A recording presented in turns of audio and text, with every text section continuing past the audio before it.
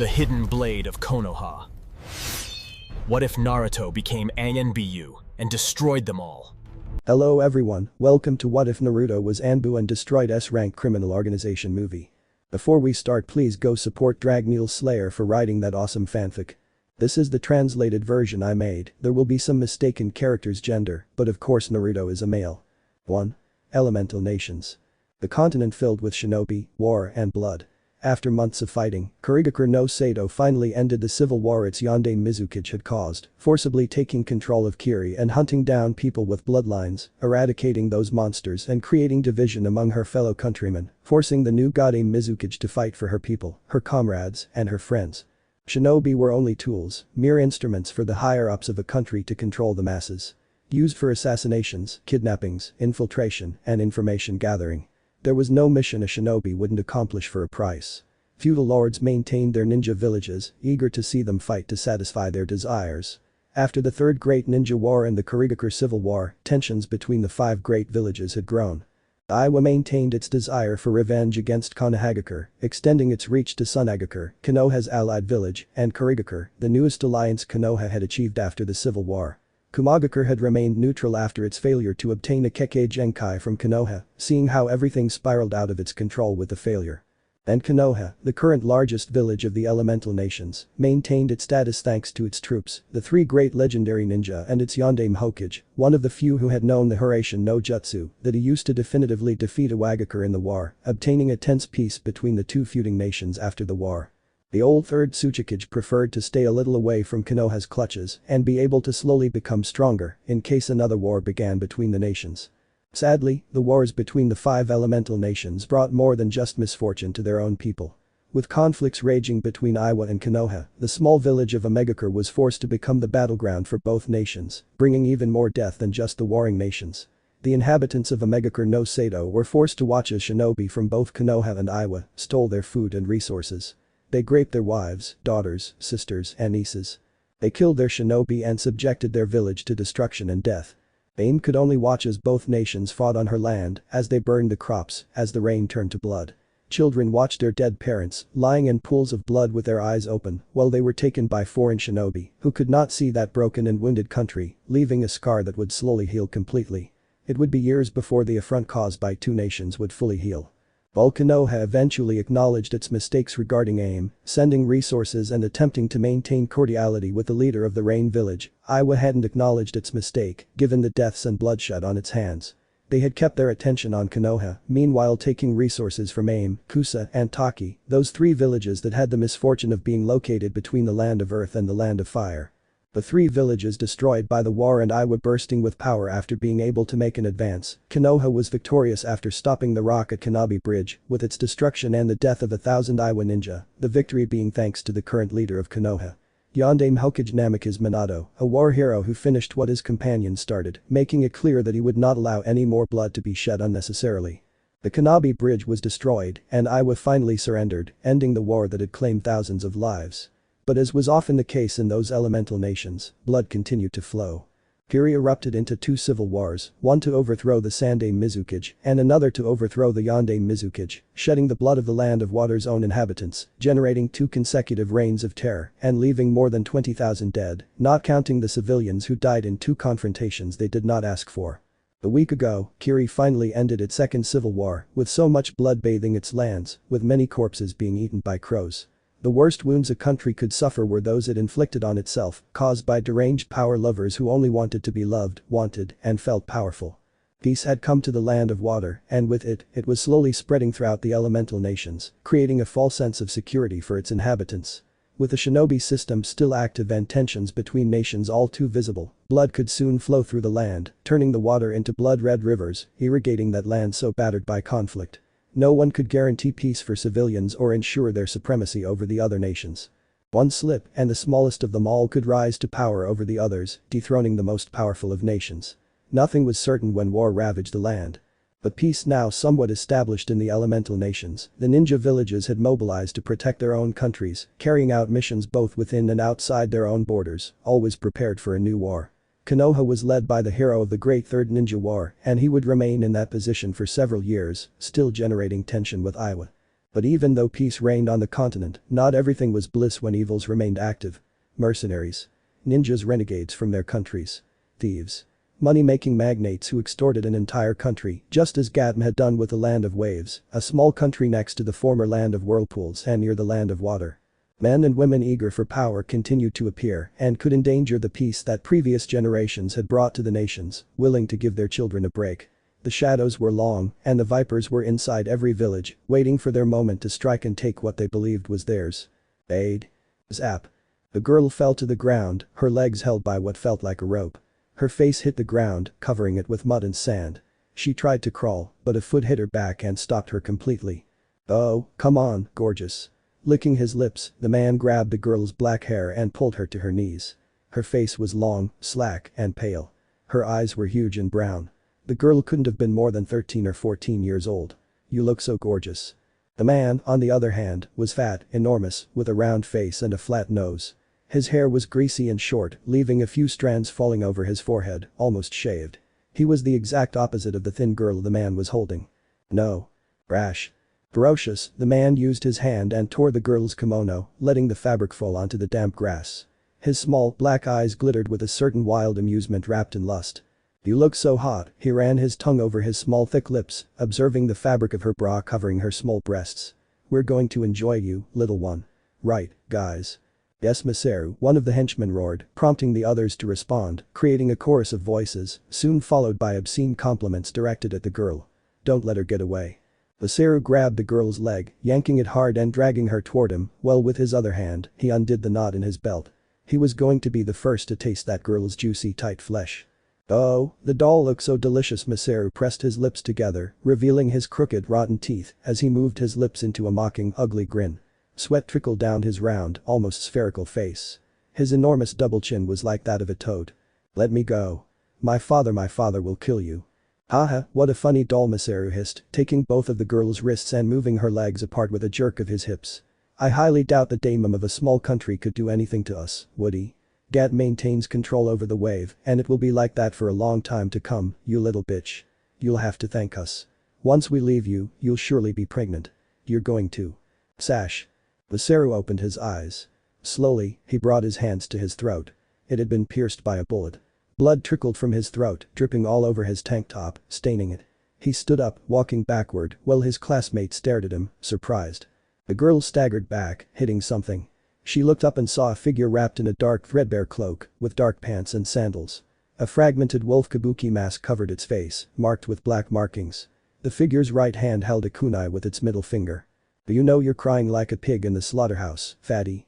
The masked man's voice was cold, filled with fear of Masaru. Slowly, drop by drop, your life is slipping through your fingers without you being able to do anything. Your companions won't be able to help you. You'll die in agony, bleeding to death. A slow death for a piece of trash. Bastard. The bandits moved, completely surrounding the masked man and the girl. He didn't move. He kept his attention on Masaru, watching him slowly bleed out, with none of his companions coming to his aid. You see? Gatm fell a few hours ago. A Konoha team defeated him, the stranger declared, raising his right arm, leaving that strange three-pronged kunai hanging from his middle finger, held by the kunai ring. If not, I would have killed him in a few seconds. Matadlo. Zoom. All the bandits moved, ready to kill their enemy. The masked man grabbed the girl and disappeared in a flash of blue, disconcerting the Gatm Corporation employees. They shifted their attention, searching for their enemy. Brack. Swiftly, the masked man buried the kunai in the man's chin, piercing his lower jaw, finally embedding the tip of the weapon in his upper jaw. He spun with his foot and struck a second bandit, slamming him against a tree trunk. He swung his hand and blocked the downward movement of a third bandit. You bastard. The masked man pulled the swordsman forward and struck him in the stomach with his backhand. He grabbed the rusty sword he was holding, jumped back, and laid the kunai on his second enemy. He skidded, watching as two others launched themselves at him. He gripped the hilt of the rusty sword tightly and swung it. Brash. Without mercy, in a fluid and perfect movement of 360 degrees, that masked man split the two bandits in half, feeling drops of blood fall on his cape and mask, seeing their viscera scattered on that wet grass. The masked man moved at that moment, amid the floating blood and viscera, running his katana through a third bandit, severing his Adam's apple as he stabbed it. Choking on his blood, the bandit tried to strike him, but to no avail. Brag. He yanked the sword free, leaving the man leaning against the tree, slowly slipping to the ground. In less than a minute, he had killed 5 of the 8 bandits, without hesitation, without flinching. The blood now decorating his cloak was no problem to him. Next. He whispered, looking at the last 3. He could see Masaru's corpse lying on the ground, with no signs of life. The man had finally drowned in his own blood, without declaring his last wish. They backed away. The last 3 of Gatm's employees showed fear, moving back, staring at the cruel, hooded and masked figure. That man had finished off their colleagues without a single out-of-place gesture, without a single hesitation, without a single blink. They could tell that behind that cracked mask, an impassive face lay hidden, revealing nothing. The masked man certainly wasn't letting his emotions get to him. And even if that were the case, simple talentless bandits couldn't even scratch him. No one's taking this step. Then I'll do it. Crash. A flash. Just a second. The masked man disappeared and reappeared in less than a second. Metal hissed against the wind and blood dripped to the ground, running down that old rusty sword. The last 3 men fell to their knees, drowning in their own blood. Crush. He moved his head towards the foliage, watching the girl slowly emerge from the bushes, covering her slight nakedness with her hands. Clink. He stuck the sword into the ground, blood running down the rusty metal, reaching the earth. Why, you're not going to do something to me, are you? The man sighed softly, looking at the girl with a certain tenderness, disgusted by the menace of a little dead man. He brought his right hand to his face and removed the mask, removing the hood at the same time, leaving his blonde hair flowing wildly in the wind. A somewhat sharp fat-free face was revealed, as well as a bandage that hid the left side of his face, more specifically his eye, leaving the right one completely exposed, a blue like sapphire, shining calmly. Pursing his lips, the young man gave a sincere, affectionate smile. "No, it's not what someone like me would do," he assured, his smile widening a little. "I'll return her to her father, Haim. Naruto of Konoha at your service. 2. Farewell to an enemy. Respect." In a world where death was constant, where legends were formed even from childhood, respect between enemies was very rare. Few shinobi from opposing villages, from enemy clans, respected their bitter adversaries. They preferred death to showing even the slightest respect to their enemies. They were ninjas. Respect had to be earned, and only those with superior power and talent achieved it. Thanks to that, Uchiha Madara had respected Senju Hashirama, just as the Shodai respected his best friend until his death. 2 leaders of 2 powerful shinobi clans, whom every ninja of the elemental nations respected completely. They had been 2 enormous walls that many could not overcome. The others, like Inoki and the Yondaime Reikage, had learned to respect Namikaze Minato, the fastest shinobi by far, thanks to his use of the Hiraishin and various variations of the space-time jutsu. The Tsuchikage respected him because Minato was the cause of Iwagakure no Sato's withdrawal from the Third Great Ninja War, effectively ending the conflict. Every shinobi and inhabitant of the land of Earth had developed a huge resentment towards Minato, the Yondaime Hokage. The high command of Iwa had tried by all means to eliminate their enemy, but Inoki had been clever. By reaching an agreement with the Daemon of Earth, they created a tense peace with the Land of Fire and with Konoha, thus avoiding further unnecessary bloodshed and saving Iwa itself and its shinobi. Although many still held their hatred for Konoha and it would not leave for decades. On the other hand, respected Minato for having surpassed him in speed and for having thwarted him and his squad, which included the Jinchuriki of the Hachibi Killer Bee, the best shinobi after A himself, being a destructive duo that pressured Konoha on the front. Minato Namikaze had instilled respect in his enemies. He had used his skills to protect his country and his people, preventing enemies from wreaking havoc on the Land of Fire's borders and preventing Kumo's influence on Konoha's Kekkei Genkai. Few shinobi held any respect or could command respect. Sannin, Kage, and a few Junin were acknowledged by other villages and enemy shinobi. It didn't matter that they were in the bingo book. Even if they had destroyed an entire village, they might not be respected. Hansm had shown that when he fought countless shinobi, acknowledging 3 from Konoha as the Densetsu no Sannin 3 legendary girls, sending a message to the world that those 3 were great and that they should be respected. And the elemental nations respected the Sannin for years. A respect that many dead people could not achieve and that many living people could only dream of. In the ninja world, respect was one of the hardest things to achieve. So this is how your life ends, Zabuza. Unmasked. His hood pulled back so his hair was slightly moved by the wind. Senju Naruto kept his blue eye on the Kubikurumch nailed to the front of the grave of the legendary shinobi Gatono Momochi Zabuza, the shinobi who taught him what it meant to be a true ninja, the one he fought twice in his life, once being defeated and the other escaping by using a jinjutsu.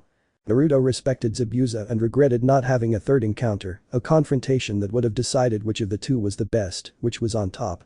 Naruto sighed, looking toward the horizon, as the rays of the setting sun gently caressed the water, creating a beautiful sight. He gripped a sake bottle with his right hand and placed it on the ground, briefly glancing at the other grave. Yukihaku, Del Clan Yuki de Kurigakure. Slowly, the Senju knelt before the grave of Zabuza's comrade, placing a few violet flowers. He had never met him, hadn't had the pleasure. But having heard how he was used as a tool by Zabuza and then how the Shinobi burst into tears was worthy of respect. Haku had entered the cold and proud heart of the wielder of the decapitation sword. Zabuza must have respected you if he really cared about you. He lightly stroked the earth, injecting some chakra. You'll create a forest if you use too much Mokuton, kid. Naruto didn't respond to the voice, withdrawing his hand as a field of flowers covered the grave of the Anbu boy lying next to the Shinobi. I guess he deserves it, he replied, standing up and brushing the dust off his knees.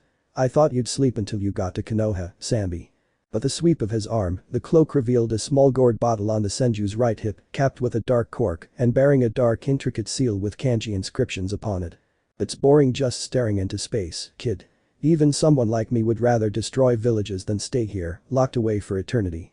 I remember that was your plan, Naruto reproached the beast with Sola, drawing a thin, amused smile. Sanbi snorted weakly at the Konoha shinobi's certain words. But anyway. A little air wouldn't hurt you. Kuchius no jutsu. Sanbi. Poof. He struck the ground with his right hand, generating a light cloud of white smoke that surrounded him. Within a few seconds, this cloud disappeared, revealing the Sanbi, less than a meter in size, almost resembling a living stuffed animal. Ah, really comforting to stretch your legs, Anbu declared with pleasure, stretching his neck like a turtle, moving his three tails, as if shooing away flies behind him. At least you're more fun than Yugura. That little idiot. He never once let me out, unless it was to fight. I swear one day I'll kill that Madara who attacked him. Madara? Uchiha Madara. Though I doubt he's the real one. A copycat, perhaps. If not, having a mask is unnecessary for him, the blonde muttered, crossing his arms over his chest, recalling the two confrontations he had against the masked man, alias Uchiha Madara. In neither confrontation had he felt that the man was truly the Uchiha leader of yesteryear. Many would follow the real Madara. I don't think there's anyone alive who could face him if it really is him. Not even you, with that Sharingan of your friend. Lightly, Naruto moved his left hand and touched the bandages covering the eye that had been given to him. Shisui had truly helped him survive, even from beyond the grave. No. I can't access the full power of the Manjikam because I don't have both eyes. I don't even know how to activate Susanoo again, admitted the son of Senju Tsunade and Jiraiya of the Toads. I think it was a bit due to the timing, the intensity of the battle. Or because you're cool. That's what they call script power in novels. Though your father uses another kind of script, not so much for the innocent-minded, the Sanbi stated, shaking his head slightly. Naruto thought he heard a faint creak as the three-tailed beast stretched out its limb, unafraid. HMPH. He walked slowly, treading delicately on the grass, moving his right arm towards the handle of that enormous wide-bladed sword, the famous Kubikurubmjim of Kurigakure no Sato, the sword of the shinobi who had defeated him some 12 years ago, on his first mission as a Jumnin of Konoha. That horrible scar over his left eye was caused by the confrontation with Zabuza's two companions. He would have the memory of his first failure engraved on his face, along with the eye that his deceased friend had left in his hands, given to him by his other brother. He closed his hand on the handle of his sword, looking towards the sun that was slowly setting over the horizon. It's strange to see a shinobi respect another who defeated him and left him with a scar, Sanbi acknowledged, looking at the young Anbu's back. For him, a being formed from chakra who was practically immortal, seeing a shinobi respect another was simply too strange. He hadn't seen it in hundreds of years.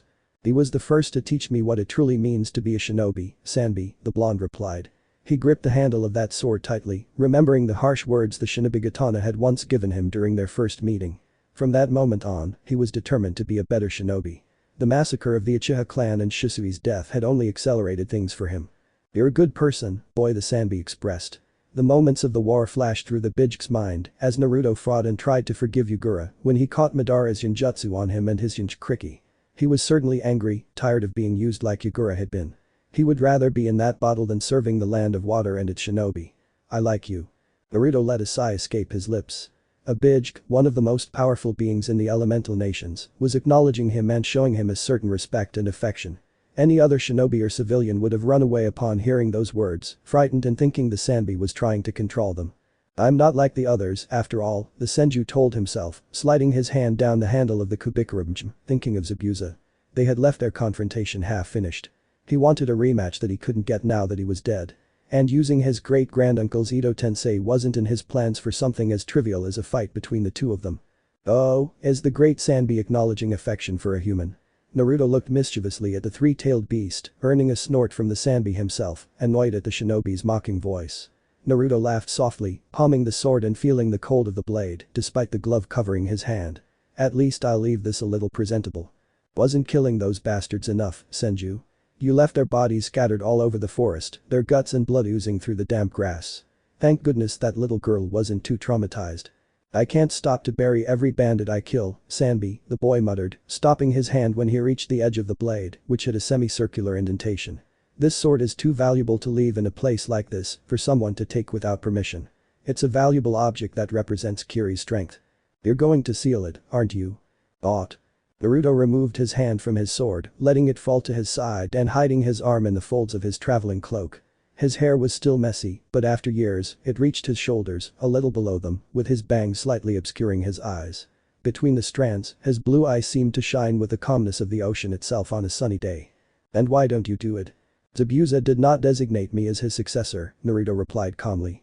When one of the Shinobi died, the previous one was required to pass his sword on to someone. It was an unwritten code that everyone had followed. Even Kisam's master. It would be a violation of the code itself. And you'd rather someone else come and take it. It could be used as a trophy for the death of Mamachi Zabuza, your enemy whom you respect, kid. And I don't think you'd like that any better. He frowned. Mamachi Zabuza. He truly respected him too much. The man had taught him the ninja way, the life of a shinobi. A shinobi who didn't stain his hands with blood, directly or indirectly, couldn't achieve peace in that world filled with vipers who took what wasn't theirs without caring about the consequences of their own actions. Shimura Dansm. Bitter. The councilman's name tasted bitter, acidic. If he thought of a viper, Shimura was the first to cross his mind, the true mastermind of the Uchiha massacre, of Shisui's death. Dansm was the one who caused the Sandame and Yondame's plans to fall apart, gouging out one of Shisui's eyes. Crump. He clenched his fists. He felt a tremendous rage boiling inside him. Children. Old people. All the innocent Uchiha killed by an old man's selfish desires. Gatman Dansm are the perfect representation of why the elemental nations are at this point where peace is completely non-existent. Those kinds of people made him completely sick. He was an A.N.B.U from Konoha and had seen and lived the worst side of the shinobi world, far removed from the life of an ordinary ninja. That didn't mean he could remain calm when dealing with people like Gatman, Dansm, and even the masked man. Those three men were worse than Zabuza or Kisame. At least the Shinobi fought with their bare hands. You've spaced out too much. The Sanbi's thick voice brought him out of his thoughts. Naruto blinked. Night had finally arrived and the stars were beginning to light up the sky, accompanied by the silver moon. He took one last look at Mamachi Zabuza's grave, taking the handle of the Kubikurumch that was nailed to his head. I'm sorry Zabuza. But I'll take this sword so no one else will. I'll give it to Kiri again in a while. I'm sorry I couldn't face you a third time. It seems our confrontation ended in victory for you, old enemy, the Senju whispered, letting a lone tear trickle down his cheek. Clink. He placed the Kubikurumch on his back and turned around, starting to walk towards the forest, leaving both graves. Lightly, the figure of Mamachi Zabuza appeared, waving Naruto off with a wave of his hand, looking at the back of his enemy, that brat he almost killed. Naruto was hidden by the branches of the trees.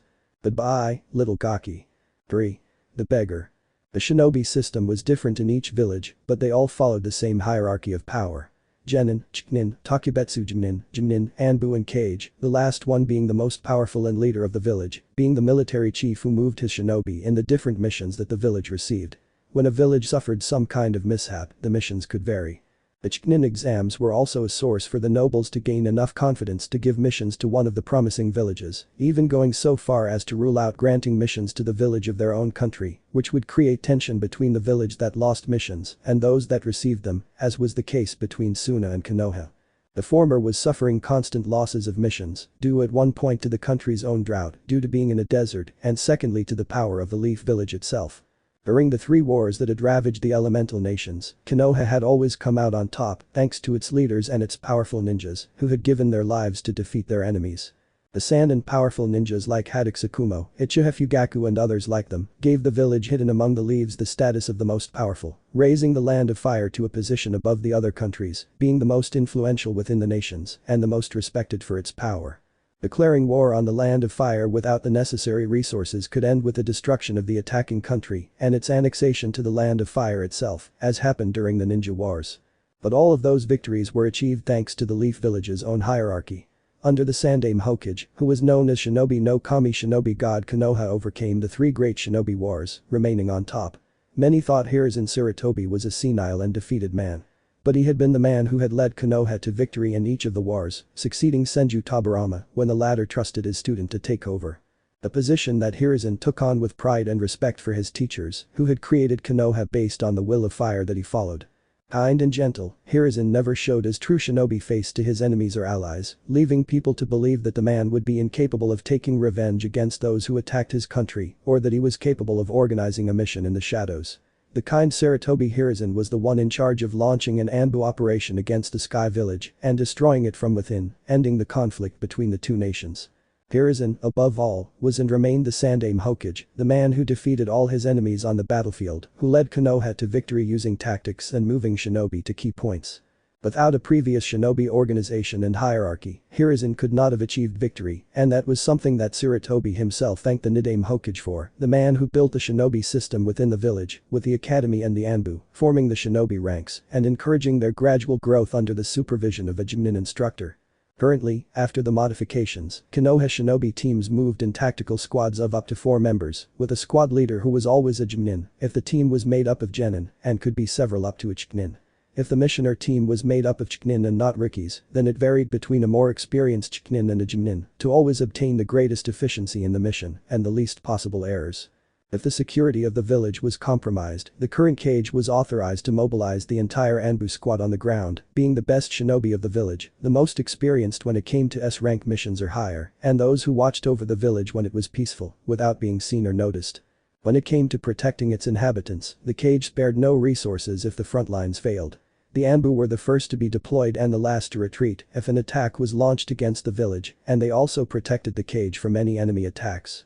They moved in squads of 4 to 5 members, always with a captain designated by the commander. While Konoha operated in this manner, the other villages had their own protocols for mobilizing and training their shinobi. While the other villages copied the Nidaime's academic and Anbu systems, the rest was handled slightly differently by each village, also depending on their own resources and size. Not all nations had the numbers to deploy shinobi massively on the ground or maintain special units. Missions and feudal lords were extremely important when it came to shinobi training. "So, why are we here again?" grunted a teenage girl of about 13, her light blonde hair falling in a long ponytail down her back. Her eyes darted around the place, taking in the mud, the dirt, and the people on the street. The girl blinked, looking up at her instructor, a man in a standard-issue Jinin uniform with the fire guardian sash tied around his waist. A cigarette adorned his mouth. "The Yondaime sent us to this village on the border of the Land of Fire in search of some mercenaries, nothing more. A simple C-rank mission before the Chunin exams, to gain some experience. No doubt Kakashi's team would have done it." Yamanaka Ino, a pretty girl with a slender body, slightly shaped by the training given by her father and some Chunin of the Yamanaka clan. She had grown up in an unhealthy rivalry with her former best friend, Haruno Sakura, and during her time at the academy, she stopped taking care of herself, trying to focus more on feminine than on shinobi training. She was a member of the new Ino Shikacho, forming Team 10 of Konoha under the direction of Sarutobi Asuma, the youngest son of the Sandaime Hokage. "Anyway, those troublemakers will manage to marry us off before long," Mendaki-sai murmured a sleepy voice, coming from a lanky boy with his black hair tied in a high ponytail, forming the shape of a pine cone. His eyes seemed slightly closed, as if he were struggling to stay awake. Nara Shikamaru, a boy as intelligent as he was lazy, having been classified as the smartest in his clan, the Nara, a clan full of geniuses who loved napping and lazing around.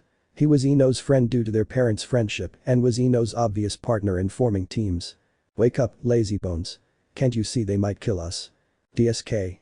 "Come on, calm down," Ino replied, the last member of Konoha's Team 10 and definitive member of the new legendary Ino Shikacho, the muscle of the team. Akamichi Chimjai was a plump young man, a food lover, and the heir to the Akamichi clan, a clan of prodigious shinobi who spent their lives eating to replenish the calories their jutsus forced them to lose. He had been Shikamaru's friend since childhood and, like the lazy Nara, had known Ino due to the friendship between their parents, although the two hadn't participated in many conversations together willingly. The Yamanaka's temper had put the Akamichi off more than once. "And you stop eating already?" Sarutobi Asuma wrinkled his face, cupping the bridge of his nose with 2 fingers and exhaling cigarette smoke between his lips, feeling a headache begin to creep into his temples. Since taking command of Team 10, something he didn't think would be too complicated, he had experienced firsthand what it was like to have a destructive and outspoken teenage fangirl with his 2 teammates.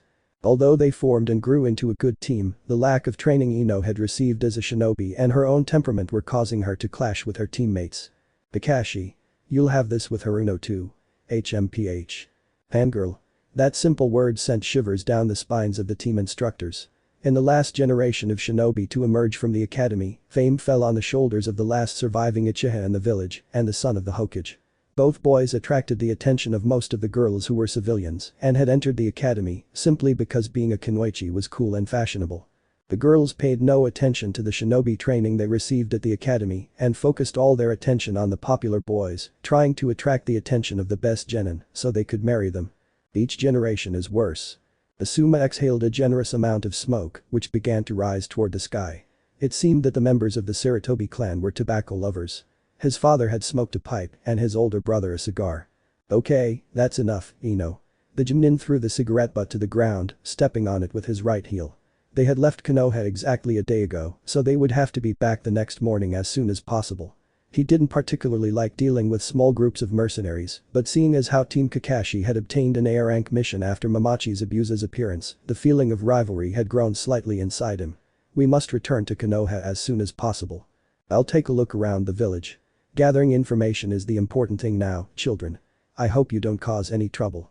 TCH. We're not like Menma and Sasuke, the young Nara declared, truly annoyed at being compared to the two troublemakers in his class, the two rivals who fought over everything. Although after the Uchiha massacre, Sasuke had taken a colder side towards the others, which generated more problems with the girls in the class, drawing all the attention to himself. That had made Menma fight harder, creating division in the class. We won't cause trouble. It's too troublesome. Asuma ruffled his student's hair, his lips moving and revealing a small smile. If you see anything, don't intervene. It's best to wait for me. We don't know what's going on. Flosh. Using leaf shunshin, Sarutobi Asuma disappeared, leaving his 3 students in the middle of a farming village on the border between the land of fire and the land of grass. Shikamaru sighed, knowing he would have to be the one to mobilize his classmates and prevent Ino from causing too much trouble. Jai. Ino he shifted, lazily scanning his companions. He'd shoved both hands in his pockets and was putting on his best bored boy act, with a long face and sleepy almost bleary eyes, as if he'd been asleep for hours. Let's go. We need to move and get a report for Asuma-sensei and act accordingly. Don't stray. He's coming for you. Shikamaru looked directly at the Yamanaka. This isn't the time for dresses. But who do you think I am? TCH. Ino stomped her feet, expressing her discomfort. Clenching her hands, she began to back away from Shikamaru and Shinjai. Didn't they know how she felt? She must have looked pretty. Ham. Again. The calloused hand caught the Yamanaka's wrist before it fell to the ground and became stained with mud. Ino saw a sapphire blue eye staring back at her, with strands of blonde covering its forehead, duller than her own. Are you okay? That thick raspy voice had an effect on the kunoichi. The Yamanaka moved and freed her wrist from the man's grasp. Why yes, the girl replied, stunned. I'm sorry I bumped into you. No problem, the man replied, scratching the back of his neck. His face was slightly shadowed by the hood of his traveling robes, preventing the girl from seeing the bandages over his left eye. I see you're a Konoha kunoichi, right? Yes, that's correct. Who are you? The man blinked for a few seconds, giving a slight bow to the Yamanaka, giving the teenager a slight smile.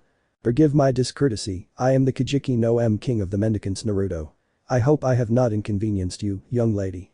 Naruto straightened his body, showing a height slightly shorter than Sarutobi Asuma. Now, if you will excuse me. Hey, beggar. Loss. Several men appeared behind the beggar, preventing him from moving. Ino, moving her head slightly, managed to see the symbol on the hit I-8 they were wearing, identifying it as a musical letter. There isn't a village with that symbol, right? What is it you gentlemen require of me? This young lady and I must part ways and go our separate ways. I doubt you'll be taking any chances with Konoha, will you? Oh? A Konoha kunoichi. The group's leader looked at Ino, flashing a smile when he saw the headband on the girl's forehead. But look, if we're lucky. Ham. As the shinobi attempted to move, the beggar swiped his hand and used a staff to stop him, pushing him back by the shoulder. If we're going to play, I hope it's fun. 4. Team 10. Kunai. Ninja. Katana. Shuriken. 10. He could have used any weapon in his repertoire to eliminate his enemies. He was a shinobi. He was an Anbu of Konohagakure no Sado. He could even finish off a kill with just one of the fingers of his right hand, inserting the appendage through his enemy's eye and tearing it out. It would be simple. easy for him, who had trained by learning every part of the human body, the simple ways to kill his target. He was an Anbu and as such, he had learned the secrets of the human body, the places where he could leave his enemy dripping with blood and dying in an agonizing way. He had all of that at his disposal. He could use any method to kill the ninjas of Itachi easily and quickly. If he wanted, he could make them suffer as if they were in hell itself, until they stopped crying and calling for their mothers. Too bloody in front of a handful of people and a newly graduated Kunoichi from Konoha, his home village. He was an Anbu, but he wasn't a beast, a mangy dog off a leash. He had learned during his training how to calm his temper, how to use his abilities as effectively as possible, and leave no trace after eliminating his target. That last bit disappeared when he launched himself into direct confrontation, as was the case here. Still, stealth wasn't everything for him. The war had strengthened him in ways not all shinobi could understand. Death. Blood. The smell of decay. He recognized those sensations just by wrinkling his nose. Just by catching the scent, the memories came flooding back, as if it had only happened a few hours ago. And the scent of blood was reaching his nose. Not his own. An enemy's. He'd slammed the cane into that guy's nose, shattering it with force and speed before he could even do anything. That had been his goal, as he reached out with the cane and stopped the second. A third of the quartet had lunged at him. As if he could kill him with a kunai. If a perfect Jinchuriki couldn't handle him, a simple shinobi couldn't even dream of reaching him. Itachi. His father. His mother. Even Minato could have dealt with him when his bloodline hadn't awakened. Crump. He tightened his grip on the cane. It was almost breaking. He felt eyes on him, from every person on the street, from the Kunoichi girl who was staring at him with wide, amazed eyes. Cough. Naruto snorted. He slid his hand down the third guy's neck as he swung his staff, pushing the second away and throwing the third sound shinobi into his first attacker, the one with the smashed nose. All of that had only taken a few seconds of his life. A minute at most. But he hadn't wasted a minute. With those guys. 10 seconds and he was even more than enough. The cold blue eye fell upon the last of the Itachi shinobi. He felt his oxygen begin to fail. He began to choke, his body beginning to tremble. Slowly, from between his fingers, the kunai fell to the ground, completely harmless. Killer instinct. Naruto really enjoyed using his killer instinct to get rid of the weak-minded. He watched the guy tremble, almost backing away and pissing himself. Was that a shinobi? He almost wanted to mock the man. Despicable. Trash. Was the age of ninja over? He took a step forward. Zam. Ham. Cough. He connected his knee to the man's stomach, causing the shinobi to double over, spitting blood, nearly throwing up his lunch from the direct blow to his stomach. Naruto took advantage of the moment to twist his arm, grabbing the shinobi by the neck and spinning it around, sending the man slamming him hard into the ground in a fast headlock, landing on top. The hood was removed and the Senju's dull hair was revealed, along with the sharp face of a young man, with a bandage covering his left eye, while his right was as cold as ice. He wasn't in the mood for jokes when he was a Kame no Anbu, the legendary Ukami of the Konoha Anbu. Although legendary no, he wasn't really legendary yet. He let the silk of the shinobi's clothing trickle through his hand. He released the man. He looked down on him, placing his staff on his shoulder, giving him that look of contempt directed at those he hated. He could crush his head. Naruto knew it. But the eyes of all those people didn't stop him. He let out his held breath in a sigh. He felt the blood trickling down the cane, brushing the fingers of his right hand, which he held closed over his improvised weapon. But he didn't take his eyes off his enemy. He looked directly into those black eyes, sensing his fear, his terror. "You should leave this quiet village," the young Anbu murmured, waving his staff. He felt the other three begin to rise. "I don't want to kill you. If..." "Shut up, you bucking beggar." One of them spat, having grabbed the man by the neck and thrown him against the man with a broken nose. "Our cage has sent us on a mission. And we will do it." HMPF. Was he an Uchiha? No. But Itachi seemed to have given him that indifferent snort. Though it seemed to come standard with Anbu. Naruto shifted, leaving the fourth shinobi to his feet. He looked at his enemies. One with a broken nose, another with a bruise from the blow from the staff, another with blood in his mouth, and the last, the one he'd thrown, seemed to have all his pride crushed. He could see the resentment in all four pairs of eyes. "I can handle this." Naruto shifted his weight to his left leg, ready to launch himself at all four of them at once. He loosened his fingers on the staff, allowing it to move slightly, lengthening it. He kept them at a distance and defeated them effortlessly with direct, strong blows before they could use any jutsu that was too troublesome. He would have taken the plunge. He would have done it. He was about to do it. That is.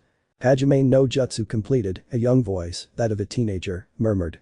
Naruto slid his lips into a light smile. Nara Shikamaru held the sign to implement his jutsu, feeling it drain his chakra. He wasn't good with chakra. He was more specialized in mental confrontations than physical ones like the rest of the shinobi. He had to fix that as soon as possible. Well done, Shikamaru. Sarutobi Asuma blew out a puff of smoke, his eyes moving over the beggar and the Atagakur shinobi, his brow furrowing imperceptibly. A beggar had managed to take down 4 trained shinobi. He must really be a skilled man to not get hurt, not even a scratch. Akimichi Chimjai greeted his companion, dropping a few pieces of his fries. The young genin of the Akimichi had been worried about his companion and friend when she left without them, stomping as always. I'm fine. Yamanaka Ino kept her attention on her savior. She didn't know how to define the man who had saved her. She didn't know if those trained shinobi were after her. They made their position and interest in someone from Konoha clear, but not specifically in her. She truly never expected that a beggar, a vagrant from the land of fire, would be lost in a lost village. No shinobi would have gone there if a request hadn't arrived. She wouldn't have gone there if she weren't part of Konoha's Team 10 as a kunoichi. It's been amazing. Are you sure you're okay? Asuma dropped the question. His brown eyes never left Naruto's figure, keeping them fixed on him, examining his physiology. He wanted to find out how a beggar, a vagabond, had defeated trained shinobi. He had to find out if that guy could be a threat to him or his genin. If the time came, he would have to face him and send his students back to Konoha, leaving the command in Shikamaru's hands. He was the most suitable for it. Yes, Asuma-sensei. Naruto opened his blue eye slightly for just a second. He snorted through his teeth and placed the staff on his shoulder, lightly staining his traveling cloak with blood. Just a little. A few tiny drops. He didn't mind too much. We'll take these guys. Ibiki will surely have fun with these guys. Maybe a little. Anko Asuma exhaled a puff of smoke hitting the Odo quartet, knocking the shinobi unconscious. Now then, who are you? A bum really wouldn't put on such a display. I'm just a traveler bound for Konoha, Shinobi-san, Naruto decided to respond, giving a slight smile to the dark brown-haired man. He had to maintain his cover as an Anbu and didn't carry Konoha's Junin credentials. He had put aside his vest years ago, taking on the Anbu uniform. Meeting these ruffians when I had already run out of money in this welcoming town was simply a way to get rid of the rust on my body. My old muscles haven't forgotten the hand-to-hand combat classes, Jujutsu. HMP. That really is interesting. What is your goal in Konoha? To be honest, I distrust you, Sarutobi stated bluntly, glaring at the young man. Naruto understood. Any shinobi would be wary of him seeing what he had done, dispatching 4 trained shinobi in less than a minute. Oh, that simple. I have a scroll for Yondaime Hokage-sama and Sandaime Hokage-sama, he replied calmly, taking a scroll from the folds of his traveling cloak, showing the ceiling of Kurigakure no Sado, something that surprised Asuma, hardening his face slightly, pressing his lips together for a second. Godame Mizukage-sama has sent me on this mission, seeing how my travel objective was Konoha after leaving Kurigakure. Okay, that makes some sense to me. Sarutobi Asuma removed the cigarette from his lips, exhaling a darker puff of smoke. He glared at the 4 Odo shinobi, hoping they wouldn't wake up. Luckily, Shikamaru had begun tying them up with rope, aided by Chinjai. Anything else, Shinobi-san? Asuma took a deep breath. What exactly are you? Asuma assessed the blonde with his piercing brown eyes. He was a Junin of Konohagakure no Sado. Tricking him wasn't going to be as simple as a few words that would have convinced others. That scroll the beggar was carrying could have been stolen from a corpse or another Junin. There were hundreds of ways the boy could have obtained that scroll, and as a shinobi, obtaining the information to keep his village safe was vital. A messenger. Not a normal one, Shikamaru added. The Nara genin had finished off the Otonin thanks to Chinjai's help, putting his curious ear to the 2 adults' conversation. From the exam he'd given the beggar, he knew he at least had enough resources to handle 4 Junin in less than a minute. And he'd only used Jujutsu for it, which left unknowns about his true abilities. An enigma that was bothering him because he couldn't quite grasp it. Of all the thoughts running through his mind, that blonde man could fit any of his ideas. You have training. Your movements give it away. Your eye moves, assessing us while simultaneously keeping any enemy within the mass of people at bay, in case they attacked you from behind. You have been or are a shinobi. From which village? I doubt you're from Kiri. You don't look like you're from Kiri. Lightly tanned skin, somewhat lighter from your time in the land of water. Dull blonde hair. Blue eyes. Well, the light eyes could be from Kiri, your skin isn't. In Kurigakure, everyone has white skin due to the cloudy and always humid climate, so I rule out that you're from Kurigakure or Kumagakure. Maybe Suna. He blinked. Naruto absorbed every word the young Nara uttered. He felt the muscles in his face begin to twitch, and in less than a second, a huge smile appeared on his lips. That young man was a Nara. Of course his tests would be magnificent. Why not Iwa? Enemies of Konoha for years, Shikamaru stated. He dug his hands into his pockets. You could only be from Sunagakure. We haven't seen you around Konohagakure, so that rules you out of our village, and being from a minor village wouldn't be a good way to move such a scroll with an important alliance or treaty with the mist. The only option left is that you're from Sunagakure no Sado, an ambassador who will speak with the cage and the council and maintain a three-way alliance. Senju Naruto blinked again and sighed. They'd caught him well, almost caught him. It was true that no one in Konoha had seen him for the 5 or 6 years he'd spent in the Kiri War as an Anbu. All traces of him were lost, and few of his friends were still alive to speak of him. And his name wasn't recognized as Senju Naruto, but as Akame no Anbu of Konohagakure no Sado. Ukami. What team is this? He finally asked. If they were from Konoha, they could move faster toward the village. Konoha Team 10. 5. Konoha. Each nation in the elemental continent is named after the affinity most deeply rooted in the chakra of its inhabitants. In the land of wind, Pton was the most widely used element and the one that appeared most frequently among its shinobi. In the land of water, Suiton was seen used by the mist in all its missions. In the land of earth, its shinobi employed the Doton element for every jutsu. In the land of lightning, the strong swordsmen and shinobi of Kumo used Raiten in each of their elements. But in the land of fire, while its shinobi were accustomed to the Kaiten element, the different clans that made up Konohagakure no Sado displayed enormous variety in their styles, bloodlines, and the vast number of elements their shinobi used. Uchiha used Kaiten. Senju used the Doton and Suiton elements. Yamanaka used mental jutsus. Inyazuka left their collaborative jutsus. Aburim used insects. If you added up all the vastness of clans in Konoha, the village really shouldn't be in the so-called land of fire. Everything in Konoha itself was too colorful and interesting, recounting its legends and powerful shinobi. Surrounded by thick trees with wide green leaves, Konoha stood protected by 4 faces carved in stone, literally. Shadame Hokage. Nidame Hokage. Sandame Hokage. Yondame Hokage. Each village had had changes in its leaders, but only the village hidden among the leaves was proud and sentimental enough to sculpt the faces of its leaders until now, ending with Namikaze Minato, the Yondame Hokage and hero of the Great Third Ninja War, current leader in command of the shinobi side of the village. Accompanying Team 10 of the Leaf, Naruto whistled through his teeth, waving his staff slightly, observing the 4 faces on the stone that were hidden by the enormous wall and gate, guarded by 2 men with vests somewhat lighter than those of the team leader Sarutobi, indicating that they were Chunin of Konoha. Both men, whom the young Anbu recognized immediately, were with their faces resting on the registration table, leaving a trail of drool on the same table and almost dripping to the floor. Thank goodness Otmsen handles external problems through its network. Otherwise, this place would really be destroyed in a matter of minutes. And that simple thought wasn't just his. His traveling companions found themselves in the same situation, watching the Konoha guard completely asleep, completely defenseless against a foreign attack. This is embarrassing, Ino whispered, averting her eyes, feeling her cheeks flush. They'd brought a visitor, and she was seeing the worst side of the village. Those two just couldn't work, right? But Izumo and Kitetsu were known for it anyway. There was nothing that could be done. Anyway, Naruto moved among the genin, his guides to Konoha, giving the Yamanaka a smile. I'll take care of it. I have to register. You can go with the Hokage. Thanks, Naruto, Asuma nodded, taking a drag on his cigarette. Though Kurenai had been rather tiresome in that regard lately. Come on, guys. Do. Watching as Konoha's Team 10 made their way to the Hokage Tower, Naruto removed his somewhat dusty traveling cloak, shifted the Anbu mask around his waist, and tapped the table, making it vibrate as he watched the 2 shinobi on guard. It had been a little over 5 years since he'd been there. Nothing seemed to have really changed.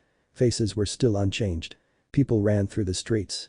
Children's laughter reached his ears. He remembered his childhood, spending time with Itachi. He'd been forced to be a shinobi, seeing that the war wasn't coming to an end and that forces were beginning to dwindle.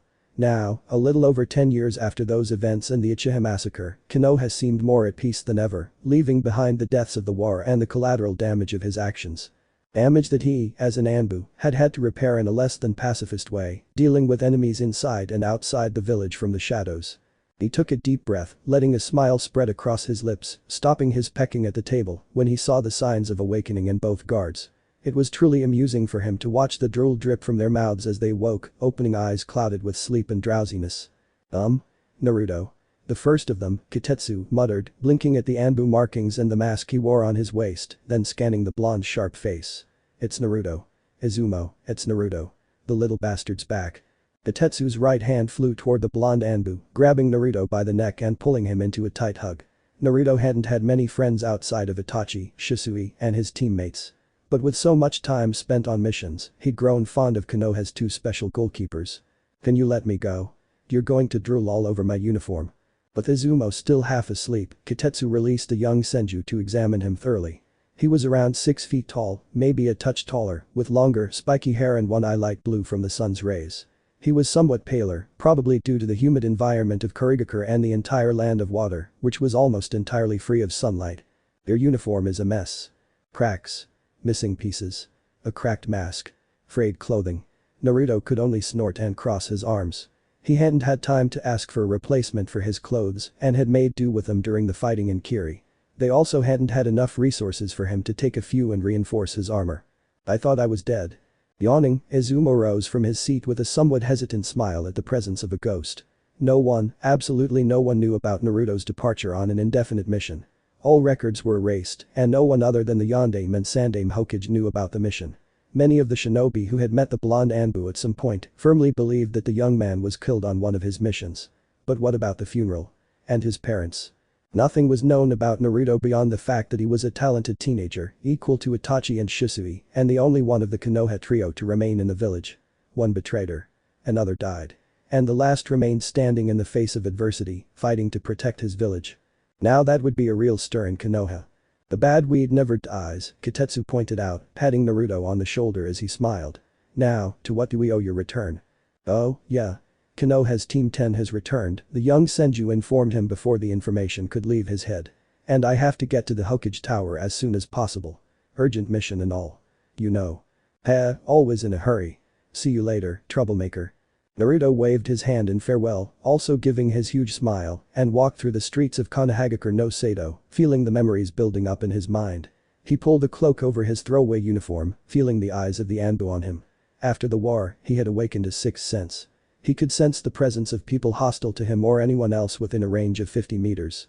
He didn't know if it was because of his small amount of Uzumaki blood from his great-grandmother Mido, or because he had faced hundreds of shinobi over the years. He wasn't sure what the correct answer would be. Maybe it could even be from carrying the sanbi with him in that bottle strapped to his waist. He let out a breath. He gripped the collar of his cloak and stopped his feet as he looked forward, raising his face.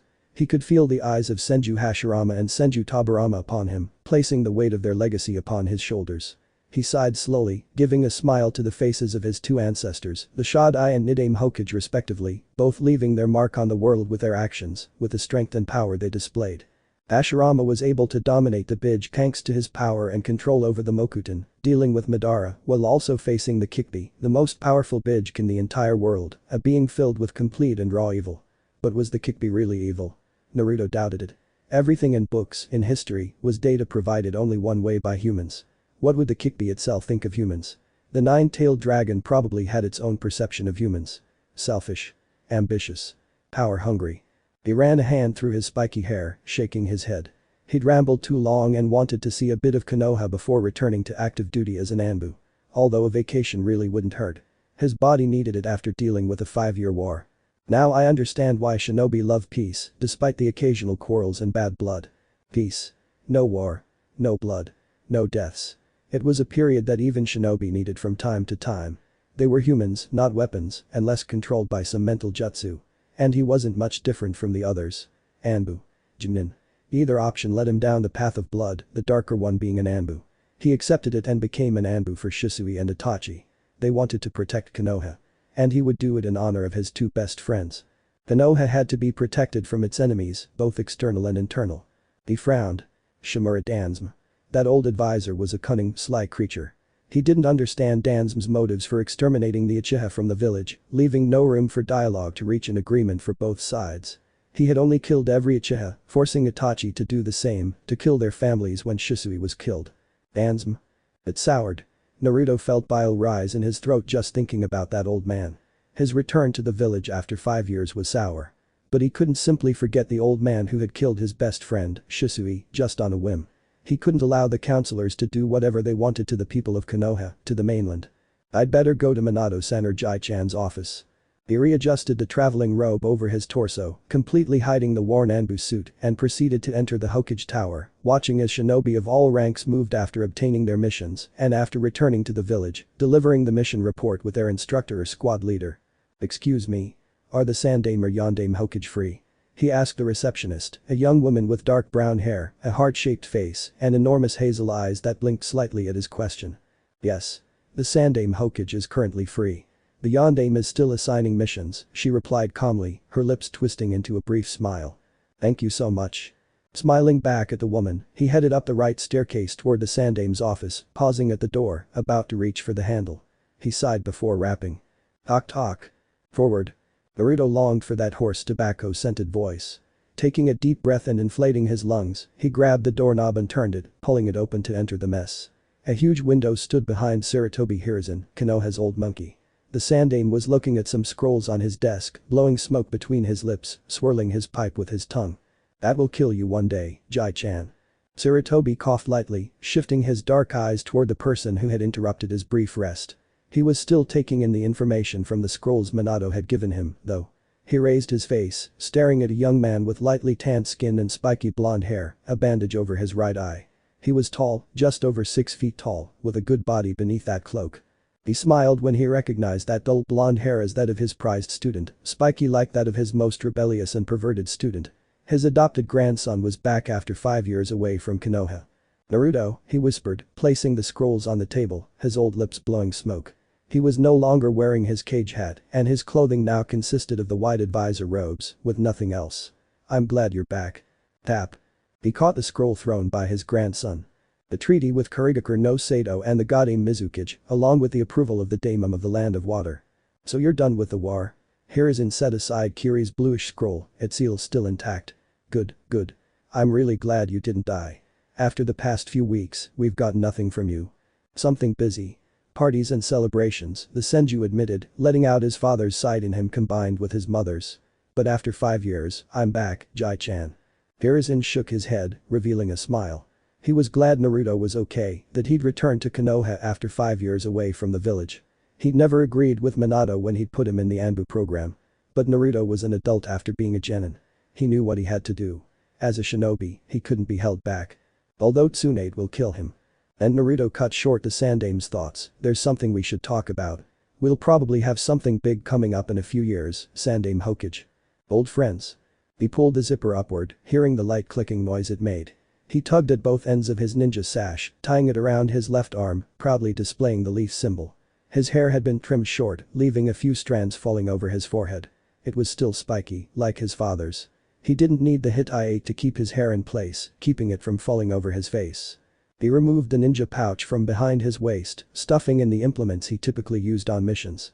He wasn't much different from the other ninjas. Smoke bombs, shurikens, some storage scrolls, ninja wire, explosive seals, soldier pills. There was nothing fancy in his pouch. His right leg bore the kunai holder that all shinobi used, indicating that he was right-handed. In the pockets of his dark green vest, he carried more scrolls and items like senbon and genjutsu matrices, which he used in extreme cases. He kept them for emergencies. Creating good stamps was taking too much time, and I didn't want to waste time knowing I already had stamps. He took a deep breath, staring at his own face in the bathroom mirror. He had already updated his Jumnin uniform, leaving the A.N.B.U one for his own repairs.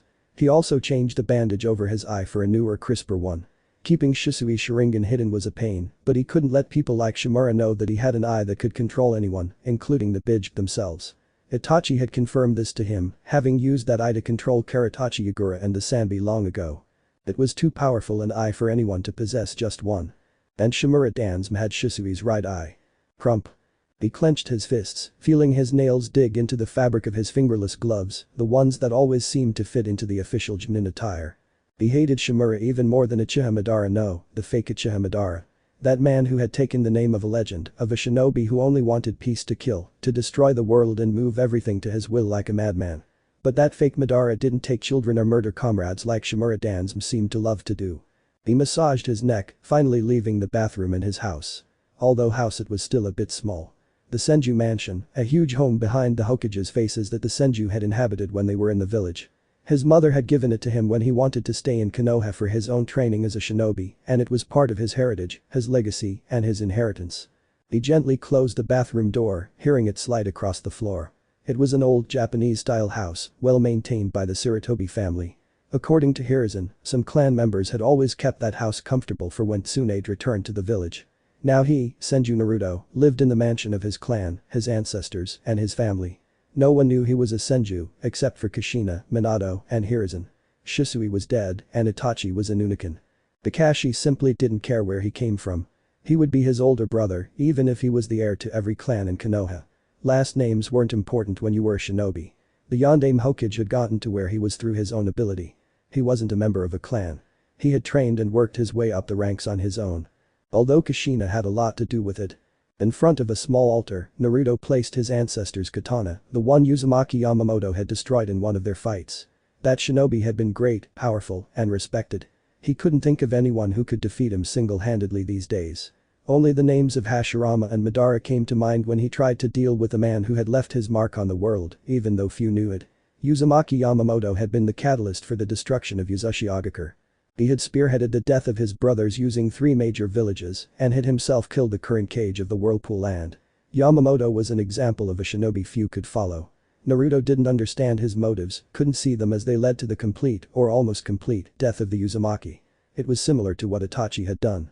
Killing the Uchiha for the greater good. He ran his fingers over the handle of his old sword, a slight smile playing on his lips as he recalled his time in Kiri. It hadn't been pleasant, nor should he remember it fondly. But his time with Bakura, CHMJKRM, Ao, and the others truly was a memory worth cherishing. It's time to let go of sentimentality, he declared, picking up the water gourd where the Sanbi was sealed to avoid detection by the Akatsuki and, above all, Madara.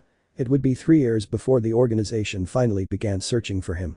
Only he and Yugura knew where the Three Tails really was.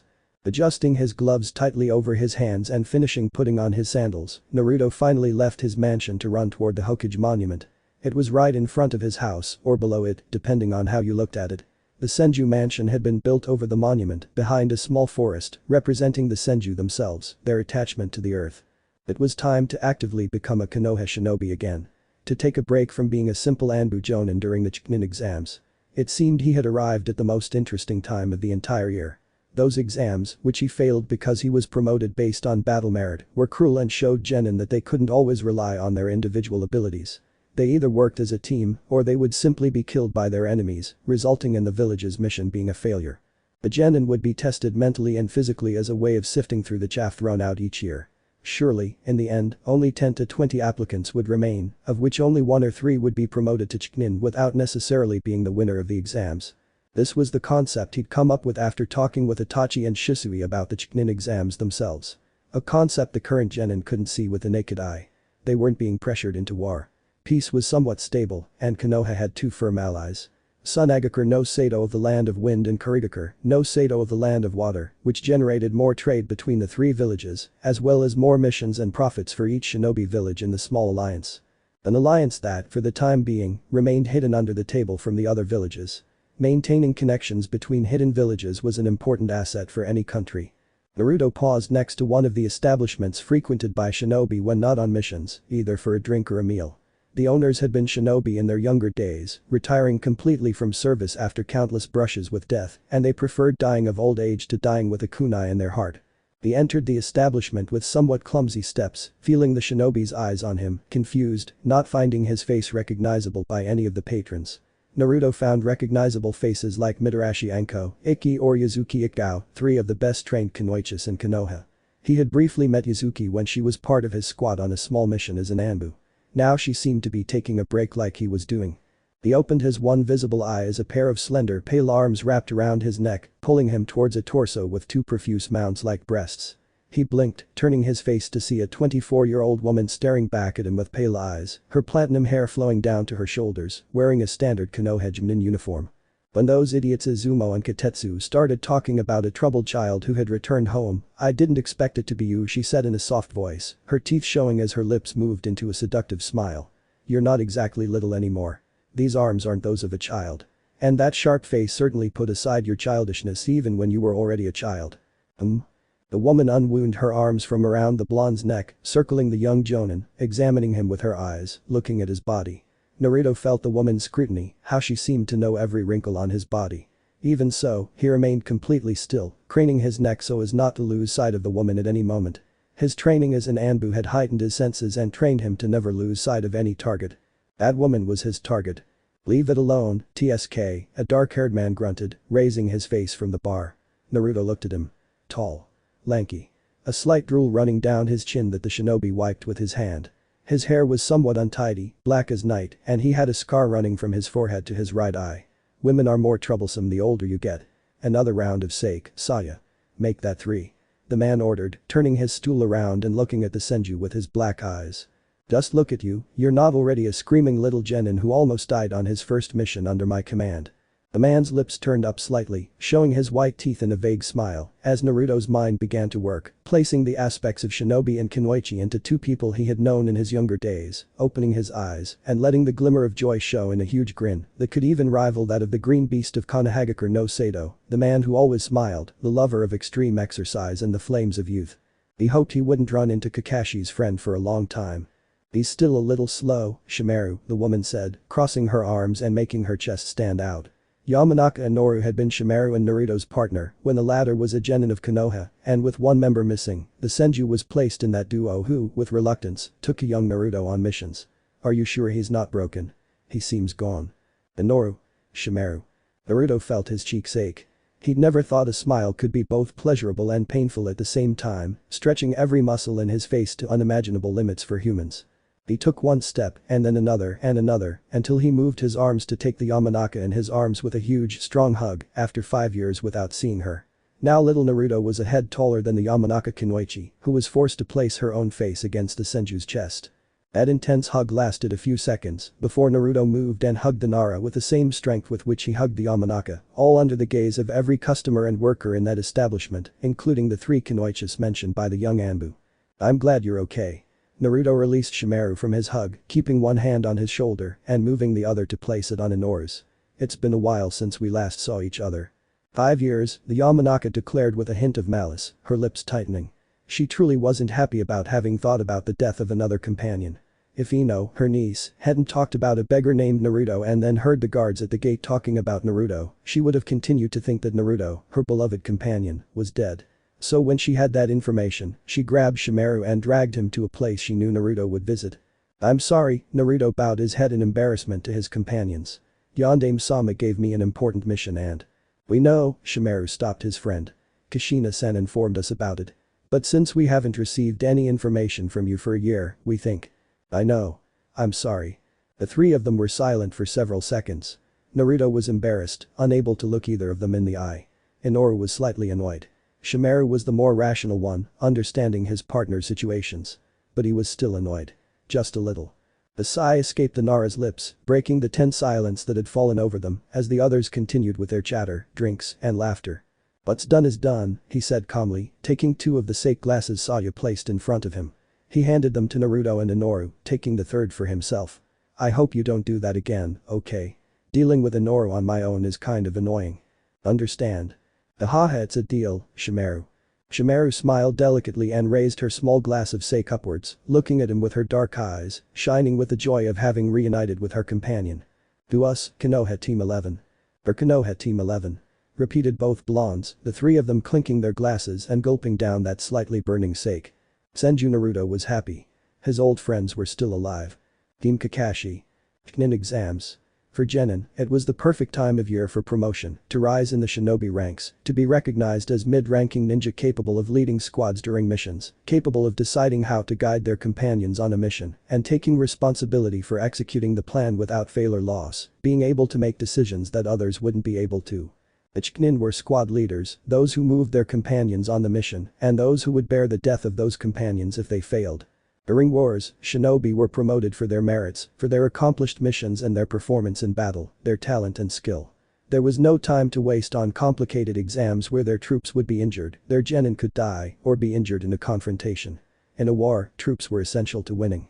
Not so much quantity as quality, as shinobi such as the Yondaime Hokage, Jiraiya of the Sannin, or Senju Tsunade had demonstrated on the battlefield, eliminating their enemies and leading their comrades in combat, knowing that in war, every decision was precisely made. One mistake and the entire front could crumble. Now, with peace somewhat established, villages used the Chunin exams to display their military might by using their genin as pawns, defeating other villages in a confrontation that was entirely peaceful. If someone died in the exams themselves, it was not the responsibility of the village where they were held. The Chunin exams were a political movement among feudal lords who would specifically go to villages to observe the competition, placing bets and laughing at each other's defeats, proudly observing their own shinobi. Konoha had risen to become the strongest, placing its feudal lord as the most important and powerful, always upright, observing its rivals from above. Even its own village was observed with arrogance, as if they were mere ants before God. Genin were put through their paces, overseen by expert genin and evaluators stationed at each stage, waiting to see if any worthy shinobi would emerge from the field. Skilled genin were most needed in times of crisis, honed in times of peace to create weapons to use against their enemies in war, so they could emerge victorious. At this moment, Konohagakure no Sato was bustling with activity. The exams were coming up soon, so the village's central hotels were filled with participants from other villages who had come to Konoha after receiving an invitation from the A.N.B.U Hokage himself, as they did every year. This also boosted the village's economic activity, causing each visitor to leave a good amount of rim at the stalls, whether it was food, clothing, or ninja tools. During an exam, each genin used their own equipment without receiving any support from the examiners. Each cage contributed a certain amount of money to their teams so they could stock up before leaving the village or arriving at the village where the exams were being held. The large number of foreign shinobi caused friction between competitors. With shinobi from Kumo and Iwa in the same Konoha, their rivalries with Konoha and Suna increased the tension that the yondaime had to manage, pulling strings to avoid causing a conflict between villages. The Fourth War would destroy everything they had built and maintained with the peace of those years, especially when Konoha was destroyed by the same Kikbi no Yoko some 12 or 13 years ago, lowering the village's numbers, distrust against the Uchiha, and the elimination of these same from the village due to the ambition of a single man. While the Chunin exams were political movements, they were also used to promote camaraderie among comrades from the same village or from other villages. Daimons believed that shinobi loved war, that they were only good for killing, for murdering, being mere utensils to be thrown away when they were done having fun with them. But shinobi were people. They had feelings. They loved. They grew. They lived. They died. A shinobi was not a simple disposable object that anyone could discard at will. That mentality had led people like Yukihaku to believe themselves to be mere tools, blindly following a power-hungry person, selfish and destructive, biting off more than they could chew. And the participating genin lacked this knowledge. Erg. I'm tired of waiting, Dadabeo. Spiky blonde. Blue eyes. Markings on his cheeks. A bright orange jumpsuit. He had a round face, tanned skin, and the hit-IA tied across his forehead, proudly displaying the Konoha symbol. Calm down already, Menma. Pink hair that reached below her shoulders. Jade eyes. Fair skin. A slim figure wearing a red kimono-style dress with dark green tights underneath. A white circle appeared on her back, on her sleeves, and on the hem of the kimono dress. Ah, Sakura-chan. Kakashi-sensei is late again. HMP. Hair as black as night. Onyx eyes. Skin as white as snow, with a hard, stony, and slightly bitter face. He displayed a red fan on the back of his dark blue turtleneck. He wore knee-length white shorts with arm warmers, displaying his hit-IA on his forehead. The truth is that it's taking a while, she declared, crossing her arms.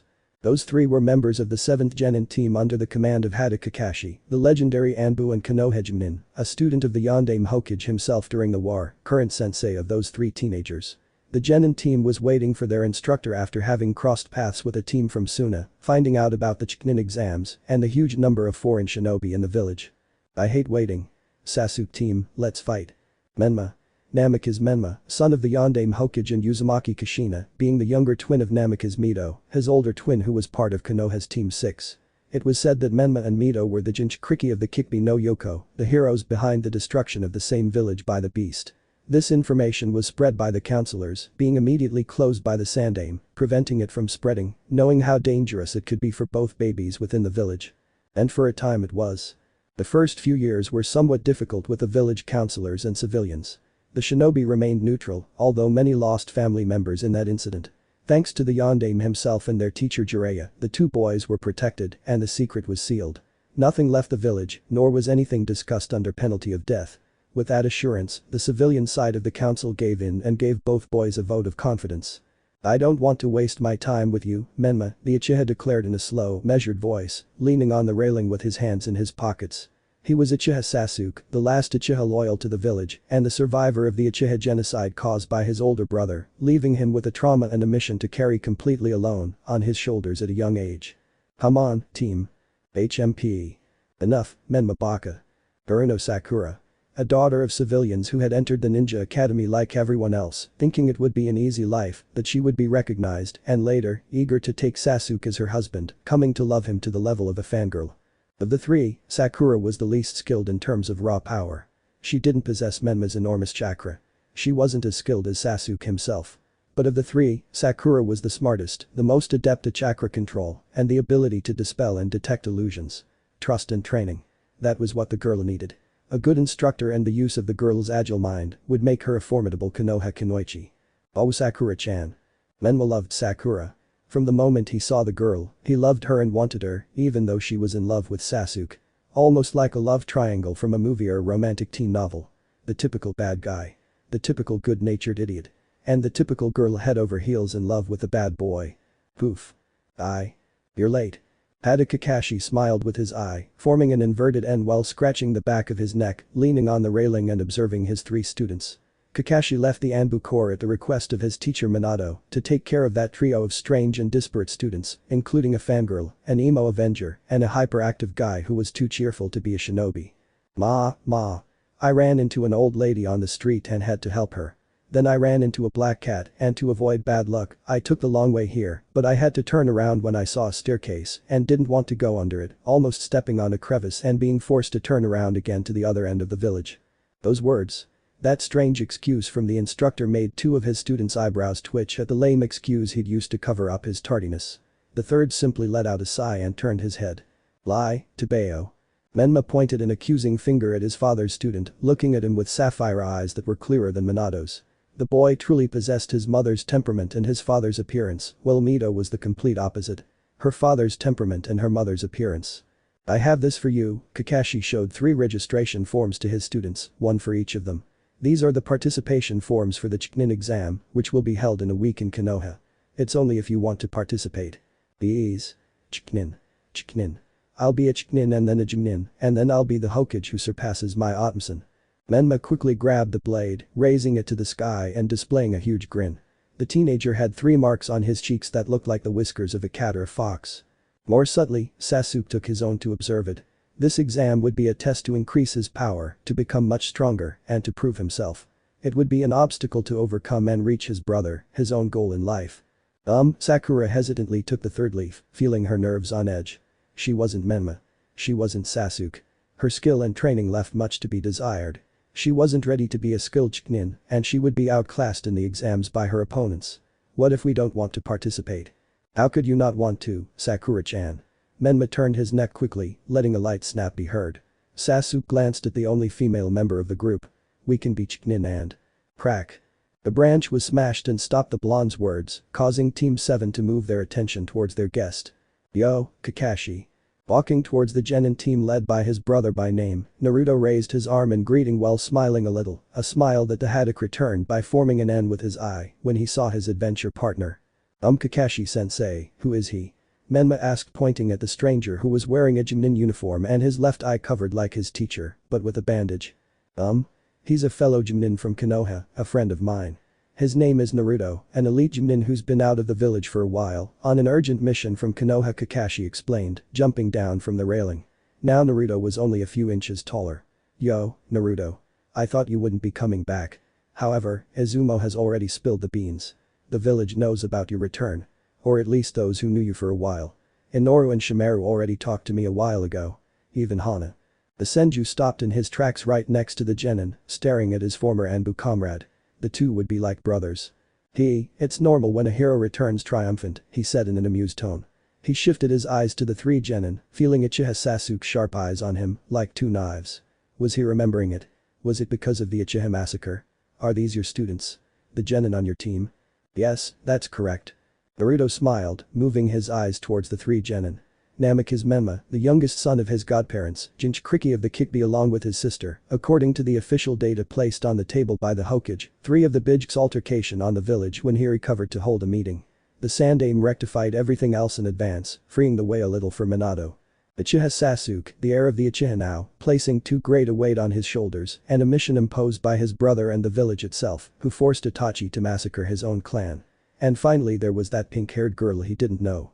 Her jade eyes looked dull, confused and weak. She seemed to be debating with herself. I hope to see you 3 at the Chunin exams, he declared with a smile.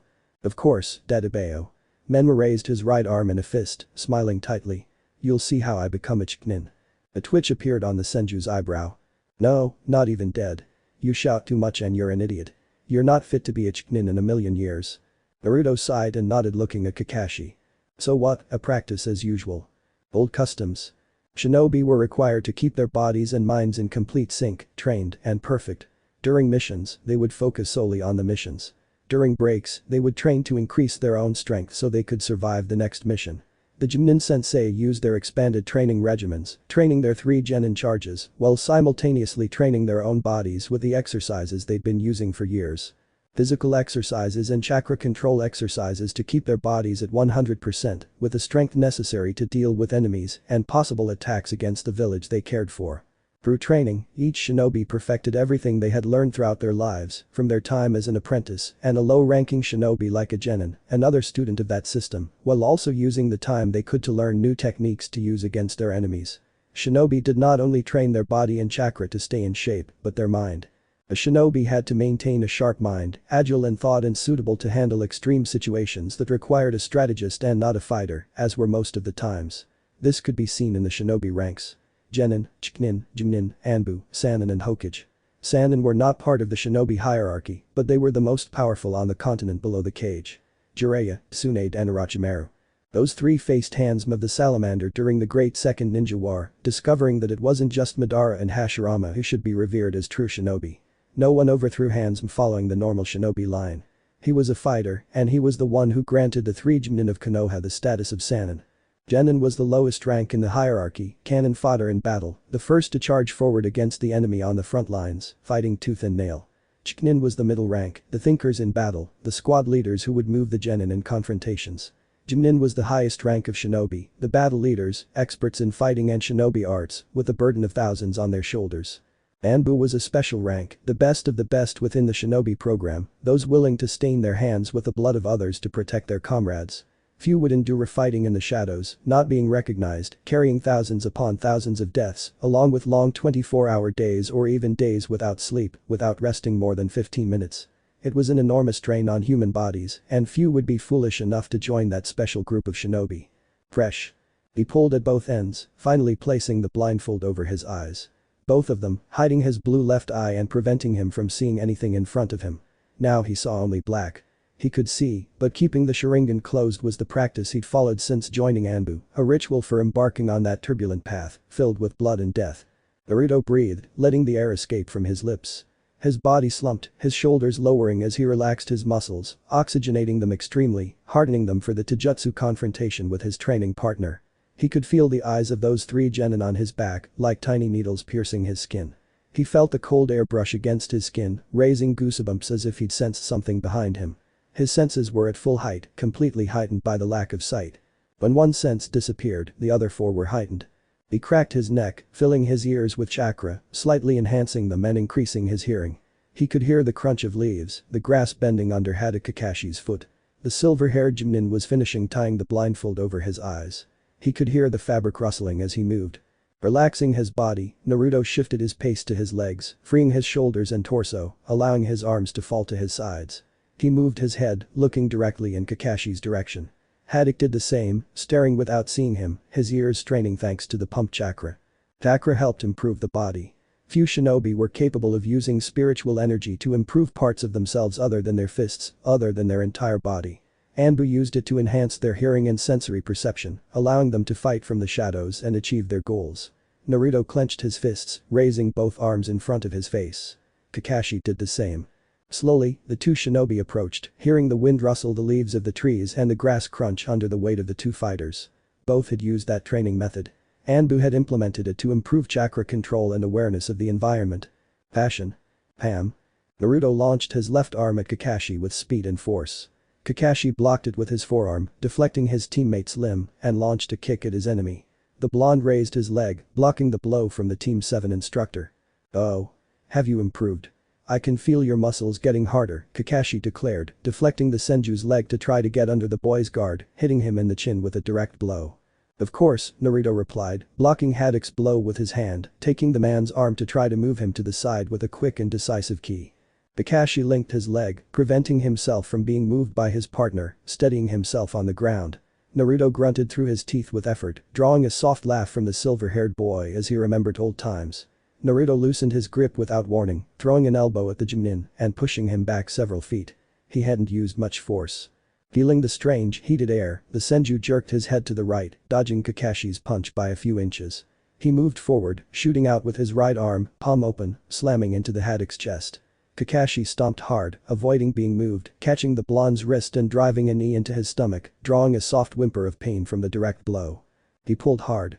Naruto grabbed Kakashi's tactical vest and pulled him towards him as he dropped backward, planting his foot on the adult's stomach and sending him slamming into the ground.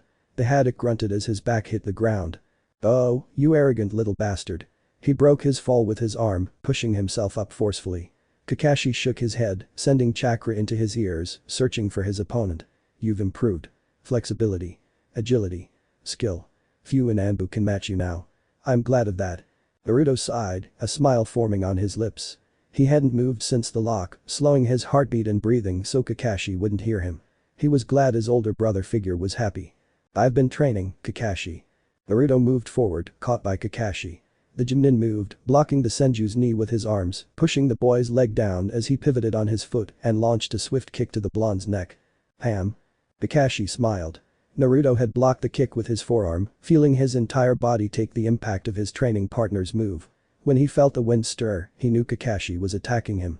"This training is no longer a thing for you," the veteran declared, jumping back as Naruto brought his arm down. He hadn't taken any real damage from that kick. "You have good perception, and you put your experience in this training to good use."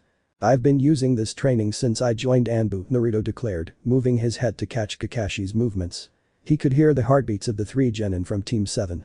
He could hear their excitement, how they seemed to be stunned by the practice. "I'm just using it to my advantage." Kakashi snorted. He wouldn't admit it outright, but Naruto had far surpassed the standards of a normal Anbu. Even the special group serving the Yondaime, the team Naruto belonged to, had fallen behind his fellow kami. He was a worthy son of his parents. Of both of them. Tsunade and Jiraiya would have been proud of their son in that regard. A phenomenal shinobi renowned as the Akame no Anbu. He had begun to build his legend with a vengeance. Sasuke. Sakura. Menma. The three genin of Team 7 kept their eyes open, studying their sensei's movements in that practice, watching as that genin they'd never seen around the village followed in the footsteps of Sharingan no Kakashi, a legend that was recognized even outside of Konoha and the Land of Fire. Were there any shinobi in Konoha more renowned than their teacher? "It's wonderful to see you've grown in a good way," Kakashi finally admitted, looking at his companion. "Anyone could have taken the path of Anbu, but they would never have reached the point you have." "Sakura-chan. What is Anbu?" Menma asked in confusion, looking at his partner and romantic interest with pleading eyes. But it wasn't Sakura who answered the Yondaime's son's question. Ansatsu Senjutsu Takushu Butai Anbu is a special assassination and tactics squad, the main group when it comes to protecting the village and those who are sent outside of it with the most complicated missions. They work under the direct command of the Hokage. Sasuke explained with his usual neutrality, fixing his onyx eyes on the figure of the Senju, trying to remember where he had seen him before.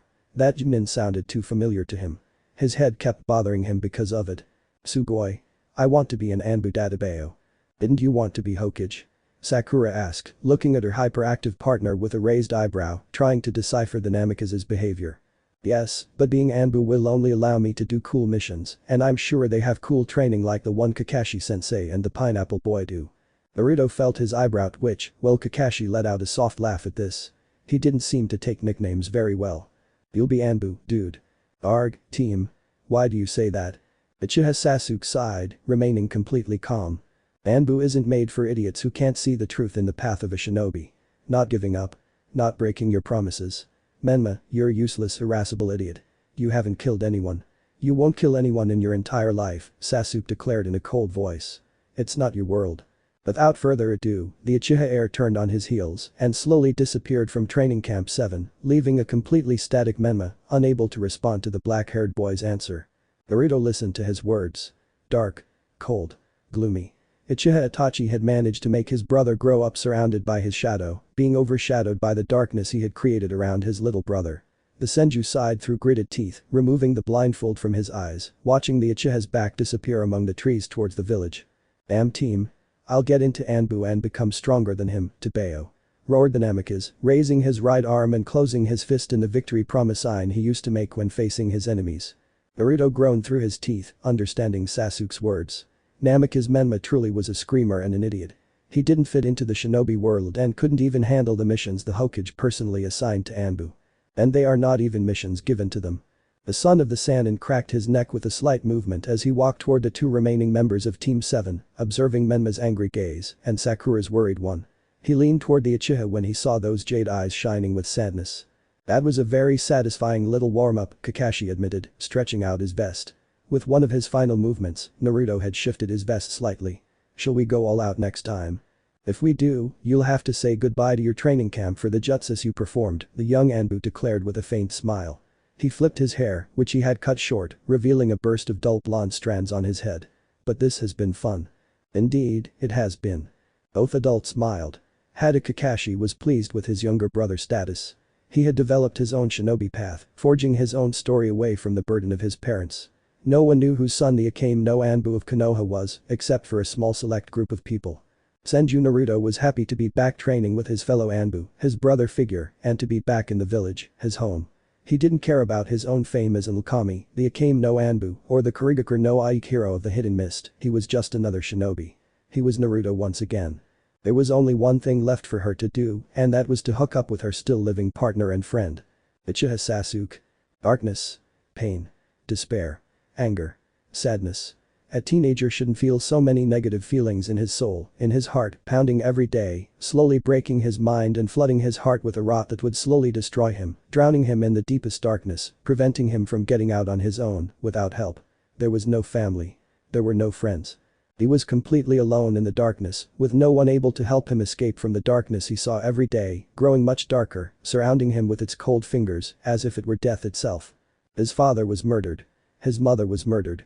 His family was completely destroyed, leaving him completely alone, with no one to help him stand, no one to help him walk down that path before him, shrouded in darkness, inviting him to fall into it and be completely trapped for the rest of his life. His brother. Itachi. Uchiha Itachi. The genius Uchiha. The one who awakened the Sharigan at the age of 8. He'd always been compared to him, watched to see if he was the next genius like his older brother, if he awakened the Sharigan at a young age, or if he was the best shinobi in the entire village. He hated those comparisons. He hated how everyone expected something from him, how he would replace his brother, how they unwittingly placed the weight on his shoulders. He hated how his father compared him to Itachi. He hated how his brother didn't train him. He hated how his father didn't pay attention to him, how Itachi was always the one who had Uchiha Fugaku's full attention. He didn't want to be compared to his brother. He didn't want to be the next genius. He didn't want all the attention from strangers expecting something from him he didn't want to do. He pushed himself to be like his brother because he idolized him, loved him. He was always busy with his missions for Konoha as an Anbu, a squad captain at only 13 years old. The youngest Anbu known in history, reaching a rank that few could achieve. Crump. He clenched both hands into fists. He bit his lower lip until blood trickled slowly down his chin, dripping down his neck. Sasuke leaned his forehead against the door of his council flat. He wasn't old enough to live alone in the ruined Uchiha compound, the site of the deaths of nearly 300 people at the hands of a single man, a deranged man who had tested his own powers and eyes to see if he was the strongest, the extent of all that he had in his power. Sasuke hated that. He could have tolerated it if it had been someone else, but Itachi. His brother had always loved him. Even when he argued with his father, he always loved him anyway. Why had he let himself get carried away with that madness, killing all his clansmen? He had never asked himself. Hatred and revenge were the only things that had been on his mind for years, ever since Itachi had gone on that killing spree, even taking children, little people who were completely innocent of any evil in the world. Was he a genocidal maniac? Did blood love death? Was his brother completely unhinged? He ran his tongue over his lower lip, wiping away the blood and tasting the slight salty, metallic taste of the reddish liquid, separating his forehead from the door. He had arrived home after practice between his teacher and that other gymnin who looked familiar, as if he had seen him before. But the memory refused to enter his head. It evaded him and never fully emerged, only fragments of conversations and small words between his brother and that blonde, although the face hadn't fully formed in his memories, so he wasn't 100% sure that Naruto was that person. Pam. Sasuke slammed the door hard, scraping his knuckles and leaving his skin completely red, beginning to stain with the blood that oozed from his knuckles, dripping slowly onto the floor as he lowered his arm, his dark eyes staring at the door. He pressed his lips together, turning on his heels and starting to walk towards the bathroom to get the first aid kit. He took it, finding that the bandages were gone. Shit. The Uchiha zipped the bag tightly, hearing her seem to want to complain about her mistreatment. But she'd be used to it by now. Crick. Sasuke growled through gritted teeth as he heard the zipper snap and threw the bag against the wall, driven by the rage the memories had stirred in him. He let his feelings flood him during the Nami no Kuni mission and saved Menma from Haku Senbon. He wasn't going to let his slight friendship and rivalry with the Yondame's son stop him from going for his brother's jugular and getting revenge. Shit. Sasuke turned and walked out of the bathroom, leaving the first aid bag on the floor, its contents spilling into the shower. He wasn't even thinking about picking it up at that moment or in the seconds or minutes after he left the bathroom. Training. Power. Strength. He needed to get much stronger to reach his brother as soon as possible, to become powerful enough to avenge his clan, his parents, cousins, and friends who had died at Itachi's hands in that bloodbath. He remembered the blood, the bodies scattered on the ground. Lifeless eyes. Cold skin. Completely dead limbs. Those images would never leave his mind. They were completely burned into his mind and no one could erase them, undo them. The hatred for his brother took root in his heart like a plant's roots in the earth. The Uchiha sighed through his teeth, clenching his hands even tighter into two trembling fists, one of them dripping with warm reddish blood onto the floor. He didn't care that his fist stinged slightly or that blood stained the floor. He walked across with slow steps, walking toward the small living room that brought back nothing but painful memories. He was alone. There was no one to greet him when he came home, to ask him about his training, his teammates, or how he was feeling that day. His parents were killed by his older brother, and his older brother was a madman who completely destroyed him with those eyes. Manjukum Sharingan. He remembered that powerful ninjutsu completely.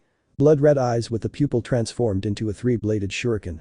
Those eyes had traumatized him after being subjected to the ultimate ninjutsu of those powerful eyes. Silly little brother, if you wish to kill me, then hate me, detest me, curse me, and survive in a disgusting way. Run, and cling to your pathetic life. Sasuke pressed his lips together. Those words from his brother were completely etched in his mind, burning like fire with every second. They didn't lose their power. They remained powerful, cruel. Sasuke froze at a jovial, slightly amused voice, snapping out of his thoughts and observing the figure sitting on his couch, a bowl of ramen in his hands, as he slurped noodles and licked his lips. Dull, messy blonde hair, like an explosion of strands Bakugo from BNH style that didn't have a completely fixed direction on his head. A bandage covered his left eye, and his right eye was light blue, like the sea bathed by the sun's rays. Then, Sasuke reacted. What the hell are you doing in my house? Naruto wiggled his finger in his ear. That annoying scream was nearly deafening him. Couldn't he have asked like a normal, civilized boy like the others? Did he have to scream? He finished swallowing the noodles in his mouth. It was good ramen. Ichiraku was definitely the best ramen restaurant he'd been to in a while. Is this how you greet guests? No tea? The Senju asked after placing the empty bowl on the living room table, wiping his lips with a handkerchief with a blonde lady embroidered in the corner. It doesn't matter. I have tea from the land of tea. Very good. Better than the tea here. Sasuke felt his eyebrow twitch at the blonde-haired Junin's words. Was he pulling his leg? He hadn't even invited him to his house or allowed him in.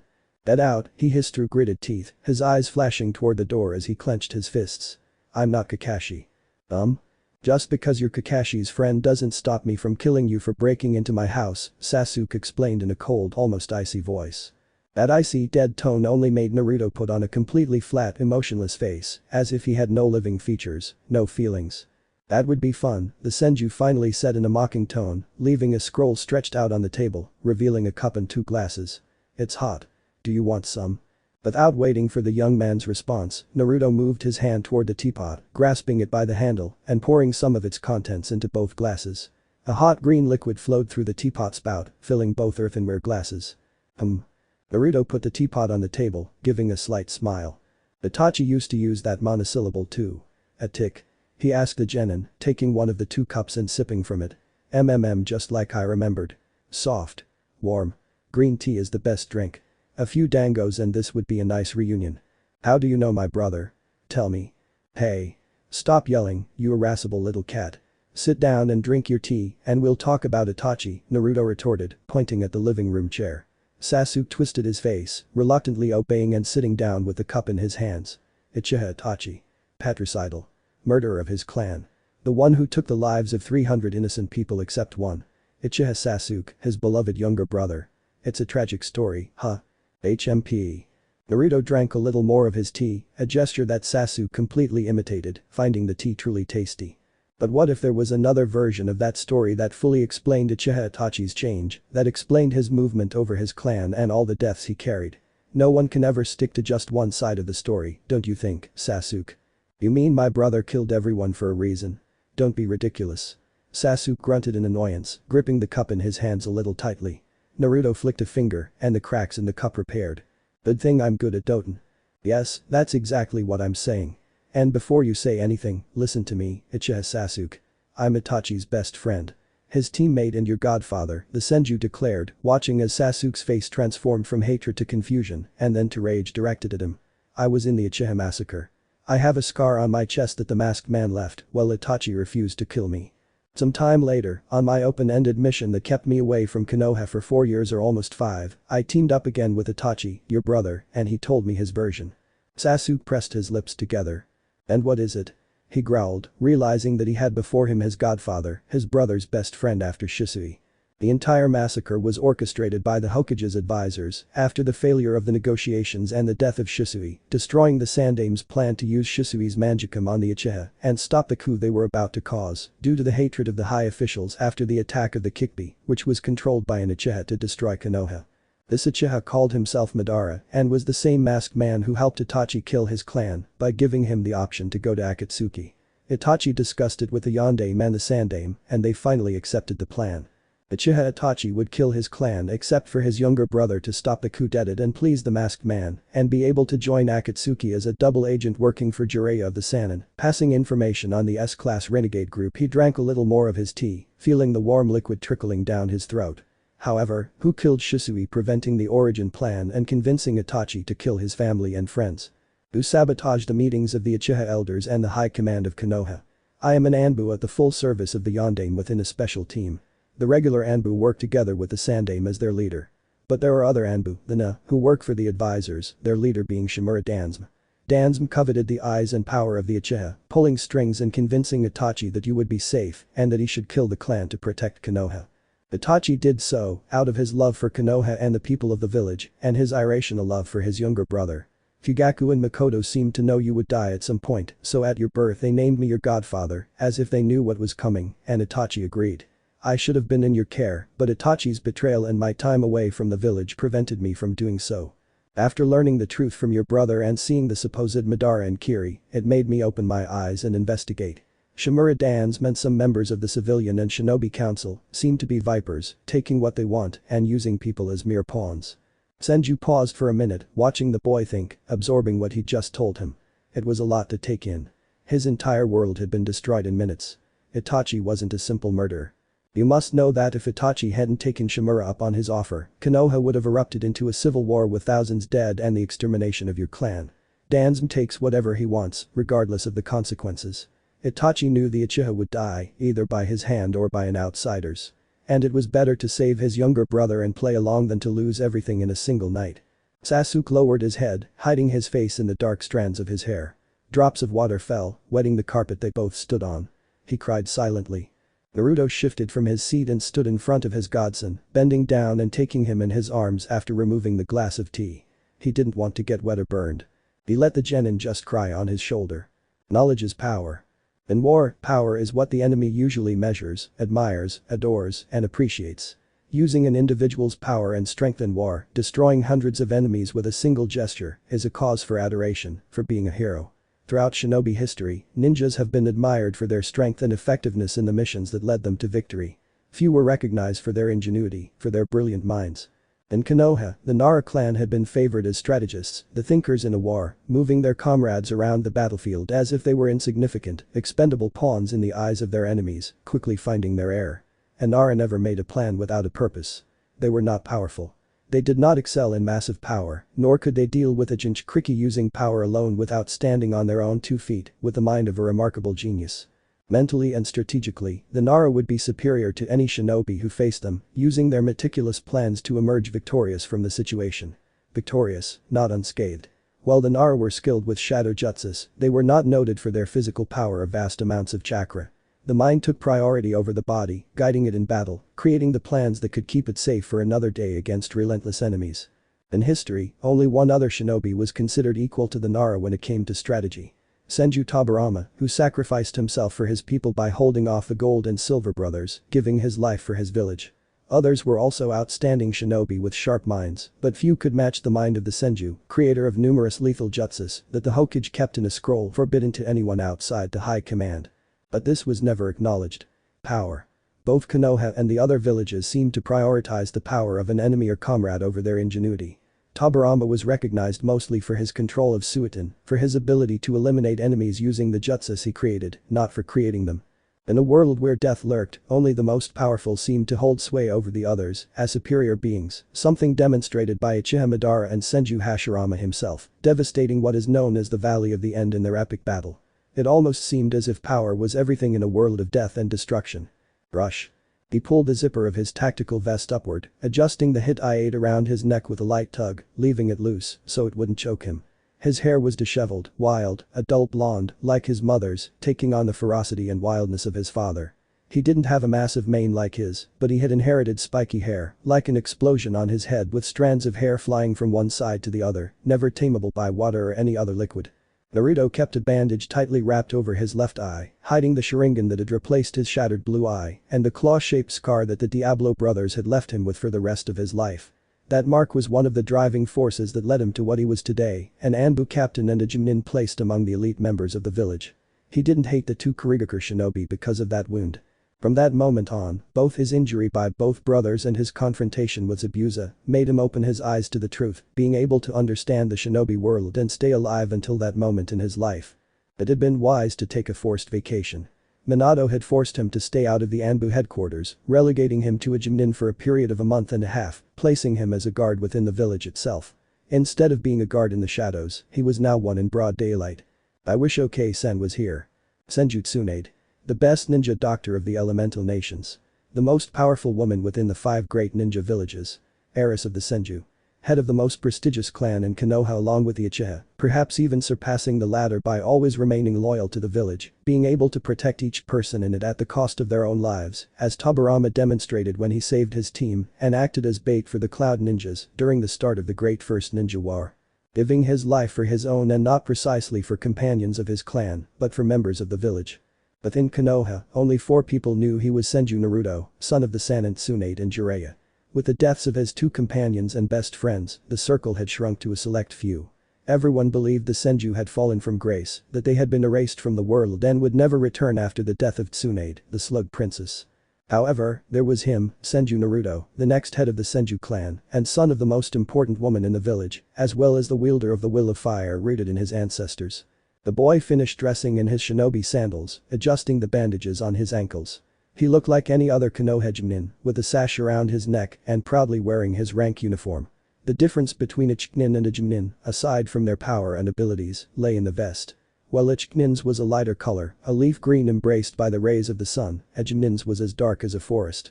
I'm carrying the bag and the kunai holder. Yosh, I'm ready.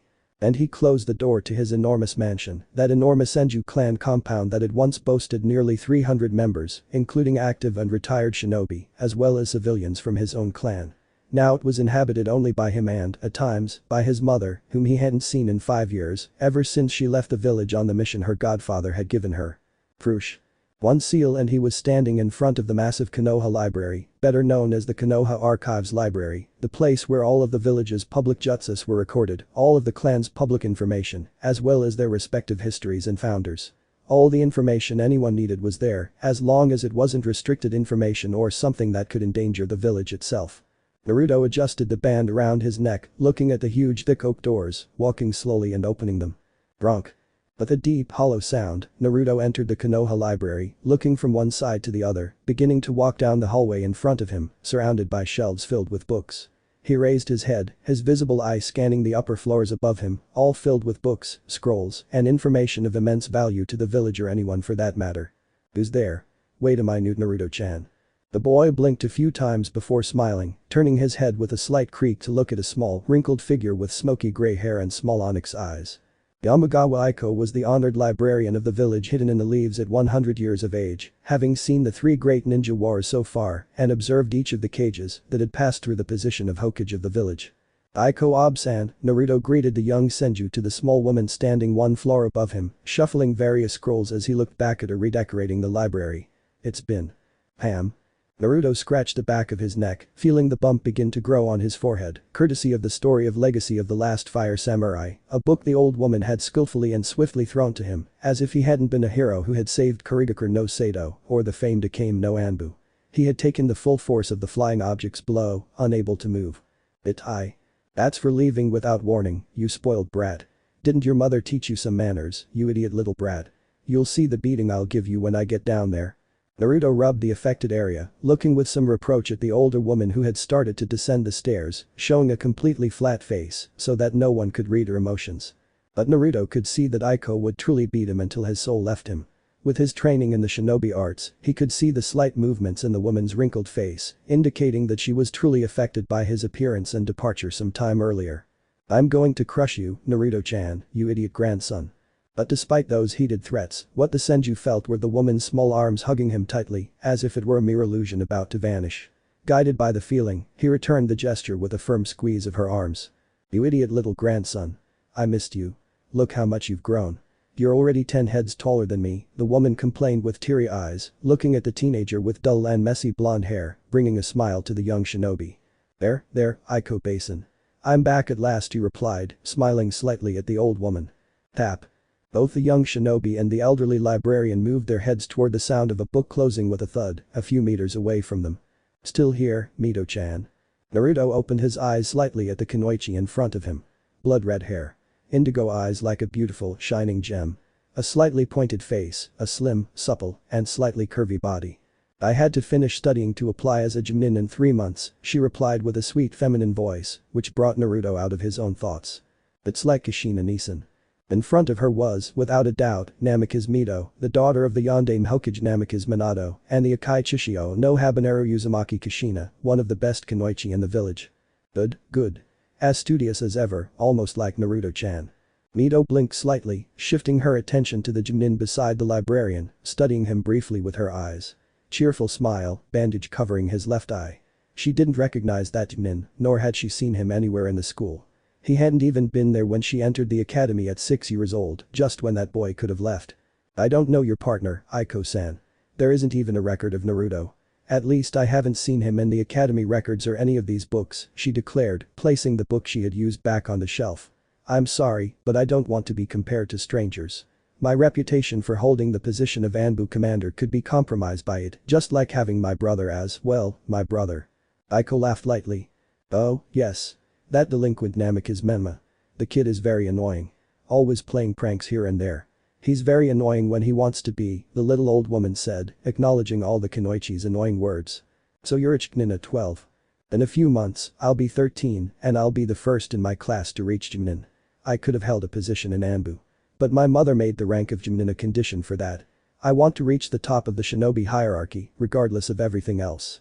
As a kunoichi, I want to show others that I'm the best, that women can be good shinobi, and that it's not just our bodies that matter. Harsh. Like tempered steel, Mito's words cut through the silence with a swift blow.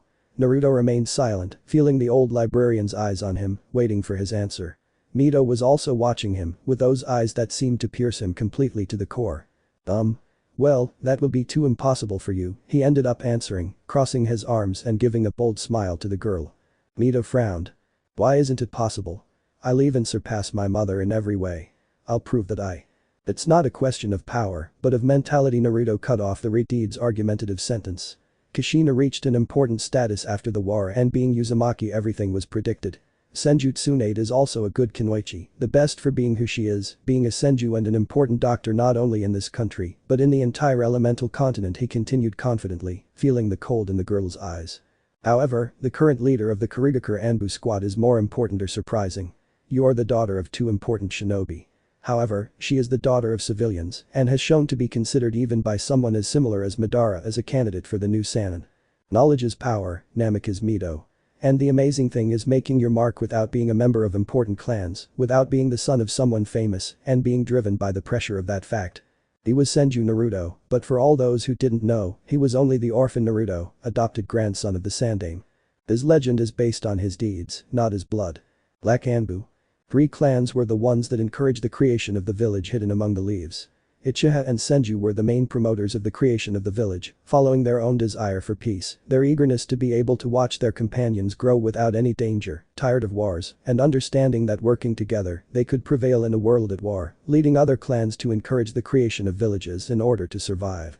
The last of the clans that helped in the creation of Konoha was the legendary and almost extinct Uzumaki clan, that clan full of prodigious creators of seals, tireless fighters and completely volatile people. The Uzumaki lent the money to both the Uchiha and the Senju for the beginning of that project, granting the shinobi together several protective seals to make the village safer. Following what was agreed, honoring the treaty that Hashirama and Ashina had made, the leader of the Senju ended up united in a marriage link with Uzumaki Mido, the princess of Uzumaki, who would have been the Uzukage if she had not been taken to that marriage, from which the same Senju Tsunade soon arrived, who formed the group of the legendary Sannin, the incredible trio of Konoha that faced the legendary Handsome the Salamander.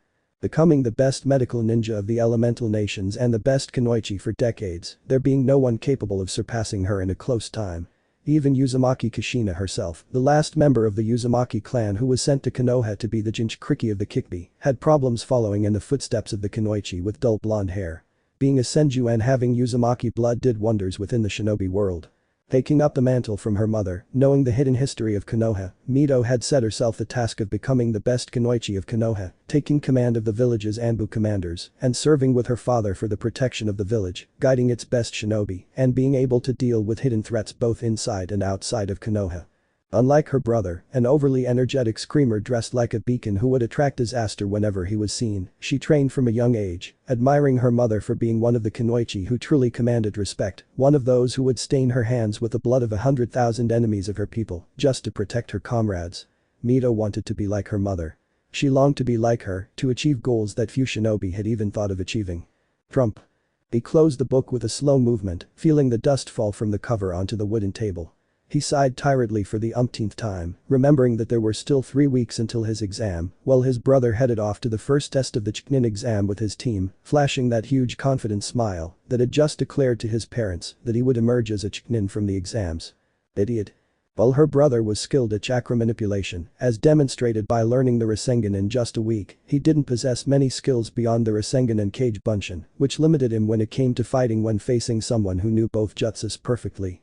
And she knew both the Rasengan, a devastating ability, but one that is forced to be used in a solely linear way, and the Kage Bunshin no Jutsu, an ability capable of creating solid replicas of the user and transmitting the clone's memories to the original, which generated enormous mental exhaustion in the summoner of the replicas, generating a huge headache when many clones were erased at once. Being an S-rank Kinjutsu, Kage Bunshin could only be used by those with enough chakra to survive the creation of a single replica. And also only the mentally prepared. Mido massaged her neck a little, feeling the muscles grow somewhat heavy and tense. Her brother was a real pain when he used the technique, screaming at the immense mental strain he was subjected to, feeling his mind battered immensely by the vivid memories of his clones. She hated it when Menma threw a tantrum, arguing with her that her brother shouldn't be a shinobi. He hadn't even killed anyone, and she believed he could be Hokage and bring peace with only his heartfelt gentle words. Konoha's legacy. The blonde Senju's face peeked over the Chunin's shoulder, causing her to frown. Another annoyance of hers had been that annoying Chunin for the past week, asking her to accompany him to his work area. Did he really think she could slack off? In a month, she had to take the Chunin tests and would be seen by the highest officials of Konoha, not mere amateurs in the shinobi arts. Don't you have something to do? You're a Chunin, she expressed with discomfort, pushing him away with a shrug as she stood up. Naruto laughed lightly, watching the girl move to the shelf where she took the book from. My father must have made a mistake about you, placing you as a high-ranking shinobi. Oh Mido-chan. You're so bad. He responded, exaggerating the movements, even showing tears in his eyes, running down his cheeks. And you're even more annoying than Menma, he said in an icy tone, moving his eyes toward the shinobi. The blonde laughed nervously, scratching the back of his neck. Do you want to show me your workplace again? That would be truly interesting. More for you than for me. I know my job. Besides, my commander still hasn't had a full report on my last mission, the Senju finally admitted with a nervous gesture, which earned him a raised eyebrow from the kunoichi. I've been busy, okay? Eating ramen? Lying on the roof of the academy taking a nap? Or butting into my business every second? Naruto grumbled. It wasn't his fault he was butting into the girl's business. He found her more interesting than her brother, and he was surprised she was trying to reach the rank of Genin at that age, when others in her class were still Genin. Had she been promoted to Genin at a young age? From what he knew about the academy, the Sandaime had raised the graduation age to 12, trying to prevent a new Uchiha Itachi. And a new me, of course. Not even he wanted to deal with another Anbu like him. I just find it interesting watching you study for a Genin exam at 12 years old, he replied with a shrug. You're old enough to have known Uchiha Itachi, the genocidal, the fratricidal. He was the quintessential shinobi for a time, graduating at the age of 6, Mito pointed out in an emotionless voice, as if she were a teacher teaching a child. You should know that there are exceptional cases. Uchiha Itachi. Of course he knew his name. It was on his mind every minute, with thoughts swirling around the Senju about how his old friend was doing within the Akatsuki. Had his father learned enough about the organization to act? Or did he still need to discover its leader? The guy who pretended to be Madara and the one who destroyed Konoha using the Kikbi, who also called himself Madara, were one and the same person, and there was no doubt in his mind that this guy was pulling the strings of the organization. I know how to Kakashi too, the Senju grumbled, snapping out of his train of thought as he watched a Kunoichi move from her post. I'm not an idiot. You look like it. You smile too much for a ninja. Smiles can hide the deepest pain, the young Anbu whispered, unheard by the girl. He shook his head and began to walk behind the retreat. Would you join me then? I also have to pick up something. You're not going to stop until I see your job, are you? Of course not. Like my father, when I want to I can be really annoying, Naruto indicated with a sharp smile, like that of a Cheshire cat filled with enough madness to put anyone off. But Mito didn't hesitate. She snorted in annoyance and shrugged her shoulders. Show me the way. The blonde Anbu smiled wider, placing his hand on the Chunin's shoulder. Mito blinked. Flash. He blinked. He closed his eyes for just a second and the library disappeared from his sight, changing into the image of a rocky mountain surrounded by trees. Why are you bringing me out of the village? She whispered, jerking away from the blonde. Is this all a game to you? You're more annoying than. Oh. Naruto. Saburo. Tall. Around 2 meters tall, a man appeared from the trees, walking slowly. Dark brown hair. Pale green eyes. A wide confident smile. The man wore standard Anbu armor with an adachi on his back, showing its elongated handle, which he would grasp in his hand. An Anbu. Mito looked directly at the man, confirming it with the tattoo on his left shoulder. He was an Anbu from Konohagakure no Sado, judging by the style of his armor, as well as the mask he wore around his waist with black markings. Black marks. I've never seen a black marked Anbu in Konoha. Here. Tap. Naruto caught a slightly elongated object with his right hand, sending chakra to that sword handle. Fruash. Golden as lightning, the blade appeared before the eyes of the 3 shinobi of the Hidden Leaf. Raijin no Ken. The Namikaze's whisper made Naruto smile a little wider. Raijin no Ken, the sword of the Thunder God, the legendary weapon his great-uncle Senju Tabarama had used throughout his life, along with the Suiton element he wielded so well. That guy thought he was invincible, Saburo noted as he looked at the sword in his fellow Anbu's hands. He didn't even last a single round, he added darkly. Rash. He swung the sword, hearing the whistling of lightning, how it seemed to cut through the wind itself with just a twist of the sword. Anyone would consider themselves invincible with that sword. Tabarama had never lost with it and he proved that the Raijin no Ken was indestructible. However, Naruto knew for a fact that this wasn't entirely true. Using the necessary force after creating a gap in the blade would completely destroy the sword. Thank you for this gift. Don't give it to me. The commander will really kill you for this, he declared with a slightly amused, mocking, and dark tone, making the Senju shiver slightly at the implication of that. However, she is satisfied with your performance. The reckless Chiasa is grateful and proud of my performance. That's new, he declared with a sarcastic smile, reflecting on the implication of his commander's pleasure. Less work for him, which he thought was impossible. Don't push your luck, Saburo asked with amusement, taking his Anbu mask from his waist, showing the kabuki mask representing a hyena with black markings. I'm not going to pick up your scattered pieces. And the man's hard face disappeared as the mask was finally placed over his face, while the Senju placed the Raijin no Ken on his waist. Shouldn't you return that to the Hokage? Mito inquired, speaking for the first time since the appearance of the strange black-marked masked Anbu. That belongs to Konoha. I'd say she belongs to the Senju, Saburo said, referring to the girl's words. Why did you bring her? We've had enough of you as a student, thank you. Ha. Ha. Ha. Very funny, the Senju grumbled.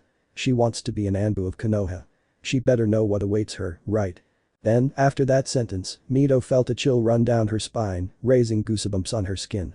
She forced herself to swallow hard and looked at the Junin with the messy blonde hair.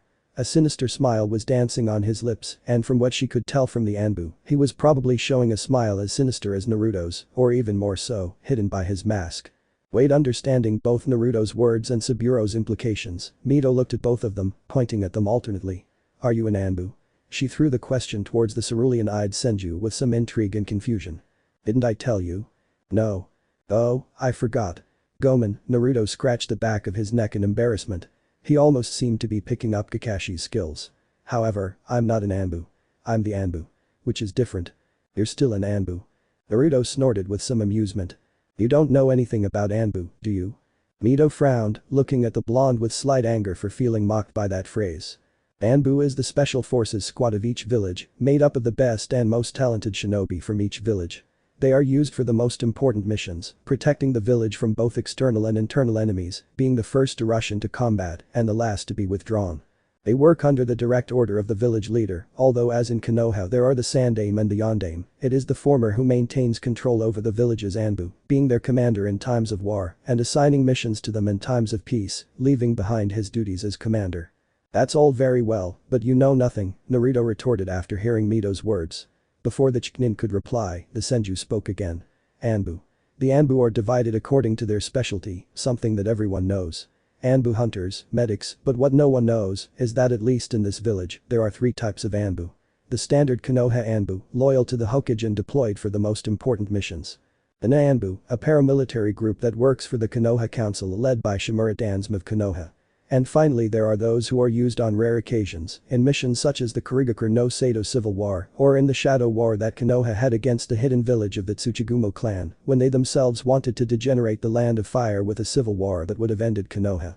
Those Anbu are known as the Black Anbu or Konoha no Yami, the Darkness of Konoha, an elite Anbu squad currently made up of 6 members, not counting their captain. I don't know the functionality of Anbu in other villages, but the one that matters is ours, Konoha, and here I present to you the types of Anbu that exist. Namikaze Mito cold and hard, Senju Naruto's words hit the ears of the Yondaime Hokage's daughter. Now, if you want to be an Anbu, you must know your loyalties. What do you mean? Anbu are supposed to be loyal to Konoha, to the cage. Little girl, a female voice reached the 3 of them. Slowly, a female figure appeared through a slight distortion, wearing an Anbu uniform and a mask with black markings hiding her face. Long black hair stirred in the light wind. There are differences that even a blind man should see. Standard Anbu only feel loyalty to Konoha as a whole. Anbu no are under Shimura's command, which gives him a deterrent to keep his position as advisor to the Hokage and the men necessary to start a war if he wants, not counting his friends from other villages. And then there's Asaburo stated in a flat, slightly somber voice. Konoha no Yami, Black Anbu. We are the elite of shinobi within Konoha under the express command of the Yondaime Hokage with no other higher up. We are loyal only to the ideals of the Hokage, to Minato's will to protect Konoha, above all else. If we have to kill a Konoha villager for their well-being, we will do it without hesitation. What matters is the village, above all. But nobody talks about you. That's why we are Konoha no Yami, Naruto declared, looking into the confused eyes of his godparent's daughter. You are a Chunin. You understand the ninja world in a way your brother doesn't, and soon you will be a Chunin. That is of great value to the village, and all eyes are on you. In a game of chess, you are an extremely valuable piece for either side right now. Wait. Why are you telling me this? Why go to so much trouble to reveal Konoha's secret? Mito pointed out in frustration, moving her eyes between the 3 adults. Minato-sensei asked Asaburo admitted. Hokage-sama is dealing with pressure from different sides, having a respite with a recent alliance with Kiri. Even so, many enemies are pulling strings to take your brother and you to be weapons of the wing, creating the pantomime of Konoha's heroes for political reasons, the Anbu woman explained in a cold, almost icy voice. It has been assumed, even before Minato and Kushina could recover from the fight with the Bijk, that you, the twins, possess the Kikbi, and that information spread without Sarutobi Hiruzen being able to do anything beyond proclaiming a law to prevent the information from leaving Konoha under penalty of death. But the information came out fast, swift, in the form of a samurai rider in the service of a feudal lord, Naruto continued in a calm, slow voice, trying to remain calm. At this moment, the feudal lord of the Land of Fire wishes to lay his hands on the children of the hero of Konoha, bypassing everyone else. His own family feuds and Yondaime Sama's political power have kept him away but no longer. Shimura could align himself with the feudal lord and using Orochimaru of the Sannin, they would destroy Konoha just for the 2 of them. No words came out. Mito kept her mouth shut, absorbing the information Naruto and his companions were giving her, feeling a headache that made her frown in annoyance, and feeling like she was being used by her father like a mere plaything. No, not her father. He wanted to protect them, and Shimura moved the information until it reached the feudal lord. So who is the Kikbizunch Kriki? If it's not Menmurmi, then who is? Maoke-san. She was before the incident. The Chunin's pleading words filled the ears of the 3 Anbu, but none of them said anything. They remained silent, staring at their leader's daughter for seconds, infuriating the girl herself. Please. Myth. What we're about to show you is top secret Omega rank. If you speak you'll die. With no other choice, Mito nodded at Naruto's subtle threat, sensing the concern in the voice of the same pale blonde Anbu. So, you brought me the daughter of Minato's effeminate blonde. At least she looks like her mother. Trees shook and a huge furry fox head poked out, trailing 9 immense tails. Nearly 20 meters away, the bitch lowered its head and glared at the Chunin with its bloodshot eyes. Hikbi no Yoko. The scourge of Konohagakure no Sato. The immense demon fox that should have been kept locked inside a Jinchuriki was free. Slowly, the sinister plans of Shimura and the feudal lord are revealed. This is Anbu. Blood. Torture. Pain. Despair. Coldness. Anbu treated their enemies with the darkest cruelty in the world, with a desire and obligation rooted in the soul and heart of every shinobi in the organization to protect their village, even at the cost of their own life. Anbu didn't matter. Anbu weren't taken into account when it came to planning. They were the Hokage's executive arm, taking their mission to the climax and taking the lives of their enemies with just a flick of their hands. Anbu had the mission, the sole objective, to protect the village, all the people who lived within Konoha. Identities. Lives. For an Anbu, nothing existed but their mission, their target in their sights. There was no time to waste. Being an Anbu took up time, leaving members of the organization to think only about their missions. Having a family endangered all the loved ones of the shinobi who hid their face with a mask. They were hated, feared by the other villages. Capable of slipping into the shadows and taking the life of their target. There was no time for doubt, for fear, for thinking about anything other than a mission. Among the shinobi, the closest to a true shinobi life were the Anbu themselves, capable of risking their lives, of putting aside their own family relationships and friendships for the well-being of a village. The tremendous mental, emotional, and physical burden that every man and woman within the organization had to bear, watching their comrades die on the battlefield, being used to eliminate the scum of the world, feeling the blood trickle down their hands, unable to stop, without stopping for even a second. Death accompanied them every second, surrounding them with blood and rotting bodies that they had to endure. Among the Anbu, there were few notable cases. Hada Kakashi, who joined the Anbu to cope with the deaths of his teammates, slowly sank into darkness and misery, overloading himself with negative emotions, seeing death every day. Guilty of the deaths of his 2 teammates and of breaking a promise, he was never meant to see the light of the world or feel any joy. His heart must have been filled with guilt at the constant deaths of his enemies, staining his hands with constant blood. Uchiha Itachi. The young genius of the Uchiha clan, a cold-blooded shinobi with a sharp mind and superior skill among the standard shinobi. He was intelligent, sharp, swift, and willing to give his life for the village. But fate led him down a dark path, filled with remorse, burdened by the sins of his family and his own choices. Senju Naruto. He had joined his heart and soul to the Anbu organization, feeling the burden of the failed contingency plan against the Uchiha, witnessing Shisui's death and Itachi's betrayal of him, piercing his heart with a chakan. After a year of learning everything about Anbu, of drowning in blood and death, he understood that not everything was black and white. Itachi was not a traitor, and Shimura's actions were left out in the open, visible to all. The nests of vipers were always where someone couldn't think. Clack. He was back in his Anbu uniform, with a fully repaired, undamaged wolf mask bearing black markings.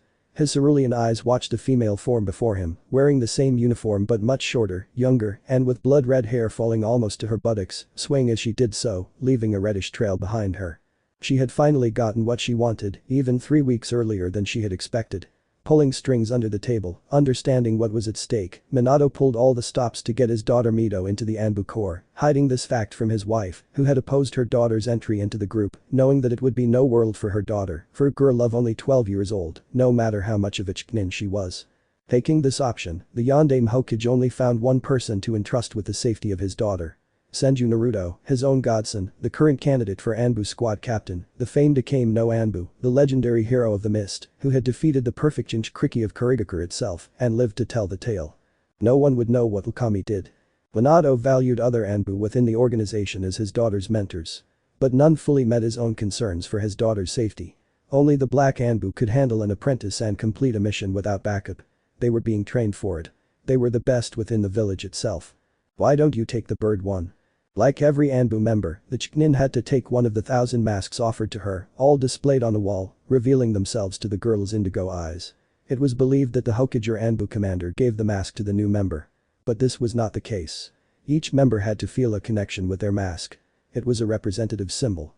They had to create an alternative identity, an alter ego to their daily lives, always surrounded by shadows and death itself. Why that of a bird? He took the wolf mask because it had called to him, he had felt it was his true self. Solitary. Wild. Loyal. Capable of fighting for his own until the very death. Of the more than 1,000 masks that his blue eye identified on that wall, only Ukami's was the one that called to him, as if it were connected to his very soul and pulled him towards it, attracting him like a whirlpool. Naruto never opposed it. He took his mask when he felt his chakra fluctuate towards it and took it on, taking the identity of Ukami, the A.N.B.U of Konoha, the lone wolf of the hidden leaf. Of all his missions in A.N.B.U, he rarely worked together with someone other than Kakashi or his black A.N.B.U companions. "Close your eyes, Mito," he asked calmly, looking at the girl. She didn't respond, but did as Naruto asked. She slowly closed her eyes, relaxing her shoulders and lowering her arms. "Yes. Keep your mind focused, relaxed, without disturbing memories, just happy ones. Relax your body. Match your breathing to your heartbeat," he whispered in a soft voice, watching with his eye as the girl heeded his words. Her features slowly softened, revealing a placid, calm face. "Now let your chakra guide you.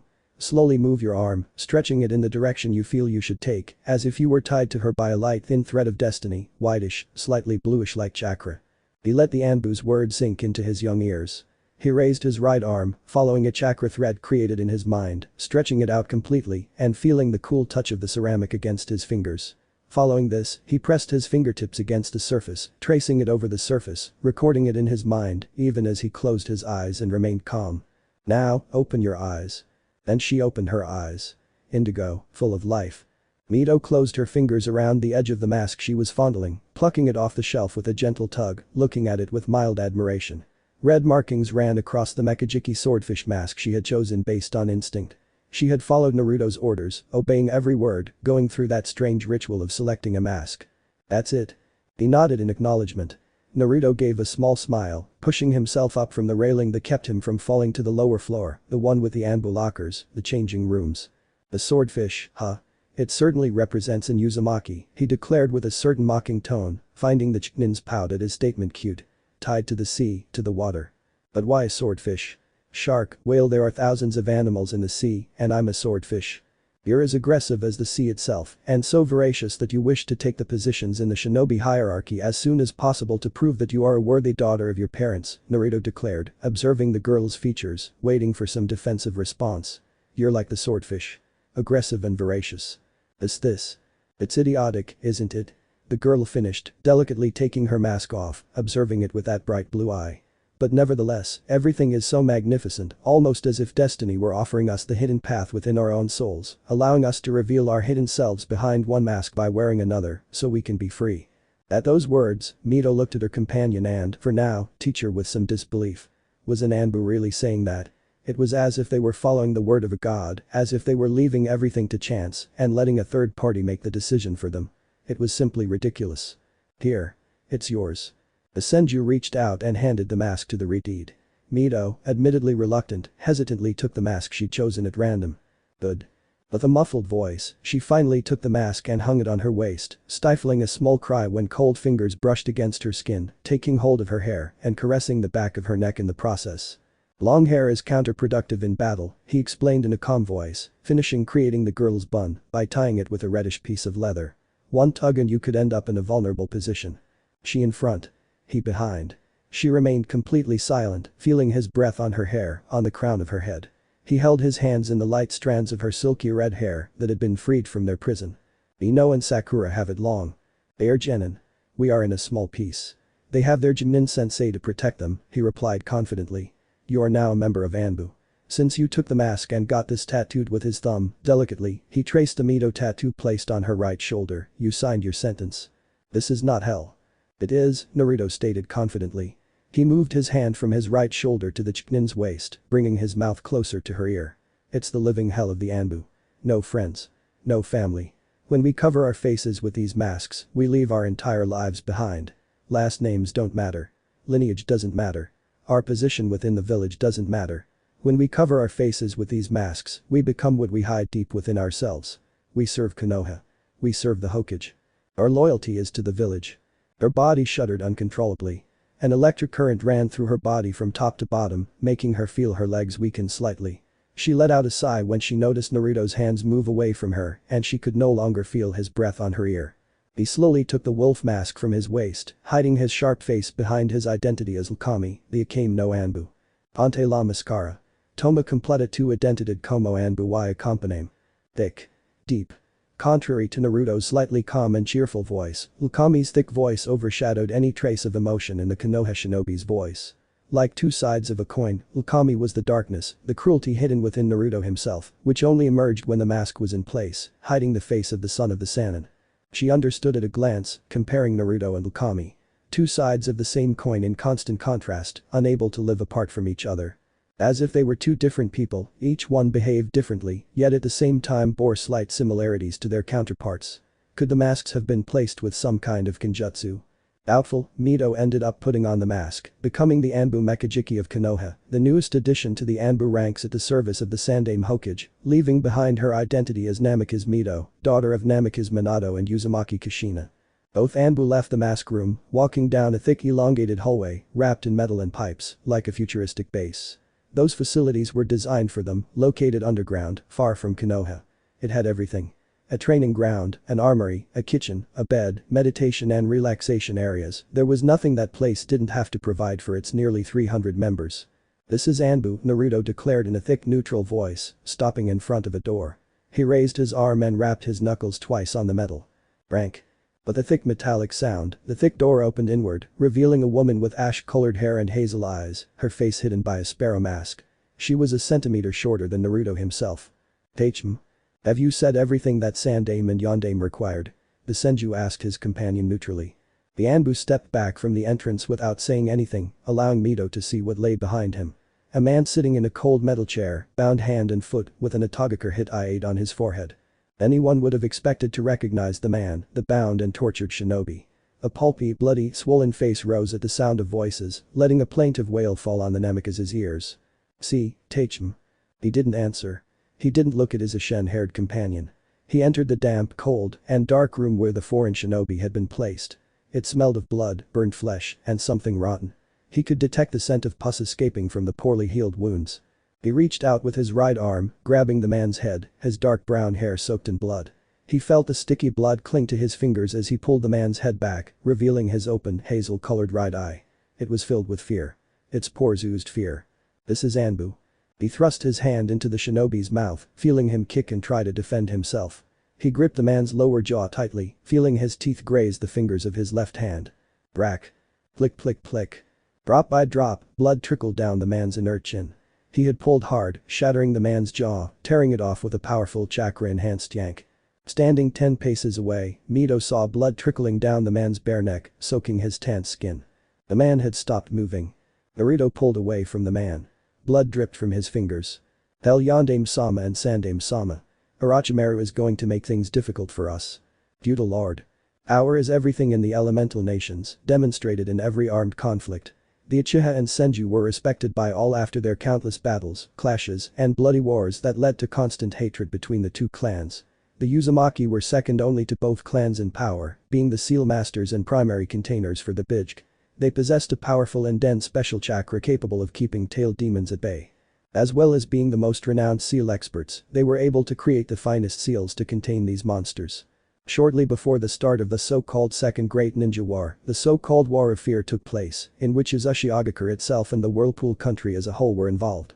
It was the war that led to the destruction of the country itself and about 98% of its members, and the extinction of the most sustained and powerful country of the elemental nations.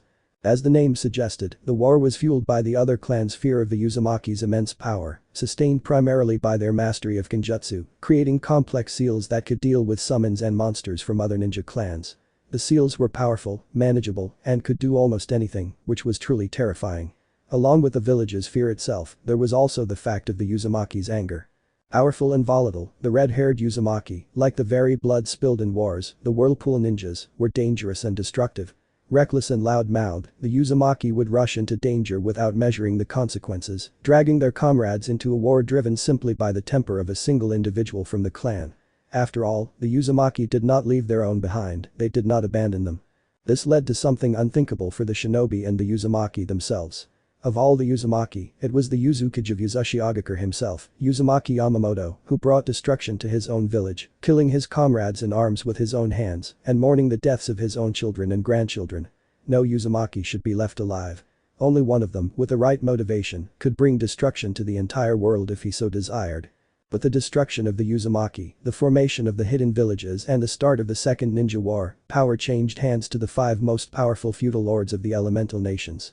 The Lord of Wind, the Lord of Earth, the Lord of Water and the Lord of Lightning, leaders of the so-called Great 5 villages, the most powerful among the villages, leading their countries to compete in wars, being the initiators of each of the great ninja wars after the so-called clan wars. But the feudal lords craved more power. They pulled the strings, took what didn't belong to them, and ended the lives of their opponents. After the feudal lords rose up in power, civil wars between members of the same families led to the elemental nations drowning in the blood of their own inhabitants, leaving thousands dead, whom history would eventually brand as traitors and usurpers. After all, history is written by the winners, not the losers. The winners would be elevated as the benevolent, the powerful, the wise and the good, while their enemies would be treated as mere animals, losers, frauds, murderers for leading their own country to destruction and bearing the brunt of every confrontation, every war, on their shoulders. All the deaths would be placed on the shoulders of the losers. The winners would never see their lives, their stories, tarnished by skeletons that could open people's eyes. However, the winners are the most treacherous. They manipulate, murder, and blackmail their own colleagues. Winners crave power, something they cannot have. A human being could always be corrupted by power and money. Now, Shimura Dono is taking too long. In a palace in the fire capital, in a hidden room with a dark oak table and chairs with enormous backs, a thin, elongated figure with a sharp face and aquiline nose sat at the head of the table in a golden chair, his eyes closed and his face completely impassive. A black and red kimono covered his body, while his night black hair fell to his shoulders. Soft, thin lips curved in a small grimace of annoyance, his arms clasped together and his hands hidden inside each sleeve of his kimono. Don't worry, Mizoku-sama. Shimura will appear soon. Behind this man's back, a figure wrapped in a dark black cloak loomed. Beneath its folds, one could glimpse Anbu armor engraved with kanji representing names, possibly those of shinobi who had fallen at his own hands. A flat mask, as black as night, hid the bodyguard's face. Mzoku Hatsumoto, 9th Lord of the Land of Fire, member of the Mzoku lineage, the ancient clans of the Land of Fire. Of all the members of the feudal lineage, Hatsumoto had been named feudal lord of the country after the sudden death of his grandfather, leaving a power vacuum that the young grandson quickly filled without any opposition, rising over his brothers and uncles a year before the Kikbi no Yoko destroyed his precious ninja village. Where his precious toys had given their lives to maintain order in the country against the power of the Bijk. Power that Hatsumoto now desired and that Councilor Shimura had located in the 2 sons of the Yondaime, in the form of Tujinch Kriki. And the feudal lord of fire could not be denied anything. Bronk. A muffled sound reached the feudal lord's ears. Hatsumoto opened his eyes, revealing a dark green color, like the forest itself. He untangled his arms and leaned slightly in his seat as the thick doors to the hall opened, revealing Shimura Dansum walking slowly, leaning on his thick cane, and accompanied by his 2 bodyguards, FK and Torin, 2 members of his paramilitary group known as Na, the Anbu loyal only to the Shimura clan. Sorry for the delay, Mizoku-sama, the Konoha councilman whispered, stopping 5 meters from the table. I found it a bit difficult to get rid of the Yondaime's companions. Pat pat. Bloody masks fell onto the table, staining the wood with a reddish liquid. Fractured, with thin pieces of skin, the 5 masks represented 5 animals. A lion, a buffalo, a leopard, a hyena, and a bear. All of them were stained, splattered with the blood of their wearers. I see. The Yondaime insisted on keeping you company, Shimura Dono. No. They were more like unwanted guests, he replied in his slightly thick dark voice, keeping his darkened eye on the feudal lord. I just got them out of the way. Hurling, Mizoku's lips revealed a cruel, amused and macabre smile at the sight of 5 dead bodies. He rested his head on his right fist, admiring the Anbu mask stained with the blood of Shimura's victims. We mustn't have any prying ears at this meeting. Kuku. Tap tap tap. Footsteps were heard, and from the shadows of the room emerged a figure with reptilian eyes, a face as white as milk, black hair reaching halfway down his back, and an elongated face, giving the feudal lord's guest the appearance of a snake.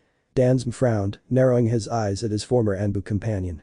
Orochimaru Dono, Hatsumoto turned his attention to the Sannin of snakes, the white snake of Konoha, the village's greatest traitor after Uchiha Madara's departure. It's good to see you were able to attend this meeting. Fukuku of course, Mizoku Dono. I couldn't miss the meeting where the fate of Konohagakure no Sato will be decided, the Sannin declared with a perfidious smile. Amam-sama. Orochimaru of the Sannin is not to be trusted, Shimura intervened with harsh words, looking directly at the calm figure of the feudal lord. He could be hiding his own intentions. I have worked with him before. He is one of the men who could kill you and take your place. Oh, are you really talking about Orochimaru like that, Shimura? Should I remind you of your dealings with the Uchiha dog, the massacre of children and the elderly, before I could have them in my ranks? You are not to be trusted either, my lord advisor of Konoha. However, it is easy to know what Orochimaru wants. The village of Konoha at his feet, at his service, and being the goddamn Hokage of the village for years and years, thanks to his body-swapping jutsu, could keep him at the top, he declared with some arrogance, observing the councilor's frown. They both desire the power of being Hokage, but they forget that above the Hokage will always be a daemon. I am the lord of the land of fire, and the shinobi of this country owe me complete submission, Shimura. A.N.B.U struck the ground with the tip of his staff, creating a light tapping sound that reached the ears of his two companions. Orochimaru smiled amusedly, while the fire daemon narrowed his dark eyes at the councilman. If you wish, I will work on the side of the traitorous Sannin, the councilman assured with resignation, completely frustrated. It's a good decision, Shimura Dono, the feudal lord nodded, pleased with the Hokage's councilor's submission. He had risen to power, destroying those who were his companions, friends, and family to sit in his seat of feudal lord, being the most powerful man within the land of fire, the one who counted 3 wars among his achievements. He flaunted them in front of his fellow feudal lords, showing that vulture-like smile. Now, the invasion of Konoha to depose the Yondaime Hokage from his post and take the Sandaime to his grave, as Orochimaru has requested. Bukikuku. My sensei needs a break from life itself, the Sannin replied in a lisping, amused voice, displaying a cruel and sinister smile. He should have killed me in his own time. However, he let me live too long. Now he's tired, an old man with wrinkled, sun-scarred skin. I thought Sarutobi was your friend, Daimon Dono. Mzoku lightly stroked his chin. Sarutobi Hiruzen, the old monkey, the Hokage who had won the 3 great wars and placed his country and village above all others. Now the time had come for his retirement, his eternal rest. He's my friend, he declared in a slow, dark, and cold voice. Friends are usable pawns in negotiations. If by killing the old monkey I gain Orochimaru's help, it's a benefit that only makes me grow. Shimura Dansm pressed his lips together, remaining silent. The Sannin shifted his reptilian eyes toward the advisor. Regrets, Dansm? I have no regrets, Orochimaru the old man replied, his wrinkled hand gripping the staff. Do not underestimate Sarutobi. He is old, and he has won 3 wars with his intellect. He knew how to marshal forces, accept advice, and use the right shinobi on the right missions. He did not get to where he is by just sitting back. He was the only one to defeat Hansm and achieve victory in a clash against the remaining Kage of the Big Five during the Second Great Ninja War. If you tickle his nerves, you will know who the Sandaime Hokage is, Orochimaru. Fukuku. Do I hear admiration in your voice? It's respect, old snake. Both of them maintained a hard cold gaze, looking directly at each other, connecting their gaze. Dansm frowned while Orochimaru attempted to use his Saki killer instinct on the old warhawk. This is extremely fun, isn't it? Saisho first. Mzoku looked at his partner, the silent Anbu acting as bodyguard. He only gave a slight nod. Both of you wish to be Hokage, however, only one can achieve it. Dansm Dono, you are a protector from the shadows. Orochimaru Dono, you desire absolute knowledge, to have at your disposal every jutsu known in history. He looked at both shinobi for a few seconds, letting out a sigh. Both of you must collaborate to obtain absolute control of Konoha. Always, of course, that both of you swear loyalty to me. How would he make us give in to his demands? Shimura turned his attention to the Fire Lord, lightly tapping his staff against the cold floor of the hall. He was an advisor to the Hokage, leader of the council, and commander of the No of Konoha. He had over 300 completely obedient elite Anbu, willing to give their lives for him. After all, I am a daemon. I have protection that few within your village could offer. Shinobi. I have the finest shinobi at my disposal, all of them A-class or higher willing to give their lives for me. I have an army of samurai willing to give their lives for me. Mzoku moved his eyes to Orochimaru. As powerful as you are, Orochimaru of the Sannin, I have someone capable of dealing with you. Mzoku Hatsumoto moved his hand slightly, in a somewhat docile movement. Saisho took a few steps forward, keeping his indigo eyes fixed on both Konoha shinobi. Brash. With a flick of his fingers, the Anbu cast off his black cloak, revealing blood-red hair falling to his shoulders, his indigo-violet eyes fixed on the 2 Konoha members. Beneath the robes, his body was athletic and he was about 6 feet tall. Saisho, a member of the 6, the finest group of mercenaries and bounty hunters you can find. If Akatsuki seeks peace, the 6 seek to make the elemental nations bleed to their very destruction. These are no ordinary shinobi. They are all S-rank, proven by their own exploits. Do you have 6 shinobi of that caliber, Mzoku Dono? Or is that just a name to scare his enemies? The Sannin asked with a certain touch of amusement, not believing that this unknown shinobi could match him. There are 6 members of the 6, Saisho's cold whisper stopped the feudal lord from replying. If you wish proof, Orochimaru, I will gladly give it to you myself. He took a step. An arm stopped him. I don't think it's necessary, right Orochimaru Dono? The feudal lord asked the Sannin, remaining calm and showing coldness in his dark eyes. Bukuku of course, Mzoku Dono. I will keep my attitude as calm as possible and will not incite our companion into a direct confrontation. At least for the moment he said, whispering the last part. He lowered his arm and Saisho moved behind his master. Now, back to what we were talking about. How many villages have promised to join us in the invasion of Konoha? Kusagakur. Tokigakur. Kemurigakur no Sato Smoke Hidden Village Suna has also aligned itself with us thanks to its dealings with the Wind Daemon, the Sannin reported in his cold voice, looking directly at the feudal lord. Deals with the rest of the villages have been interrupted. Our messengers were unable to obtain a definitive yes from any member of the council. Bold as Daisuke from the old man country. Ambitious, he only wants money, power and bores, Mzoku stated with some amusement, remembering the grey-haired Wind Lord.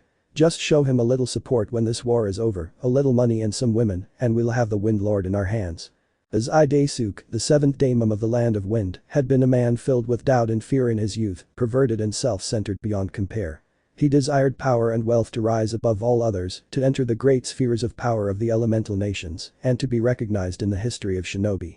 Anything else we need to discuss? Whispered the Hokage's advisor, remaining calm at all times. He didn't like being allied with Orochimaru. He didn't want to remain in the shadow of a man like Mzoku Hatsumoto.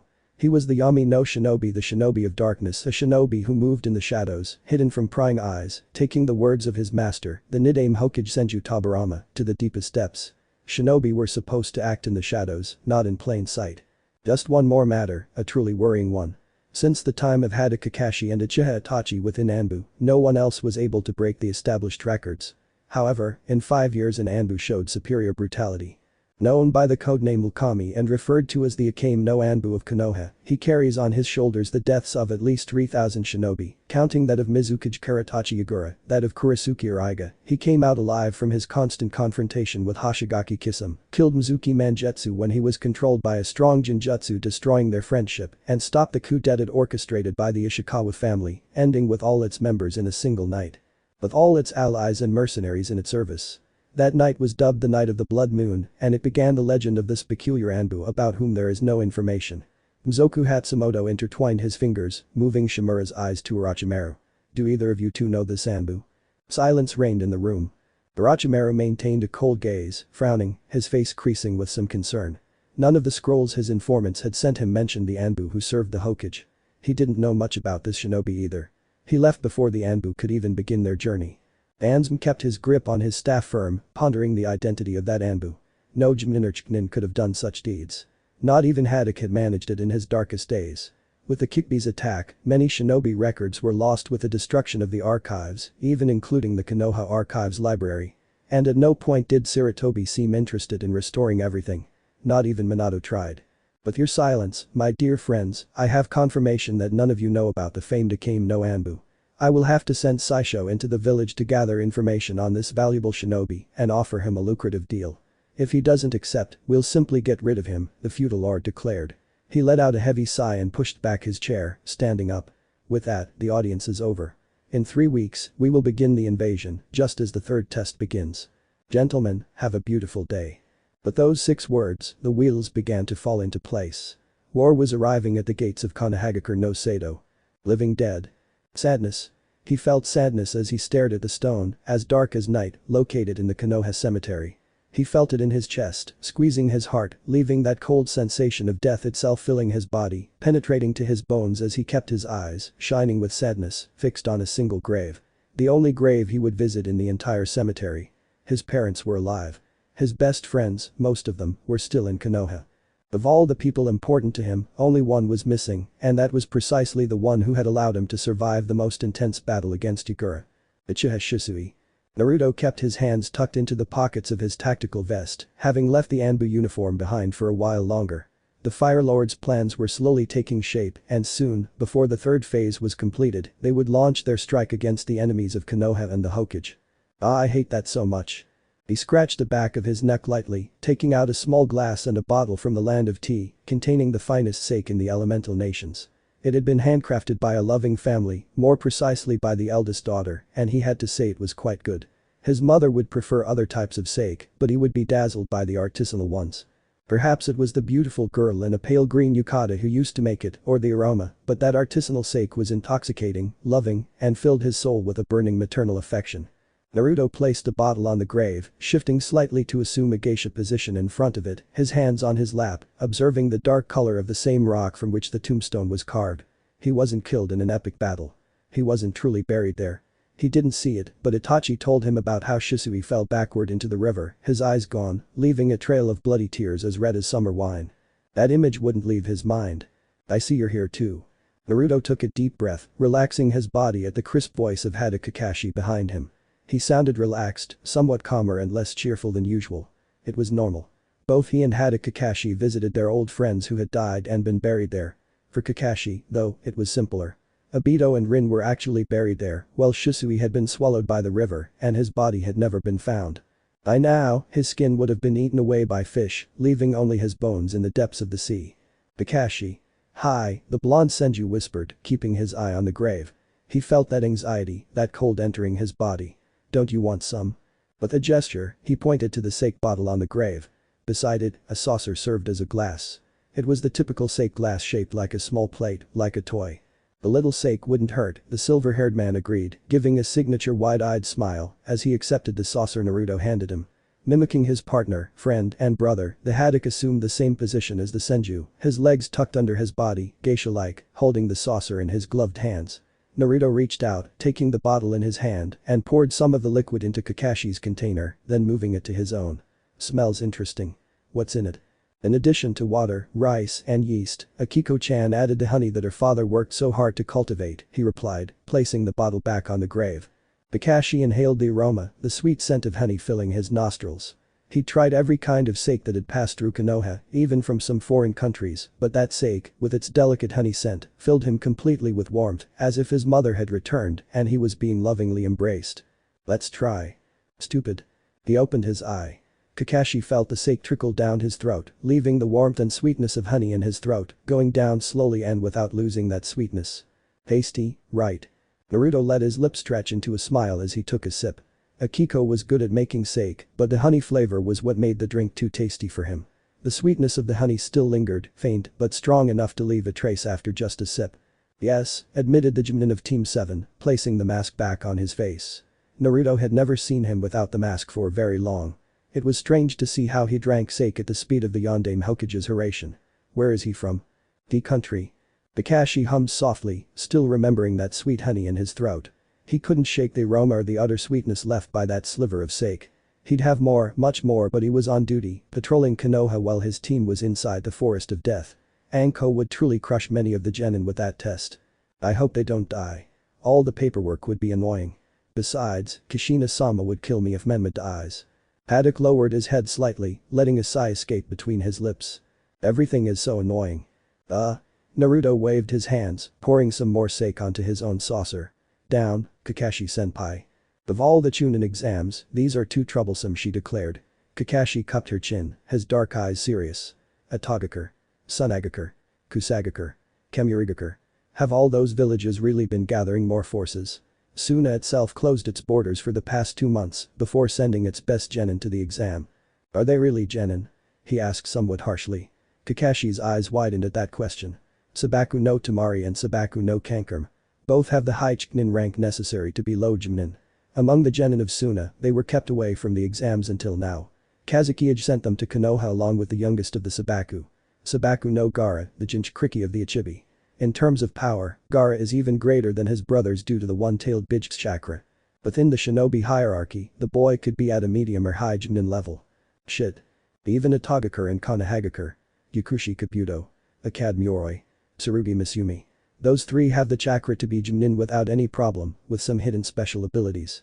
We shinobi are supposed to keep our abilities completely hidden, but those 3 keep themselves away from even the other genin of Konoha. Even Yoroi himself came back from a mission leaving his 2 comrades behind dead, just like Mizuki did. Do you know about Mizuki? The Sandaime told me. He manipulated Menma into getting the Hokage scroll. Minato told me that neither he nor Kushina ever wanted their children to be shinobi. They didn't want them to go through what they went through during the war and the missions before it. They wanted Mito and Menma to be just kids, normal children with a job far removed from death. But Mito. She was simply a genius in the shinobi arts, and Menma was stubborn. Neither Minato nor Kushina trained their two children. Mito taught herself everything, and Menma learned everything at the academy, where he was praised. He's not a skilled genius like his sister, but he's a genius of equal effort. I've seen his hands. Scars from cuts from throwing kunai and shuriken. Sores on his hands. He has a huge mouth like his mother. That's true, Kakashi admitted with a thin smile under his mask, remembering how Menma didn't seem tired during training, how he kept throwing kunai until he reached Sasuke's mark. Sometimes I think he's a male version of Kushina-sama with Minato-sensei's appearance. That's exactly what it is. Senju took a second glass of sake, feeling the sweetness fill her throat again. Namikaze Menma is a male version of Uzumaki Kushina. Mito is calmer, not cheerful like her father, but she looks like a professional when she puts on the vest. How did you do in Anbu? A slight amused snort escaped the Senju's throat, as if he were trying to hide a small laugh. As soon as she saw me rip that guy's lower jaw off, she threw up on a classmate's feet. It was hilarious. Naruto laughed loudly, letting his laughter fill the air. Kakashi shook his head, his face showing that he was also amused. The fabric of his mask moved slightly, indicating that he was smiling at that fact. Did she really give it back? Yes. He did it. Ha ha ha ha. Anbu wasn't fun. Death. Blood. The constant scent of blood. Constant pressure and lack of sleep on its members. But when there was an anecdote, when the masks came off, each Anbu member didn't waste a second, letting laughter and joy fill their lives. With death constantly surrounding them, any minute of the day could be their last. Have you spoken to Jiraiya-sama? Tsunade-sama? With my parents. The old man's doing his research. He got hit hard in the balls in the land of hot springs, he expressed with a hint of amusement, showing a sinister smile, and enjoying the image of his father writhing. My mother, on the other hand, Naruto changed his face, now showing a small smile, as in a town on the border of the land of Earth. A week ago she sent me a letter. When the Chunin exams are over, she'll be expecting me for some quality mother-son time. Kakashi kept his face calm. How long has it been since you saw her? Not much. In fact, I saw her a few weeks ago, before arriving in the land of waves where Zabuza died. Wait. You knew Momochi's Zabuza? The old man with the enormous sword. Yes. That guy made sense, he said, letting melancholy fill his voice. He was a true shinobi in a world of shinobi. A bit of a mistake, but at the end of the day, shinobi are just tools to the powerful. Silence fell over the cemetery. Naruto kept his eye on the kanji spelling Uchiha Shisui's name, while Kakashi gazed up at the sky, keeping his eye on the light blue that came with spring. Once in autumn and once in spring, the Chunin exams came to the elemental nations, while the Junin exams were held in summer and winter. Well, Kakashi began to stand, brushing the fine strands of grass off his dark trousers. It's time for me to get back to my work. I'll leave you some for yourself. With a gesture, Kakashi began to move, leaving his companion alone. Naruto took a deep breath, moving his gaze to the sky, feeling the wind stir his hair, as if it were a woman's delicate fingers tangling in it. Shisui. Uchiha Shisui. Of all the shinobi, even Itachi, Shisui was always the best of them all, displaying a huge smile, being the shinobi by definition. He didn't mind dying. For Shisui, giving his life was the least he could do. Naruto massaged his neck and began to move as well, leaving the sake bottle on the grave. Even the dead needed a little sake, too, to enjoy their second life. Oh. How thoughtful, Naruto-kun, always giving me the best so I can enjoy it. JSJSJSJ. He opened his eye fully, freezing in place, feeling his muscles go completely paralyzed, and not even his hair seemed to stir in the wind. He raised his face, moving his blue eye, which shone brightly at the ghostly figure leaning against the tombstone. Shisui. In all his splendor, showing his blue-black hair, his Uchiha uniform along with the tantrum he used to use, Uchiha Shisui smiled at the astonished face of his old companion in the Konoha 3, his old friend and brother. Naruto swallowed hard, feeling his Adam's apple bobbing up and down. A drop of sweat trickled down his temple. What? It's like you've seen a ghost, Naruto-kun, the Uchiha pointed out in a soft voice, showing that characteristic smile he used to show everyone. Naruto knew it perfectly. Itachi himself had seen that smile. There was no one in the village who didn't know it. What the buck? Being a ghost is actually pretty cool. Look. Shisui moved his left arm, raising it a few inches, and slammed it down against the tombstone. Naruto watched as the arm slammed into the rock, passing through it from top to bottom, all without losing his smile. That doesn't explain anything, the blond man muttered, staring at the figure of his old companion in front of him, as if he were alive. Only sometimes did Shisui's figure actually become slightly transparent, like that of a real ghost. You really don't know? No. Shisui hummed lightly, moving his arm away from his own tombstone and moving it, pointing with his index finger at the bandage covering his companion and old friend's left eye, or rather, at what that bandage was hiding. You have my eye, after all, Naruto-kun. Naruto opened his right eye slightly in shock. He swallowed hard and reached for the bandage covering his left eye, the one that hid Shisui's Sharingan. Your eye? An amused smile danced across the Uchiha ghost's lips. Chakra is a part of us throughout our lives, being a fundamental part of us, being what keeps us alive, manifesting in our spirit. Chakra holds our spiritual strength after all, and that is recorded in any part that possesses our chakra. Itachi gave you my eye after using it with Yagura some time ago, and Minato implanted it in your body, in the empty socket left after your confrontation against the Oni Kimdai of Kurigakure, on that mission. The Jujutsu always carries the chakra of its bearer, Naruto-kun, and you now carry my chakra in your body after all this time. That was what allowed me to establish contact when you faced the Jinchuriki of the Sanbi. That is why you heard my voice. That is why you were able to access the Susanoo. He shook his head, hearing those words. It was Shisui's voice. It was the same warm voice as his old companion, but he still couldn't believe it. Naruto clasped his hands together in a seal. When? He released chakra. A huge amount. He had to undo that illusion and find out who was messing with his mind. Nah, something like that couldn't separate me from you, Naruto-kun. Shit. Senju Naruto sighed wearily, feeling the discomfort in his head, hearing the Uchiha's voice as it slowly hit his ears with the voice he longed for. Slowly, he let a smile form on his lips. So we share a body? You could say that. I'm not sure. I just know that I see everything you do through my eyes. Even that moment with Kokura when. Shut up, stupid ghost. Shisui gave an amused smile. Naruto gave a warm smile. Did Itachi know about that? Now, when Shisui had mentioned the chakra in his eye, he could feel something strange inside him, a strange chakra that wasn't his own. It wasn't strong.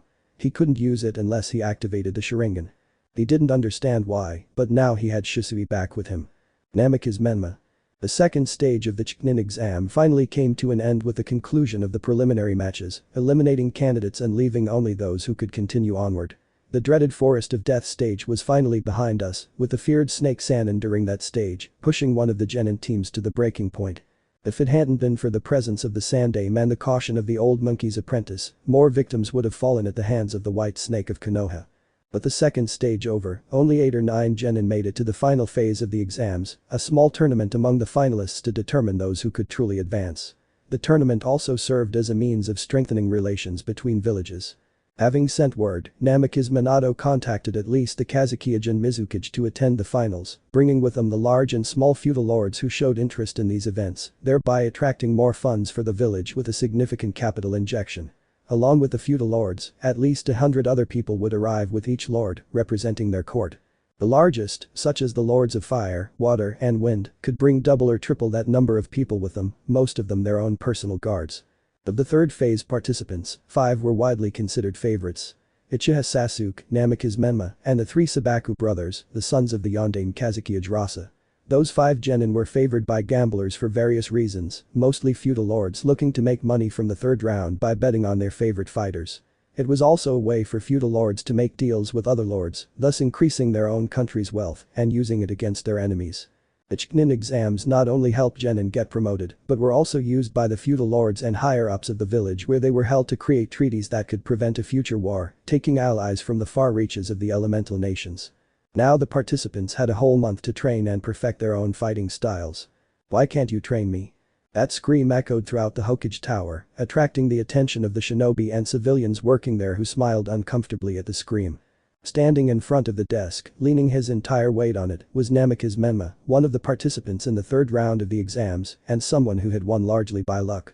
During the preliminaries, he battled his classmate Kiba, using Kage Bunshin and a bit of his own ingenuity, adapting his fellow Uchiha's skill to his own style.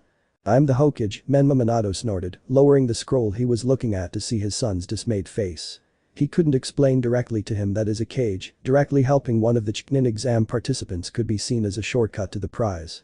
The Kage was the most powerful and experienced in the village, so helping a genin in an exam would be seen as an advantage over the other participants, given the Kage's own experience. I can't help a participant. Much less my own son. He gritted his teeth. He was angry. He could actually feel his blood boiling beneath his skin, and he could feel his father's words, his refusal, pissing him off, making him completely enraged. At first, Kakashi had taken Sasuke as his apprentice and claimed he couldn't help him. His sister was focused on the Chunin exam that would come after the Chunin, so he was spending most of his time studying and preparing for the tests after that. His mother was away, on a mission for his father as a Chunin. He was completely alone, with no one able to truly help him during that month of preparation. "I have a teacher for you. An elite Chunin," her father's words cut off the train of thought that was forming in her mind. She raised her face, watching as the yondaime returned his focus to the scroll in his hands. "A.N.B.U. He will be in charge of training you for the test." "That perverted idiot. But Dad. He won't be able to teach me anything. And I want to pass the exams," he retorted vehemently, staring straight into his father's imperturbable face. Minato let out a heavy sigh. "He's a closet pervert." Minato brought his hands to his forehead, rubbing it, feeling the throbbing pain begin to hit him. He sighed, placing the scroll back on the table, staring directly into those sapphire blue eyes. "Menma. There aren't many shinobi available right now. Either you take A.N.B.U. or you don't. I will prepare it, Hokage-sama." Leaning against the windowsill, looking out over the village, Naruto kept his face completely serene, his loose hair swaying in the gentle morning breeze. He had left his A.N.B.U. uniform aside, returning to the signature uniform of the Leaf's elite Chunin. He kept the zipper of his vest slightly unzipped, revealing the high collar of his undershirt. Minato, truly surprised, placed the scroll in his hands on the table. "You shouldn't worry. You're still on your vacation. It wouldn't be like me to burden you with my son and ruin your vacation. A shinobi never takes a vacation." Naruto looked at Menma. With his right eye, he studied the rounded face, the twitch that appeared above his brow when he showed annoyance, his hand slightly cut from throwing ninja weapons. At a glance, the son of the Sannin grasped the effort that his master and godfather's son had put into training. He could see it in his hands. In his pose. There were flaws, but they could certainly be removed. "I can take charge of preparing this boy for the third stage, Hokage-sama. I've already appointed a teacher for my son, Naruto. With everything that could come your way, there's no need for you to deal with the impulsive attitude of a pre-adolescent," the blonde Hokage declared, giving his son a look that stopped him from replying. The older man let out a sigh. "But I won't stop you, will I?" A faint smile danced across the Senju's lips at the Hokage's pitiful question. "You know me too well," he admitted, turning and sitting by the window, looking directly at father and son. "If you can't give him a hand because of your position, I'll gladly do so, for all the trouble I've caused you in the past." "It was nothing, Naruto." "Hey. Stop talking about me like I'm not even here, Tobeo," the boy growled, slamming his tanned features on the table. "Don't I have the guts to choose a better teacher? I want you to train me, Otmson." Minato let out a sigh, now understanding that Kushina had been entirely right about her son's sometimes selfish behavior. He moved his eyes to his godson, then settled them on his own son. He knew Menma wouldn't back down. Like his mother, when her son set his mind to something, he wouldn't stop until he got it. And on many occasions, he had succeeded. Especially when it was least of all. Unlike his sister, Menma almost fell for the flattery of the civilians, the ingratiation they showered on him to place him in opposition to his position as Hokage. As a Chunin, soldier, and current Hokage, Minato knew the manipulations that selfish nobles, disgusting civilians, and elderly councilors could pull. Shimura Dansm, above all. He hadn't forgotten the trouble the old warhawk had caused and what it had led to. In a strained relationship, he could understand an old man's desire to gain control over the village, but he didn't understand his motives for involving the country's daimon, bringing with it a possible civil war that would divide the country in two. And this is no time for war. Not now, the Hokage reminded himself, letting out a breath through his nose. With Orochimaru's moves toward an invasion, it was clear that it would be Mizoku's turn to remove them, placing someone he could manipulate in power, like Orochimaru or Shimura himself. "It's simple, Menma. Either you choose me or you stay with the super elite trainer A.N.B.U., Naruto declared, pointing at the preteen with a smile. He didn't know A.N.B.U. personally. Having been away from Konoha for 5 years, many things weren't completely the same, one being the proud and conceited Menma he knew before leaving for the war. Now he saw a happier man, more like Kushina, but with shortcomings that needed to be corrected so he could be a true shinobi. "And I think you already know who suits you." "Arg. I'm not going to let you train me. You of all people. Didn't you say I couldn't become an Anbu?" Menma asked the question as if he had thrown a bite. "Being who you are? That's impossible," he declared with an amused smile, watching as the boy snorted in annoyance. Clearly, Menma in his current state couldn't be classified as an Anbu. Not even he as a child would have been one if he hadn't experienced the cruelty of the shinobi side. If Momochi's abuser's words hadn't been engraved in his mind and the manipulation of his friend Itachi hadn't occurred leading to the Uchiha massacre, as well as Shisui's death, he couldn't have been an Anbu, no matter how much he wanted to. His approach at that time was different, somewhat similar to Menma's. But he had left that behind, creating Ukami to protect himself. However, he stopped the boy's words, raising his right hand, looking directly into the preteen sapphire eyes. You could become one if that's what you want. But only once you discover the truth of the world we currently live in. I didn't stay away from Konoha because I wanted to, Menma. I did it to protect the village from enemies who could have destroyed it, protecting every child who inhabited our country. I didn't go to war because I loved blood, I did it to save the lives of those condemned to a world of blood and death. But those cold, harsh words, the Senju stopped, watching as his words entered the boy's head, as his brow furrowed slightly, trying to comprehend what he had said. And it was all true. A.N.B.U was not for just any shinobi. If he hadn't changed thanks to his own experiences, he wouldn't have been able to get to where he was within the organization. He couldn't even have completed a single mission that the Hokage had given him. A.N.B.U didn't lead an easy life. Ukami was no ordinary shinobi. While his identity as Naruto was completely devoid of any feat, his alter ego as Ukami, the Akame no A.N.B.U of Konoha, had been recognized as one of the deadliest ninja of the time, with a record of 201 S-rank missions completed in a single year, killing a total of almost 4,363 shinobi, regardless of rank when he killed. He even went so far as to kill a cage, the latter being manipulated by a masked man. Ukami was a legend. Naruto was a nobody. And you're the only one who can give me that knowledge. Menma muttered with some annoyance, watching the Junin with sharp distrustful eyes. He'd never seen him in action. He didn't know him. Of the Junin he'd met, only Kakashi had lived up to his expectations. Although he hadn't met too many, if he counted the teachers of his classmates at the academy. I'm the only one who offered to do it. And not many A.N.B.U will. It's an opportunity you couldn't pass up, the Senju declared, knowing that it was unlikely any other A.N.B.U would accept Menma as his apprentice. And in fact, he did so because his father wasn't there. The twins' godfather was still staying away from Konoha. There were only a few days left until his arrival. Do you accept? In a few years, you might regret it. Namikaze Menma closed his eyes tightly, tilting his head and feeling his father's eyes on him. Did he have any other choice? If he didn't choose that offer, his father would appoint Konohamaru's perverted teacher as his sensei. There was no Kakashi. His sister couldn't help him. His father was determined not to help him. Through gritted teeth, Menma spat out his answer. I accept. A strict teacher. He felt his muscles burning. He couldn't lift his arms. His eyes could barely stay open. He breathed heavily, steaming in the freezing night. Sweat trickled down his face. Blood stained his tattered t-shirt. Minor wounds were clearly visible on his face. His right eye was closed, swollen and purple from a severe blow. His mouth was slightly twisted and pinched. If someone looked closely, they could see him clenching his fists and trying to stay on his feet despite his obvious fatigue, his legs slightly trembling. At any moment, he would collapse on his knees and probably not be able to get up. Weights were visible on both his arms and legs, restricting the movements of the boy with his messy, blonde hair, dirty with dust and sweat. He moved his hands, showing discomfort as he twisted his face slightly, reaching for the zipper and yanking off the remains of the jacket of that bright orange jumpsuit, which wasn't as bright now. His pants were shredded, one leg completely ripped and the other riddled with cuts, revealing the skin scarred by cuts and slightly burned by some jutsu his opponent had used. If you squinted and looked closely, you could see the burn marks on the fabric of those pants, dark and charred. It was a relief that he hadn't taken a bigger hit from the Kaiten jutsu, or his body would have been completely charred. He gritted his teeth, wiping the blood dripping from the corner of his lips with the back of his hand, feeling his body beg for a break. But he wasn't going to rest. That wasn't his thing, in any way. He agreed to be trained by that A.N.B.U, and he wasn't going to go back on his word. He never had, and he wasn't going to do it now. Especially not when he thought of Sasuke and Orochimaru. He remembered the confrontation with the White Snake during the Chunin exams. They had truly been lucky enough to survive.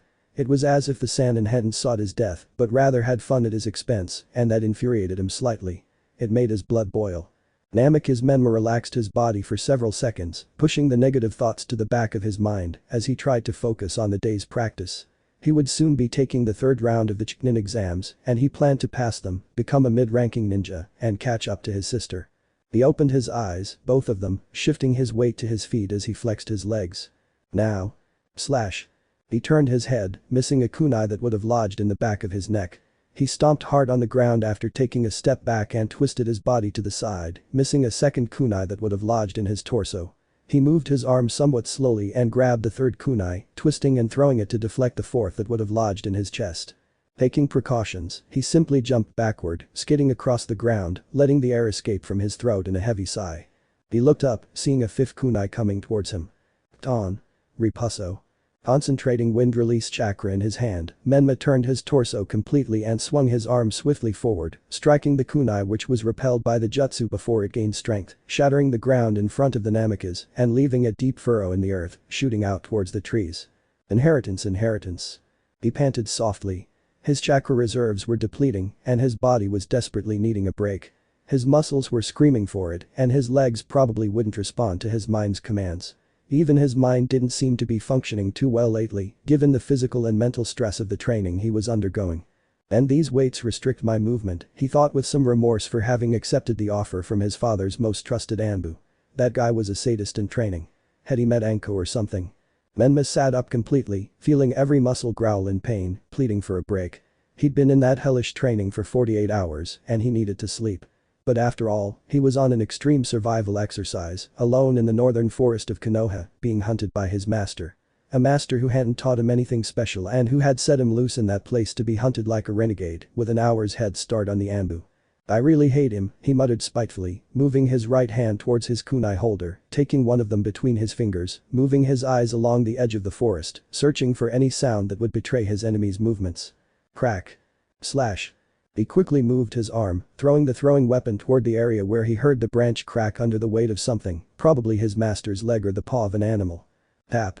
If it had been Sasuke or Sakura, it probably would have gone through my right eye, a voice said with a somewhat mocking, amused tone. And I've already lost one eye, thank you. From between the trees, Naruto's figure slowly appeared. His Jonin uniform was completely spotless, as if he hadn't been hunting his apprentice for 2 days straight. His face showed no signs of fatigue or lack of sleep, as he was already accustomed to Anbu missions where sleep was only a secondary concern. The son of the Sannin moved his arm and returned the weapon to his student. "Tch. You look like a mess," Naruto pointed out with a hint of amusement in his voice, watching as Menma looked annoyed by it. When he offered him training, he expected him to decline. He had expected to see him proud, selfish, spoiled, but the boy wasn't as much of an idiot as he had expected when he first saw him. He just needed some polishing and he could shine like a diamond. "Do you want food?" "No, thank you," Menma replied reluctantly, taking a soldier pill from his ninja pouch and bringing it to his mouth. In just a few bites, the pill was crushed and swallowed by the pre-adolescent. That would give him another 3 days and 3 nights of training, unless he suffered a serious injury. "This is enough." "Oh, I see. You know the benefits of soldier pills," the Senju admired with a certain touch of surprise. Menma wasn't one of those who seemed to know about certain elements, while Mito was one of those who read about everything and stored it in the library that was her head, not missing a single detail. "Surprised, sensei?" Naruto's lips moved into a smile. He had noticed how strongly he had called him sensei. He knew of the boy's hatred for him, simply because he didn't see him as someone capable of being an Anbu. Children shouldn't even be sent to wars without proper training, yet they had been used in wars as cannon fodder. She pressed her lips together. A name came to mind, to her lips. She remembered that little genin from Kiri who had been completely destroyed when she was sent on a mission. It was a mistake on her part. He shook his head, looking directly at Menma, into her sapphire blue eyes. "Just a little," he admitted sarcastically, crossing his arms over his chest while still smiling. "You don't seem too smart." "You bastard." Menma stomped his foot and lunged forward, swinging his fist with the clear intention of hitting his master in the face. Naruto watched it in slow motion. He was used to ninjas who moved 10 times faster. He had no use for the Sharigan, which allowed him to anticipate the movements of his short, irascible student. Tap. Pam. Cough. He grabbed his wrist and yanked him forward, slamming his knee directly into his stomach, earning a muffled grunt from the Namikaze and blood staining his tactical vest. He spun and threw the boy to the left. Menma spun and fell to his right knee, clutching the bruised area of his stomach. It had been reckless to rush forward like an indestructible fighter. But he was a mere mortal, after all. What's up with that? Just charging forward like crazy. He raised an eyebrow, watching the boy get back to his feet. "You're a shinobi. Act like one. Plan. Think of the consequences of your actions, you little brat. You're not very old either, bastard. Nin. Shuriken Cage Bunshin." Taking shurikens from his bag, Menma threw them towards his master, passing through the corresponding seal and turning those 10,000 shurikens that marched quickly with the intention of stabbing into the Senju's body. Naruto sighed calmly. For a second, he closed his right eye, feeling the wind caress his messy hair. He began to walk forward even with his eye closed, moving his left arm with surprising speed, grabbing the shurikens and shattering them into clouds of smoke, surprising his apprentice. "Focus. Pam." Menma twisted forward in pain as Naruto buried his fist in his gut, a crushing blow that made him spit blood and feel his body vibrate from his master's devastating move. He gasped, stepped back, and tried to stay on his feet, staring at Naruto with a twisted face, reddened with pain. He had barely held back from that small blow to the boy. Anymore, and he could have killed him. Do you? Clear mind. You can't expect your enemy to just stand there and take your shurikens like it's nothing. Especially when they're so much stronger than you. He slowly showed one of the real shuriken to his student, now nothing more than scrap, and I'm stronger than you. A simple move couldn't have killed me. You should have replaced yourself with a clone, shifted and transformed into one of these, and attacked me from behind. That would have been much more effective, like what you and Sasuke did on the mission to the Land of Waves. Why you know about it? Slowly, Menma recovered, leaving the blood behind and standing up to look at his master, admittedly surprised. He hadn't expected him to know about the confrontation with Zabuza, one of the 7 swordsmen of the mist. Kakashi told me. You did well there, although you weren't ready for an A-rank mission like that, he admitted calmly. But, it really surprises me. You have a mind for combat, huh? Like your father a bit. Although that impulsiveness of your mother's will get you killed one day. You must see when an enemy is stronger than you and act accordingly and not wait for everything to turn out like in the fight against Zabuza, understood? Yes. You have the makings of a shinobi. We must polish those makings and make you into a truly amazing one before your fight with that weird-eyed Hyuga. Menma opened his eyes. Do you know about my fight with Niji? He asked, letting surprise creep into his voice. The whole village knows it. And they're betting on the prodigy Hyuga. It felt like a stinging pain. He gritted his teeth and lowered his face in frustration, feeling like scum. They'd always seen his sister as the genius of the family, comparing her to Kakashi or Itachi, the one who had betrayed the leaf.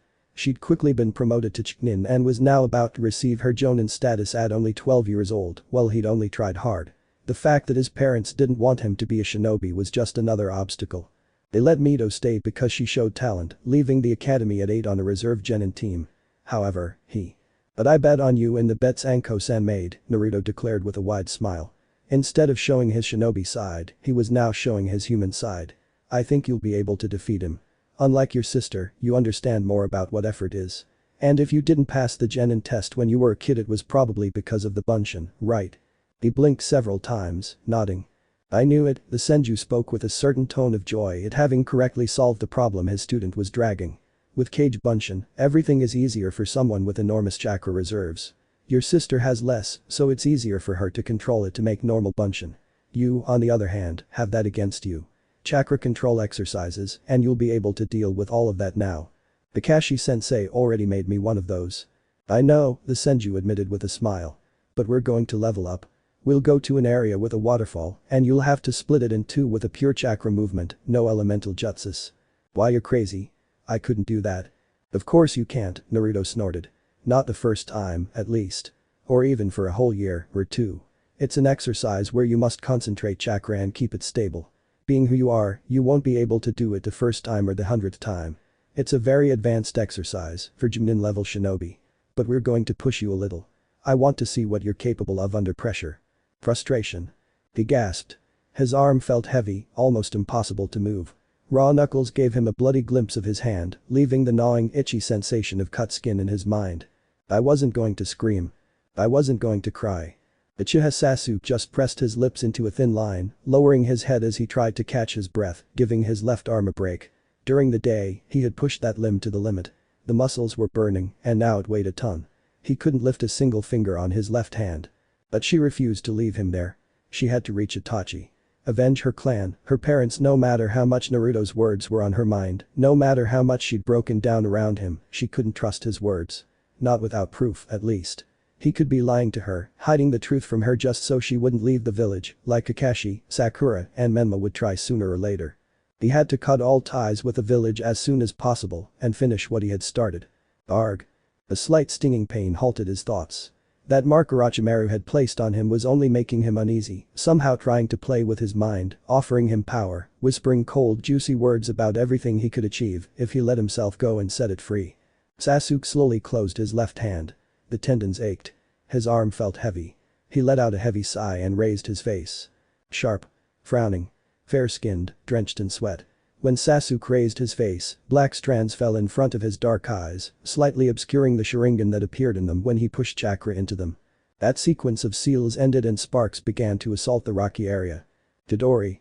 With his hand wrapped in lightning once again, Uchiha Sasuke stabbed the stone in front of him with his injured arm, letting the movement imbue all the anger he had bottled up, which he tried to hide when that feeling of brotherhood appeared when he fought on Menma's side in Nami no Kuni.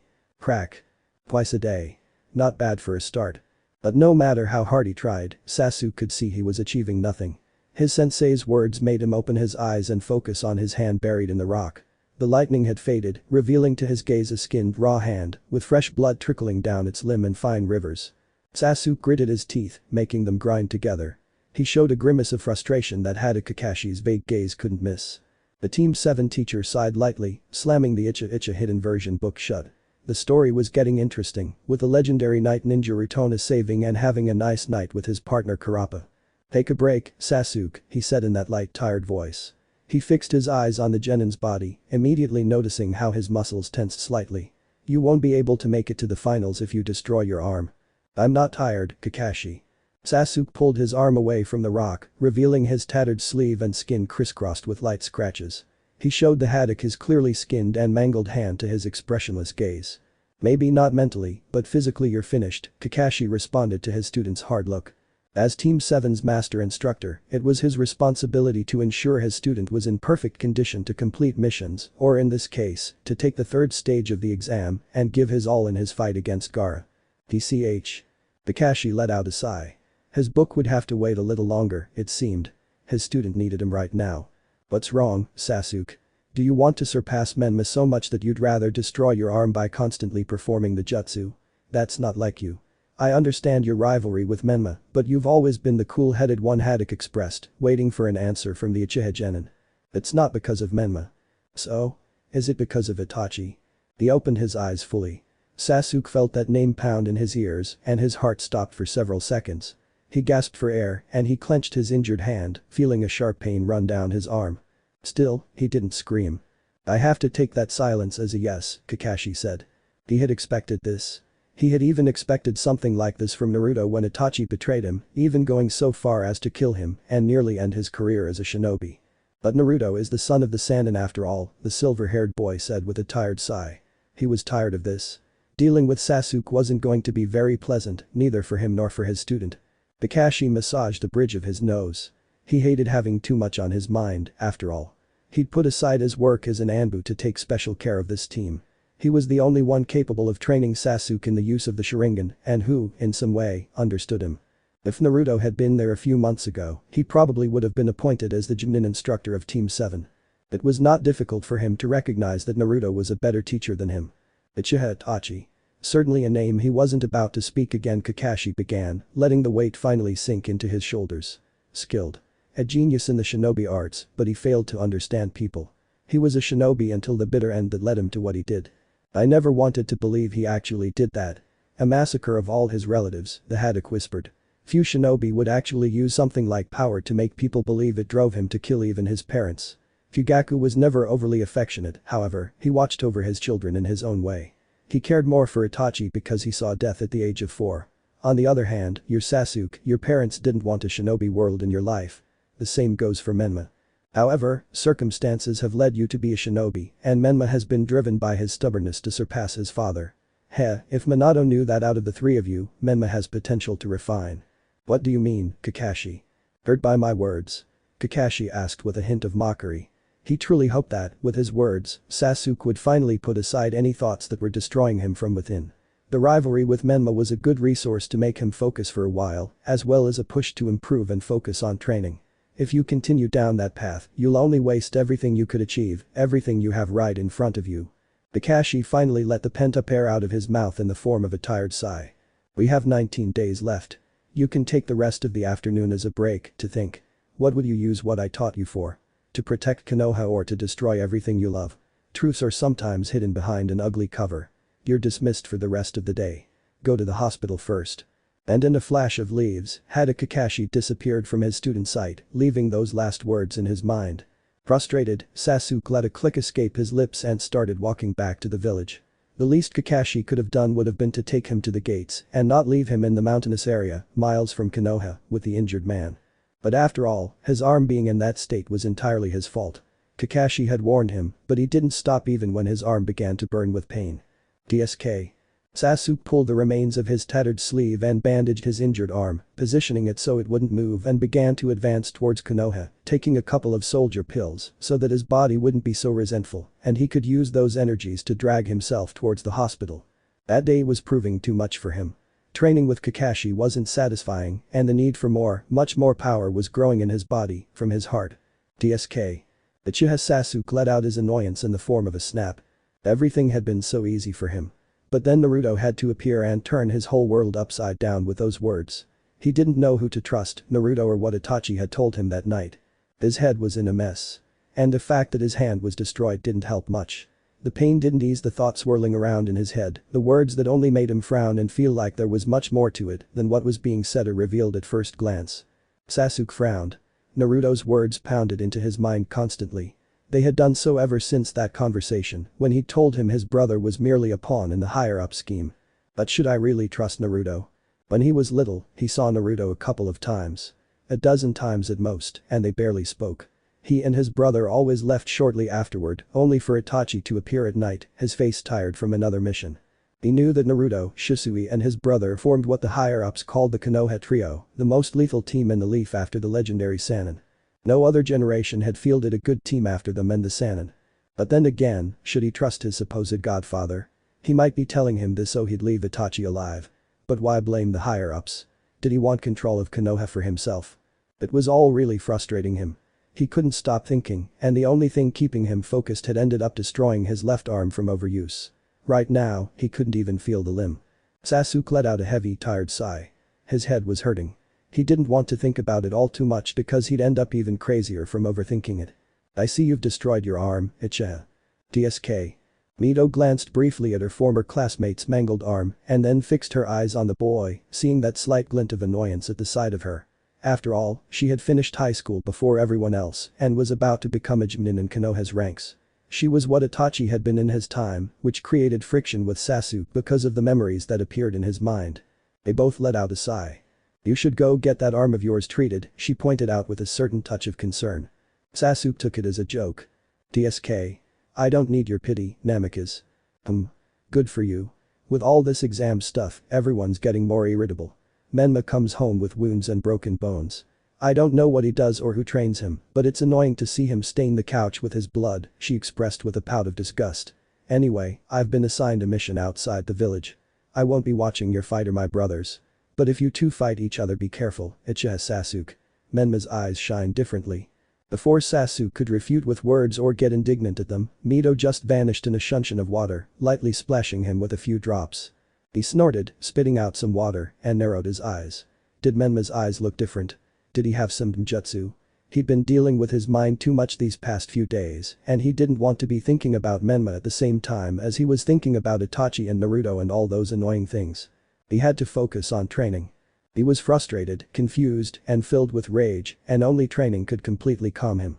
His shattered arm prevented him from training, and so he had to continue to deal with that frustration, that bad taste in his mouth, and the anger murmuring in his ears like a little devil. Shit. I'd better go to the hospital now and get back to training later. With that phrase in mind, Uchiha Sasuke walked towards the Konoha hospital, being watched by shinobi and civilians alike, looking directly at his mangled arm. Dark thoughts were filling his mind. Burn, capital of fire. Repositioning the mask on his face, showing a deep blue eye filled with immense calm, Senju Naruto had resumed his Anbu attire exactly 1 week before the finals of the third round of the exams, thus executing the plan that both the Sandame and the Yondame had created to counteract the selfish movements of the feudal lord over Konoha and a large part of the people of the Land of Fire, trying to extend his tyranny to the deepest part and take what did not belong to him. Such as an attempt to kidnap Kushina in her time and her interest in the children of the Yondame and the Uzumaki. The fingers of that cruel man even reached within Konoha itself, having contacts all over the Land of Fire. But Naruto wasn't an idiot. He knew perfectly well that if it hadn't been for the feudal lord's niece, they would now be nothing more than rebels who could be executed for treason before the nobility. Meeting her uncle, completely disagreeing with him, and being hidden by the villagers when he went berserk and killed her entire family to stay in power. Or so she would have managed if a young Hinako hadn't escaped from the royal palace and later taken the position of Fire Lord that should have been hers. Taking that thought, Naruto finished adjusting the gloves on his hands, feeling the weight of the ninjutsu on his back and all the eyes of his subordinates on him, as if he were a beacon of light, a hope for all of them. But he was simply the feared Akame no Anbu, the most bloodthirsty Anbu after Hada Kakashi and Uchiha Itachi himself, taking the lives of over 3,000 shinobi, counting both those he had killed on missions and those he had ended up murdering during the Kiri Civil War, increasing that number when he added every mercenary or assassin he executed without any mercy. If his face wasn't covered by that wolf-like Anbu mask, it would reveal the kindness hidden behind the Anbu, allowing anyone who wanted to see his huge smile and enjoy his silliness. But when that mask hid his face, he simply would have no mercy on his enemies and those who harmed his people. For the umpteenth time that night, the young adults stared at the enormous wall before them. Within the Land of Fire, even before any ninja village, the capital was the most fortified area, with enormous numbers of soldiers, with thick walls and gates that would be impossible to breach with a cannon, and with special soldiers that even a shinobi would take into account in order to survive. He had all of this in mind. Nearly 30,000 samurai would be roaming those streets, all with their chakra-conducting iron swords, so they could use their repertoires of kenjutsu techniques. Muzoku had likely hired some special group of mercenaries or shinobi for them to deal with, which made matters even more complicated. While they could easily dispatch the low-ranking samurai, things would become increasingly difficult as they drew closer to the feudal lord's house, delaying them in obligatory and difficult confrontations. Adding in that possible group of mercenaries or special shinobi would undoubtedly make things much more complicated for them. Following those thoughts, Naruto finally strapped the kunai holder to his leg. He stood on a branch, watching the soldiers' movements on the wall, trying to find the pattern to sneak in and open the main gate. He alone couldn't deal with the power of a feudal lord. Hinata had to claim the throne for herself, using her own strength and her allies to do so. He was just a man. Although one truly willing to take on all possible enemies with his own hands. The Senju let out a sigh, watching the steam rise from under his mask. That night was too cold to be spring. And it was a bad omen for him. He didn't like the cold at all, much less snow. I hate the cold. Haha, do you still hate the cold? There was another of his problems. Uchiha Shisui. Ever since his confrontation with Yagura, which forced him to use the full power of his old friend's Manjikam, he had had the voice of that cheerful Uchiha constantly in his head, an annoying presence among those who exist. TCH. Shut your mouth, Shisui, he replied in a thick voice. He swallowed slightly and rolled his head over his shoulder. Behind him was a platoon of Anbu, and under those leafy trees was Hanako's entire army loyal to him. Some retainers were actually loyal to her, even giving their lives in that confrontation. There's going to be too much bloodshed. That's the shinobi world, Naruto. There's no light or darkness, only a gray too thick to distinguish good from evil. Captain. It's time. Unable to respond to his old friend, who had half materialized at his side, Senju Naruto waved his hand and disappeared in a bluish flash, being imitated by his Anbu squad, who used the famous Shunshin to move to the top of the wall, and from there launch themselves into the interior of the city, where they would undoubtedly have to fight the guards. They would have to move in the shadows, open the gates, and take advantage of the chaos to take the feudal lord's life. As shinobi, they would have the advantage in shadow movements. Careful. Naruto stood still on the wall, watching as a shower of arrows impaled a dozen of his companions, who fell to the ground as if they had been turned into simple sieves. Naruto sharpened his gaze, taking the handle of his ninjutsu to block the blade of a kunai that tried to slice his neck. He examined his attacker. Black Anbu armor covered his body, along with a flat black mask with the kanji for 6th and wide on his forehead. Perhaps some kind of insignia of the order. Naruto slid his left hand back, which was noticed by the enemy. You're not very smart, are you? Rokuban 6th. But the cry fell on deaf ears. Before the stranger could get too far away, Naruto slapped a tag on the inside of his opponent's wrist as he took the stab from his enemy. I'm smart enough. Kai. And Naruto exploded into a dense cloud of smoke at the same time that Rokuban's arm ended up bursting into flames, completely losing that limb and being sent to the ground, beginning to bleed from the opening. You son of a… Stop, a second masked figure appeared to stop his companion, staring at the Senju's back. That guy is Akame, no Anbu. It's best if you leave him to Saisho. We'll have to take the others. Slowly, the other Anbu had opened the thick gates of the city. You're sure? Yes. There isn't. Haha, being welcomed like a hero by young ladies, that's what I truly admire. With confident steps. Showing off that leonine gray mane, that wicked smile that only a perverted sage could wear. Jiraiya of the Sannin led the army of the feudal lord's opponent. There was no one else. The Six, the mercenary organization under the command of the feudal Lord of Fire, would have to deal directly with the strongest of the 3 legendary ninjas of the old era, while the most stubborn of the new ones drew ever closer to the nobleman's house. Don't buck with me, hissed Go-Bam 5th appearing next to Roku-Bam and Yon-Bam 4th. The feudal lord wouldn't expect villagers armed with stones to throw away his legacy of tyranny, would he? The Toad Sage asked, standing between the three members of the six in young Hinako's army, arms crossed, showing that confident smile that characterized him. It was only natural for enemies to have doubts. Dealing with the strongest Sannin. Any shinobi in the world would think at least 7 times before even facing one of those legends. When in doubt, take the plunge, go Ban declared in a tired voice, walking slowly towards the Sannin. He was of average height, towering over the Sannin by at least a head in height and build. I'm not going to let myself be trampled on, Jiraiya of the Sannin. Ha. It's not like I'm interested in you, Brett. I'm just here to watch him shine, my precious son. At the blink of an eye of the mercenary shinobi, Jiraiya smashed through his defense with a crushing blow right against his opponent's sternum, sending Ban crashing into a house, where he was buried by debris. Hey, I can't take over the whole party. Jiraiya pointed out, looking over his shoulder at the rest of Hinako's Anbu and soldiers. Go do your thing. I'll take these guys over here. Jiraiya moved, responding to Ban's movement by deflecting his arm, slamming his elbow into the stomach and kicking the Anbu mercenary so that he fell to his knee. All of this without Jiraiya really taking those strange mercenaries seriously. As the allied soldiers and Anbu advanced through the streets, encountering the feudal lord soldiers, the Sannin began to speak. The Six. A little-known S-class ninja organization. Luckily, I have some good informants, haha the old Sannin declared with a dry laugh.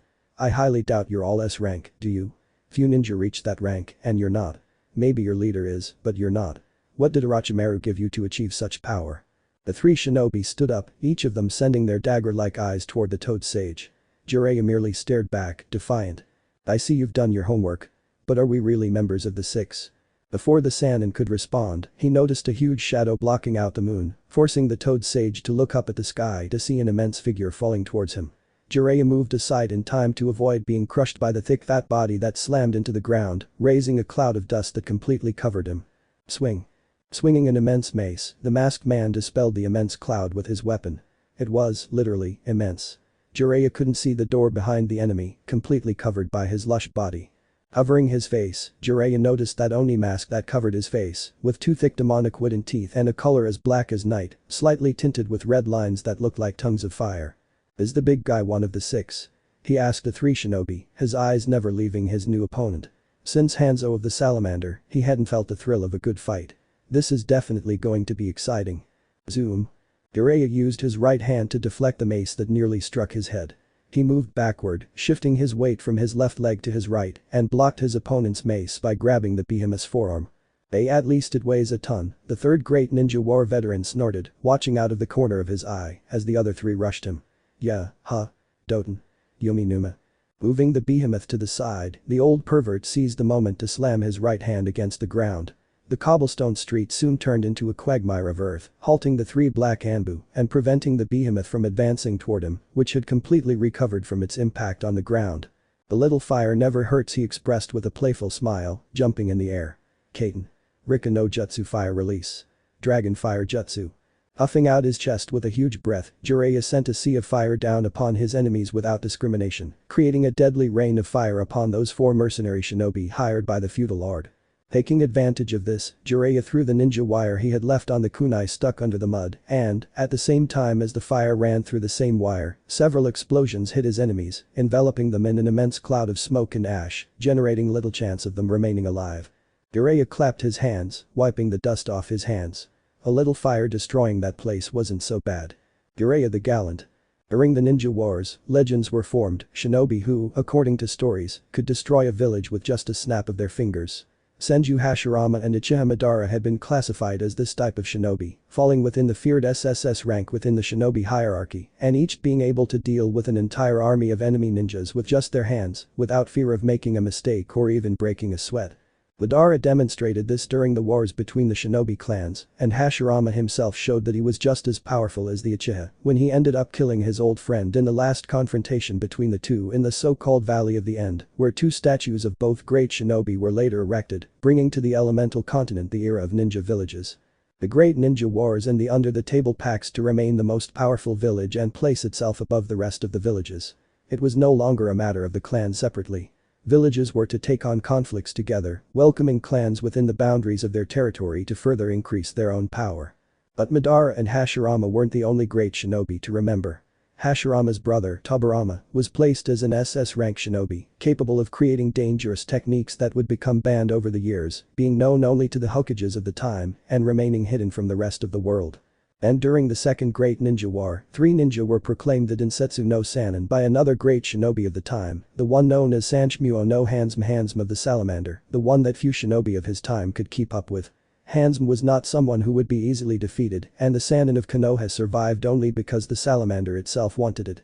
Now, chaos was falling on the Fire Capital, in the heart of the Land of Fire, as the Chunin exams were about to begin in the powerful and well-known village hidden in the leaves, and it could be the perfect time for other villages to pounce like hyenas on the wounded Land of Fire. But the few Konoha shinobi who had been sent alongside the small rebel group of the true feudal Lord of Fire had been chosen by the Yondaime Hokage himself. As leader, the feared Akame no Anbu had struck a swift blow with the aim of taking the head of Gumzoku, the man who had been pulling strings under the table for almost 20 years to obtain the supposed Jinchuriki that Konoha had tried to hide, having been informed by one of the Hokage's own councilors. Or so it was assumed. Now, the capital was in flames, just as Konoha had been 12 years ago during the attack of the dreaded Kikbi, the enormous 9-tailed demon fox that could have wiped out the continent with just the flick of its tails. Screams of people echoed through the streets, along with the explosions caused by the jutsus colliding with each other. Konoha was facing the so-called Six, a group of ninja mercenaries that had 6 S-class members and more than 100 shinobi on the peril that they would use to stop the advance of both the shinobi of Konoha and the soldiers of the candidate for the position of feudal lord who were trying to advance towards the palace of the current feudal lord of the country of fire. That man who had used every possible trick to be able to place himself above the others, killing the successors to Daimon to put himself above the rest. Walking down one of those streets, with a leonine mane of white hair and red markings on his old face, walked a man accompanied by a young woman with hair as red as blood, hiding her face behind an Anbu mask that represented a Mekajiki swordfish. The girl showed violet eyes through the 2 holes of that mask. The man, unlike the girl, wore a green dress under the distinctive red blanket, which now showed slight scratches and a bit of dust on the fabric itself. Tied tightly, visible on his forehead, the Mount Mombakuzen ninja headband remained firm, allowing 2 white strands to fall on either side of his slightly tapered face. This man was the one known as the Gama Sennin, Jiraiya the Gallant, member of the Densetsu no Sannin of Konoha, and father of the one known as Akame no Anbu, the hero of Kurigakure no Sado, and the one who had destroyed a perfect Jinchuriki while worn out, tired and possibly wounded, and with internal injuries that no one could have endured during direct combat. As one of the Sannin, Jiraiya was feared by shinobi of the younger generations than his own, being respected even by the rest of the cages that were on the elemental continent. That had been enough for his student, Namikaze Minato, to send him along with an Anbu squad to completely stop Mizoku and place the true feudal lord in her position. Recently, Jiraiya had had to deal with a pair of shinobi from the Six and one of their S-class members, leaving the poor, immense man buried in that swamp he had created with his precious Doten Jutsu to subsequently fire a fire jutsu at him at point-blank range. No one could resist a direct jutsu, enhanced by the chakra he had accumulated to get rid of his enemy. Now he followed that path towards the feudal palace, following in the footsteps of the Anbu who was accompanying him, with the clear intention of reaching his only living son. Senju Naruto. That was the name of his son with his beloved Tsunade, although the latter grew somewhat cold toward him after that birth. They hadn't been made for each other, and yet he chose to remain completely faithful to Tsunade, giving his life if necessary to save hers. Jiraiya knew he hadn't been a good father. Since Naruto was born, his son spent most of his time with Kushina or Sarutobi, with both he and Tsunade being sent to the front lines to even the odds in the Third Great Ninja War, which ended up breaking his beloved princess and alienating her from both her son and the village she loved. After all, she was a Senju, a descendant of the founders of the Leaf. And despite all that, Naruto always understood them, he understood them. He seemed like an adult in a child's body, always looking at them with those sapphire blue eyes that reminded him so much of his mother's when she was still alive. Seeing Naruto reminded him of both his mother and Tsunade, with that slightly faded blonde hair. Even his temper was that of the adult Senju. Jiraiya. Which way? Both the Sannin and the Anbu stopped when they reached a crossroads, observing the path in front of them and to the sides, both being captured by the sounds of battle that indicated the confrontation between both sides. If we could move across the rooftops everything would be much easier for us, but Naruto really is annoying in these situations. I understand that too. We already drew as much attention as possible at the entrance with that guy from the Six, and we can't waste much time, so moving on the ground is more beneficial for us, considering the ninja organization working for Gumzoku, the old Sannin expressed, crossing his arms and frowning in concentration. Slightly tilting his head a little to give more of an impression of being thinking about something. Naruto has already gone after the feudal lord. Probably several ninja from the 6 will be protecting him, which includes at least 2 S rank if not more. He will have a difficult fight ahead of him. Shouldn't we go help him? Naruto? No, it's not necessary.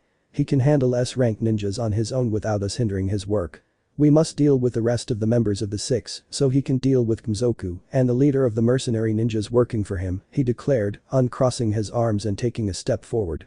If they could move across the rooftops, everything would undoubtedly be much easier for them, but it was better to stay within the confines of the plan his son had imposed on them almost by force. Our work has only just begun at the entrance. Dealing with. Crack.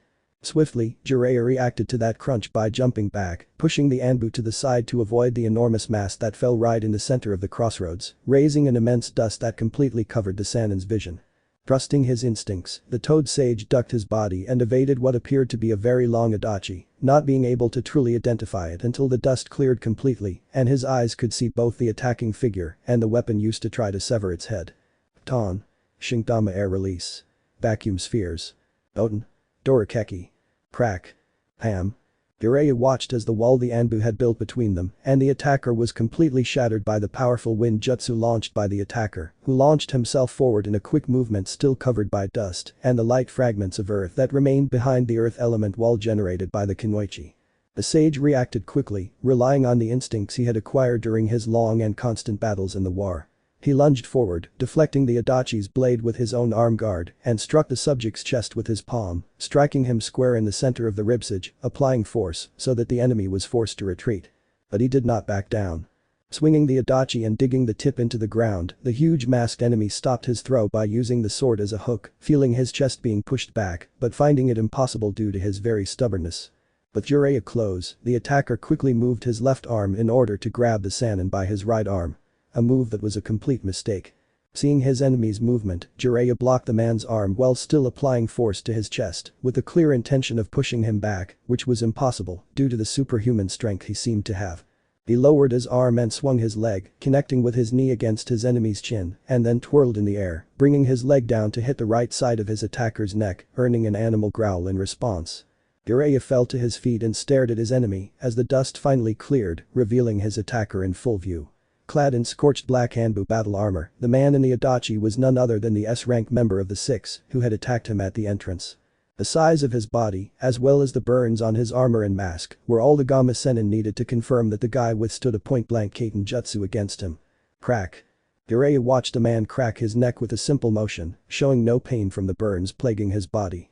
How did the man manage to climb out of the swamp of earth and survive a fire jutsu launched directly at him? With that question in mind, Jiraiya cracked his knuckles and kept his eyes on the figure of the member of the 6. If such a man was one of the subordinates, what would the leader of that small mercenary organization serving the daemon be like? Now he was truly worried about his son. Could Naruto handle the leader? He let a sigh escape his mouth. This was neither the time nor the place to doubt his son's ability. If he truly cared about a Cage who also had one of the tailed beasts with him, he could handle a simple leader of a mercenary organization. Come on, old man. I don't have all the time to stand here doing nothing. Jiraiya lowered his shoulders and relaxed his body. Was this how it was going to be? Was he going to be scorned by a huge mass of human flesh with innocent blood on its hands and a mocking voice?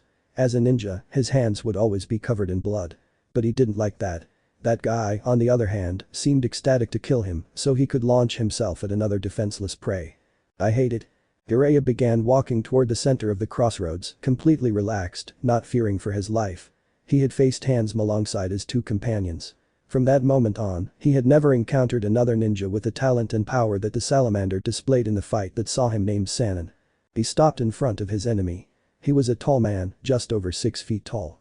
However, the masked shinobi seemed to be over 6 feet tall, with a wide thick body that could be considered a giant meatball. How could he have moved to evade her jutsu?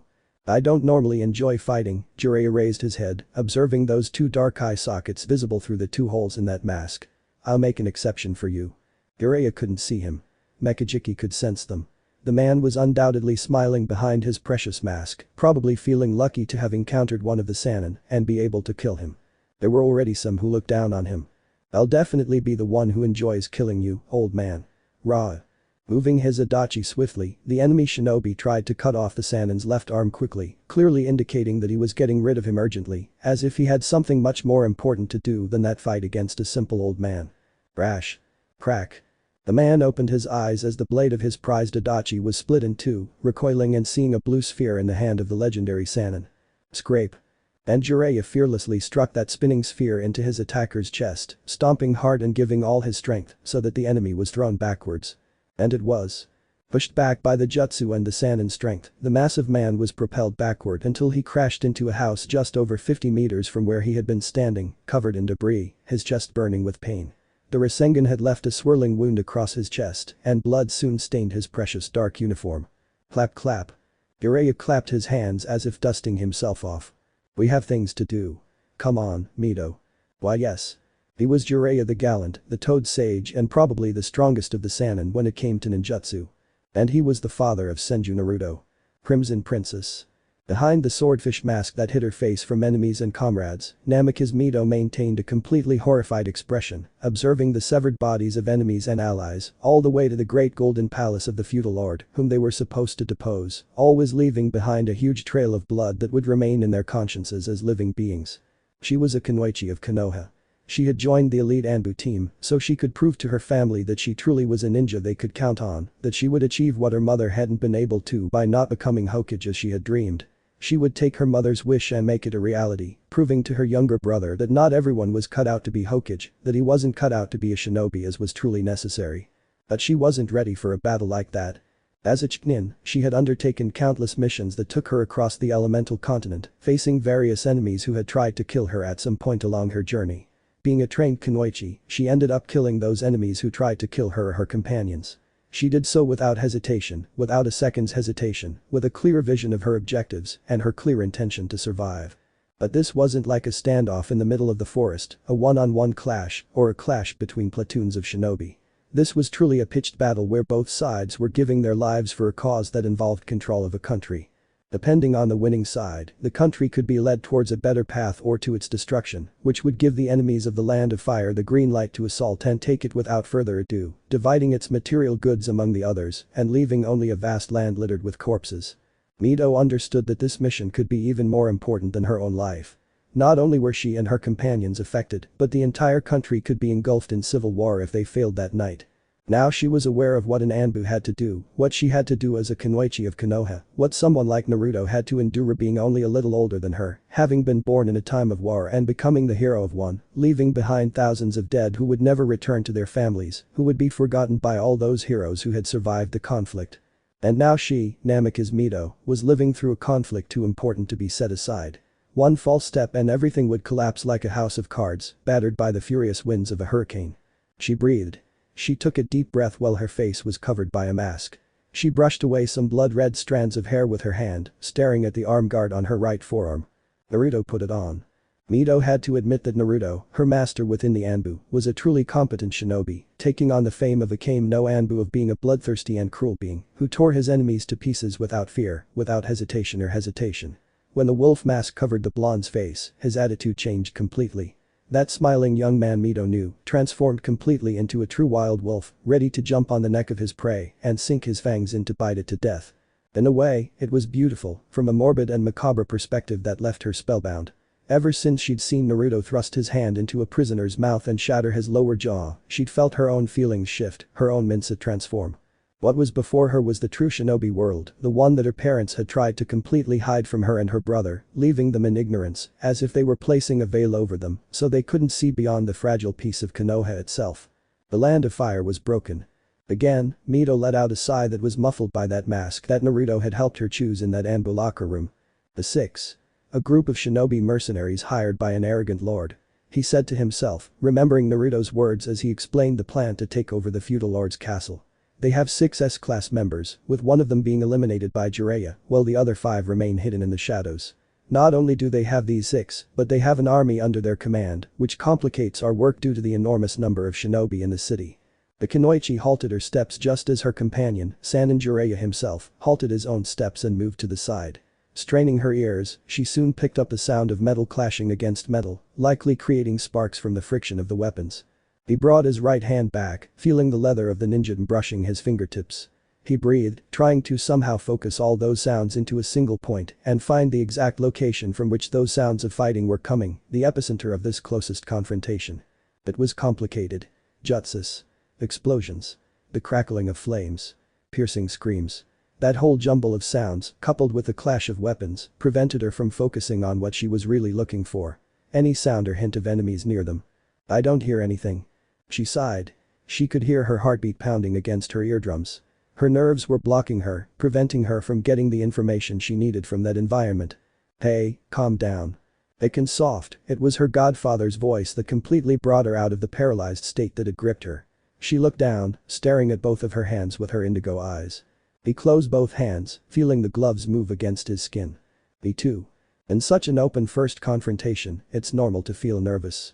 Naruto was nervous during the Kurama War, despite having spent a year as an Anbu. He'll never admit it or show it. I was with him on some missions during that civil war.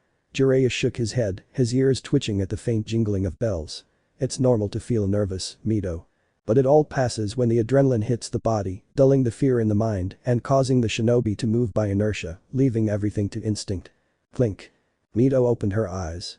Jiraiya pushed back the sneak attacker and skidded, a kunai in hand as he stared at a slender curvaceous figure that clearly showed she was a woman. For an expert in erotic writing like him, figuring out a female body would be completely simple. I see the man is protecting the lady.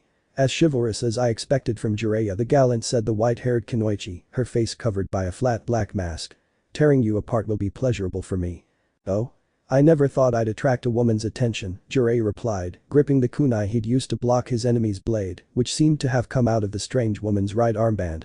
And you're one of the dangerous ones. Oz. The woman leaped forward, swinging her arm back with the clear intention of impaling Jiraiya, with the weapon hidden in her right forearm. Jiraiya started to move. But another figure did so before him. Her red hair blowing in the wind, Mito blocked the attacker's blade with her ninja's blade, positioning the weapon flat to use as a shield, preventing the tip of the hidden blade from even grazing her chest. The Sannin stepped back, giving both Kunoichis room to move.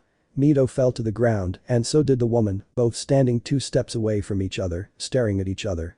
Lightly, the Namikaze swung the ninja with the intention of cutting the masked woman, finding the blade as an impediment to cutting her neck.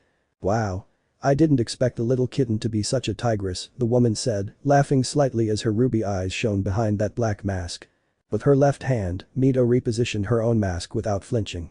Her eyes remained on the woman, studying her, trying to find a way to quickly finish her off and move on. But that woman was an iron wall. Relaxed stance. Feet slightly apart, placed just below her shoulders. She wasn't an amateur. She could see that this woman was a seasoned assassin. That stance told her so, as did the tension of the muscles beneath her skin. Without a doubt, this would be a tough fight for her. Jiraiya, swallowing, Mito took a step forward, closing her hand completely around the handle of her sword. I'll deal with her. Continue forward to meet with the captain. Are you sure? I can handle her in no time, the Sannin said, looking at his goddaughter with some doubt. Kushina will kill me if anything happens to you. Mito removed her mask with her hand, revealing her thin pale face and 2 indigo eyes, which she had inherited from her mother. She wasn't a teenager, but she was certainly on the path to becoming a beautiful woman. Or so Jiraiya saw.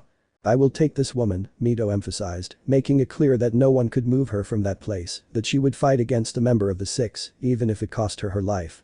Jiraiya, seeing that he couldn't make her back down, simply let out a heavy sigh that reached both Mito's and the masked woman's ears. That girl really was too similar to Kushina, being too stubborn. Good. I'll leave it to you. The masked woman took a step. She wouldn't let the Sannin continue on his path. She was the target to beat. But her path was cut short by the Yondame's daughter, who kept a completely serious face, showing her ninja to the woman, who lowered her eyes and observed that simple common weapon used by every Anbu she had previously seen and killed. Yeah. Are you going to stop me, little kitty? Mito swore he saw the woman's neck tense slightly and then relax again in a second, as if she had moved her lower lip in some gesture, probably moving her tongue along the same lip in an obscene movement. Yeah. Resolution. Filled with what many lacked, Mito took another step when the woman tried to move to the left, blocking his progress with her own body. You're very cute, if I do say so myself. He moved his left arm down, revealing a second blade as dark as smoke itself, an exact copy of the first. I'm going to gut that thin body of yours, slicing into your pale face, until the bloody muscle is exposed after a skinning with my precious blades. Watching the blood trickle down the steel of my precious twin blades is completely arousing. Mito would have vomited. She really would have, given the images that flashed through her mind. But she clenched her jaw tightly, focusing her 2 indigo eyes on the woman she was going to defeat and, most likely, kill with her own hands. She'd done it before, and she wasn't going to stop just because of those disgusting words. In fact, they were the fuel she needed, the drive she would use to finish her off as soon as possible, so she could reunite with Naruto and Jiraiya at the feudal lord's palace. A sigh escaped her lips. Her nerves completely vanished when she reopened her eyes, which she had kept closed for a second, as she tried to find the calm she needed to end the confrontation. Faced with that Cheshire grin hidden by the black mask, Mito took a step forward, swinging the ninjutsu in a half-moon motion, forcing her opponent to block that movement. That was what she was looking for. Stepping lightly on the ground, she disappeared from the sight of that kunoichi in a dark uniform, as if she had been moved by the wind itself, remaining invisible to the red eyes of the woman who could only smile behind her mask. "Okay, little tigress. What are you going to do now?" By instinct and experience, she jumped to the side to let her opponent's blade pass, seeing that red hair that would be representative of a crimson princess. She raised both arms and was forced to lower them when Mito's leg passed through them, while the other moved forcefully and slammed into her face, sending her to the ground and cracking her mask. This. Mito had appeared with that taijutsu movement, still holding the ninjutsu in her hand, while hitting the face of the white-haired woman, almost destroying that black mask with the kanji for 4. He lowered his leg. "Arg. Nice hit, bitch," the woman declared fiercely, giving a smile hidden by the cracked mask that represented them, the 6. Crimson Princess. Reality. An explosion erupted in the center of the capital, creating a huge blaze and a cloud of dust that covered several streets. From it, Mito's figure quickly emerged, showing minor wounds on her arms, her red hair blowing in the wind. The Anbu spun in the sky, firmly grasping her ninjutsu and slamming it between the tiles of a roof, shattering it as she moved. Sensing danger, Mito dashed to the right, dodging a barrage of shurikens, and then ran forward while forming a seal. Poof. 3 myths appeared around the original, running towards their target, who was none other than the member of the 6, a woman with a truly macabre, sinister smile that would have made anyone else completely paralyzed. But not her. Mito stepped underneath her opponent's movement, swinging her ninjutsu accordingly and blocking her kunai, sending up small sparks. She halted a run with her right foot and stopped, standing behind the masked woman. Without further ado, she spun around and launched a kick directly at her enemy's temple, feeling the sole of her ninja sandal graze the dark mask, but not quite connect. Even so, the kunoichi in the service of the daimyo was pushed backward by the force behind the movement. A slight crack was heard and the mask fractured. Mito lowered her leg. Crimson hair swayed before her eyes, and she soon saw how her enemy, her mask fractured, was inches away from striking her, likely due to the shunshin used or some cloning or projection technique. Crack. Boom. Both Mito and her opponent turned their heads. 2 more members of the 6 had been flung across an entire street, their fists shoving at a Konoha Anbu with slightly faded blonde hair. This was none other than Naruto himself, who was fending off both enemies with his 2 limbs, allowing both men to push him back, as that was truly their objective. Looking with the Sharingan out of the corner of his eye, the Senju caught Mito on top of a building about to be hit. He concentrated chakra and disappeared from the scene. Returning to Mito, the Yondame's daughter watched as the woman's right fist came within inches of striking her. Just before this, she felt hands grab her and a tug on her body. When she blinked, she was several steps away from her opponent, watching as she punched the air, creating a powerful slingshot that even shattered the house in front of her. This is really annoying. The skin on the teenager's body prickled at the sound of her captain and teacher's raspy voice. Naruto really didn't want to provoke this reaction. But when he took on the Anbu mask, he even modulated his voice to change it. "Mito. Are you okay? You've turned red." "Ah." Mito pushed the Senju aside, smoothing his hair and uniform. Though there really wasn't much to smooth, since it was Anbu battle armor. "I see the tigress has her tiger. Grrr. And he really is handsome." Naruto cracked his neck slightly. Mito focused her eyes, narrowed by the woman's words, on the member of the 6 she was facing. Loss. The 2 members Naruto had been fighting with appeared on either side of the woman, one on the right and one on the left. It was then that Naruto himself noticed the uniform. Standard black Anbu battle armor with plain black masks covering their faces. Said masks, somehow, seemed too similar to the ones Na wore under Councilman Shimura, unadorned and unadorned beyond the kanji number indicating her position right in the center of her forehead. Naruto readjusted his own mask. His arms fell to his sides soon after, and his Sharingan eye glowed like blood oozing across the pavement. There was only a sigh. Brack. Opening their eyes, 3 of the 5 watched as Naruto mercilessly pierced the head of the woman of the 6, staining the ground with her blood and leaving it splattered with the mass. Red drops trickled down the mask that represented a wolf, covering the face of a young man. "Hey, I think it's broken." And he swung his arm swiftly, tearing off the already shattered woman's head with a movement. All without blinking, sweating, or showing any real emotion. He was Anbu after all. Waving his hand, staining the ground with fresh drops of the woman's blood, Naruto jumped back in time to evade a kunai with a bomb seal that ended up exploding, shattering the kunoichi's inert body and detaching that piece of roof. Both remaining members of the six moved forward, running as fast as either man could. One of them was stopped by the Senju's right leg, which appeared right in front of him, slamming his foot into the man's masked face. The second met the blade of the Namikaze's ninja, appearing right to the side, but the man managed to dodge the movement almost perfectly, receiving only a cut on his right side. Naruto then kicked his opponent with his leg, while Murdo blocked her own enemy's descending arm, leaving both Konoha and Anbu side by side, facing two enemies. The Senju had vast experience in duo combat. Kokura was his most frequent partner during the Kiri War, and even Itachi and Shisui were his partners for a time, creating the Konoha trio when the three were just children. They were good memories. It was then that both Naruto and Mito moved in sync, countering their opponent's moves, switching them up, passing from one side to the other while back to back, keeping their attention on their partner as well as their opponent. Mito slid her body, and Naruto jumped to the change, slamming her hand into her enemy's face, letting the girl spin around grabbing the Senju to hit his chest, slamming the shinobi into the ground, passing to let Mito lean on him, jumping and slamming her knee into the mask of the second member of the six. They looked like two dancers. Mito stepped aside as the shinobi came forward to attack her, leaving Naruto to use his own hand to grab the man's face, slamming him directly into the ground. Naruto let the kunai thrown by the other mercenary pass by, allowing Mito to launch herself at him, leveraging his back as if it were a chair to jump higher and launch a kick at the opponent's neck. A deafening crunch was heard. Probably some of the bones had been shattered by the downward blow from Mito's leg. It truly was a direct devastating blow that people like Guy could have easily resisted. The jutsu experts wouldn't be brought down by it. Wrapping his arms around his partner and apprentice's waist, Naruto pulled Mito to the side and jumped, dodging two kunai that had tried to pierce him from side to side. He stepped hard and pulled Mito along, forming a Rasengan in one hand while he formed a Chidori in the other, combining the techniques they had both learned and perfected.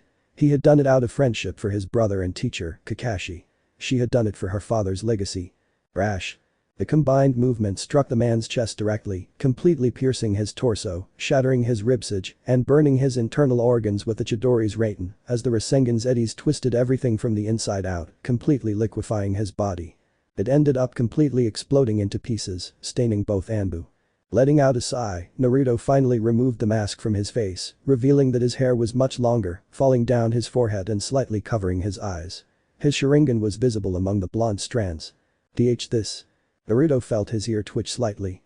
He glanced at Mito, noticing how the girl had begun to tremble, fully aware of what was happening. She was in a war.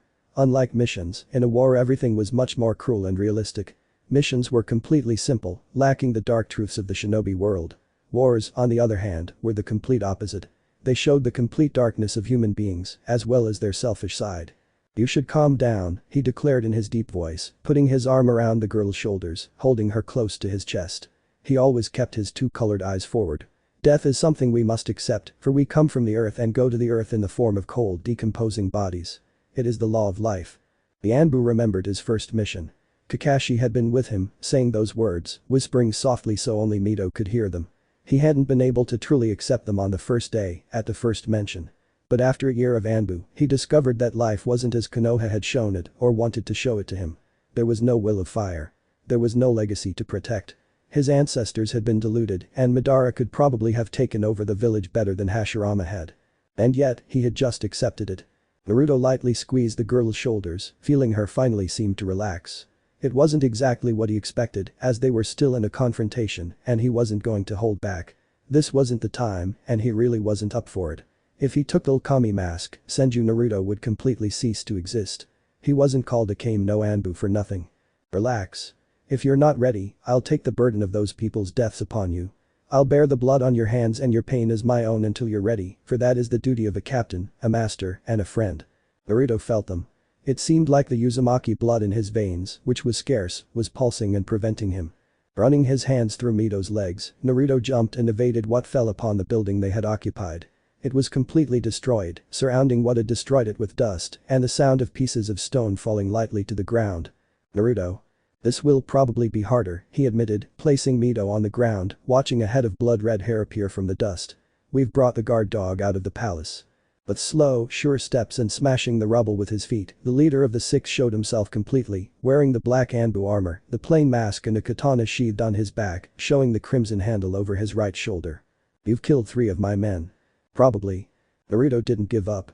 He maintained his presence completely firm, observing those purple eyes shining brightly. The glow seemed to grow stronger the more he looked at him. And Naruto was certainly excited. He hadn't felt that way since his confrontation with Old Man Yamamoto. "And my attention has been drawn to her." Saisho moved his arm, passing the Senju's face and focusing his index finger on Mito's figure, several steps behind the blonde. "She's in Uzumaki. And these days, Uzumaki are in short supply." "You're probably smiling behind that mask," Naruto declared, taking the masked Redeed's wrist. "Please. Don't point at my precious student or I'll get even more nervous." "Are you going to kill me? Like you did with Grandpa Yamamoto? You needed 2 companions for that. You're alone today, and I'm much younger than my grandfather," the now recognized Uzumaki expressed. Slowly, the red-haired man removed his mask, revealing a sharp fair-skinned face with a mask like Kakashi's covering his chin. "I'm going to enjoy gutting your body, little one. You're not much older than me. I was created to be the perfect shinobi, to bring glory back to our village. I want to see what a no Anbu is capable of." The legacy. Absorbed. Astonished. Namikaze Mito stood at a distance from the fight, watching the 2 young men's movements, swift and precise. From her position no more than 20 meters away, she was able, thanks to her training, to see how her master's fist was stopped by his enemy's hand, generating a wave of wind that disappeared the second after that contact between the 2 shinobi. Determined, the 2 shinobi had engaged in a hand-to-hand Jujutsu combat, generating in front of the astonished and absorbed young woman, a dance of exchange of blows that could rarely be seen in a shinobi confrontation, since stealth and lethal weapons tended to be the most used, followed by the same ninjutsu and genjutsu techniques to place the ninjas above in a confrontation. The jutsu, on the other hand, was somewhat forgotten. There were few experts in this branch around the world, and the ninjas of each village didn't focus much on it, sticking to basic concepts to explore other branches of the shinobi world, such as ninjutsu. Many young genin had left the academy with high levels of ninjutsu, but had remained in the mid to low range of taijutsu knowledge, having only learned the basics at the academy and not wanting to learn their own style. Young people tended to leave this branch aside and progressively improve their current knowledge throughout training and missions. That was left aside in this fight. Mito, who trained with her mother and father in taijutsu to be a Junin, now understood that she was not fully reaching the maximum of what a Junin could truly achieve, with only their body using it as another weapon of the shinobi. She believed she had reached a fairly high point of learning about taijutsu and even faced several experts in the area to improve herself and be able to continue growing as a Konoha Kunoichi, wanting to leave a legacy for her children or family. That was different. Accurate blows, intended to kill. Fast blows, intended to overwhelm the enemy. Hard blows, intended to break their opponent's defenses. Both Naruto and the black-masked Uzumaki were unleashing blows that other shinobi would only dream of landing. He couldn't conceive how anyone was capable of landing such tremendous blows against a living being. Even Guy-sensei will it be like that? Mito's mind flashed to the image of Mito Guy, Konoha's expert taijutsu master. The man, leader of Konoha's Team 9, was always training, smiling, and shouting his motto from the rooftops. His fighting style, Ken, was said to be capable of splitting a rock in half with just one of his strongest punches. So what Naruto and the mercenary were doing, was it just average? A strong wave of wind cut short the girl's thoughts, taking steps back when she saw, with eyes shining in astonishment, how the enemy's left leg had tried to strike Naruto's carotid region of the neck. His captain, using his right hand, had stopped this kick while leaning his body slightly to the right, thereby trying to avoid as much damage as possible to the neck area that his opponent was trying to hurt if he failed to stop the leg of the same subject who was attacking him. They both separated, with Saisho lowering his leg and Naruto returning to a more comfortable pose, his arms relaxed and showing a serious face that never contracted, neither out of worry nor anger, as if nothing was happening inside him, as if he felt nothing. From a distance, Mito was able to observe her mentor and captain. She could discreetly see Naruto's right eyebrow twitch slightly, his left arm seemed to be shaking, and a bit of blood trickle from the corner of his lips, an indication that he had been hit by an enemy blow. No, not a blow. The air that formed after the movement of his leg and the collision with Naruto's hand was what really damaged him in a certain way, he deduced, observing how there was no reddish area after Saisho's blow beyond the palm of the Anbu's right hand, the one he had used to stop the leg. He really is going to kill Naruto. Meanwhile, Naruto used the thumb of his right hand to wipe away the blood running from the corner of her lips. He looked at her with his disparate eyes and then closed his hand tightly. "You're good," he admitted, cracking his neck a little. That move wasn't meant to hit me directly, but rather with the ripple of wind behind it, like a sickle cutting through wheat. The type of taijutsu that uses the flow of wind. Naruto began to unfasten his arm guards, revealing his skin to the Uzumaki's eyes. I've never faced taijutsu experts in my life. Beyond my skirmishes with Guy Senpai, he went directly to the chest armor, unfastening it and letting it fall to the ground. Dust rose when it touched the tiles. It's going to be fun to watch how this fight unfolds. We have a winner. There's no need to continue, Saisho finally decided to speak, watching as his enemy removed his protections. You're going to die, A.N.B.U. You're not able to keep up with me without that eye. What are you doing? Taking a piece of cloth, Naruto covered the Sharingan with it, losing the eye that allowed him to follow his enemy's movements, thereby taking away an advantage that could have allowed him to win the match.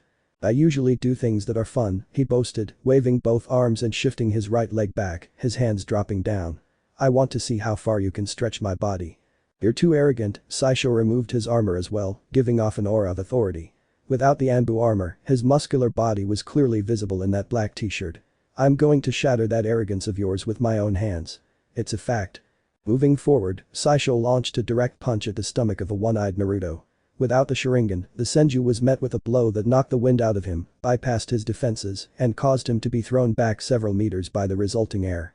Raising his face, the son of the Sennin could see how the Uzumaki fell against him, with his leg lowered like an axe. Crack, boom. Naruto and Mito watched as the ceiling gave way under that kick.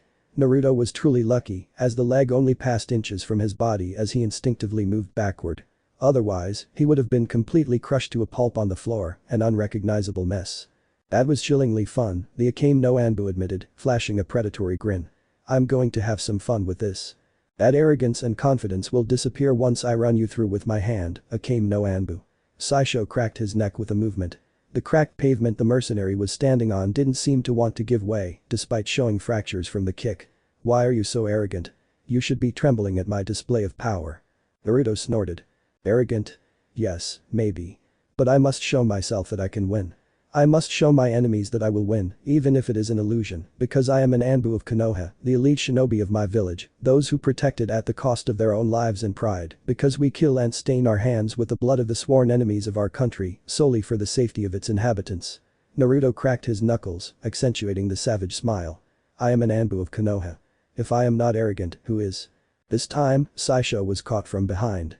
A second Naruto appeared, firing his arm wrapped in a lightning-fast Chidori that he attempted to use to pierce his opponent's chest.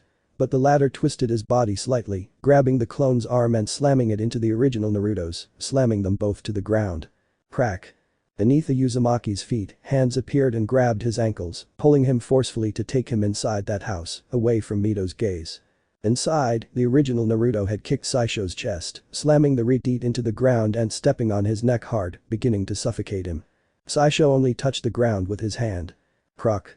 The Senju leaped back, dodging two earth spikes that tried to impale him like a skewer. Halting his escape, the blonde swung his right arm and stopped the Reteat's kick by deflecting it downward, now using his left arm to block a jab that sent him reeling from the wind behind the movement. This was what the Uzumaki wanted. Taking advantage of that brief second in which Naruto stumbled, Saisho kicked his leg to destabilize him even further, spinning on his foot like an axis and slamming a direct kick into the Senju's chest, sending the Konoha Anbu through the wall, out of the ruined house, and skidding across the ground of the capital street. Naruto quickly jumped to the left, evading a water projectile that would have passed straight through him. Looking up, he saw Saisho falling on top of him, indicating that the Uzumaki had used a clone to attack him and that he should move or the opposite, but it was clear that his enemy wanted him to move from his position.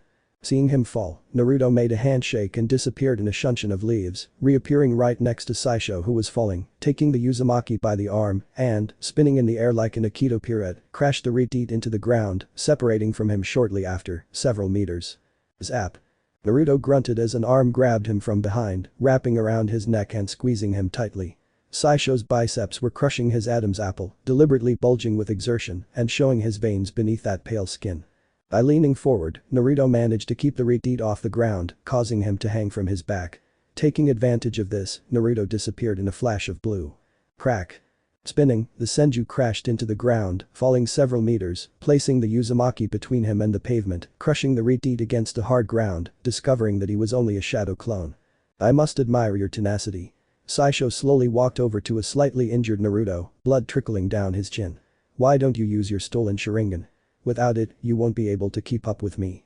To prove his point, Saisho engulfed his left fist in flames and launched a straight punch at the blonde's face, hoping that with that display his enemy would understand that if he held back, he would simply die. Tap. Saisho opened his left eye wide, the only one left visible, while his right eye was hidden by a thick lock of blood-red hair. "I'm just warming up, you know." Taking his opponent's fist, Naruto flashed his bleeding smile. Without the Sharingan, he had exposed his body and abilities to a new level of evolution by being forced to face someone faster than him, with a different fighting style that surpassed his own reflexes. He had used his muscle memory and learning ability to speed things up. He didn't need the Sharingan to keep up with Saisho, not anymore. "I see." Showing pleasant surprise, Saisho dodged Naruto's Chidori-wrapped fist by an inch, feeling electricity spark off from that Raiten chakra ray, narrowly grazing his right cheek and leaving a slight burn. "Do you understand now?" Naruto stood up, wiping away his blood and allowing his own jutsu to regenerate his internal wounds and shattered bones. He wasn't willing to die, nor was he going to in that confrontation. "I've only used you to improve myself." Saisho sighed. He hadn't expected that. Someone who could improve in the middle of combat. He'd never met anyone like that and had believed them to be a mere myth, as no human being could continue improving as the fight progressed. However, A.N.B.U now didn't need the implanted Sharingan to keep up with him, and if she continued to drag out the fight, it would only make him stronger. "My grandfather was always a worthy regent, a loyal leader of the Uzumaki, and the greatest shinobi known to my people. Madara. Hashirama. They were only specks at his side, someone with the power to take over the world, but without the desire to do so, wanting to see his people grow prosperously. That was Uzumaki Yamamoto, my beloved grandfather. Do you understand, A.N.B.U? I carry on my shoulders the legacy of one of the greatest men this world has ever seen." Slightly, the lock of hair covering his right eye stirred, slightly revealing a dark purple eye. "I will not allow anyone to sully his legacy. I will not fall here, A.N.B.U. I will not let what my grandfather fought for be forgotten by this world. You know, I too carry a legacy, one shared by two people." Naruto removed the piece of cloth from his left eye. Slowly, he opened his eye by raising his lid. "I also carry the legacy of my clan, of my friend who gave this eye, and of that friend who was forced to give everything he had to protect our home. I understand what a legacy is and what it's like to carry it. But I don't use it as an excuse to fight. I don't fight for their legacies. I fight to protect my people, my country, and I know that's something they would do." Fine words, Saisho hardened his gaze. "But enough of this chatter. The time has come for your end. Shinra Tensei." A powerful, invisible force collided with the ground and Naruto himself, generating a huge explosion of dust that completely shook the capital, causing the combatants on both sides to stagger with the tremor. The ace had been revealed. "Why don't you die?" Wide eyes. Messy hair. Mito, sitting against some broken tiles, was another spectator of the earthquake that destroyed part of the roof they were occupying and several other houses. Unable to believe it, she slowly shook her head, as if her neck were being held by an invisible force. He killed Sensei. It was still unbelievable to her. One moment they were fighting, and the next, the enemy had used some sort of gravity jutsu, shattering buildings and presumably crushing Naruto with it. And if it wasn't the jutsu, all the debris that had fallen after the move would have undoubtedly crushed him, leaving only a smear of shredded flesh on top of a huge pool of blood. She swallowed. She tried, by all means, to find a way to catch her breath, to breathe again. But she couldn't even move. Her body, even under the grip of shock, didn't respond to her mind's commands. She could still see Naruto dodge a movement and then be buried in rubble and dust. "I must do something." She was also a shinobi, a Konoha kunoichi within the A.N.B.U ranks. Sitting there shouldn't have been within her power. She should be standing, fighting against that red-haired black-armored man. "I have to move." That was what she, Namikaze Mito, wanted to do. To move, to let her legs propel her toward the enemy, to confront him, or at least flee from that destruction. But her legs didn't respond. Her body didn't respond. She felt nothing, while her wide eyes watched as the man slowly lowered his arm, looking at her destruction, as if it had been nothing. Almost like a god. Saisho lowered his arm. His hair whipped around his sharp face, slightly hidden by the dark cloth mask that concealed his chin and lips. "Are you going to keep your eyes on me, you scaredy cat?" Mito felt saliva running down her throat like a sharp kunai. "Aren't you going to fight?" Saisho looked at the kunoichi's slender figure with boredom. With his indigo eyes, he monitored her movements, searching for a hidden weapon if he came closer. "Are you really a shinobi, little one? I only see a scared little fawn." Cold. Neutral. Those words carried no emotion. Mito couldn't tell if Saisho was truly a living person or merely a puppet, someone controlled by others. He was a living weapon. Ukami, Saisho shifted his attention to the side of the enormous crater. He was interesting. However, I have been trained to restore glory to my village. He turned his head. You're in Uzumaki, aren't you? Red hair. Slightly violet eyes, more towards indigo. If you're not a full Uzumaki, you certainly carry blood. And a really strong one. That's none of your business. Trying to compose herself, Mito stood up. She had to eliminate the fear from her body, from her mind. She had to be able to move, escape from that place before being killed. She knew that guy would kill her in seconds. Saisho calmly took hold of the metal coverings on his forearms. Slowly, he removed them, revealing the tanned skin beneath the protection of his armor. I am the one charged with bringing glory to our village. You, on the other hand, hide like mere rats. And Uzumaki should never fear combat. Dying in battle is in our blood. Moving, the man grasped the handle of the sword that remained stuck there. The sounds of battle, of war, filled the nation's capital. If you don't join me, I'll just kill you, girl. Slash. Seeing the sword swing, Mito flinched back.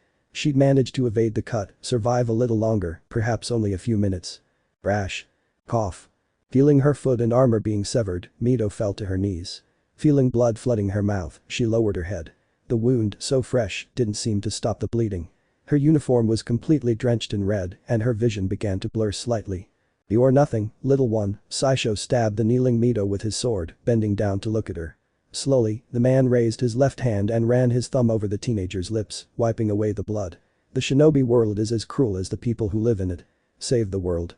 Save the country. Or save the people. Those are the questions that haunt the minds of the high command. Without war, shinobi are unnecessary. Our country and our people will always come before everyone else. The man cupped Mito's chin. And I only exist for Yuzushi Agakure. Konoha, Kumo, Kiri, Suna, and I with those great powers only deserve destruction at my own hands. And I want you to. Stop. When a bloody phlegm hit his face, the Uzumaki didn't flinch. He fell silent and sighed at the girl's action. She was so innocent. Bang. Bang. Mito kept her eyes hidden by her red hair, feeling her cheek begin to throb in pain. Saisho still held his hand crossed, looking at the kunoichi with his neutral eyes. I expected a lot from you, girl, he said, his voice completely filled with disappointment.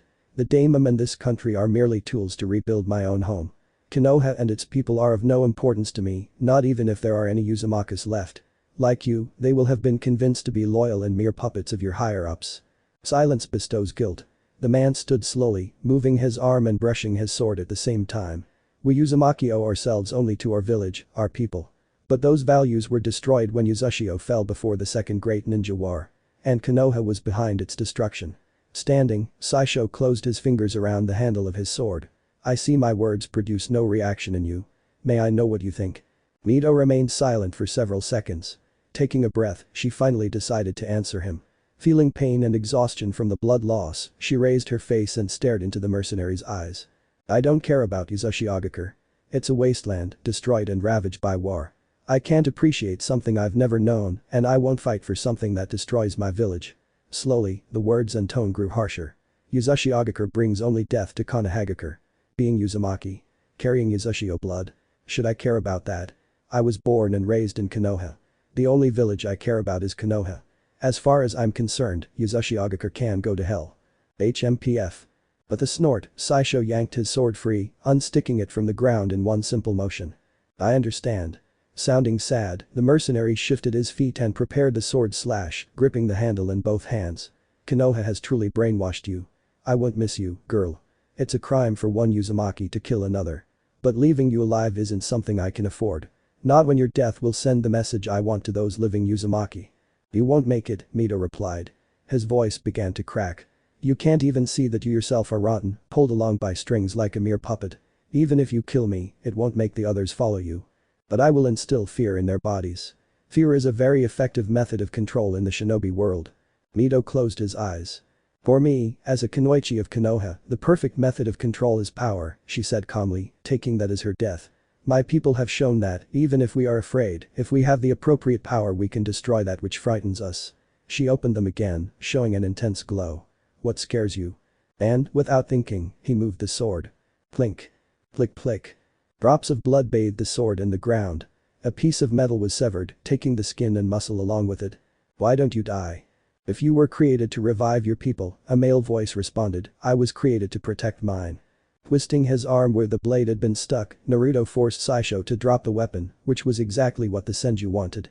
Keeping his foot firmly on the ground, he kicked the Ritide's chest, sending him back several meters. He moved his hand and removed the sword from his arm. Sensei. Senju Naruto shrugged. Of his Anbu armor, only small shreds remained, covering his athletic body. Small cut-shaped wounds littered his masculine body. I hope you'll forgive me, Naruto said in a low voice, placing his hand on Mito's chest and starting a medical jutsu. This will stop the bleeding. I can't help you any further. I'll take Saisho and get him away from this area. You, run. Can you handle him, sensei? It doesn't matter if I can or not, Mito. I am a Kame no Anbu. I am Ukami of Anbu. I am Naruto. I am a shinobi. My duty is to stop all threats to Konoha, whether latent or active, he answered, modulating his voice to show the gravity of the matter. Even if it's my last fight, I will take it and destroy it. Because that's what a shinobi does. Before Mito could respond, Naruto had disappeared in a bluish flash, leaving only faint remnants of chakra in front of her, as if it had all been a dream and he had vanished into particles and had never been there. Naruto. A few feet away from the Kunoichi, Saisho began to stand up. That kick had dented some of his ribs and his mouth had begun to taste like rust. And it was annoying. Pulling back his mask a little, he spat out a bloody phlegm before replacing the cloth on his face. I've never met anyone so stubborn in all these years, the Uzumaki said. Naruto had appeared about 3 or 4 steps away from the mercenary. I'd say the Leaf has the most stubborn ninja in the world. Yes, it's something that's abundant, admitted the blonde, remembering the sweaty Menma who didn't stop his training until he managed to split the waterfall in 2. That's what's kept us going these hundreds of years. Their stubbornness. Not knowing when to give up. Twisting his lips, Saisho smiled under his mask. Ha. I'll give you that one, Anbu, he scratched his hair, completely messing it up. Konoha people really aren't the type to give up, huh? That's fine by me. I want to know if my ideals are truly the ones that will hold up in this confrontation, or if, on the contrary, yours will. People's ideals don't matter to me. Throwing aside the shattered breastplate of his armor, Naruto prepared for the next confrontation. It's the lives of those people I protect. I don't fight for words or actions, but for the lives within this country. Your lord has put those lives in danger. He's killed their relatives. He's placed an iron cage over my village. I will not fight to protect those I should, but those I want to protect. May I say that's noble of you? I thought you weren't one of those. Staining my hands with blood to protect what I hold dear is not something that bothers me. Naruto closed both hands, forming 2 fists. Saisho pulled back his sword. I am an Anbu. I serve for the well-being of my people. That's contradictory. It depends on the point of view. The two moved, and in a blur, they were facing each other, forearms clashing. Fueling his body with chakra, Saisho spun around and swung his katana, intending to slice through his opponent. Seeing the movement, Naruto used both hands in the ninja. Shinken Shirahadori ninja art. True bare-handed sword capture to stop the blade just as it was about to cut him. Due to the force of the movement, the Senju was knocked back. Their point of view certainly seems wrong. You protect those who murdered an entire village. That's cruel, Saisho declared, exerting some force. We are shinobi. Death is our reward for years of service. There is nothing more. Naruto yanked hard and threw the katana to the side, disarming the Uzumaki. Certainly, Saisho dodged a roundhouse kick and tried to connect his elbow against the blonde's stomach. And it's a poor thing. It's the life of a shinobi, Naruto stopped the elbow and threw his own knee into the Ritide's face. We don't live by charity. We're not altruists. We're murderers, soldiers. If you don't see that it's impossible to see the destruction of an enemy as something that must be done, if not as something cruel, don't be a ninja. After the last syllable, they separated. That doesn't justify the actions of destroying a people, even killing children. Do you justify the actions of those who destroyed my people with your words? I'd rather destroy your village than have mine destroyed. Naruto cracked his neck. Manjukam shone brightly in his left eye. It is my duty as an Anbu. I will not fight for the dead from 50 or 70 years ago. I will fight for the living now. How did you survive my technique? I never fight alone. Slowly, behind Naruto, Shisui's ghostly figure took shape. Perfect shinobi. The ideal of protecting those he wanted to protect at the cost of the deaths of thousands for the protection of a few. The ideal of avenging those who were killed for the preservation of all those who might have died. Both ideals had taken shape in 2 people, 2 shinobi close in age, trained from a young age to become what they were becoming. Senju Naruto, son of Senju Tsunade and Jiraiya the Gallant, 2 members of the strongest team in shinobi history to date. Since he was a child, he trained to follow in his parents' footsteps, to surpass them and show his mother that not everyone she loved died. He trained, sweated, and bled to become the shinobi who would protect Konoha from the shadows and, with his death, bring peace to his country. Saisho, grandson of Uzumaki Yamamoto, the legendary Uzukijin traitor of Yasushi Agakur, the one who had been at the top of the shinobi chain, equaling and even surpassing Uchiha Madara and Senju Hashirama. Being trained by his father, believing in revenge and the power to avenge the dead, he had trained to bring his people back, even if that led to the complete destruction of the elemental nations, not caring about bathing the land in the blood of people who had nothing to do with it. These two shinobi were clashing, representing these ideals. One had to win in order to protect not only his village, but his entire country. The other had to win to take the next step, to achieve what consumed him, for revenge had slowly been filling him since childhood, like a poison killing plants. The two separated after 4 clashes. Saisho remained impassive, watching as his enemy shifted his fighting style to a more agile and swift one, abandoning the force of his blows. For a few minutes, the blonde had been using Shunshin to evade his attacks, relying on that simple academic jutsu to navigate the battlefield. And it was strange. Watching his enemy move towards him, Saisho raised his hand whispering a few words, the same ones Naruto was almost buried with minutes ago. Anticipating the movement, the Senju disappeared in a bluish flash, evading the wave of invisible force that ended up destroying half of that roof, reappearing behind the Uzumaki. Stomping hard between the tiles, Naruto launched a kick at his enemy's back. Saisho lowered his arm and blocked the blow, being pushed back a few inches. He had forced himself to avoid being completely thrown from the area. Saisho reaffirmed his position. Observing his enemy's movement, he moved to counter the side kick that came at him, using his right arm to block it and, in the process, create an opening for him to strike. However, Naruto saw this. Guided by the Manjikam, the Senju evaded the hook Saisho sent against his chin by throwing his head back. The knuckles only grazed his chin. The blonde felt his skin being grazed. Leaning on the Uzumaki's knee, the Konoha native jumped to avoid a second blow. This one ended up hitting only air, generating a small whirlpool. Both shinobi pushed themselves further. They had to rise above their rival. They had to save their ideal, elevated above the other to demonstrate their supremacy, for the winner of that encounter could even change the shinobi world. Taking only a few seconds, Naruto wiped the blood from the corner of his lips, feeling the metallic taste flood his palate. Saisho followed suit, completely mimicking his enemy's movements. Without knowing it, they had both hit each other. Throwing away the anklets, the Senju had finally completely discarded his armor, leaving only the tattered clothing covering his athletic body, covered in scratches and dust. Old bloodstains could be seen on the tattered sleeveless shirt. "You've changed your moves," Saisho began to remove his armor, revealing that he was wearing the exact same type of clothing underneath. Fighting against users of 2 types of taijutsu isn't too normal. "I'm not a taijutsu expert. My father taught me everything he could, and my mother gave me access to certain jutsus that would enhance my strength. After a while, I only took a little from my deceased best friend." Now without armor, Saisho took a few deep breaths before launching himself at the Senju, who, seeing the Redeed's movement, only evaded the semicircular kick the Senju launched at him, as if it were a reaper. Skidding, Naruto now evaded a downward axe kick. The Uzumaki's heel shattered the tiles, even creating a small tremor. Supporting himself with his hand and using his arm as a spring, Naruto moved quickly against Saisho to reach him before he lifted his leg where it was half-wedged. Halting his run, the blonde launched a forearm strike against the Redeed's face. Taking the blow, Saisho used his arms to shield himself, unable to stop the force behind it and being pushed from his position, moving several meters. He gets better with every challenge. Saisho licked his lower lip, wiping away the blood with the movement. He raised his face, brushing aside some strands of hair, and looked at his enemy. He studied him. He wasn't a prodigy of strength at first glance. But the boy was fast and strong. And his mind was no slouch. "Are you going to move?" Naruto narrowed his eyes at the Uzumaki. "I don't have all day for your makeup. HMPF. Making a fool of yourself in the middle of a fight. You're certainly crazy, kid. We are probably the same age. I'm 22 years old. 18.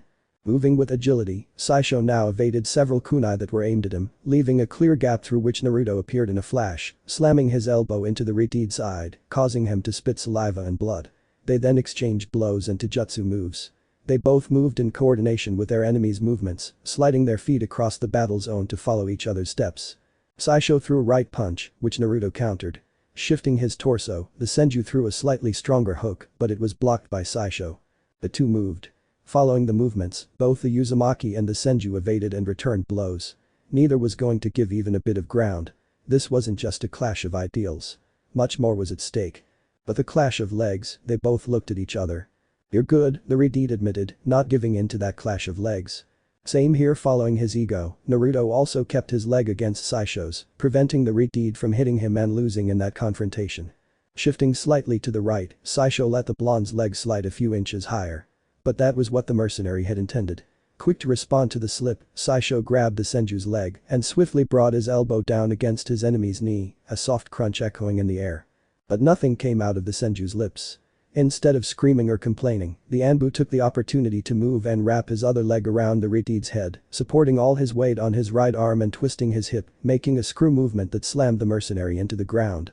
If that's all you have, Naruto wrapped his hand in chakra and repaired his damaged knee, you're wasting my time. Standing up, Saisho spat out a bloody phlegm as he moved his mask aside slightly. I really didn't expect that. A medical ninja being able to fight. Are you the son of Tsunade of the Sannin or something? Not necessarily. Recovering, Naruto evaded Saisho's leg and blocked the second blow with his forearm. Using force, he brought the Ritide's leg up and he jumped back, regaining his full height as Saisho had attacked him while he was crouching. You really have a tough body. Saisho took the cloth from his face and ripped it off, revealing his sharp face. This is going to take too long for my liking. HMPF. You took the words right out of my mouth. Charging, Saisho launched himself at Naruto. Crossing his fingers, Naruto summoned two shadow clones that blocked the Ritide. Following the blonde's movements, Saisho crushed the first clone with a fierce movement and evaded the second's kunai. Concentrating chakra, he pierced the clone with his hand. Brave error. CHSCH. That clone had been a clone of Raiden. As he passed through it, he had been struck by elemental chakra, leaving him completely still for a few seconds, unable to move. And that time was crucial. Another sparking sound rang out. Saisho looked at Naruto's hand wrapped in lightning. Chidori. Pressing his lips together, the Ritide concentrated all the chakra he could into his left eye. Shinra Tensei. Once again, an explosion filled the entire battle zone. Dust rose, and the sound of falling debris echoed throughout the city, halting some of the fighting that was taking place in the streets.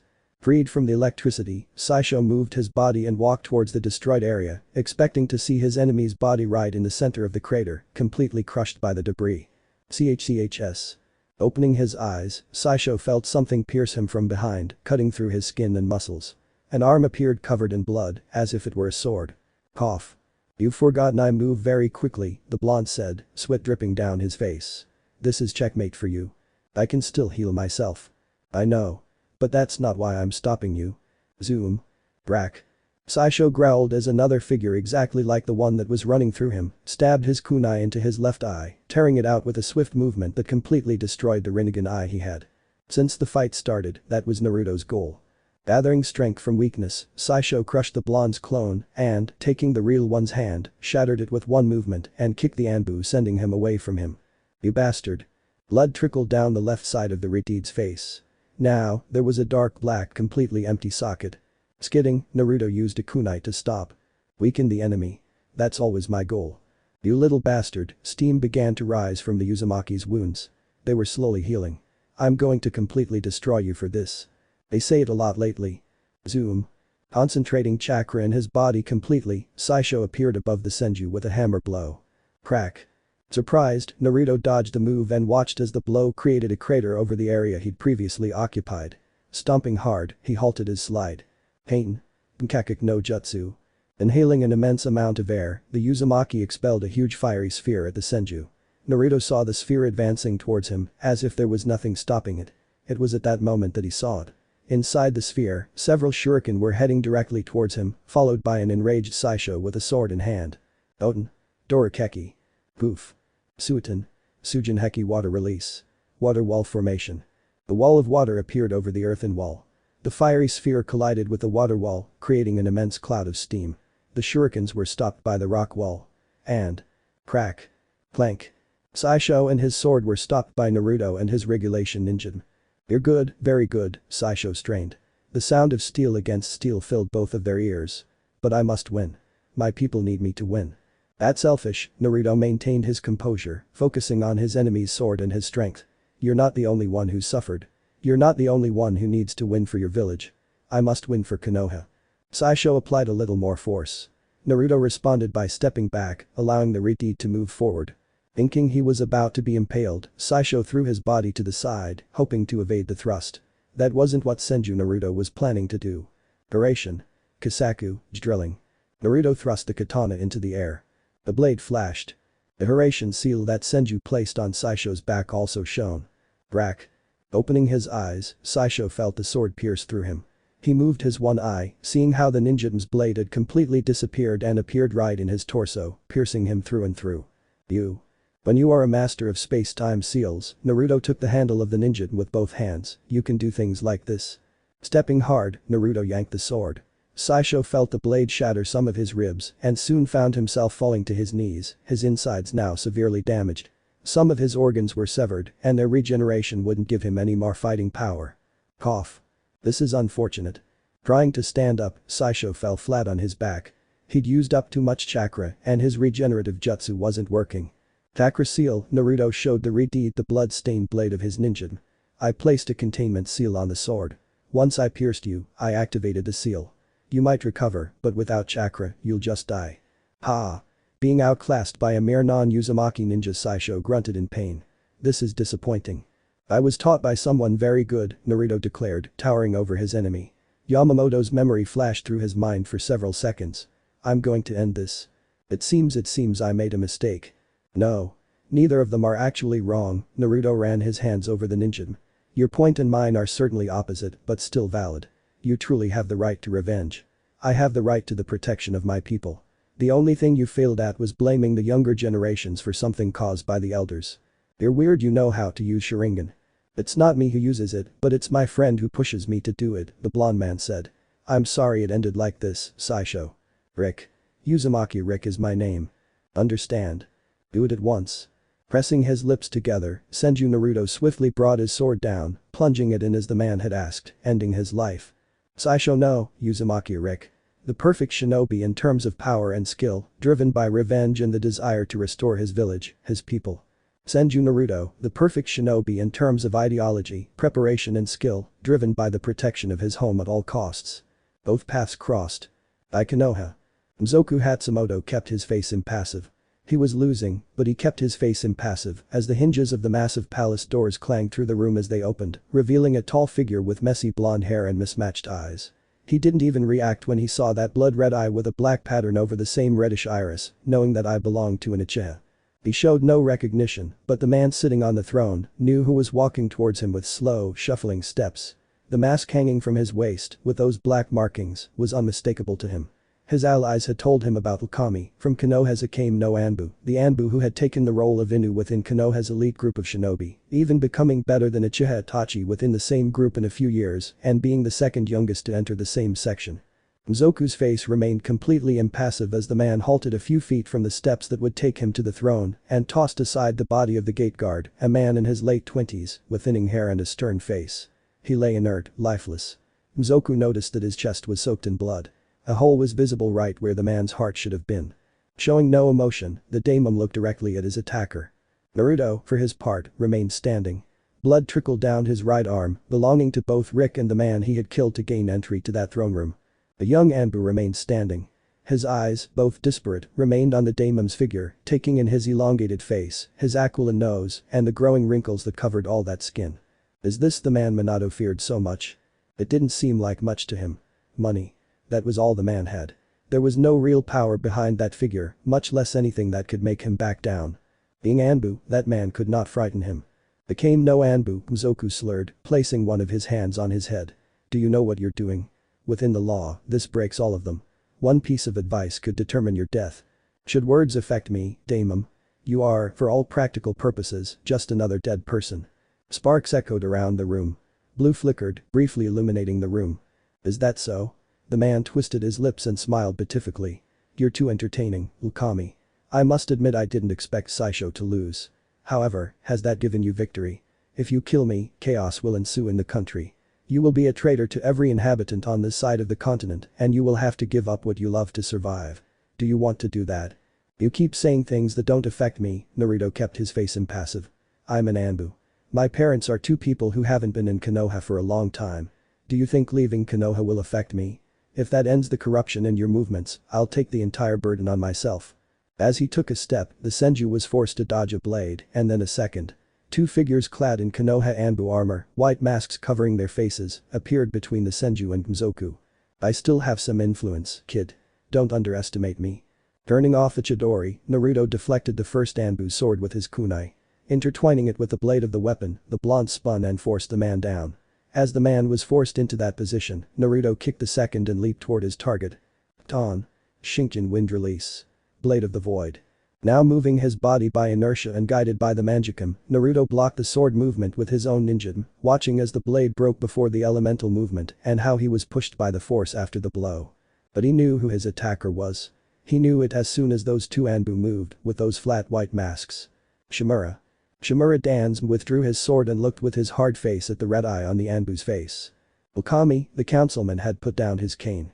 Naruto had to admit that, despite being an older man, Dans moved swiftly like a middle-aged shinobi. I regret that our reunion is under these circumstances. You tried to take me for Naruto shifted his right leg back, letting the blade of the left Anbu's ninjutsu pass by. Shifting his torso, he dodged the second Anbu. And that was kind of annoying to me. Stomping hard, the Senju blocked both men's legs, feeling his arm go numb, more from exhaustion than from the strength of his enemy's blow. Moving his eye, he followed the movement of a kunai against him. Pulling back, he let the kunai pass, which ended up embedded in the shoulder of one of the two Anbu. Taking advantage of this, he pushed the wounded man and grabbed the other's leg. Flexing, he twisted and slammed one into the other, leaving himself completely free. FK. Touring Dansm flicked his arm, his kimono swishing with the movement. Stop this instant. Dansm. Surprised, hearing that commanding voice coming from the councilman, the daimon leaned in his seat, observing that conversation between shinobi and mercenaries. Calm down, Daimon-sama, the councilman lowered his voice. He kept his dark eye on the Akame no Anbu. Are you really going to take the consequences for killing the daimon? All the nations will hunt you down like a mangy dog. You'll be a stray, a mere piece of trash that no one will want with them. Are you going to let that fall on your parents? I see some doubt in your eyes. Shimura Dansm relaxed his posture. There was no danger. FK and Torun were surrounding him. With him in front of them, the daimon was far away from the young man. If you take responsibility for Gumzoku Hatsumoto's death, then I will let you do it. The nobleman was short of breath. You will be hunted worse than a rogue ninja, the councilman declared, looking directly at the blonde. That's a weight not everyone can bear.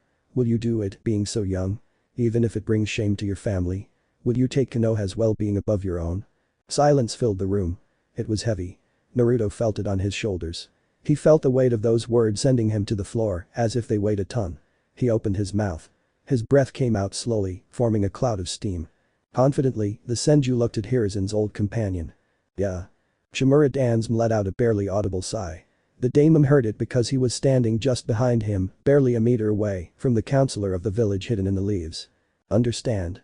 Gripping the handle of his sword tightly, the councilman glared at the Anbu loyal to the old Sandame and the young Yondame. However, he was actually growing too fond of this young man. He was, in many ways, a shinobi. Brash. Brack. Cough.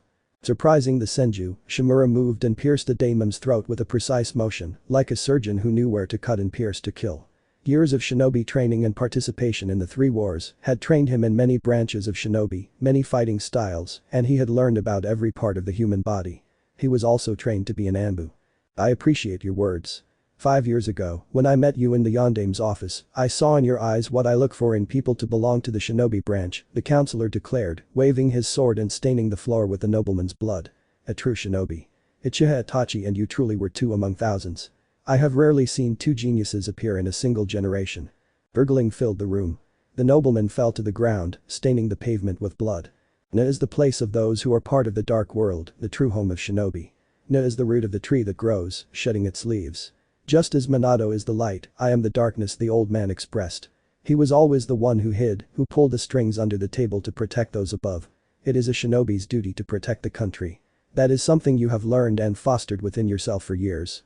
You participated in the war and survived, even though your fellow Anbu were killed. And do you know why you won? The sound of steel scraping against leather filled the Senju's eardrums. Shimura halted his steps beside the Anbu captain. The echo of those footsteps stopped after a few seconds. To protect Konoha, Naruto didn't respond, remaining completely silent. It's all for Konoha. What the Anbu do must remain hidden from others. Anbu aren't ordinary shinobi. They keep the villages completely safe, they're the ones who create the peace that civilians crave. You're too philosophical, the young man declared, calming his breathing and body. Setting the ninja down, he moved his eyes and glanced at the councilman. I don't need you to tell me about my great-grandfather and Uncle Tobarama's book. I learned everything about the Shinobi Code, a book banned after the Second World War. I thoroughly understood every word. I engraved them in my mind and I know what it means to be a shinobi. After Itachi's betrayal, I took over his role within A.N.B.U. That was entirely predictable, boy. Dansum twisted his lips into a small smile. Your relationship was something strange in itself. Shisui, Itachi, and you. The three of you were the best, young men who carried within their blood what it truly meant to be a shinobi. And you killed Shisui out of greed. Have you used his eye well, Shimura? Now you hate me? You know I did the right thing. The Uchiha were in alliances with foreign countries, having a country at their service on the border between the Land of Fire and the Land of Wind. Dansum began to explain, keeping his face completely straight. In that country, there were weapons, seals, supplies, clothing, everything they could ever need. You marched on that village to destroy it. It was where you honed all your skills. Leaving the Uchiha alive at that time would be impossible to keep Konoha completely safe. The well-being of Konoha must come before the rest of the villages. The Land of Fire must come before all others, the councilman declared. The A.N.B.U relaxed their postures, standing next to their lord. You understand my point only too well, boy. I see that in your eyes, in your actions. Akame no A.N.B.U, the most legendary A.N.B.U within the most important shinobi organization. Itachi and Kakashi were lethal and efficient, however, you have proven to be far superior to both of them. You have killed over 1,000 people with your skills and have proven yourself loyal to Konoha. You are one of the few who can be considered a true shinobi. It was a good talk, more one-sided than I had anticipated. You are not very talkative when we are in the same room and I can see that you wish to kill me. Your right hand is trembling. Do you want to run it through me?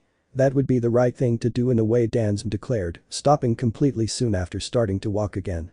Killing me would free many of our enemies. I am the one who keeps Konoha safe, commanding my men in the shadows, giving their lives to protect everyone else. You know it. You see it. You have experienced the same thing. You fought in Kurigakure to create an alliance, to foster a path should Suna betray us. You have been too erratic lately, and Minato himself found this strange. I hope we meet again, boy. I can't say the same, Naruto spoke in a calm, perhaps a little cold tone. There wasn't much emotion in his voice. I don't wish to see you again. But I understand what you do. I took part in the destruction of all traces of Uchiha on the continent. Like you, I protect Konoha from the shadows, at the cost of my own life. I don't mind dying if it stops the evils that could harm the village itself. It's something I've engraved in my mind, my soul, and my heart. Ashurama would call it the will of fire, but that's hypocritical. It's not a luminous protective fire, but a destructive one that eliminates the shadows completely. HMP Dansum curled his lip and resumed his steps. There I leave my gift. All for Konoha. Red tea. Placing a clay vase on the small table in the room, Naruto was finally able to sit down. His torso was completely bare, showing off his muscles, built from training, and the bandages crisscrossing from right to left and from left to right, covering the wounds from his last fight 2 days ago, shortly before his conversation with Councilman Shimura. The old man's words were still in his head. Naruto had to accept that Dansum was indeed right on many of his points. The current world, filled with betrayals and deaths, wasn't a world everyone could live in. Many genin were thrown out of the shinobi profession soon after they began. Others were killed on their first foreign mission, losing their lives under absurd orders that endangered both the village and an entire group of children. Seeing genin sent on missions where they would endanger their lives, without proper training, wasn't something many could accept. Shimura and No were a barrier. Naruto stirred the tea a little with a small twig, watching with his right eye as the reddish liquid swirled clockwise. His Sharigan eye, or rather Shisui's, was once again covered with the usual bandage he wore. It was much more feasible to wear a bandage over an old wound than to use the hit eye to cover it. He wasn't like Kakashi, who usually wore the bandage to cover his eye, given to him by another Uchiha. We were both held to high standards by our peers. Naruto let out a sigh. The war within the capital was finally over. The new daimon had taken the name Mizoku Matsumoto, the new mistress of the Land of Fire. With the end of the Chunin exams approaching in a week, he had been ordered to serve as the girl's bodyguard alongside her father. The rest had been recalled back to Konoha. Mito would be better looked after, though he had put the skills his mother had taught him to good use. The Senju stopped the twig from moving. Moving his hand, he pulled it out and placed it beside the glass. The scent of the tea reached his nostrils. He wrinkled his nose slightly. Staining your hands with blood. Massacring an entire family, a clan. The hatred you instill in people cannot be removed, he murmured, speaking completely to himself, holding the glass in his right hand.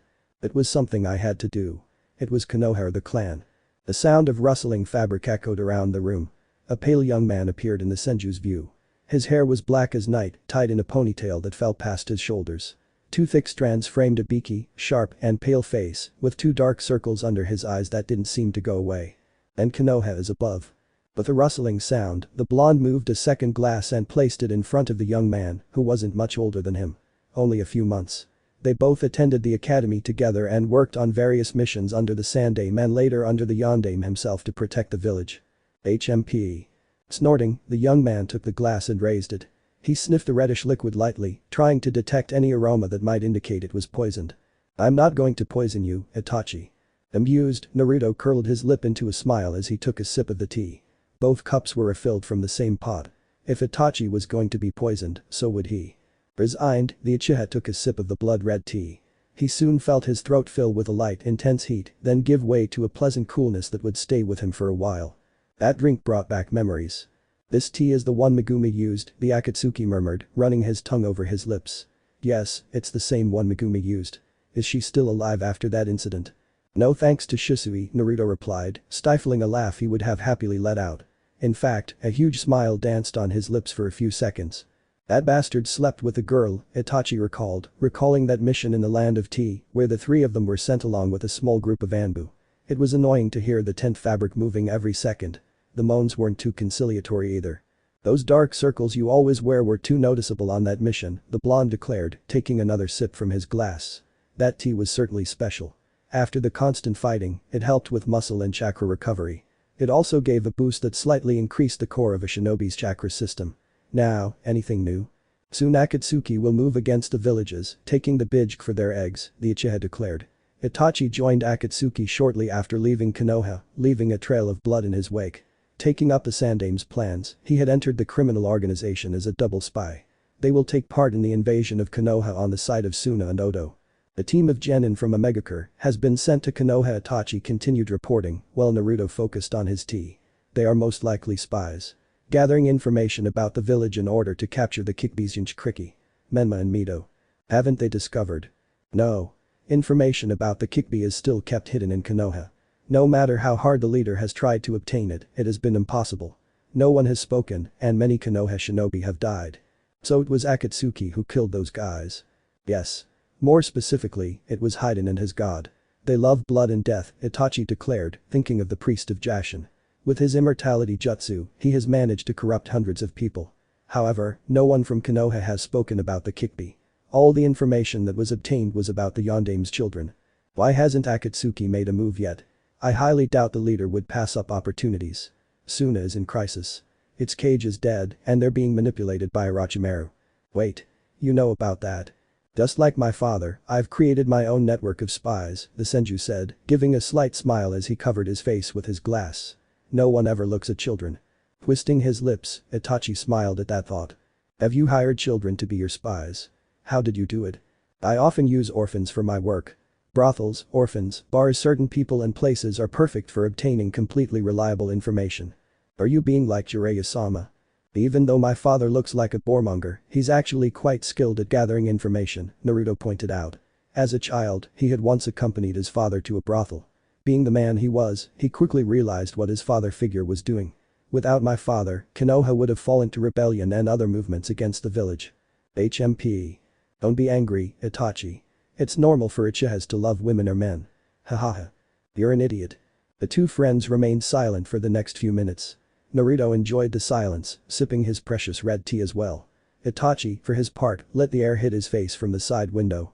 That was something pleasant for the Nunakan. It had been years since he'd spent quality time with one of his best friends. Naruto had always been a support to him, and in return, he had run through him from side to side, nearly leading to his death. Did he deserve someone like Naruto? The Senju had changed since they were the Konoha trio, becoming more serious, cold, and truly seemed like someone who could carry the village's ills on his soul, almost like he and Shisui did when they spoke with the cages to stop the coup d'etat. And he had taken on the Uchiha massacre, leaving the event that would mark a new path for the entire village. Replacing the Uchiha, the Hyuga were now the strongest clan within all the clans within the Leaf. You carried a lot of burdens because of me, the Uchiha began again, staring only at the tea in his earthenware cup. When I took on the burden of the massacre, you took on mine within A.N.B.U and to protect the same village. Don't deny it. I know it's something you did. Jiraiya-sama told me about it. My father tends to open his mouth a bit too much from time to time, Naruto admitted, a little embarrassed. But you shouldn't bother yourself with it, Itachi. Just as you've made your choices, I've done the same with my own path. That's why I'm here, saving the entire country. My hands were stained with blood before I even followed the path of Anbu. HMP. Curling his lip, Itachi showed he wasn't too happy with that answer. But it was completely hypocritical of him.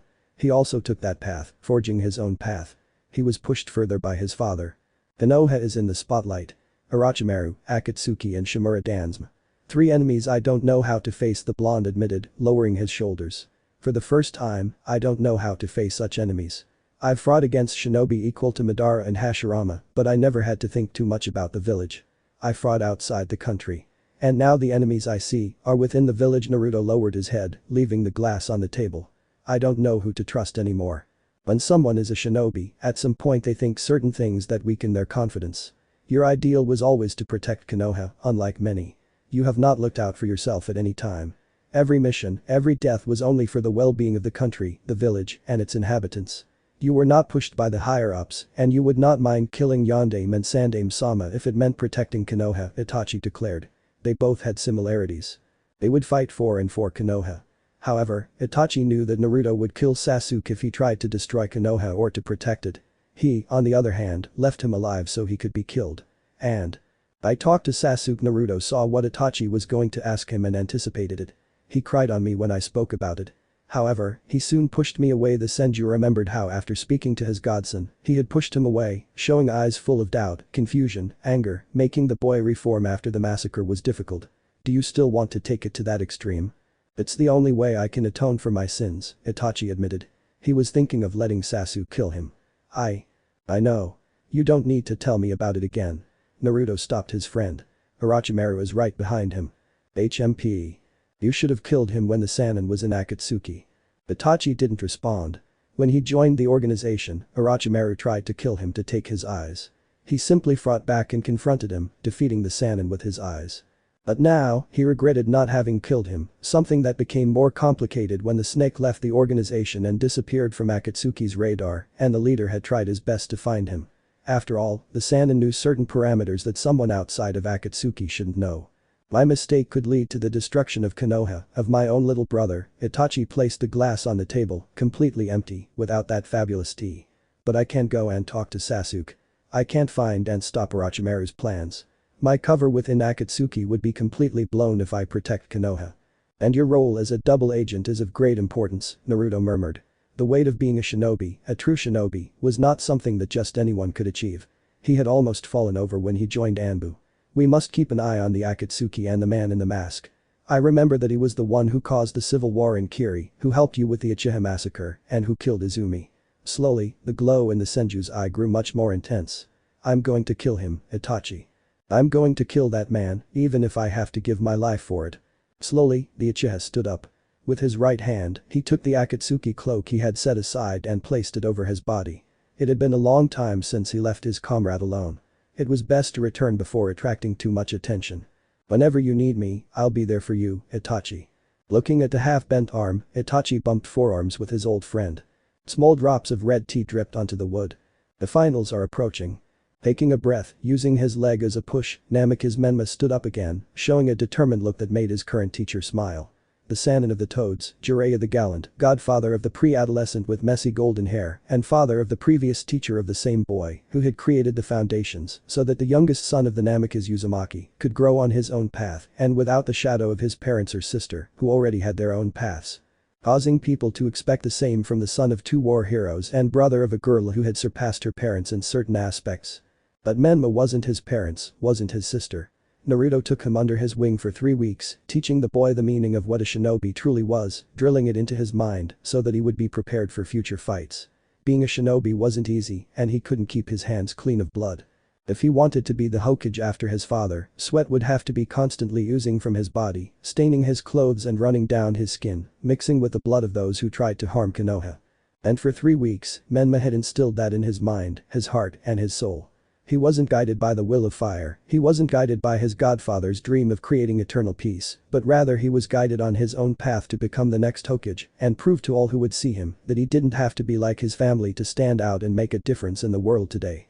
Wiping the sweat from his dirt-stained face, the young man finally began to move for the 10th time that day. His clothes, that orange jumpsuit, were completely stained with blood, mud, and grass, torn and tattered. No one would recognize that suit if they saw it. Seeing his godson's movement, Jiraiya uncrossed his arms and blocked a strong knee strike against him with only his hand, giving an amused smile. As one of the 3 Sannin and a student of the Sandaime, Jiraiya had been through countless conflicts and wars to see when a young man truly showed promise.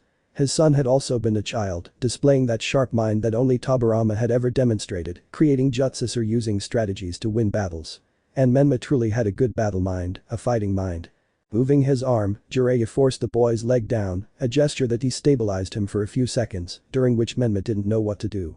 His left foot had shifted a few inches and he couldn't find a foothold to maneuver. Sensing the Namikaze's predicament, the Toad Sage moved accordingly. Dashing forward, evading Menma's futile swing as he attempted to strike him, Jiraiya dove under the blonde's right arm and swung his own limb, planting his hand in the middle of the young man's chest and applying just enough force to slam the boy into the ground, knocking him completely to the ground. Menma soon felt the ground against his back and the air escaping from his mouth with a slight muffled moan that never left his mouth, only the air did. When he realized, the boy hit the ground with his fist. Shit. Laughing softly, Jiraiya patted the blonde's chest and stood up, allowing the Namikaze to sit on the grass of the clearing they used as a training ground by removing his hand. That was good there, the older man declared, taking his chin in one hand. Good strength and speed, just lacking a bit of a response when you were knocked off balance when I blocked your knee. You could have spun in the air and heel-stepped me with your opposite leg, using the one you used to knee me as leverage. I would have stopped it, but hey, it would be one more try. And the Toad Sage laughed out loud while Menma rolled his eyes at his godfather's attitude. Ever since he'd known him, he'd always laughed at the worst of times. He never really saw Jiraiya the Gallant as someone serious and sad, no matter how powerful he was. Not even the word conceited suited him. I'll do better next time, the Namikaze assured, closing his hand over a handful of weeds that he pulled out with a simple movement. Seeing the gesture, Jiraiya smiled. Another round. Well, you've learned well from Naruto. Blushing in embarrassment, Menma shook his head away, not wanting to acknowledge that Naruto had taught him to be a better shinobi by not yelling all the time and being more mindful of his actions, thinking before acting. Sensei teaches well, the young man murmured in a really low and soft tone, trying to make sure his current teacher couldn't hear him.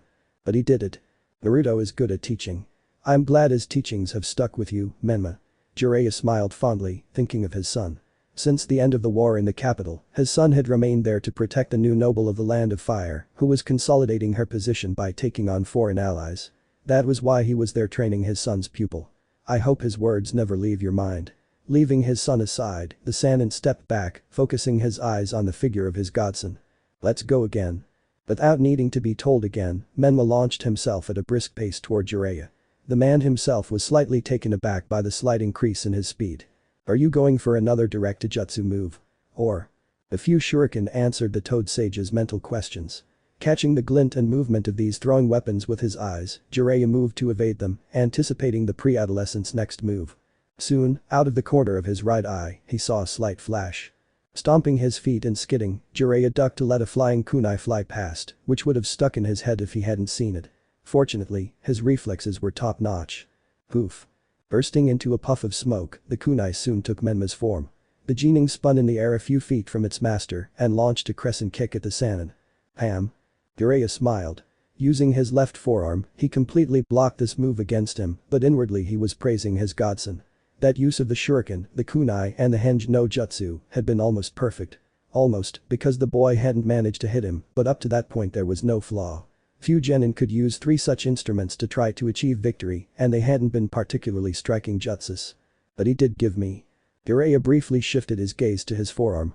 Menma had hit it really hard, moving it a couple of millimeters from its initial position. He is good. Swinging his arm, Jiraiya knocked the Namikaze away, who flipped backwards while throwing more shuriken. Nin. Shuriken Kage Bunshin no Jutsu.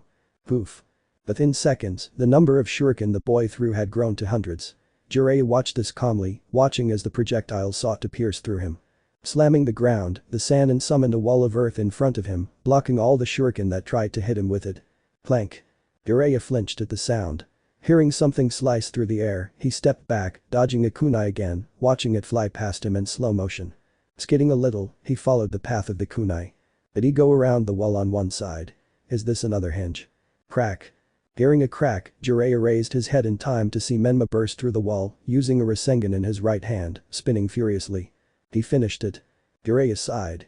summoning a Rasengan with the few seconds he had, it being more unstable and weaker than the boys, he used it as a shield, repelling his godson's Rasengan and thus forcing Menma, who was flying towards him, to spin, slamming his Rasengan into the ground, thereby creating a whirlpool-shaped crater.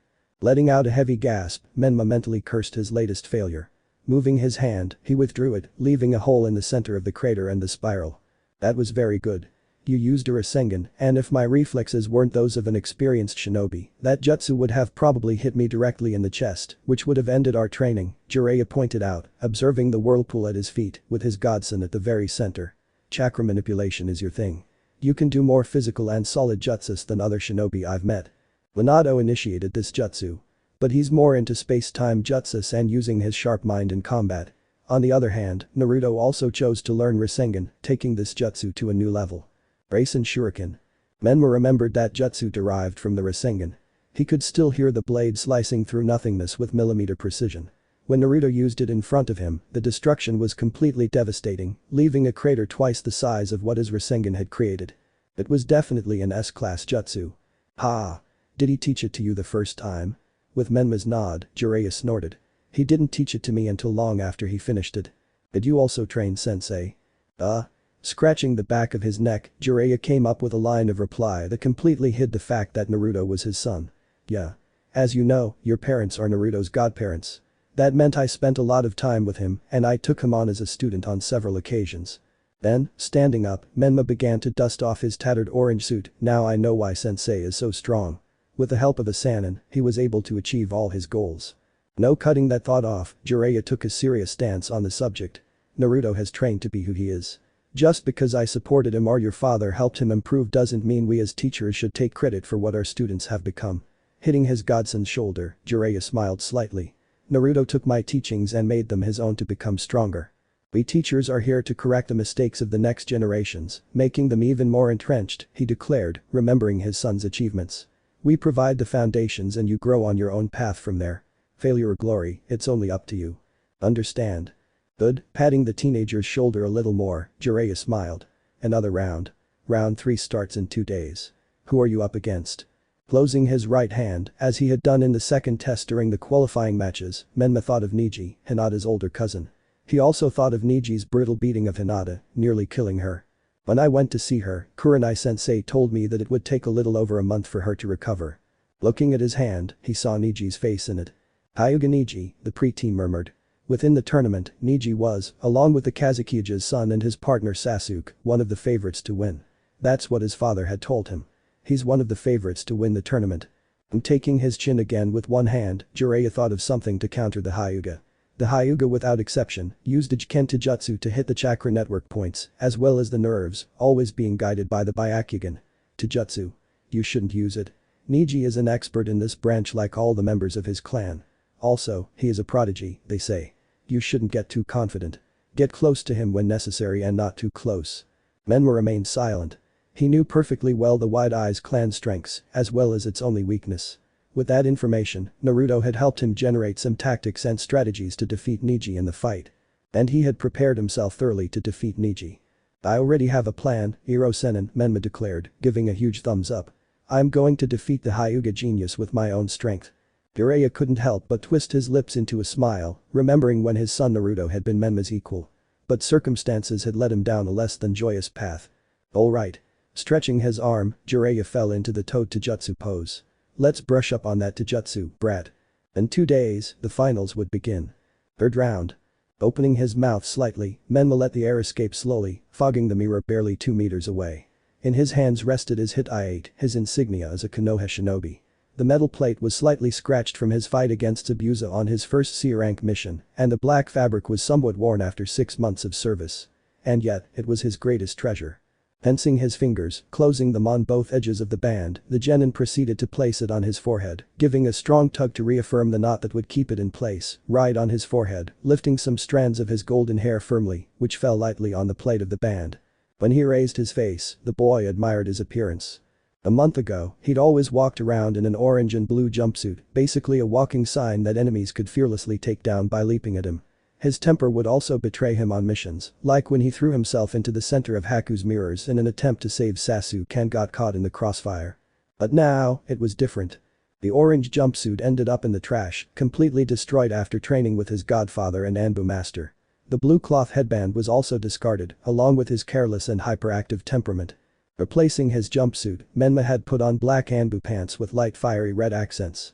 Over the top, along with the mesh shirt everyone else was wearing, he had put on a black tank top under a black hoodie with the same fiery red accents as the pants, displaying the Uzumaki symbol on the back, representing the clan. And the sandals were now black. There wasn't much of a change after that, except for his own behavior in battle. That hyperactive attitude that had caused him to fail on so many missions was now just a minor annoyance, contained by a seriousness he tried to display, even though he was nervous. And now he was nervous. Taking one last look at his outfit, Menma picked up his ninja bag and kunai pouch from the bed, placing the latter on his right leg and the pouch on the back of his waist, making sure he had everything he needed for the upcoming clashes. Niji. Just thinking about his opponent made rage begin to consume him from within. He had witnessed him massacre his friend Hinata, leaving her on the brink of death, and he had never blinked. I'm going to crush you. Hyuga Hinata was certainly an odd girl to many, but not to him. Her mother had always been good friends with Hinata's late mother, something he found rather odd, which is why both he and his sister grew close to the wide-eyed family, which gave him a step toward building a bridge of friendship with the Hyuga heiress. Now, that childhood friend was in the hospital being treated with internal injuries that made it difficult for her to breathe and too close to death than anyone would want to be. He clenched his fist tightly. After the fight between the Hyuga, he had jumped onto the field to attend to Hinata and, taking his friend's blood, had sworn to crush Niji in the third round and show him that destiny was not something fixed but that it could change. And he trained hard to be able to defeat Niji, the prodigy of the Hyuga clan, someone stronger than his partner Sasuke. Naruto-sensei. Hero Sennin. He sweated. He bled. He tore his muscles and bones during training. He had given everything he had and even more to be able to match Niji and surpass him. He had even created countermeasures to the Hyuga's skilled Jujutsu moves. Keep your distance. Bullshit. Menma closed the door to his room. He hadn't trained to keep his distance. Naruto had pointed this out to him, giving him several guidelines for engaging a Hyuga in close combat, and he would gladly follow them. He wanted to beat up Niji even more than he'd wanted to beat up Naruto when he'd first met him, or Sasuke and his sister. Hey, idiot. He stopped in his tracks. Raising his head, he fixed his sapphire eyes on his sister's indigo ones. Each one had taken after one of their parents. Are you here to bother me? I don't need your motivational words. HMP. I wasn't going to motivate you, she refuted firmly. Currently, among the genin, Niji is the strongest, even above Uchiha Sasuke, who lost to Rock Lee, Niji's powerful companion. Your chances of victory really are slim, little brother. Menma frowned, forming an annoyed face. Only you could defeat him. Why are you practically a genin? Rank means nothing, little sister. I'm going to prove that with effort. The level achieved is greater than that of a genius, she assured, certainly feeling her words somewhat hesitant. Could he defeat Hyuga Niji if he never defeated Sasuke? Could he prove to his parents that he was also a shinobi like his sister, even though he was never forced to be one? Could he prove that he, too, could accomplish great things like Mido? Doubts had begun to slowly eat away at him, letting his mind go. Nerves began to surface, and sweat appeared on his forehead, dripping down his face. Jujutsu. The Hyuga focus on Jujutsu. Someone skilled in ninjutsu could easily defeat him, Mido lowered her voice, while a disdainful smile appeared on her lips, but you were never too good at it. If you could use decent jutsus, Niji would undoubtedly have serious problems then, Mido hesitated. Although it depends on whether he has taken good training in Jiken. Menma didn't respond. He took a deep breath, filling his lungs with fresh air. It wasn't worth starting a confrontation with his annoying sister. I see you're wearing bandages. Any wounds? Mido looked down. Beneath her Chunin vest and undershirt, the bandages that had covered her wound from the fight against those shinobi mercenaries were slightly visible to someone like Menma, who was very observant and annoyed. It's no big deal, little brother, she declared, dismissing her injury. She'd been treated in the capital and had returned to reinforce the village during the exams, leaving her captain behind. Worry more about your next match. If your mind is elsewhere, Niji will undoubtedly crush you in a few seconds. And I don't want to be pegged as a loser's sister, little brother. At least show that. Crack. Mido stopped speaking. No, her words died in her throat when she heard the wall creak. Drawn to her, she looked toward the area hit by her brother's fist, seeing how the surrounding area was riddled with small cracks, and the impact area was somewhat sunken from Menma's direct hit. Can you please be quiet for a little while? Menma pulled back his fist, leaving a dent in the wall that even a blind person could see. Upset by the truth? No. I'm just annoyed by your stupid voice, Menma admitted, cracking his fingers. Sister. watch me fight Niji. You'll see what someone like me is capable of. I've sweated, bled, and fallen too much to bear your slighting disdain for me, your brother. Just because you're a genius doesn't mean you can't be beaten. Because I definitely will. He shouted, swinging his arm and pointing at his red-headed sister. Sasuke. Niji. You. All prodigies, born with the skills to be shinobi. He closed his hand like he had in front of Niji in the preliminaries. I'm going to surpass all of you. And, without further ado, Menma walked past, leaving behind her sister, who stood completely still in place, still with her arms crossed, looking at the damaged wall, and remembering her brother's words over and over and over again. After about 30 seconds of this, he let his lips twist into a slight smile. Idiot. Push yourself a little and you'll really get turned on. Since they were little, his brother always had a short fuse. Just a few words, and Menma would light up and jump as if he'd been pricked with a pin, something that didn't seem to have changed completely, at least at first glance. But he didn't get angry, he just used his fist and spoke calmly, sending the anger in his arm towards the wall. She, who grew up with him, did see the change. While the previous Menma would have jumped straight at her, the current one punched the wall, displaying his strength driven by anger, and spoke with firm words, without any hesitation, as if he had already won several hours ago, and was only reaffirming the fact that he was going to surpass them all with his effort. And that blow. Intrigued, Mito examined the wall closely. It was a devastating blow that, had it been delivered to a person, would likely have left them severely injured, on the verge of death, or unconscious, depending on where the blow struck. Her brother had strength that surpassed even hers. Just seeing that blow on the wall, it was clear to her that her brother had actually trained for 30 days to face Niji, and that he hadn't been using jutsus, but rather focusing much more on his body. The doubt that was on her mind now was whether Menma could really defeat Niji in a one-on-one confrontation. Few in the village were capable of doing so with an ordinary Hyuga, and Niji had even surpassed some adults, and could be considered to be a Chunin in those exams, and soon become a Chunin. I wouldn't be able to defeat him in Taijutsu. Mito ran her fingers over the area hit by her brother's fist, feeling the roughness of the wall, the small peaks that formed after the blow, and how they dug into her skin. If he does it. If Menma achieved what no one could have imagined, he would likely be hailed as a genius. One of effort and hard work who never gave up. And she was afraid of it. Stadium. Moving a senbon between his lips, the third stage examiner looked at each of the participants, feeling a contraction in his eyes when he saw the path in the youngest son of the Yondaime Hokage, leaving aside the bright orange outfit for a dark one, truly sticking to the shinobi path. Only Uchiha Sasuke was missing, and Genma highly doubted that the boy would appear anytime soon, considering who his teacher was. Hey. Looking up at the podium, the examiner stared at the Kazukiage, feeling bile rise in his mouth and anger fill him. But he kept his face impassive. An early attack on the village would force them to give their lives, and they must follow the cage's orders. But Genma swirled the senbon around with his tongue. He looked at the Hyuga prodigy and the Yondaime's son. This really seemed like a bad joke. Hyuga Niji. Namikaze Menma. Both of you will stay in the arena to begin your match.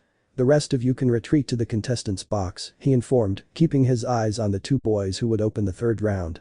Menma wasn't even considered a possible winner of the match, and Niji was a favorite to win the tournament. The rules are clear. I won't interfere in the match unless I see fit. You can surrender when you see you can't take it anymore, and your safety is not guaranteed during the match, so think carefully about what you're going to do, he said, looking first at the wide-eyed man and then at the sapphire-eyed man. If I see the use of any techniques prohibited by the rules or the assistance of a third party, I will end the match by expelling the contestant who broke the rule and awarding the victory to their opponent. Any questions? No. Menma readjusted his ninja headband. It had loosened slightly, and he didn't want it to get in the way. No, examiner. Genma sighed. Hajime. But the man's leaped back, the two young men stared at each other intensely. Niji remembered the words, the oath of the boy in front of him. Menma remembered the beating Niji had given his cousin. He remembered Hinata in bed, on life support, and Kurenai-sensei beside her student. The sound of feet scraping the ground was drowned out by the shouts of encouragement to each genin, with Niji being the most applauded. You're going to lose, falling into the Juken stance, Niji prepared to attack his rival. That's something I want to see. I want to see you lose. Firing two shurikens, Menma dashed forward as Niji was forced to deflect both projectiles and take a forearm strike from the Namikaze that pushed him back a centimeter. He had used his left arm to defend himself. The fight had begun. Effort versus talent. The shouts had begun to rise with force. The cheers, the applause, the sighs resonated throughout the stadium, filling the atmosphere with a tense emotion for the combat that everyone was witnessing, from simple civilians and shinobi to the feudal lords themselves invited to the Leaf Village, this entourage being led by the current Fire Princess, the new feudal lord who occupied the position that was completely taken from her by her uncle, and who was now present for the first time at the Chunin promotion exams, accompanied by her personal guard and one of those Anbu who had helped her take up her family's legacy. This Anbu was none other than Naruto himself who, following the orders of the Yondaime Hokage, had remained by the feudal lord's side until the start of the final stage of the exams, remaining in the capital for almost 7 days, helping to cleanse the court of traitors and being able to resume the reconstruction of the same city after the war that had ravaged it. Now, Naruto sat on the edge of the box, his legs dangling, lightly tapping the stone as he watched his students' movements in the arena. As Anbu, he wore the mask covering his face again, leaving only his eyes visible, one blue like the sea itself and the other red like blood itself, seeming to have heterochromia when in fact the red eye was an implant. His hair, once disheveled, now fell almost to his shoulders, like a wild lion's mane. Thick strands fell lightly over the mask, lightly brushing the black marks on the white porcelain. Wearing the official Anbu attire of Konoha, Naruto kept his attention on every movement of Menma and Neji, seeing how after the clash, both separated and looked at each other for several seconds before launching themselves at each other again.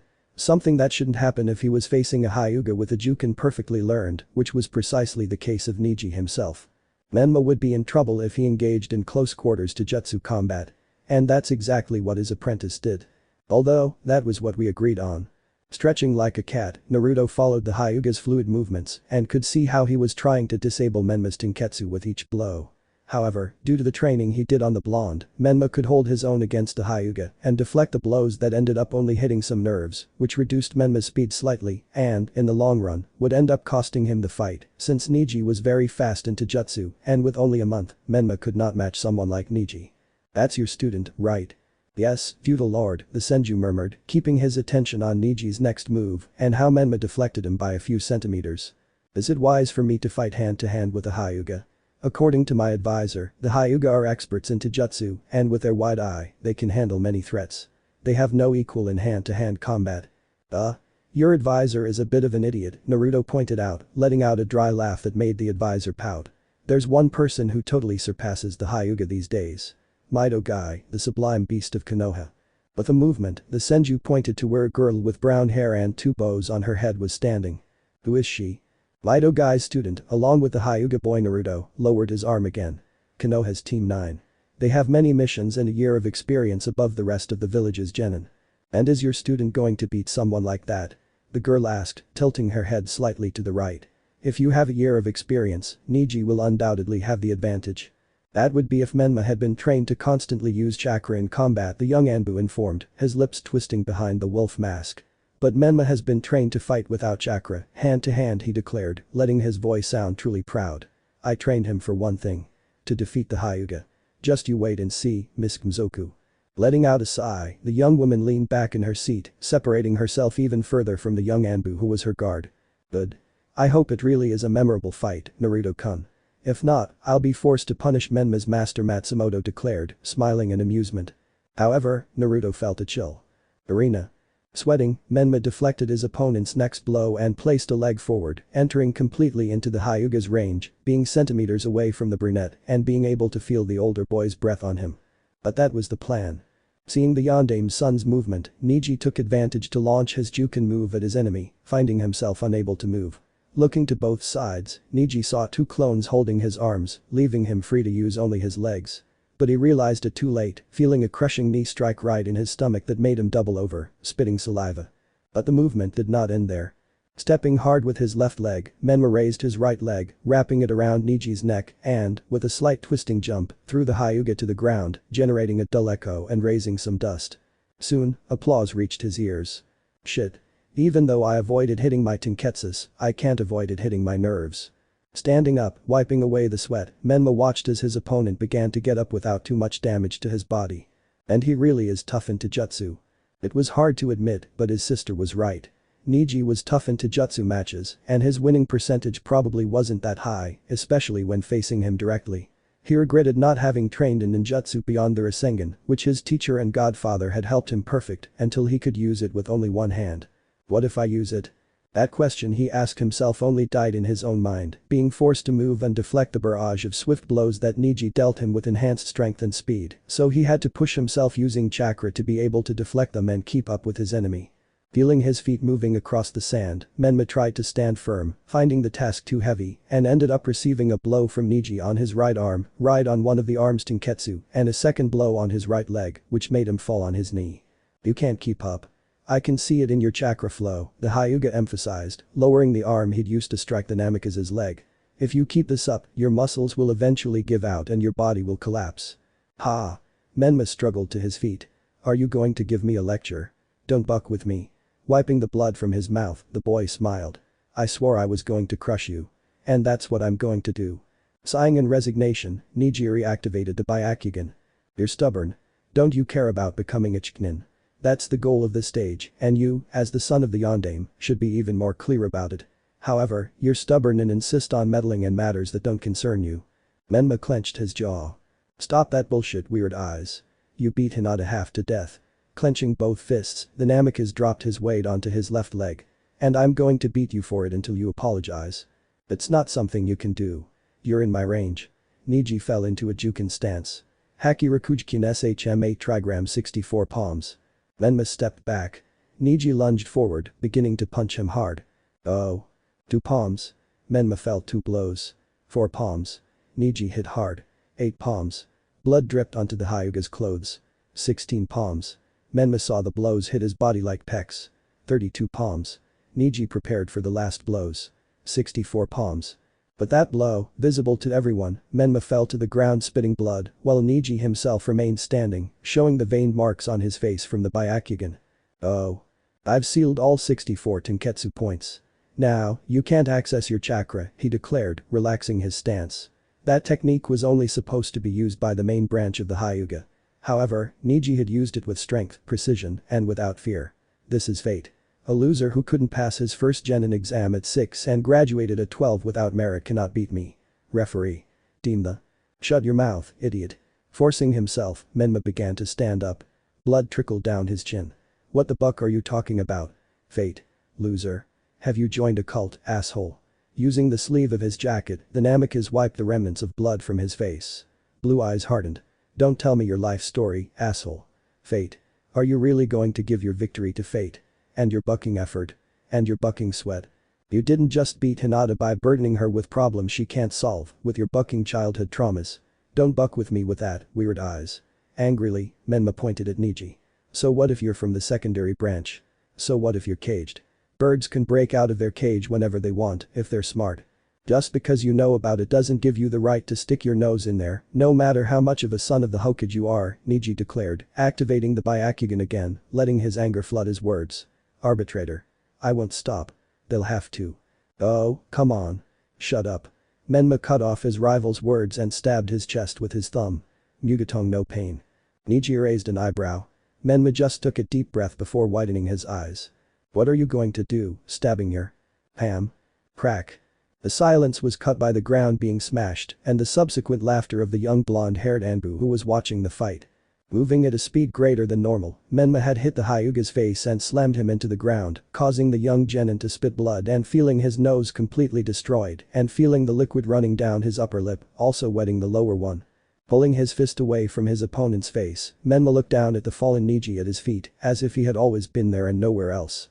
And what few noticed was the blow Menma gave to his own head with his other finger. "Zababongcham X2 limiter removal X2," the Namikaze muttered, showing his ragged knuckles. "If I had used a little more force, you would probably be dead by now. Or I might even be the one who is dead." Due to the speed and impact, Neji's headband was sent flying, revealing the caged bird-mark that all members of the Hyuga branch wore, visible to all onlookers. "You have won. Why can't I move? I hit your entire body with my other hand to block your nerve points," Menma explained, falling to the ground on his butt. "In about 2 minutes, I'll join you in unconsciousness, there's no doubt about it. I hope my master doesn't scold me too much." "Your teacher?" Had a Kakashi. No, Menma felt the rebound of his own technique, falling back onto the sand. "And Naruto-sensei. He really taught me well, even furnished my temper with effort." Menma managed to sit back up. "Soon the biggest rebound would come and he would end up unconscious. He taught me how to fight without relying on chakra in a fight, just to beat you. My current taijutsu techniques are decent and inferior to yours. But using a couple of tricks that Naruto-sensei taught me, I can surpass you in speed and strength. And that is what I have done. Ha! Neji laughed. I've been overtaken by the loser, the last dead guy in the class. Before I met Naruto-sensei, I wasn't very good. I couldn't even stay calm and help my teammates like I should have. My first C-rank mission only went well by pure luck because we almost died and it was all my fault. The boy looked at his hand. And now I have a clearer idea of what to do and what not to do during a mission, or how to act. And I don't care if you stand up and win now. I'm going to stand up. I've beaten you, and I will beat you if you don't apologize to Hinata and take your actions as your own, not fate. And I really will. To give way to his words, the Namekiz stood up, coughing slightly. He still felt the effects of the technique and his muscles were trembling. Neji looked at him and saw something strange. It wasn't a boy, it was an immense wall that he couldn't climb. I give up. Under the curtain. Slowly, the third round followed its own course after the fight between the youngest son of the Yondaime Hokage, Namekiz Menma, and one of the favorites to win the same tournament, a prodigy from the famed Hyuga clan and a genin with a year of experience, Hyuga Neji. The fight really did not go as the spectators, both civilians and shinobi, expected. Using a strange taijutsu technique, Menma had emerged victorious in the first round, leaving a good impression on the foreign visitors about the power of Konoha's genin, especially since Menma was the son of the Yondaime. But these exams had another purpose. The third round matches themselves were a small stage for plotting against the very village hosting them. The withdrawal of the Kazukiya's youngest son was indicative of this, and the interest of the Cage of Suna himself in Uchiha Sasuke's participation was yet another indication that something strange was going on behind the scenes while the people watched the matches, completely enthralled. And it wasn't entirely wrong. Hidden by the thick branches, the leafy trees, and the dense forests near Konoha, men and women moved from branch to branch, displaying different emblems on their foreheads. These men and women were none other than shinobi and kinmoichi from Kusagakure, Sunagakure, Atogakure and Iwagakure, villages that had united under the request of the Kazukiya himself to completely exterminate Konoha, thus leaving the land of fire completely destroyed. Iwa, being a staunch enemy of the Yondaime Hokage, had agreed with the clear intention of killing the very Cage who had cost them so much, since Minato was none other than the precursor to Iwa's defeat in the previous war, finishing off the 60 remaining shinobi from the confrontation between Konoha and Iwa at the Kanabi Bridge. That only ignited hatred and resentment in the rock. Stopping on a thick branch, a man crouched down, making a small signal to his companions. This man wore his red hair tied in a ponytail, with a black stripe across his face. A purple kimono covered his body, and over it, armor protected him, along with a headpiece resembling a crown, where his Iwagakure protector could be seen. "Captain? It's not time yet," the man said. He was short, approaching 5 feet, but still instilled respect and fear in his companions. "We must wait for the Ichibi to be released in the center of the leaf. That's our signal."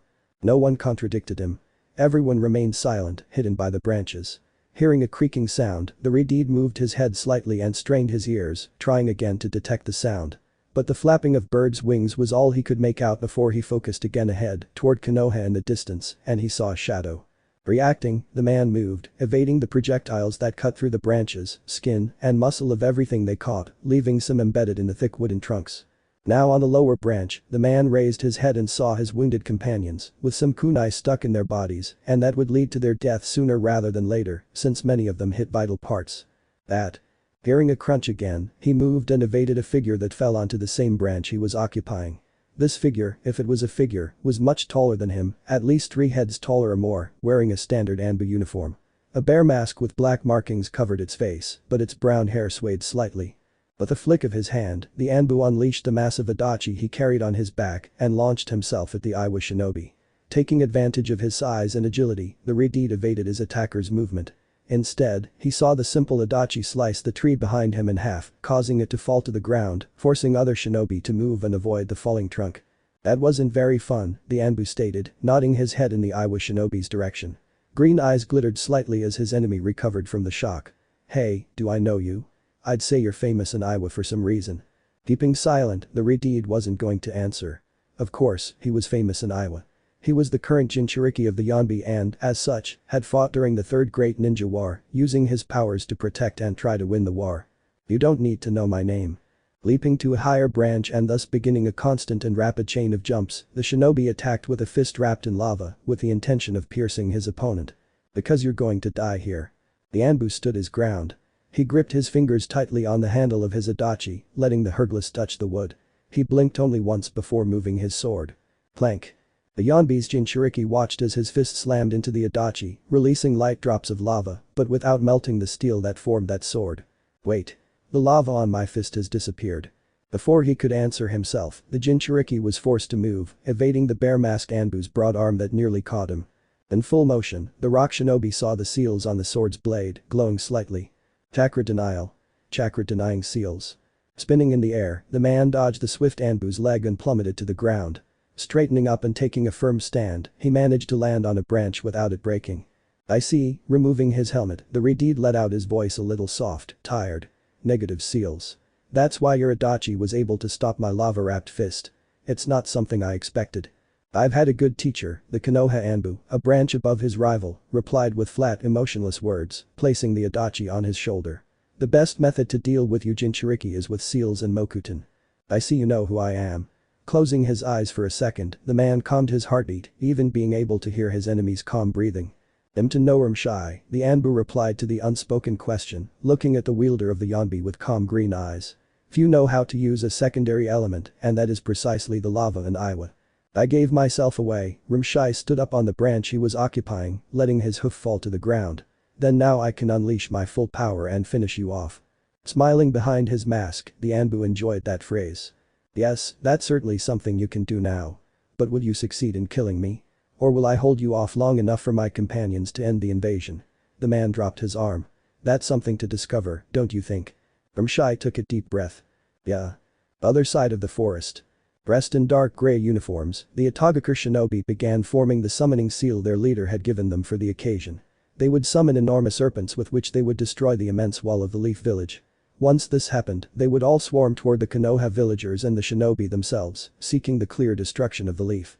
But what they didn't count on was Konoha's foresight and preparation for the upcoming invasion, letting Suna walk in and fall completely into the trap, believing that Konoha itself didn't know about its enemy's plans. Thus, when a shower of kunai rained down upon the Itagakure summoners, Konoha's enemies were unable to respond effectively, finding themselves immediately under pressure from a swiftly moving figure, flashing blue as it moved from one enemy to another.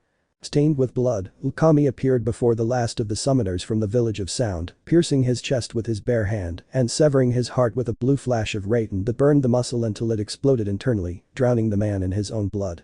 When the Anbu withdrew his hand, that last summoner fell to the ground completely inert. Ukami didn't clean his hand. He moved his eyes and looked around the clearing, catching the scent of the fresh ink used to create the seal painted on the grass, left half finished by his swift intervention. Turning his head, the blonde looked towards the edge of the forest. You don't need to hide, he closed his right hand. Chidori formed, releasing sparks that ignited the grass. I can see you, smell you, and feel you. Taking a step forward, the shinobi slowly began to reveal themselves. One by one, the Itagakure members completely occupied the edge of the forest in front of the blonde young Anbu, who didn't back down from the more than 100 enemies right in front of him, but instead closed his hand tightly, causing the Chidori to grow and screech like an uncontrolled beast. A red eye flashed behind that wolf mask. A Kame no Anbu disappeared in a flash, and within seconds, the screams and shouts of their enemies filled the forest. Powerless, watching how that enemy was hunting them, the followers of the White Snake of Konoha began to flee, being pursued by a blue flash that advanced like an arrow, piercing its enemies with its arm. All of this, until an immense rock dome rose up in front of the Anbu, enclosing him. Ukami clicked his tongue and felt his chakra begin to slowly diminish. Ha! We caught that son of a bitch.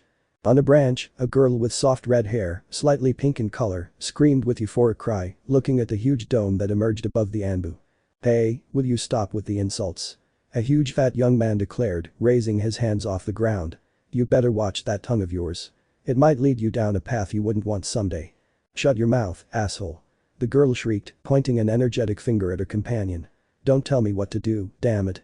These two young people were Taiya and Jirobo of the Sound, belonging to the elite team of Itagakure, known as the Four of Sound, a team full of young people with outstanding powers and apprentices of Orochimaru of the Sannin himself, which gave them the opportunity to clash with older and even higher-ranking shinobi.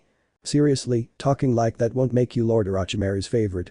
And it's certainly annoying to hear you swearing every second. Keeping your precious mouth shut is much better for everyone. Hey. Jirobo opened his eyes when he felt a hand on his shoulder. Turning his face, he found himself staring into the pale, thin face of a young woman with raven black hair falling to the middle of her back. An eye patch covered her right eye, while strands of hair partially covered the other. What the buck? Before she could react, Taiya watched as the young Anbu-clad woman tightened her grip on her partner's shoulder, and within 2 seconds, Jirobo was on the ground with his shoulder dislocated. "You've become slow. Don't buck with me." Ukami stepped out of the rock dome and wiped the dust off with a padding stick. "These two are fake, huh?" Grinning wickedly, the woman crushed Jirobo's head with her right foot. It didn't explode into bone, blood, and brains, but instead formed into a sticky mud that stuck to her shinobi sandals, creating a grimace on the woman's face. "Disgusting," he growled, not seeing how Taiya tried to flee. Jumping, believing she would escape from that place, the illusionist with slightly pinkish red hair collided with a sturdy body, which did not move even a little. Raising her head, her chocolate eyes saw that red glow behind Ukami's mask. "Bye-bye." Slash. With a single sweep of his arm, the fear decame no Anbu ripped off the kunoichi's head. Like her companions, it was transformed into clay. "You haven't lost your touch, little Naruto," the woman declared, crossing her arms under her perky breasts. "Good to know. We're not that far apart in age." Removing the mask, the face of the son of the Sannin was fully exposed, more mature, sharper, and battle-hardened. "You're 5 years older than me." "Ha." Wiping the mud off her sandals, the woman walked slowly, digging her heel into the eye of a dying Itachi ninja. "It's good to have you, Akame no Anbu." Giving a small smile, the Senju watched as his commander walked among the dead, lifeless, and bloody bodies without flinching. That woman was the goddess of death incarnate, after all, and in the next invasion it would be them, the Konoha no Yami. Invasion. In strategy, taking the lead is what matters, always with the same objective. Taking the opposing side's most important piece. In a confrontation between villages, there were several. The daimon, the village's high-ranking officials, the elite shinobi, but of all those pieces to be taken, one was the one that would leave them completely headless, on the contrary, with no one to direct them to continue the confrontation. In this case, that figure took the form of the cage. They were the military leaders of the villages, those who pulled the strings for victory on the field and against their enemies, and it was something that Itagakure, Sunagakure, and Iwagakure knew perfectly well and had fulfilled by trapping the Sandaime Hokage and the Yondaime Hokage within a barrier held by 4 elite shinobi of Orochimaru himself, who had had a short conversation with his teacher, and the one who had taken the position of Hokage within Konoha. But Orochimaru was no idiot.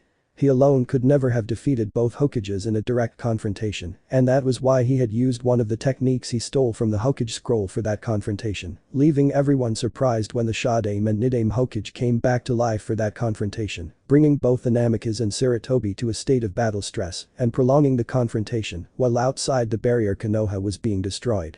Raised by the horde of enemy shinobi that, although reduced, still outnumbered the shinobi of the Leaf Village 3-1. Yondaime Hokage then thought about using all his ability using the Hiraishin, which degenerated into a problem when he discovered who he was facing. Senju Tobirama, creator of the technique he was using and, as a good shinobi, had created a countermeasure against the Hiraishin so that some enemy would learn it. A few beats and both Sarutobi and Namikaze watched the Nidaime destroy Minato's Hiraishin seals, swiftly taking the Yondaime himself and slamming him into the barrier, causing the man to scream in pain at the burning of the barrier itself, all of which was etched in the eyes of the Anbu, who tried to enter it to aid their leaders. However, the pressure exerted by the enemies on them forced them to move and combat other threats. Slowly, as the seconds passed, the confrontation dragged on, leaving the wounded and dead in the streets of the village hidden among the leaves, staining the pavements with the blood of inhabitants and invaders alike. Inside the barrier, Orochimaru watched as the Shodaime stopped Hiruzen using a Mokuton technique and as the Nidaime shattered the Yondaime's legs when he attempted a desperate move. Even several meters away, he heard knees crunch like heavily stepped tile and saw the Namikaze fall with a thud, spitting blood. Gokuku, he licked his lips, satisfied with what Minato was suffering, being crushed by the creator of the Hiraishin. I never expected Nidaime to be able to do that. Having a counter to the Hiraishin. That's sharp-minded. Maintaining a cold silence, Tobirama crushed the Yondaime Hokage's hand forcefully, forcing the man to scream as the bones in his hand gave way to his predecessor's foot. Minato. Trapped in the roots, trying to summon his companion, Hiruzen watched the cruelty with which his master beat Minato. Anyone outside the barrier might think it was too unbalanced, and it could really be. Tobirama didn't become who he was by being soft. His master always thought of everything. He had countermeasures that would stop all of his techniques, and although many thought Minato was the best Hokage for having stopped the enormous fox, the new generations only forgot or ignored the achievements of their predecessors. Don't think. You must go. But the swift movement, unexpected by Hiruzen, the Shodaime had pierced him through the right side, stopping his words and making him spit a little blood on the thick branches that were holding him back, preventing him from moving and saving Minato from his pain and suffering caused by the Nidaime. Gokuku, Sarutobi-sensei, Orochimaru watched his master's suffering with delight. Not for a second did his face show anything other than pleasure at the blood and pain of others. I see you should have killed me back then. Were you that senile? Coughing, Hiruzen looked at his student after a few seconds. Yes, he should have killed him as Enma suggested, but he couldn't. How could he kill one of his students? Just as Jiraiya couldn't stop him, he couldn't do it only because he was his student, with whom he spent years and moments he couldn't forget, at least not by his side. Have you become that unhinged? Stretching his arm, Sarutobi tried to stall for time. Is this what you've spent your time doing? Becoming a monster? I was right not to give you the position of Hokage, Orochimaru. You would have used people as guinea pigs for your experiments. You are a despicable being. And as a teacher, I must. You have caused everyone deep pain by not killing me when you could have, Sensei Orochimaru declared, arms crossed. A viperous tongue flicked across his lips. You are as guilty as I am of my crimes. You are to blame for Konoha now being just another battlefield, with hundreds wounded and soon thousands more dead. It was your negligence that caused all of this. If you want to blame me for the deaths, you should look at yourself first, Sensei. You are even more guilty than I am. Orochimaru.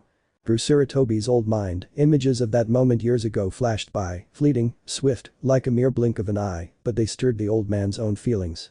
With effort, Hiruzen managed to touch the summoning seal, something Orochimaru viewed with some fear. Poof. Immense, the Monkey King Enma revealed himself as the white cloud vanished. Roaring mightily, the summoning freed its master and pushed the Shadame away enough for Hiruzen to regain his lost composure. The wound forced him to bend slightly. I told you, Sarutobi. You should have killed him.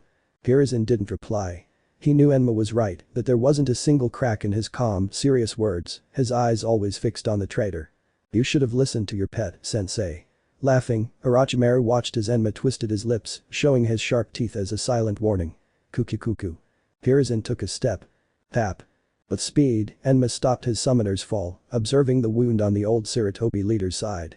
It didn't look good, and the blood was abundant. You can't go on, Sarutobi. It's better. I must stop him, the Sandaime himself assured, getting back to his feet with some difficulty. It is my duty to his former mentor, as a bad teacher. I must correct what I did wrong. A little late, Orochimaru noted with some sarcasm. You can't correct me, Sensei. It's late. I'm not going to correct you. Taking another step, Hiruzen's eyes hardened as he looked at the white snake of Konoha, remembering when he first met him, how withdrawn he was when he was a mere preteen.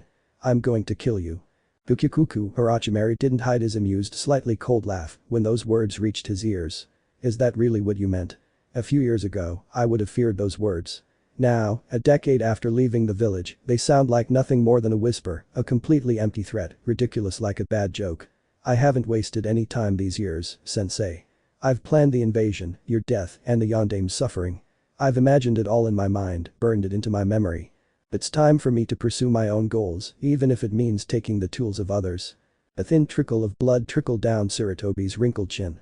The Sandaime stepped back, and Enma, worried, stopped his old companion's movement, looking at him in pain at his current state. 3. Sarutobi knew it was true. He was an old man. His power, his strength, they were no longer what they had once been. He wasn't young, and his chakra had diminished over the years. Of the power he had once possessed, only a few tiny ashes remained, fanned by his own endurance and training. I must. Crash. Like a simple crystal, the Shishi engine barrier technique formation of the 4 violet flames disappeared into small pieces that dissolved in the sky, all before the eyes of the Sound 4 and Orochimaru himself, who looked at it with a certain surprise, reflected on their shocked faces. Before anyone could say anything, footsteps caught the fighter's attention. With her black hair loose and an eye patch covering her right eye, the commander of those known as the Konoha no Yami passed between 2 members of the Sound, who turned out to be Teiya and a 4-armed boy, who could not move not only because of the impression, but because of the instinct that this woman gave off. Chiasa. Chirping slightly, Minato looked at the young woman who had interrupted the fight. Unlike many, Chiasa didn't react to the presence of the Shadaime or the Nidaime. Her dark eye, hidden by a dark lock of hair, was always on the Yondaime and the Sandaime. As Anbu, leaders were their priority. Yondaime-sama. Give the command. Hold, Chiasa stopped her steps 3 meters from the Nidaime, who still kept his foot on the Yondaime Hokage's hand. Breathing heavily and spitting blood, Minato proceeded to speak with dry, choked words. Chiasa, the bloodshed must be returned. Again. Aburama blinked, and in one movement, he was completely separated from his prey, standing 3 meters away from the Yondaime himself. When he turned his head, he found himself facing a chain of seals that he recognized even in his controlled state. Peyton. Inhaling a huge breath of air, the young woman stopped her fingers in a seal. Kunkamasitsu fire release. Magnificent fire destruction. Fruash. Without fear. Without hesitation. Chiasa exhaled that breath at the Nidaime Hokage, completely surrounding the silver-haired man in an intense blaze of fire that prevented him from moving. Zap. Being surprised by the Shadaime's movement, Chiasa spun around and ended up being crashed against the thick trunk of one of the trees summoned by Mokuton of the Shadaime Hokage himself, who pressed his hand on the girl's neck. I wouldn't get too close if I were you. Placing the palm of her hand on the Shadaime's stomach, Chiasa sent chakra towards it, and an explosion split the dead Hokage in two, who slowly recovered, but which gave the commander time to move. Stomping her foot, the woman slammed her forearm into the Shadaime and evaded the immense water dragon summoned by the Nidaime Hokage himself, skidding and becoming trapped against the 6 enemies. The Sound 4 and the 2 dead cages. But that situation didn't faze her. Twisting her lips, the woman raised her face haughtily, while her black eye changed to a pattern of red with black tomos. This really is a good dance, she preached, cracking her knuckles. She had been trained since childhood to be a Kenweichi and had spent nearly 15 years within A.N.B.U completing missions before joining the Black A.N.B.U. I hope. Aburama and Hashirama moved swiftly. Chiasa closed her mouth and watched the Sound 4's movements. One mistake and she'd end up badly injured at best. Suiton. Todoroku Kimono no Kiba water release. Roaring beast fang. But the deafening noise, a massive spear impaled both cages to the ground as a figure fell behind the commander. You're late, bastard. Didn't you have the Haration? I have better things to do than save your ass. But I have a nice ass. You saw it. Naruto removed the wolf mask from his face, leaving it hanging from his waist. Calming his back, he took a step toward his dead kin, anger flashing in his blue eyes. For me, he declared, as if facing the Shadaime and the Nidaime was a prize. Are you sure? Lately. Yes, Naruto pulled the bandage tightly, revealing the dark markings of the Byakume no in running across his body. This is something I can take. Chiasa, unconvinced, faced the Sound 4. Fine. But don't die. And so, both took on their adversaries. Member of Senju. Senju Hashirama, the Shadaime Hokage, the man who defeated all the tailed beasts using his precious Mokuton, founder, together with Uchiha Madara of the famous village hidden among the leaves. Any shinobi, whether woman or man, whether genin or cage, would fear to fight with a man capable of defeating a Bijk without really breaking a sweat. The Mokuton was not his entire repertoire. Senjutsu, Kinjutsu, regeneration, superhuman strength with all that and more, without a doubt Hashirama brought fear to his enemies, whether they were from his own time or the descendants of those who saw the famous leader of the Senju shine. Senju Tobirama, the Nidaime Hokage, the man who confronted the Gold and Silver brothers of Kumagakure, the shinobi creator of the forbidden and dangerous techniques kept by all Hokages in a forbidden scroll. Unlike his older brother, Tobirama was cold, less temperamental, and capable of killing those who stood in his way. A master of the water element, Tobirama brought fear to his enemies with his mere presence. If Minato was calculating and Itachi was tough and stoic, Tobirama combined both in one person, having a sharp mind that undoubtedly led him to position himself as a tough enemy to any adversary in Konoha. If one of these two resurrected men was dangerous, combined they were a monstrosity. Hiruzen certainly knew this. Being old, he had the experience to supplement his lost power to stop his two masters. On the other hand, Naruto had the power and skill to face them. But he lacked the experience of the Sandaime Hokage. Add to that the fact that Orochimaru was always lurking, and his chances of victory were certainly reduced considerably, and the pressure of dealing with 3 powerful enemies fell squarely on his shoulders. Breathing heavily, skidding across the roof and pushing the shattered tiles aside, Naruto watched as Tobirama and Hashirama slowly circled around him, like 2 hyenas on the prowl, looking for a weak spot they could attack and exploit to defeat him. There wasn't much need to examine the scene. Naruto weakly moved his fingers. Tobirama was on his right and Hashirama on his left. Both cages were staring at him with those dead, cold eyes and their faces shattered, like paper. Uchiha. Ito Tensei.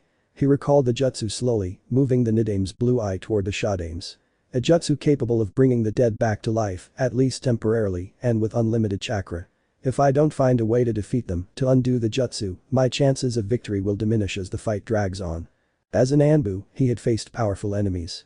The first was during his first year as an A.N.B.U, in the country the Uchiha used as a refuge for their weapons. This enemy had forced him to fight to the very end, forcing and displaying the Mokuton for the first time and feeling his body shatter into 1,000 pieces. Now, he had to deal with his great-grandfather and great-uncle in a confrontation that, like that one, would completely shatter his bones and muscles. He could already feel them bursting beneath his skin. Tobirama, despite both cages being under the snake's control, they could still speak. Doesn't she look like little Tsunade? Tobirama's face grew colder, even though they were dead and under the control of the snake Sannin. With his arms crossed, revealing that blue armor, the silver-haired man examined the young son of Tsunade and Jiraiya.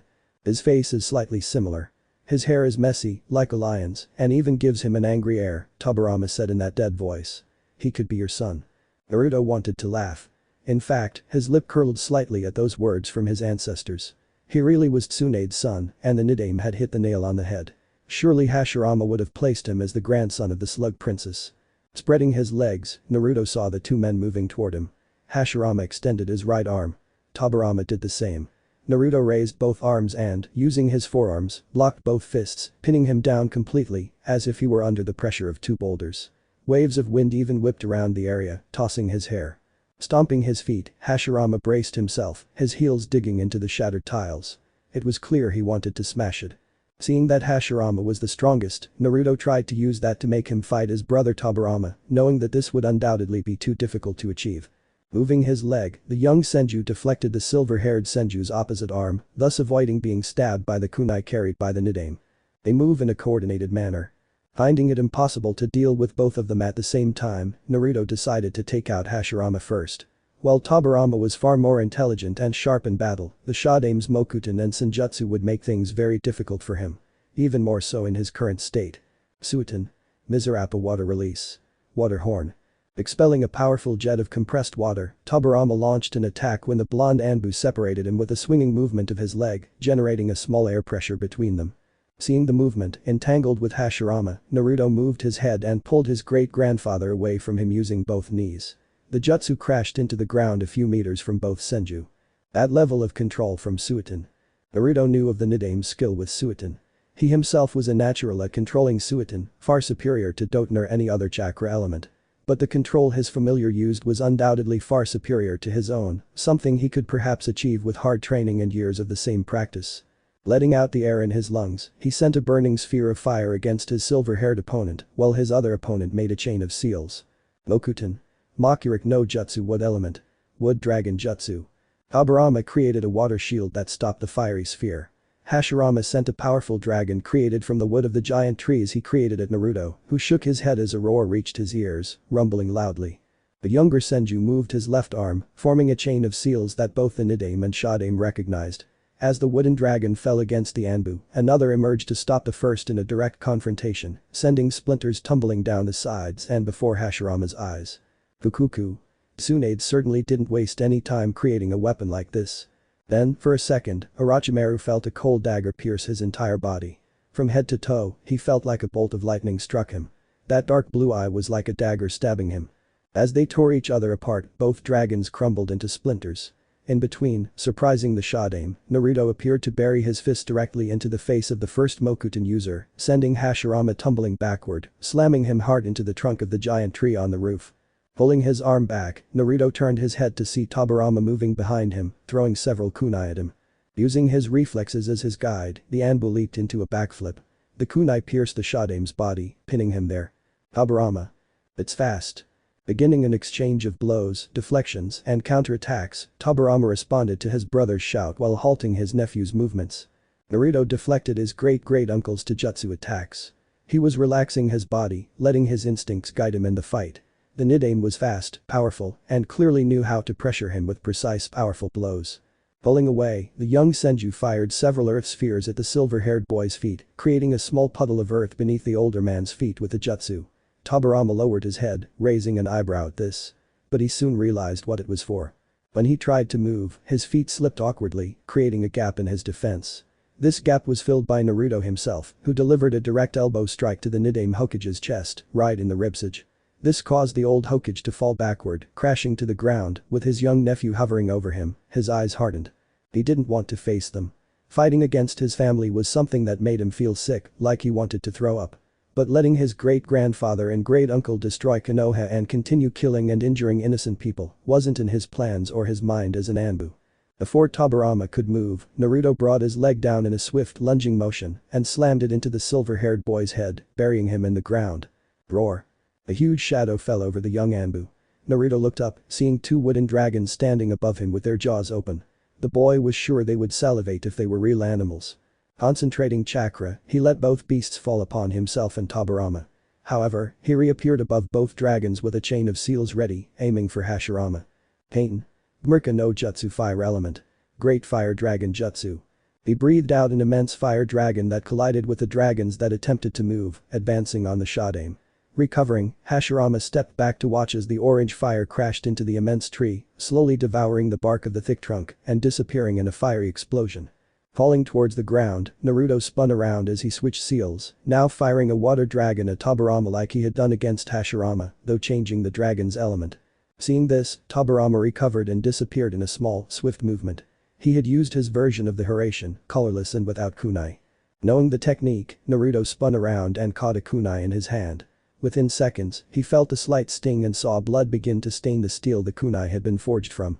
"You're good," Tobirama admitted as he strained, all against his own intentions. "It made you more like my older brother. My mother says I look more like you, surprisingly." Pulling away, feeling the blood between his fingers, Naruto kicked his familiar's chest and sent him slamming into the tree. Tobirama spun around and, using chakra, pinned himself to the tree next to his brother. "Tobirama. This kid is definitely good," Hashirama pointed out as well, giving a huge smile. "He reminds me a bit of you." Luckily, both Senju jumped as a javelin made of lightning stabbed into the ground, generating a small storm cloud that surprised the cages. Stomping his feet, Tobirama halted his progress. Raising his head, he saw the boy moving against him, an exact copy of him coming for his brother. He certainly has a sharp mind. Raising his arm, he stopped the direct blow that the Konoha A.N.B.U launched at him, being displaced backwards by the direct blow and the force behind the same movement, adding the one he had thanks to the Byakuya no and that he presented with a marine-colored tattoo that ran all over his body. Poof. Bursting into a puff of smoke that blinded the Nidaime, Naruto disappeared from the silver Senju's eyes, who only squinted at the smoke and began searching for his enemy, hearing a screeching sound. "On. Raisen Shuriken. Schlassen." Without saying anything, Tobirama blinked as his body was split in two.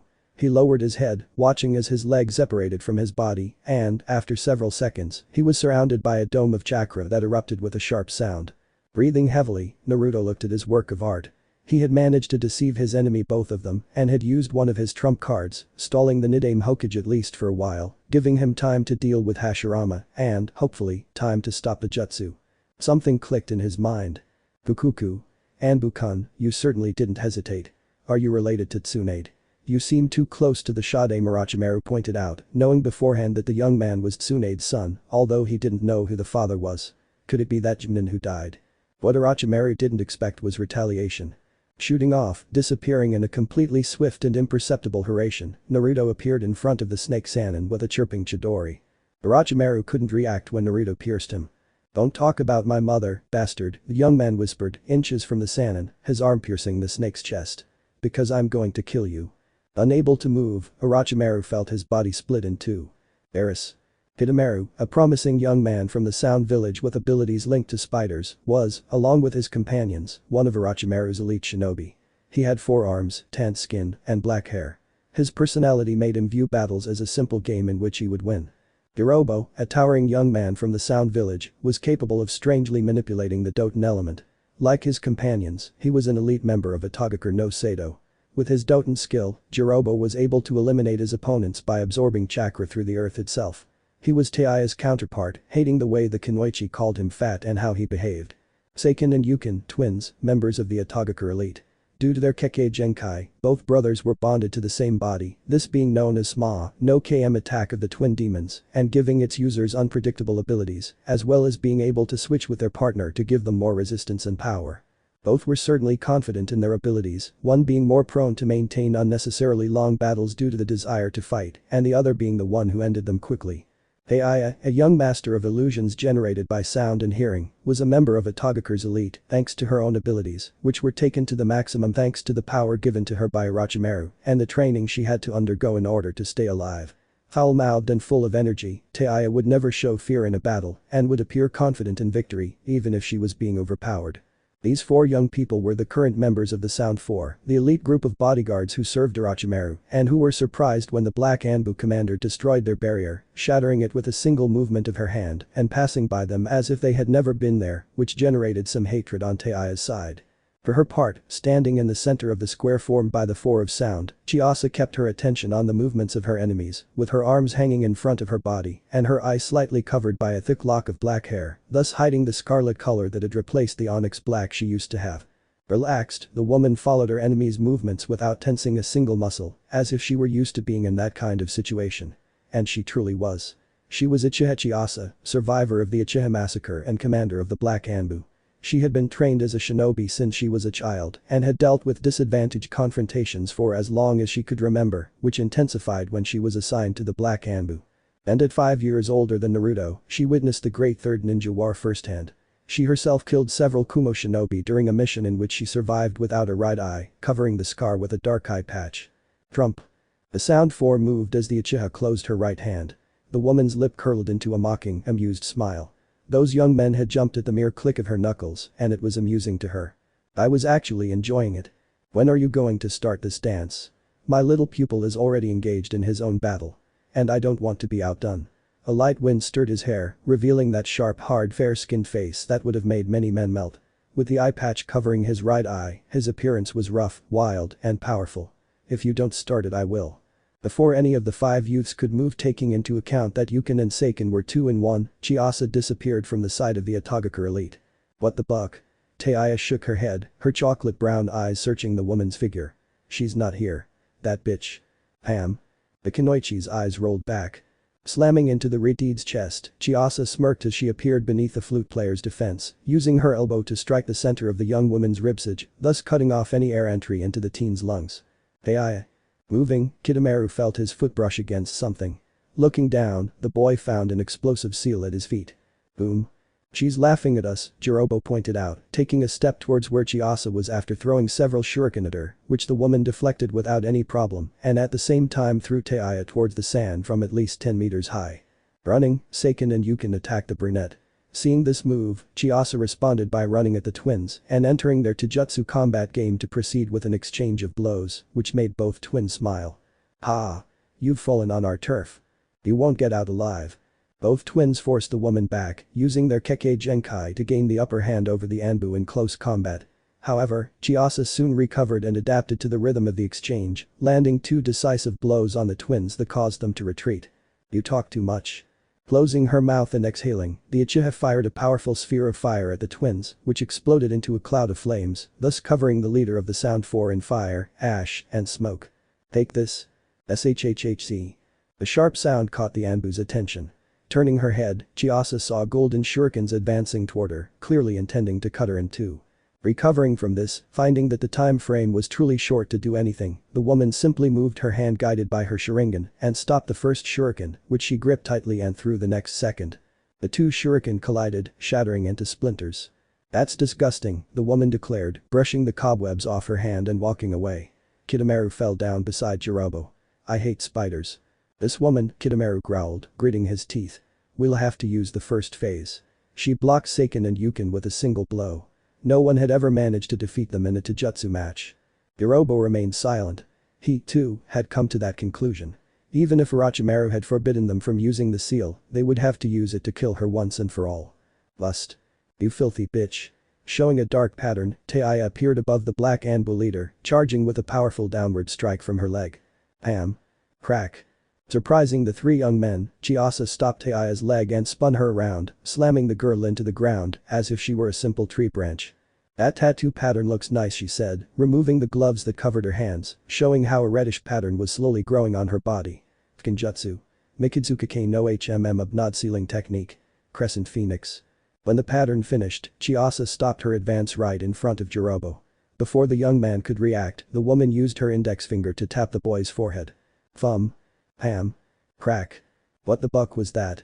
Recovered, Taiya watched as the Uchiha struck her partner's forehead and how he ended up being thrown backwards, crashing into the box used by civilians during the exam, about 20 or 30 meters from where they were and about 10 or 20 meters high below them.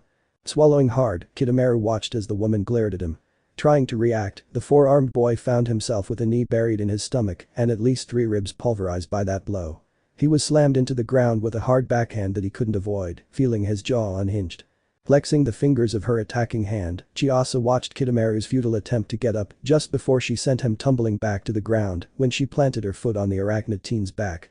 This dance is coming to an end. The last bars of the music are leading me to a bloodbath, she pointed out, watching as Seiken and Yukin had separated and stood back up to face her. Jirobo, for his part, had yet to recover and reach them. Are you all going to give it your all, children? Up to this point, this has only been fun for me. You have the right to have just as much fun. Bucket. Gripping the thin flute tightly, letting the marks of the cursed seal run down her body, Teia's sound lightly brushed her instrument against her lips. Meteki. Mujanon's a demonic flute. Phantom chains of sound. Soon, a melody reached Chiasa's ears, causing her to stop in her tracks and any further movement she might have made. With one eye flashing in surprise, the woman was bombarded by the twin demons, who struck her, burying her in the ground and sending her 10 meters downward, passing completely through the entire building until she reached the ground floor, where she was buried in rubble. That was good, Seiken declared, standing next to his twin, Yukin. This bitch is going to learn the hard way that we're not like other shinobi. She's going to be tortured slowly, flayed with each of my blows. Approaching the hole, Seiken smiled as he looked up at the cloud of dust.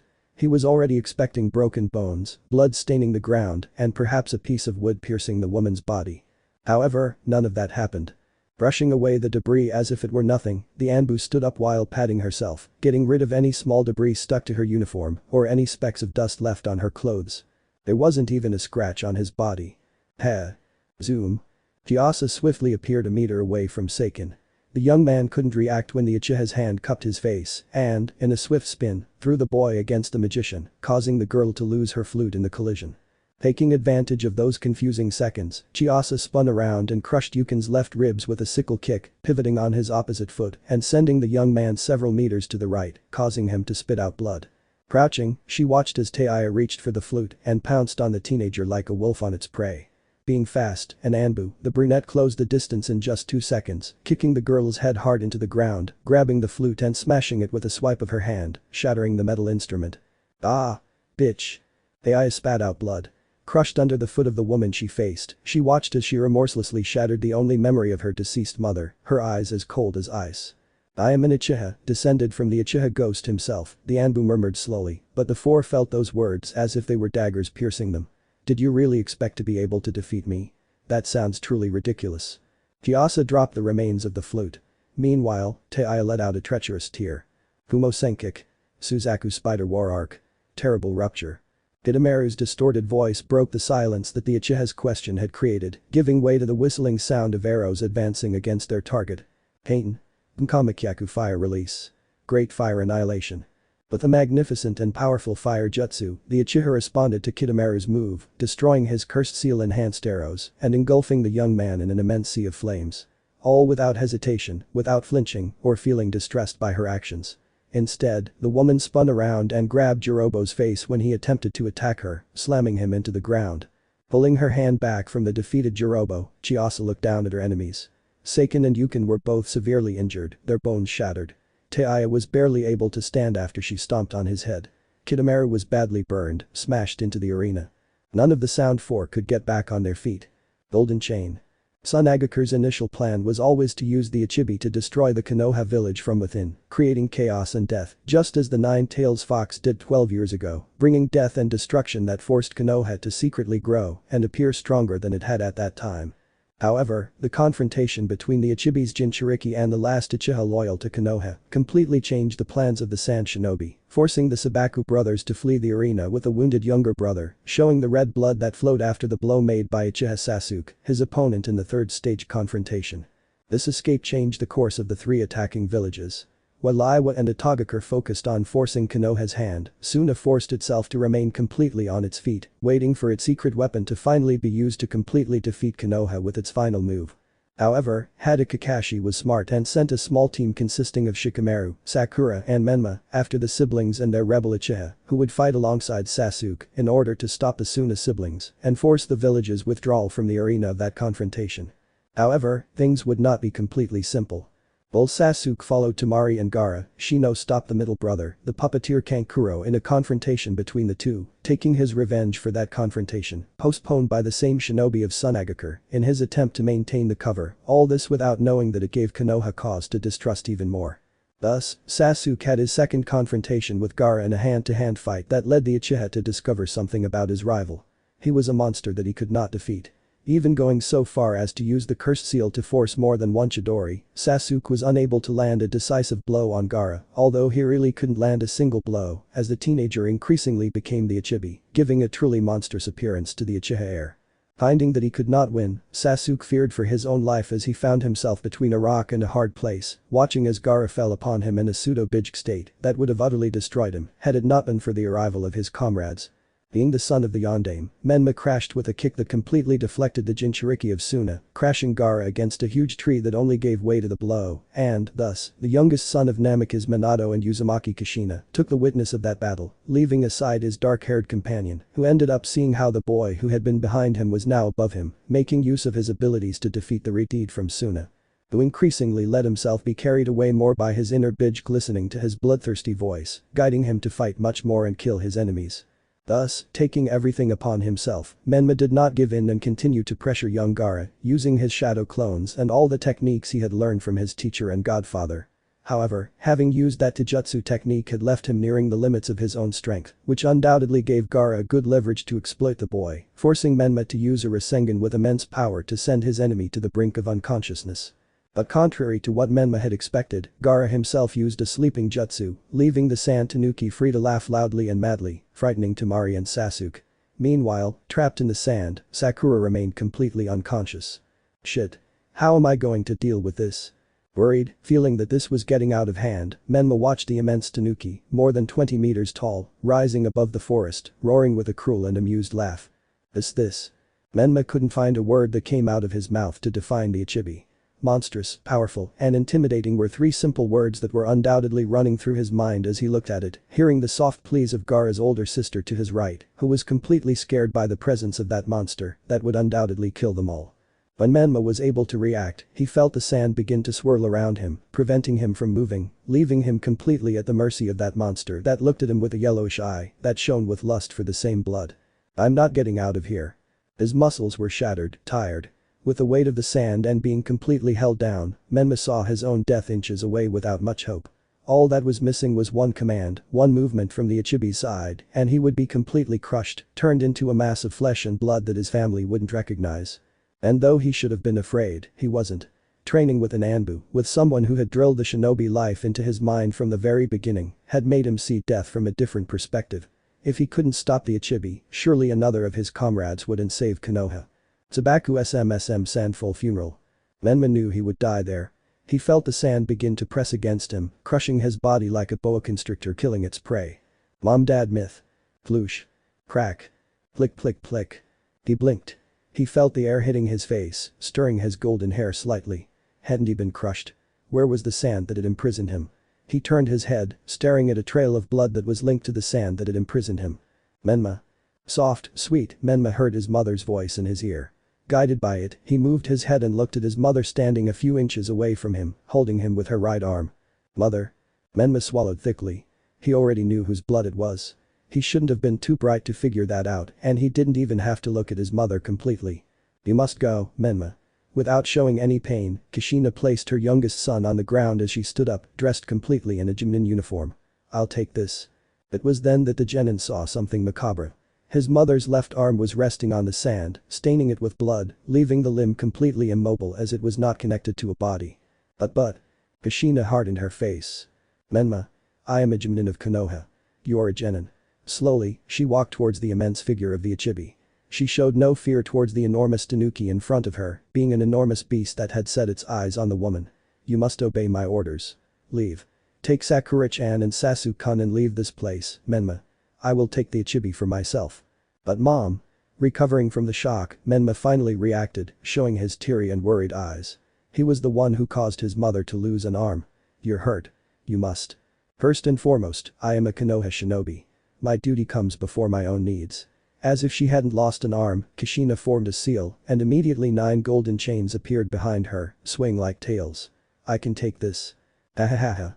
You sure are fun, ninjin. I'm going to enjoy destroying you. Lowering its paw, the Ichibi launched an attack at Kushina and the genin. Moving its hands, the chains wrapped around the beast's paw, and with a second movement, the beast was forced to withdraw its paw, feeling its chakra draining away. Don't underestimate me, Tanuki. Kushina swung her arm. Sand split in two as a chain hit her. I can take you down without my arms. Even without legs, I can defeat you using only my head. That's funny to me, the Ichibi noted, finding the words of a mere human to be a good joke.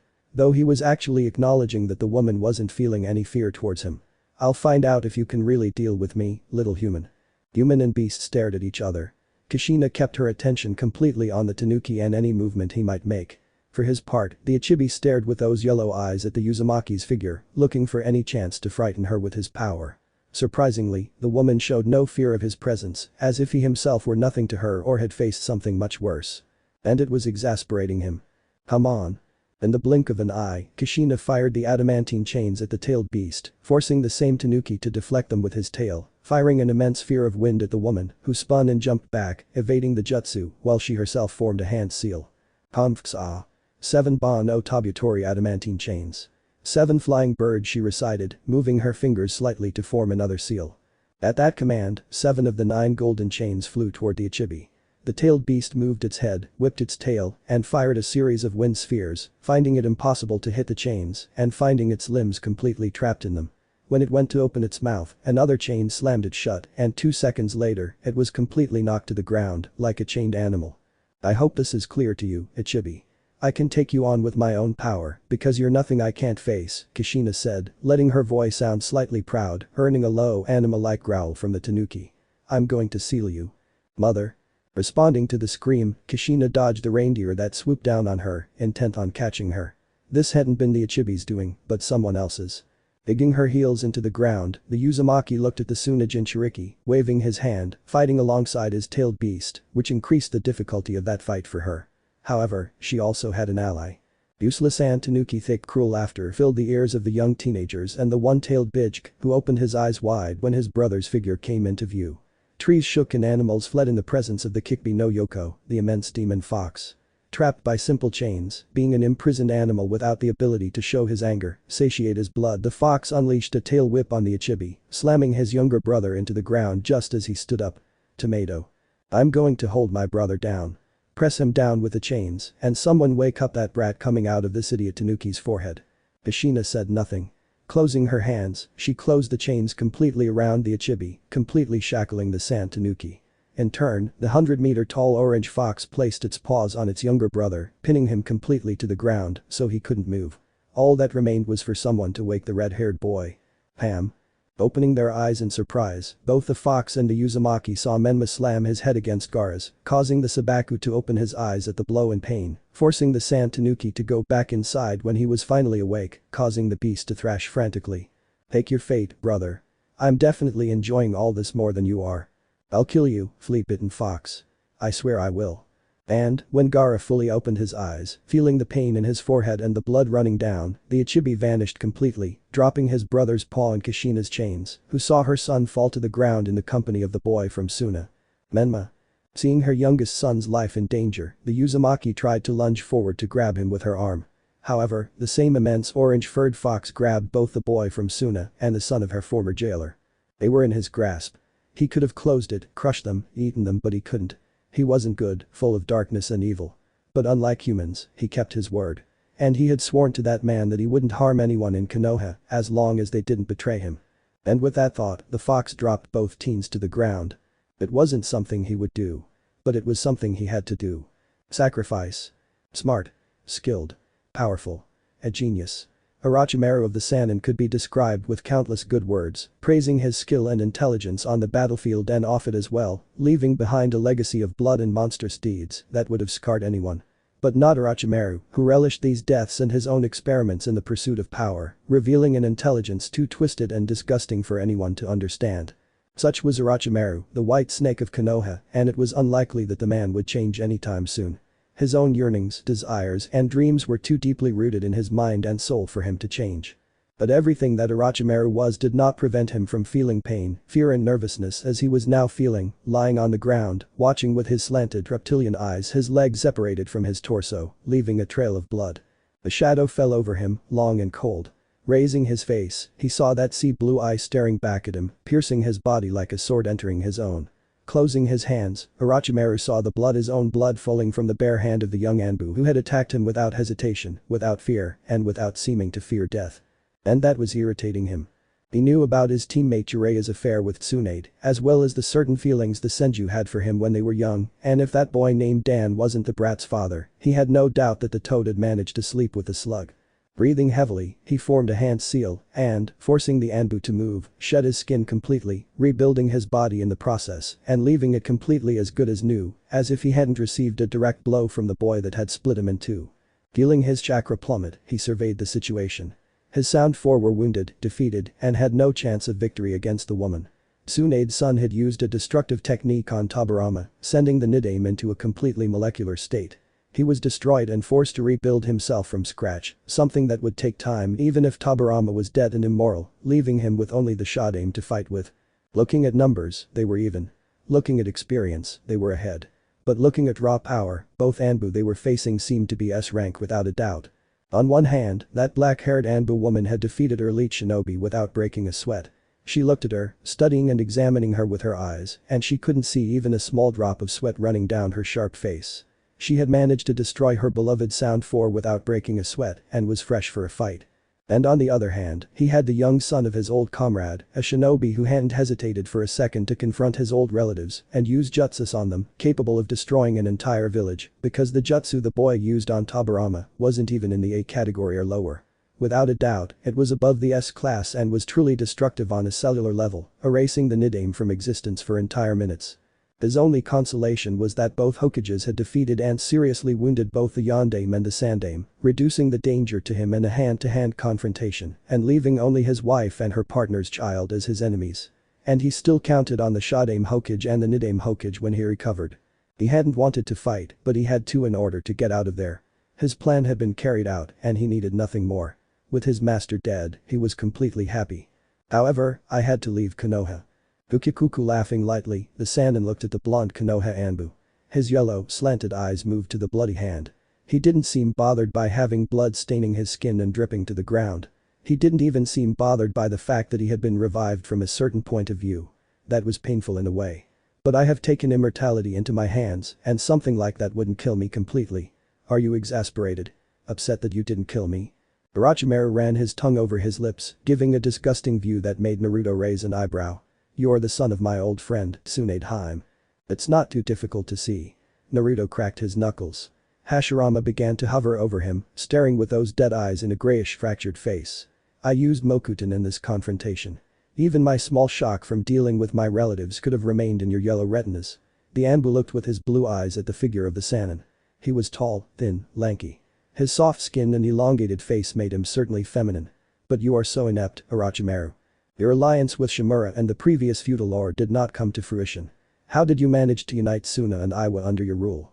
I can understand it about Iwa, since in the last war we defeated them in a final confrontation that made them retreat. However, Suna. You must have pulled strings to make them your allies. They have lost too much in this confrontation. They broke their alliance with Konoha and have been defeated. Defeated? Finding those words a joke, Orochimaru let out a dry, hissing laugh. What had they lost? Konoha had lost. Facing a total of 3 villages, 2 of them world powers, would destroy any village if it fought completely alone. And Konoha had no allies. Brash. Orochimaru watched from his position as a thin, needle-shaped sword was stuck into the Shodaime Hokage's body, pinning the man to the ground. With a slight movement, that sword cut the Hokage in two. Kurigakure, the Sannin murmured, watching as shinobi from the Mist Village began to appear among the people who were supposed to be asleep. I see Minato has managed to form a powerful and unlikely alliance. Who ended the war? Naruto curled his lips slightly. He was one of the people who brought the Kurigakure civil war to an end, taking the death of the Yondaime Mizukage into his own hands.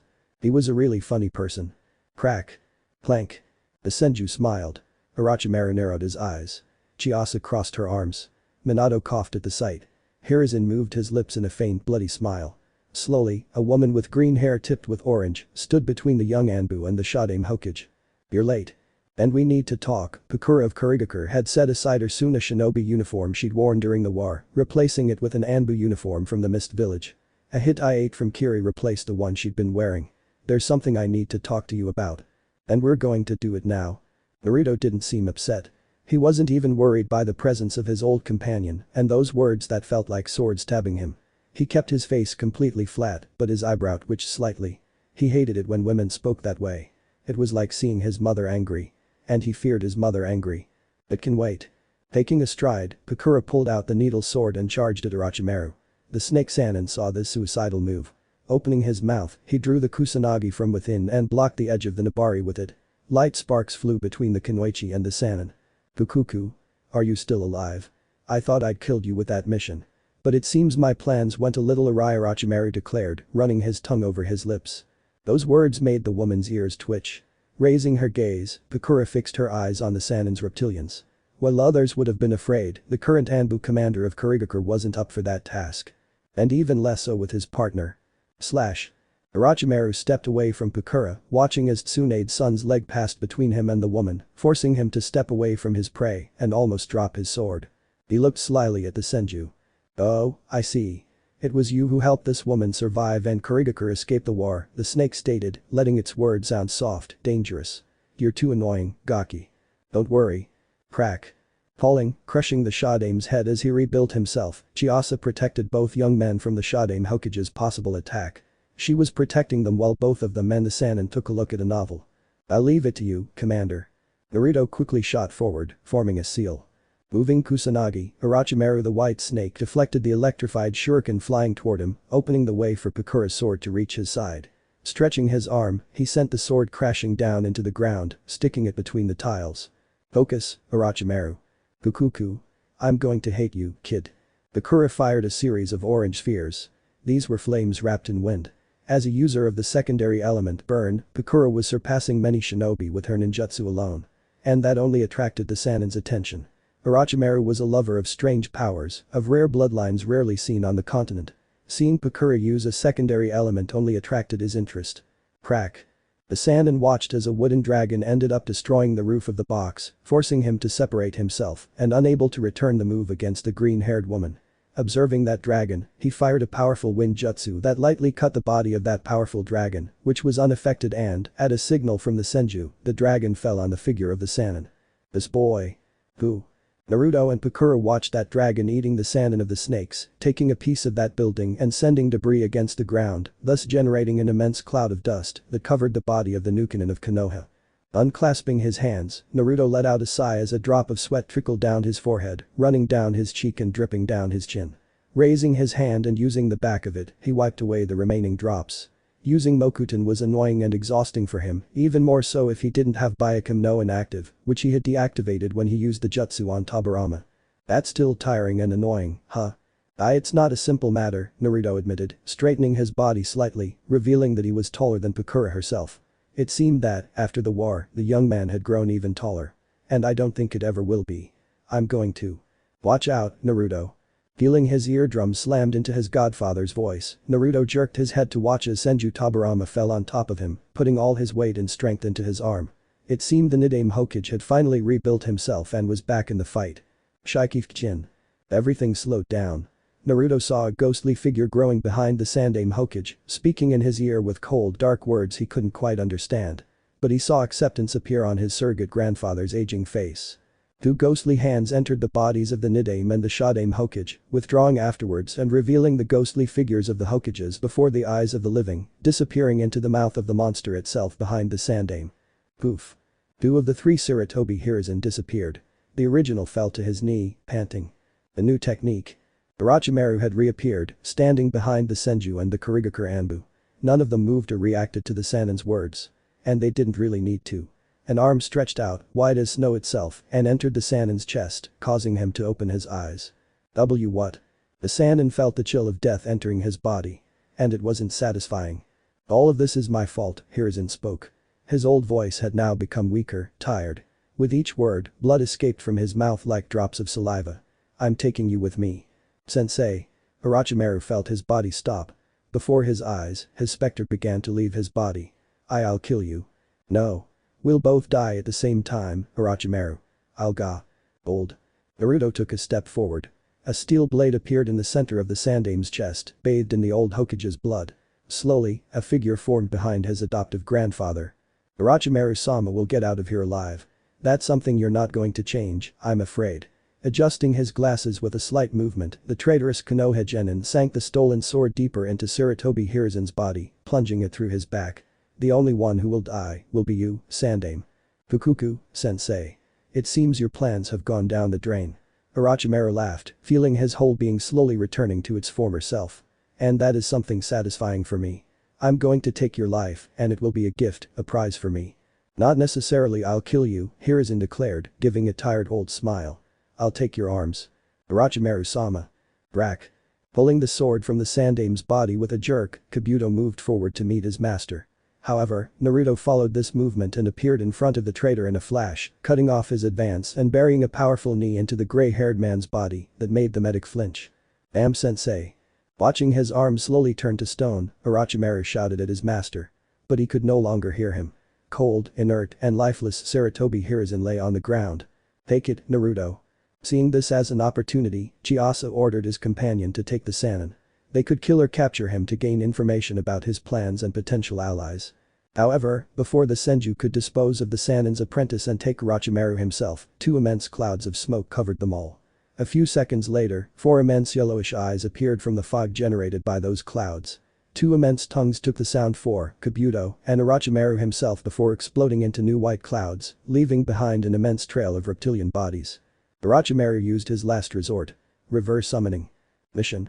With the crawling escape of Orochimaru of the Sannin, a Togakur disappeared from the battle, being the first warning of the end of the confrontation between Konoha and the 3 attacking villages. Seeing how those of sound fled the battlefield, those of rock slowly imitated them, leaving behind a trail of death that would remain in their minds in history, being a second defeat against Konoha that would increase the resentment of the country of earth towards the country of fire, generating tension between the 2 countries and their respective feudal lords and leaders of their armies, these being the Kages. But Konoha's victory over its enemies did not come cheaply. Aside from the hundreds of wounded and dead during the battle, Konoha currently lacked a Kage to lead it. The Sandame had given his life to take his student into his own arms. The Yondaime was completely disabled, his legs shattered and confined to a wheelchair, while his wife, the legendary Akai Chishio no Habanero, had lost her left arm when she saved her youngest son from the clutches of the Jinchuriki of Suna and Ichibi himself, whom the woman had to face with the help of an immense fox, so that the Sand Tanuki would not march on Konoha. With its top shinobi incapacitated, Konoha was dealing with a myriad of problems. While Kurigakure was a completely steadfast ally thanks to the help of one of its Anbu, the current state of the village itself could incite others to attack them, forcing them to throw their weight behind it and, perhaps, sparking another immense war that would completely engulf the elemental continent, with everything that a war between villages entailed. And Konoha wasn't ready for a major war right now. Seeing the current state of the village, the councilors decided to offer the position of Hokage to Jiraiya the Gallant himself, the only Sannin currently in the village who wasn't a traitor. However, he refused and decided to give the position to someone much more suitable. Luckily, it wouldn't be his son. Waking up in his downtown apartment, the young blonde Anbu put on black pants and shuffled out of his bed, revealing a sleepy face with bleary, half-closed eyes. Knock knock. But the knocking on his door continued to be constant, annoying, thus increasing the headache he had due to the sake and the conversation with Bakura, who left only a few hours ago for his village, leaving him with some information that he had to process. Come on. The Senju groaned, peeling his eyelids back with his hand, brushing away the sleep with a swift motion, stopping right in front of the door. With a lazy movement, the young man grabbed the handle and pulled the door. Come on. He soon regretted it. Feeling a thick arm grab his head, Naruto found himself pressed against his perverted father's immense chest, feeling him ruffle his hair with a truly large hand. Let me go, old man. Shaking off the sage's hand, Naruto managed to separate himself several inches from his parent, staring with dagger-like eyes at the wicked smile his father was currently wearing. Oh, come on. Don't be such a crybaby, the man said in a rather mischievous voice, entering his son's house without his permission. So, it's true. The fact that. Resigned, Naruto closed the door once his father settled into the small living room, sitting on the old sofa he had had for at least 10 years. You have a son.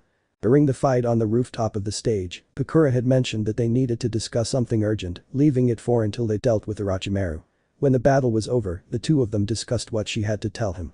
She had given birth to a boy. Although he soon found it odd, calculating the time between their Hex-will encounters, everything fit together for him. It had been exactly a year since they had had Hex, on more than one occasion, so the birth of their child wasn't strange to him, although he was reluctant to believe her. But Bakura wasn't the type of woman to lie about important matters. And? Hahaha. Jiraiya's thunderous and powerful laughter completely filled the apartment, even making the paintings and photographs tremble slightly. Now that's fun. Didn't you use protection, brat? What did I teach you? Fuck you, man. Naruto grabbed a carton of milk from his fridge, pouring the remainder into a dark green mug. There was no time for that shit. I was at war. The last thing on my mind was a condom. Ahahaha. Naruto felt one of his eyebrows twitch. With a firm hand, he took the coffee pot and poured himself a sip. Slowly, the white color of the milk turned a deeper brown. The old man laughs heartily. Didn't he realize he's a grandfather?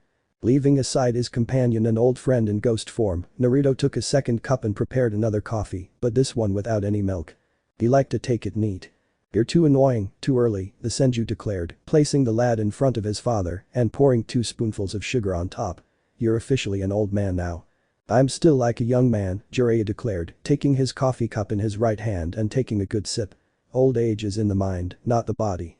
You're a grandfather. Haven't you caught on yet? Ha! Should that bother me? The Sannin placed his glass on the table while his son continued to sip his black coffee. Lightly licking his lips, Jiraiya looked at Naruto. I'm happy to say I'm a grandfather, son. Seeing how you've grown, becoming a great shinobi and a truly magnificent person, all that was left for me to see was how you created your own family, even if you didn't marry the young woman. Aren't you going to force me to marry you? It's assumed that when a man impregnates a woman, by village law he must marry her, all to keep the clans at peace. Ah. Jiraiya waved his hand dismissively, brushing away his son's words, as if they were mere dust particles. Bullshit. Those archaic laws, along with the Clan Restoration Act created during the Shodame's time, should be repealed by the new generations. It's not like women are breeding machines. And the super pervert says so. Hey. Just because I'm a super pervert doesn't mean I don't see women for the beauty they bring and the importance they have for us men. Sometimes I don't understand what you learn from me. Not too many good things, Naruto said, covering his lips with the cup as he took a second sip. At this, Jiraiya twisted his face at his son's words, taking a dramatic gesture to the extreme when fake tears fell down his cheeks. But I taught you the secrets most desired by any young man in this world. With those secrets, you'll no doubt make your wife ga. Jiraiya threw his head back. The outline of his son's cup was etched pink on his forehead, probably lasting all day on that white skin. Don't buck with me, old man. Taking the empty cup from his father, the Anbu placed it in the sink while he rubbed his damaged forehead, revealing his face like that of a scolded dog. Everything you teach, a teenager shouldn't learn. My mind was traumatized when I was 10. But my teachings have given me a grandson. Naruto turned off the water and grabbed a rag from his right, using it to dry the 2 cups used for the small breakfast. He knew from experience that his father had eaten breakfast and he himself wasn't one for large meals. Now, I don't know how your mom will take this. You'll probably get a punch in the gut for this. Hahaha. The Anbu let out a sigh. Unlike his father, who was so easygoing, liberal and good-natured, his mother could be considered a harpy by those who knew her deeply. His mother, Senju Tsunade, had no qualms about hitting people if they upset her, either with words or actions, leaving them with truly serious consequences that his father had experienced firsthand. Taking this into account, if his mother found out about her grandson, she would probably unleash hell on him for, first, not telling her and second, not being with the boy's mother, which was certainly annoying to himself. He loved Bakura, but both he and she knew that a formal relationship was out of the question. They were both Anbu and knew how lucky they both were with that career. One day they would be killed and their son would be left in the care of his grandparents if his father was still alive by then, something he doubted due to the constant beatings from women for his investigations. It was a human miracle that he was still walking and that his entire body only had scars from old fights and wounds caused by enemies during the war.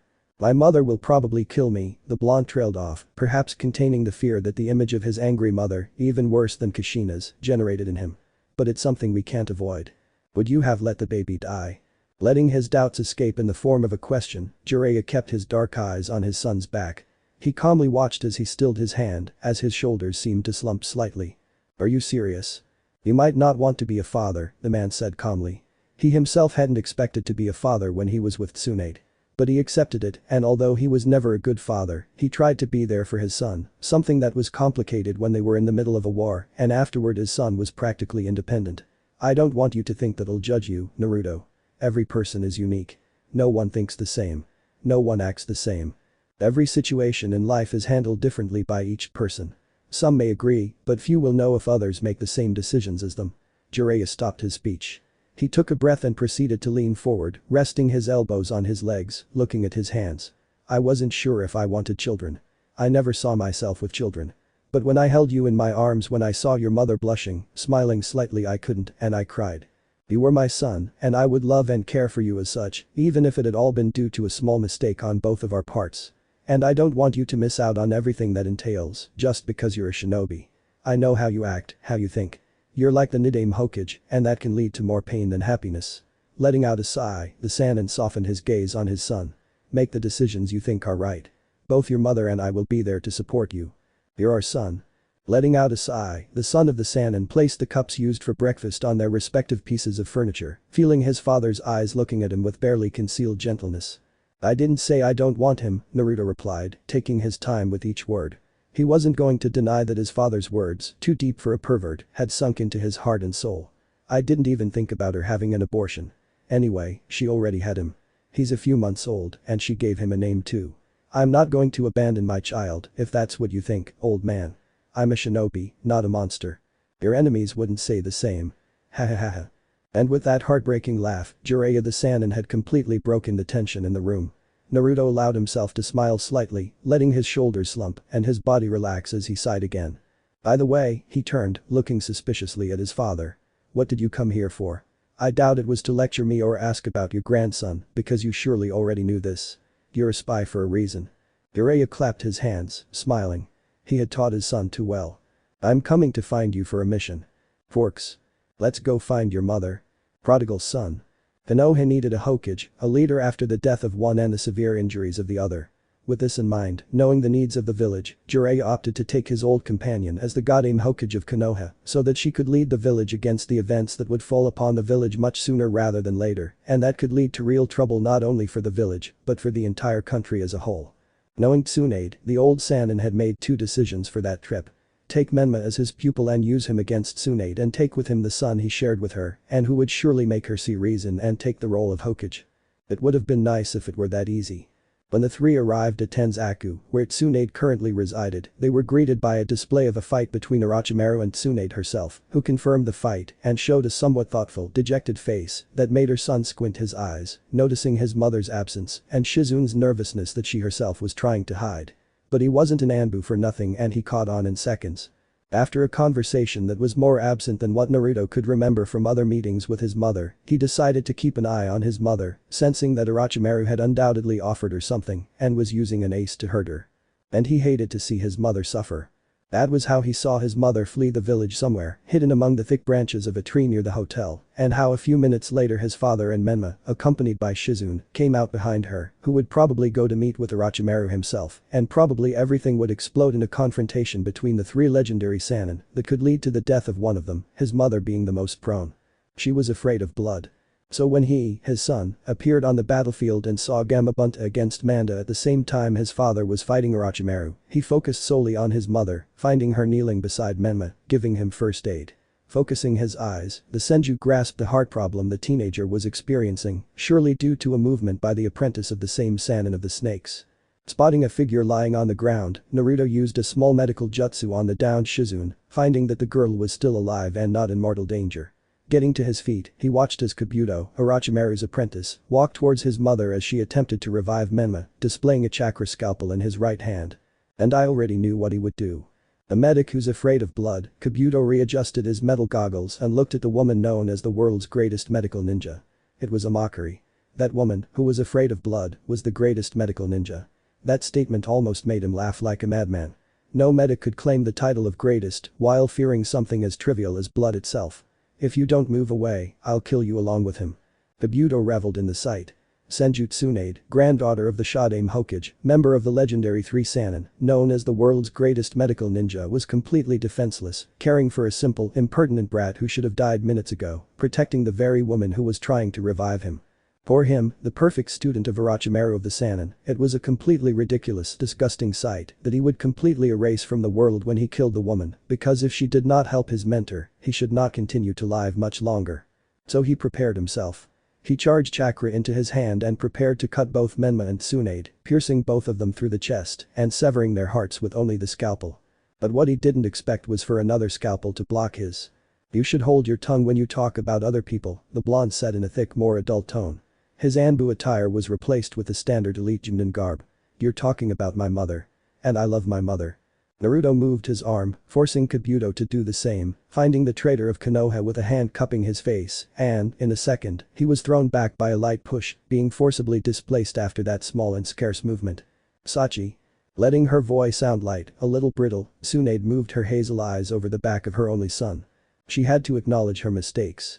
She left when her son was about 3 or 4 years old, leaving him in the care of the Sandaime. She wasn't there for him much, despite all the letters they shared over the years. When he finally entered adolescence, she was able to see him more often, thanks to the missions Naruto took outside the village, leaving behind the painful landscape she saw in Konoha. But as a mother, she accepted that her son wanted to follow in his family's footsteps. And that, in a way, hurt her.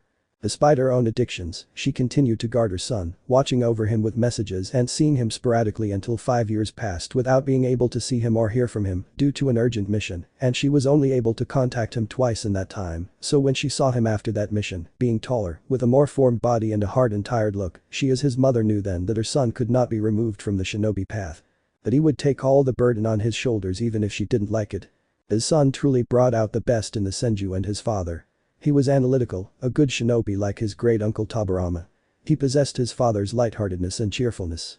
And finally, he was just as dangerous as his grandfather Hashirama if anyone touched his family. She'd only seen him twice. 6 years ago, when she'd seen him fight a rogue Uchiha, and right now. She couldn't see his face. But the tension Naruto carried in his arms, the way the veins popped out under his skin when he closed both hands, and the way the tension showed in the way he clenched his jaw, were enough to make her aware of how her son was feeling at that moment, how badly this could end. Regaining some control, she placed both hands on Menma's chest, letting the chakra flow slowly into the boy, praying that he wouldn't die at her hands like so many others who didn't come back, no matter how hard she tried. "I have to admit you're good, very good." Kabuto wiped the blood that trickled down his chin with the back of his hand. "But can you defeat me? Thanks to my power, I can regenerate down to the cellular level. There's no human who can ga." With a blink, Naruto buried his right knee in Kabuto's stomach. The boy lurched forward, coughing up blood, feeling the air drain from his lungs. When he tried to move, he found a shadow falling across his face. It belonged to the Senju's leg, which ended up completely buried in his face, sending him crashing to the ground with a mighty crunch and a slight shudder. "You should measure your words." The blonde youth completely undid his chakra scalpel. Not even a drop of sweat trickled down his sharp, hard face. His blue eyes remained as hard as ice. Cough. Spitting blood, Kabuto moved several meters away from his opponent, finding that about 3 of his ribs had been completely fractured, and his lower jaw was probably completely dislocated by that kick. And it had all been in a matter of seconds. "I'm not going to underestimate you again." Kabuto wiped the blood from his chin for the second time. He was making a fool of his master, and that wasn't something he could afford to do. "I'm going all out. If you insist." Naruto took a step at the same time Kabuto took another. Before Orochimaru's apprentice could take a second step, stalagmites were piercing through his entire body, tearing through skin, muscle, and shattering the bone beneath them, flooding the stationary body with the blood within. "Ah!" Jazz. A snap and those spikes of earth disappeared, leaving poor Kabuto to fall to his knees, spitting blood and feeling like his body had been almost destroyed just by a movement as insignificant as clapping. "You shouldn't mention my mother in our future encounters, Kabuto," Naruto said, watching out of the corner of his eye as a huge snake scurried toward him, escaping from the encirclement Gamabunta and his father had made. "Because I'll kill you the next time we meet." Jom. Sweeping across the ground, Orochimaru's enormous summons took the young Senju into its enormous mouth, disappearing into the trees, leaving only Kabuto kneeling, his body bathed in his own blood. Slightly, the medic looked down at the adult Senju. Tsunade had managed to stabilize the Yondaime's son and keep him alive for his later recovery. Wiping her hands of Menma's blood, her face flushed with anger, Tsunade finally stood up. This simple gesture caught the attention of the other two Sannin. "Fukuku, have you finally overcome that fear of blood, Tsunade?"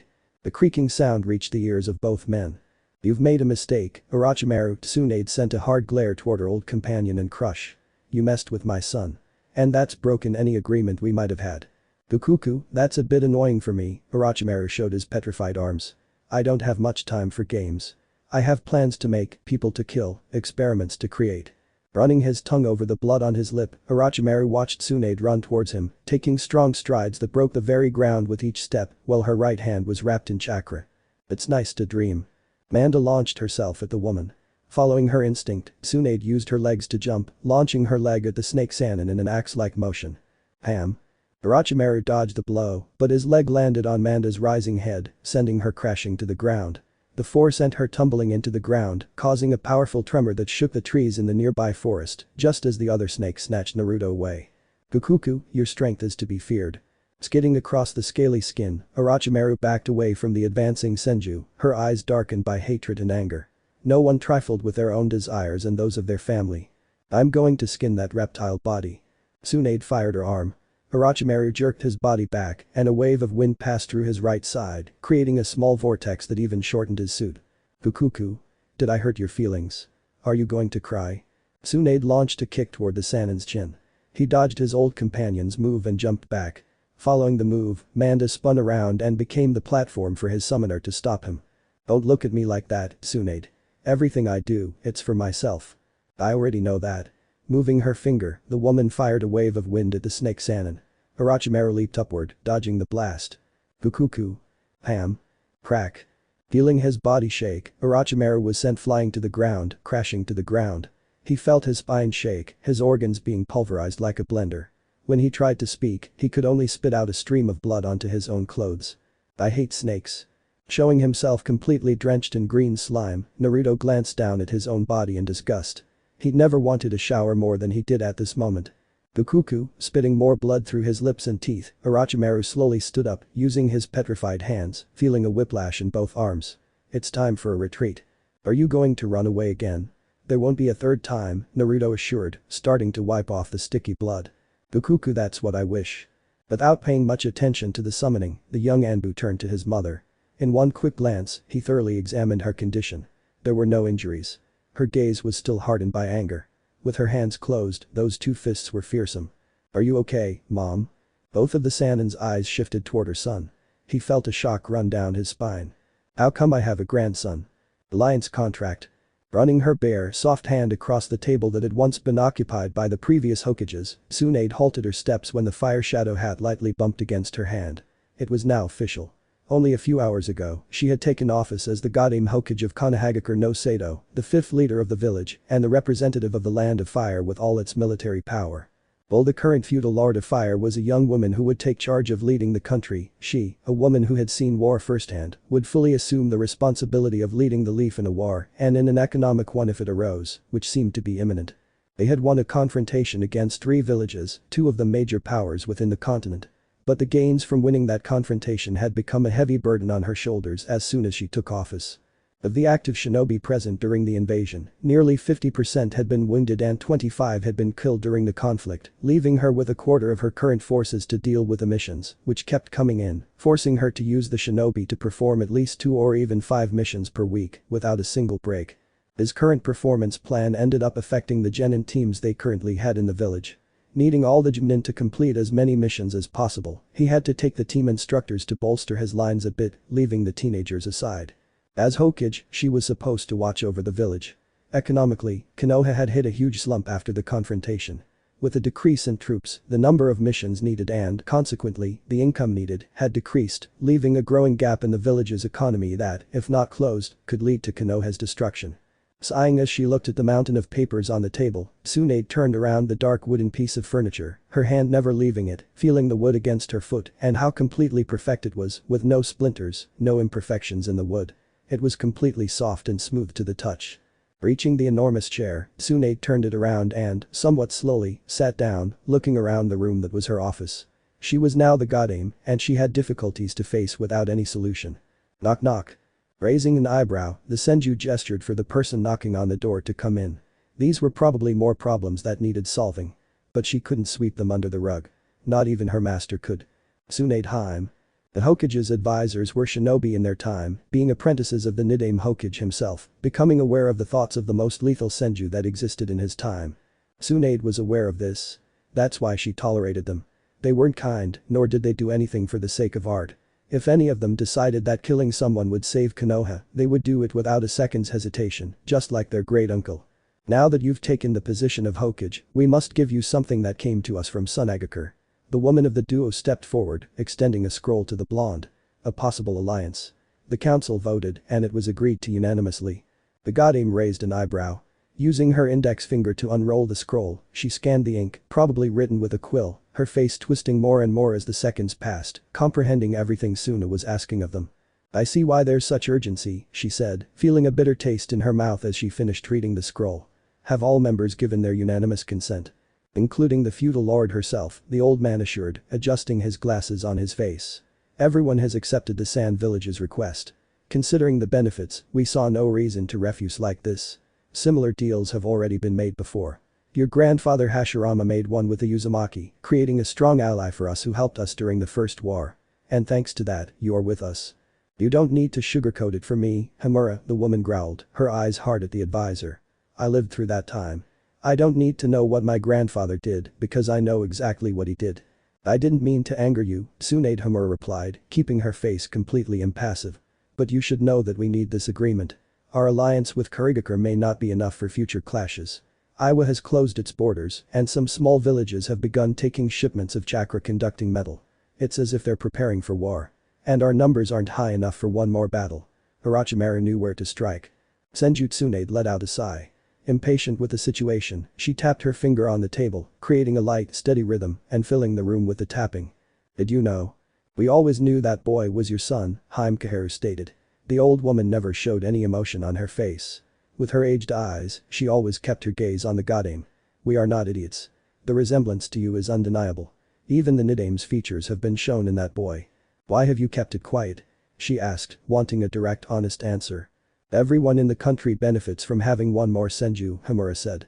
Tsunade's lips curled. With the boy now the heir to the Senju, one of his founding clans will be able to stand for longer and not die with you, Tsunade. The Godame stopped her index finger. The incessant tapping also stopped, creating a light silence, broken only by the chirping of birds. Do you approve? I couldn't possibly refuse, could I? Tsunade said, letting both of them hear her slight sarcasm. I can't refuse this. If I did, Suna would probably turn on us after such an affront. Konoha can't handle another war in a short period of time. We have to prepare for it. Now the question is, will your son accept it? His undeniable value as a Konoha shinobi remains, as well as his enormous participation in countless missions that have kept Konoha going, Kaheru murmured, remembering that mission Naruto was involved in for 5 years. But taking this as if it were nothing is probably not possible. We are completely choosing his future, his destiny. And the Senju are stubborn when someone tries to rule them with an iron fist. Tsunade let out a snort. My son is too much like Tobirama for me to refuse. He'll take this for the good of Konoha. He'll completely sacrifice his future to bring stability to the village, the blonde assured, leaning back. Naruto will be here in a few minutes. We'll be talking about certain matters, so let's put this aside. She put the Suna scroll aside, placing it next to a pile of papers. We must discuss something urgent. The Chunin exams, Hamura quickly grasped the thread of that conversation. Some of the genin demonstrated outstanding abilities, especially during the invasion itself. Promoting them would be advantageous for us, especially considering the shortage of shinobi who can take on higher-ranking missions. An increase in these ninjas would be advantageous for us at the moment. Tsunade clasped her hands together, creating a chin rest. She had read all the reports on the participating genin, finding a couple of Chunin candidates in them. Yet, out of all those Konoha genin, only the Nara heir had convinced her to take the position. Using the teenager during battles, knowing his ancestry, could be advantageous these days. Nara Shikamaru, she said, finding acceptance in the eyes of both counselors. The boy could be useful to us leading a squad, even if it's only genin. Summon him to the council chambers for his promotion within a few hours. It's best to leave this matter completely closed. If there's nothing else you wish to tell me. We need more shinobi, Tsunade, Hamura pointed out. With the wounded and dead, and not counting the genin, Konoha was currently far below the number of active shinobi a village should have. An improvement to the academy system could inject more assets into our system. Especially considering the high rate of civilians entering the shinobi system, with 85% completely displaced due to their poor training. I'll think about it, Tsunade said. Taking control of the academy and completely replacing the shinobi training plan wasn't a bad idea. By implementing an improvement, she could have most of the civilian students enter the shinobi ranks, and she could also implement a system for those who were going to be medics. If there's nothing else we need to discuss now, this meeting can be adjourned. Tomorrow, I'll conduct a walkthrough and summon all available genin. We'll need to increase the number of active personnel to complete as many missions as possible. If necessary, we'll take on Anbu members to keep us up to date. Whatever you say, Tsunade. We'll see each other first thing in the morning. When Tsunade heard the door close, she finally let her body relax in her oversized seat, still thinking about the contents of that scroll. Naruto's refusal would undoubtedly have consequences too dire for them. They were in no position to refuse, not even with Kurigakure in mind. I see. Shaking his head, he wasn't surprised when he saw his son standing there, holding that scroll of death in his hands, his blue eyes moving over the fine, handwritten lines. I couldn't have denied this, Naruto, she said, watching as her son didn't seem to mind. Are you angry? No. Tsunade doubted that monosyllable. She had never seen her son angry, but with the coldness he had used in a single word, her doubts only grew. You don't have to do it if you don't want to, he assured, like a last desperate shot. We can reach another agreement with Suna. They're in a worse position and have no allies. We have Kurigakure on our side, and keeping Suna under control wouldn't be too difficult a task. They can turn to Iwa again. No doubt Orochimaru has allies who would align themselves with Suna to destroy us, his son replied, leaving the unfolded scroll on the table. His blue eyes showed only endless calm. Don't worry. I can handle this just like great-grandfather Hashirama did. Senju Tsunade, the Goddamn Hokage, let out another sigh. Her son had won over his father's stubbornness and would undoubtedly stick to his guns. It was a waste of time arguing with him when he was like this. Fine. But if you ever want to back out, I'll stand by you. Naruto gave a small smile. Yes, I know that. The young Senju sat down opposite his mother. It had been years since they'd had a quiet conversation, free of distractions, something he was deeply grateful for. Now, we have something to talk about, the woman declared, bringing back the memory of her grandson. Are you going to take care of your son, Naruto? Or are you going to leave him aside? I understand that you don't want to marry that woman. But your son.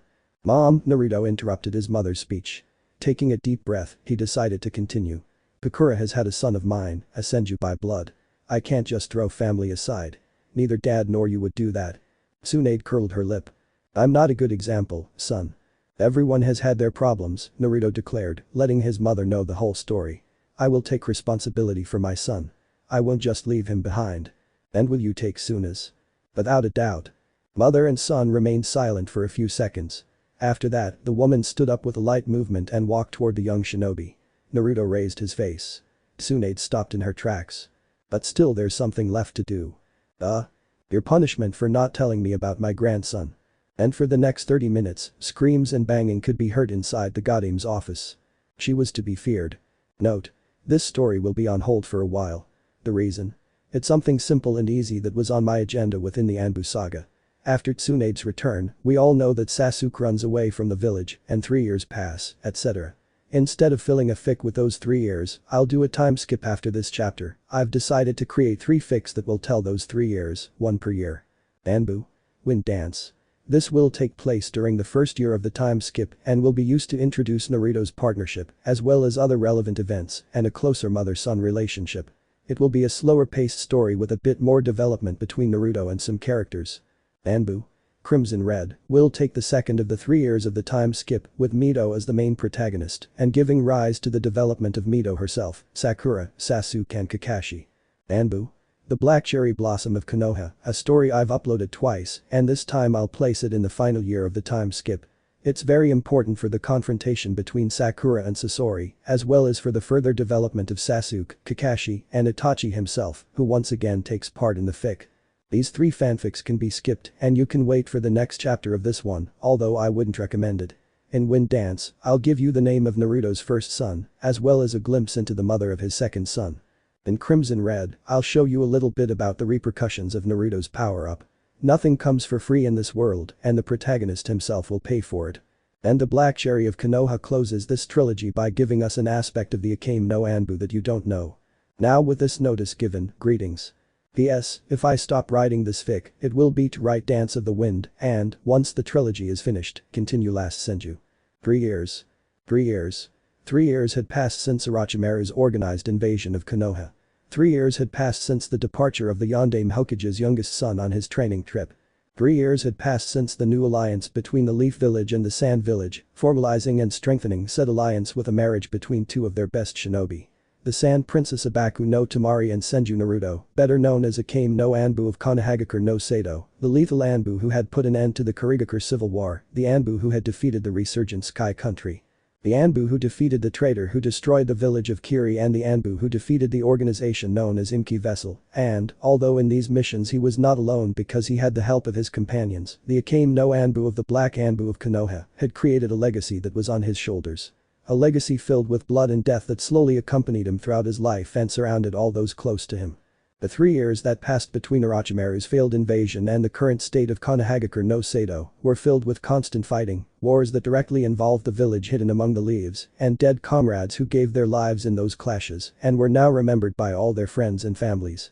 Even those who didn't know them prayed and remembered those men and women who gave their lives to protect them from enemies, from those who broke their peace and sought to fill their homes with blood.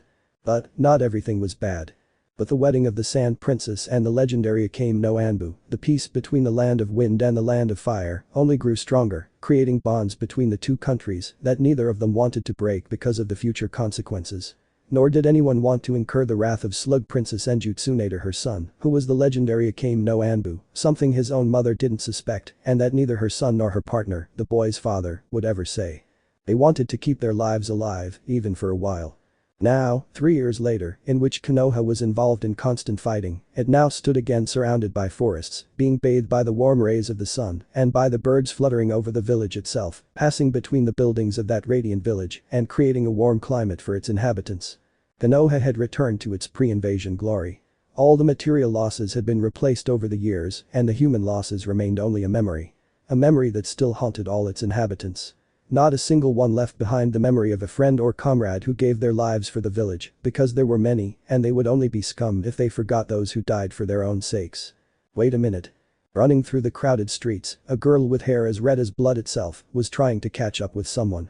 She was a beautiful young woman, with hair formed from threads of destiny, indigo eyes that expressed a vibrant glow, and pale skin reminiscent of a beautiful ivory doll. This young woman was Namikaze Mido, or rather Uzumaki Mido, after taking the position of head of the Uzumaki clan within Konoha, thanks to her efforts and promotions within the village's shinobi system. The girl was now an elite Jonin and a captain of a small, newly formed A.N.B.U squad, under the watchful eye of one of the black A.N.B.U members, creating a system of subdivisions managed by the former Kage Namikaze Minato himself, who took the position at the insistence of the Godame Hokage.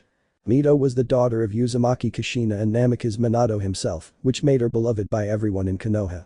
But all of this wasn't due to being the daughter of two legends. She herself, in her own right, had achieved goals that many within the shinobi system only dreamed of achieving. But she was still a student of A.N.B.U. Only excellence could come from a man like Senju Naruto, someone trained and raised to be a near-perfect shinobi, achieving perfection through his own convictions. Vespera, Kawaki-kun. Mido, a Jonin, an A.N.B.U from Konoha, was babysitting a boy who was barely 3 years old. This boy was none other than Senju Kawaki, the biological son of Senju Naruto and Pakura, the Kunoichi Naruto himself had a relationship with during the Civil War. Spinning around, Mido evaded a shopkeeper and attempted to grab hold of little Kawaki's back collar. The two-tone boy only ducked, not because he felt threatened, but to pick up a shiny object from the ground with his small hands. Due to the boy's movement, the teenager gasped for air and fell forward, hitting her round face against the ground. Mo. Sitting down, the Uzumaki watched as other hands took Kawaki from the ground and lifted him up to the sky. These hands were pale, a bit lighter than Mido's own. Mido-chan.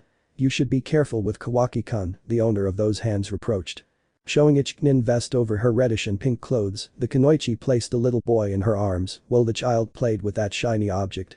This Kunoichi was the only member of Team 7 currently remaining within Konoha. She had short shoulder-length cherry pink hair. With two jade-colored eyes, she looked at the child in her arms with a certain tenderness. Although no one would look at children in any way other than tenderness. Ugh, caressing her face after hitting the ground, the Redeed finally stood up. There were no serious injuries or wounds on her face or body. Sakura-chan. Uruno Sakura.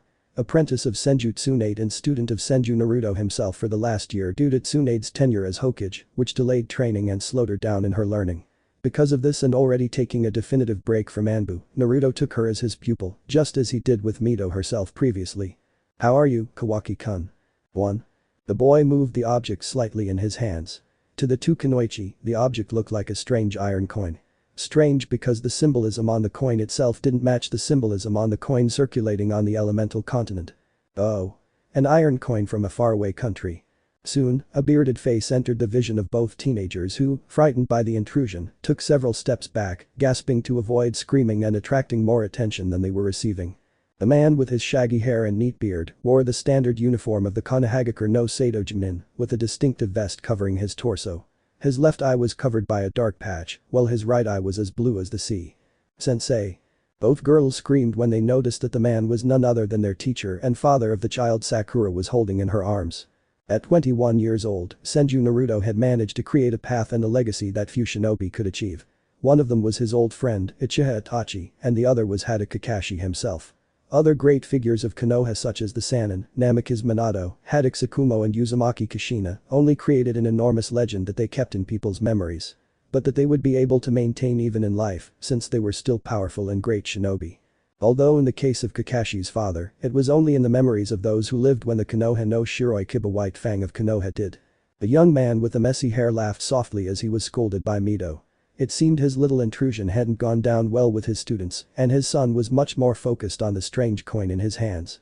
But he, having traveled across the continent, knew where the coin was from. Or rather, where it had been.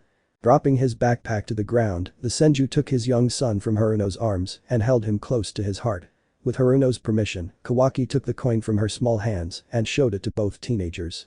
This coin probably comes from the remains of a village and a country that were destroyed years ago by the men and followers of a Konoha shinobi, the Senju explained, watching as his son raised his hands to take the coin back. Unable to see how to take it away from little Kawaki, Naruto handed it back and looked at both Kunoichi. "What are you doing here? Where is Temari-chan?" Temari and Shikamaru are in charge of the upcoming Chunin exams, which will take place in a couple of months, Sakura explained, remembering Temari instructing her to tell Naruto. "That's why we were looking after Kawaki-kun in his place and started going for a walk."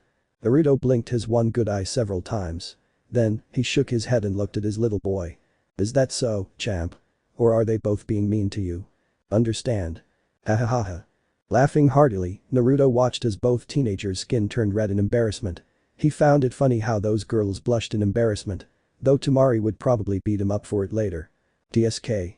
Crossing her arms under her swollen chest, Mito clicked her tongue in annoyance at the mockery. The gesture caused Kawaki to move and send his arms toward the Uzumaki. Sensing this, Naruto held Kawaki out to the girl, who resentfully accepted the boy with a slight blush. "She seems to like you a lot, Mito-chan," the Senju laughed, watching a vein pop out on the teenager's temple. Not wanting to push his luck any further, he cleared his throat to speak again. "I have a report to submit to the Hokage. Could you take a little more care of Kawaki? If not, Inoru will probably want to take Kawaki." "No." Protectively shifting the boy, Mito glared daggers at her teacher and superior. Raising both hands in a gesture of peace, Naruto took several steps back to avoid entering the Uzumaki's range. "Ah. It seems we don't get along, huh?" Mito felt a chill when hands wrapped around her waist and something soft touched her back and right cheek. Right behind the Uzumaki, wearing a Jumnin uniform, a platinum-haired woman was hugging her and smiling with her blushing lips that contrasted so sharply with Mito's fair skin. Showing her light blue eyes, the woman turned her head and kissed Mito's blushing cheek. "Inoru." Right next to Yamanaka Inoru, a black-haired man appeared. He was wearing the standard Jumnin uniform. His hair, tied in a bun, was as black as a raven's wing, with a thin strand falling over the man's stern face, passing over the scar above his right eye. "Oshimaru. Let me tease them." Yamanaka Inoru and Nara Shimaru. Both A+ rank shinobi bordering on S, they had been companions of Senju Naruto himself and were his oldest friends within Konohagakure no Sato itself. The two adults were crucial when the Land of the Sky attacked Konoha and showed why they were classified as low S rank shinobi. Also, both were godparents to little Kawaki. "No." Grabbing Inoru by her enormous ponytail, Shimaru pulled his companion towards the Hokage Tower, where the Godame was waiting for them to give the final report of the last mission. The haha laughing nervously, Naruto began to walk a few steps back. "Mito-chan. Sakura-chan. I'm leaving Kawaki with you for a while." And without further ado, he followed his companions. Letting a sigh escape their lips, both teenagers looked down at the small boy in their arms. Senju Kawaki was peacefully asleep, the small coin resting on his chest and protectively covered by his tiny hands. "It's so cute." Sakura looked at Mito. Shortly after, she punched the Uzumaki in the side. "You wanted to be with Naruto-sensei, right?" And with that, Mito turned around and walked off towards the Senju house, leaving a laughing Haruno Sakura behind. But soon, the laughter would die in the throats. Akatsuki was moving. The test. Menma's departure had been forced by circumstances, by the adult's obligation to protect a young teenager, and by Akatsuki's need for the Sanbi to reform following Yagura's death, with the Bijk's current whereabouts unknown. When a tailed beast is killed, it spreads its chakra across the world until it reforms 3 years later, much the same way that the Sanbi had done. When Yagura was killed, the Three Tails chakra spread across the continent and delayed the terrorist organization's plans for a period of 3 years, long enough for the villages and those targeted to prepare for the possible repercussions caused by the delay. The protection of those who were Jinchuriki was a priority for the villages, or at least for those who had a minimum of control over theirs. The rumor of the existence of 2 Jinchuriki for each half of the nine-tailed fox had spread outside the village of Konoha. No one knew exactly who the containers of the beast were, but everyone knew of the existence of both, reaching the ears of the members of Akatsuki. Due to the circumstances, both Jinchuriki were trained by notable figures throughout the 3-year period that the Sanbi's death provided to the different villages. For 3 years, each Jinchuriki was trained or protected by their villages. Some of them, being notable shinobi, did not need any more training than they had already had throughout their lives, and now, as adults almost reaching middle age, could protect themselves using their own abilities, utilizing the strength provided by their own biju to defend themselves from any enemy that pursued them. Some of the current Jinchuriki had participated during the Third Great Ninja War, some even seeing the end of the Second Great Ninja War, giving them the stage to perfect their skills and take them to a point where no instructor would be necessary to survive. Currently in Konoha, at training camp number 7, there were some people hiding behind the bushes, watching the test that had been given to one of the members of the discarded Team 7 of Konoha, and the person in charge of doing the test had been the mentor of both boys from Team 7. The man had shaved off his straggly beard and traded his tattered uniform for a new one. His hair remained completely untidy, like an explosion over his head and shoulder, and his single visible eye seemed to glow as it stared at the young man standing before him, wearing a darker version of his pre-teen attire. "You've grown in 3 years, Menma." The young man in front of the Konoha Jonin was a teenage version of Namikaze Menma, the son of Minato and Kushina, who combined the features of both, giving an appearance slightly similar to that of the Yondaime Hokage when he was young, except for some small differences in his facial features. Naruto-sensei. The Yondaime's son's bright blue eyes were fixed on the figure who had been his mentor during the Chunin exams. He had been one of the people who had helped him change his mindset to improve in many of the areas he had failed at as a young man, and he was one of his role models, one of the men he wanted to become. "I don't see any ego in that idiotic half-smile of yours." The Senju moved the senbon between his teeth. "That's a change from the arrogant brat I knew as a stupid genin. Ha! I'm going to show what I learned from Iro-sen in these past 3 years. I'm going to surpass him, Naruto-sensei."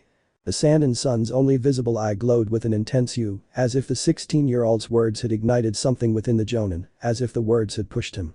The young man fell into a fighting stance Menma knew very well. The Toad Kata. "Let's see what the old pervert has been able to teach you. Although of course, I know more."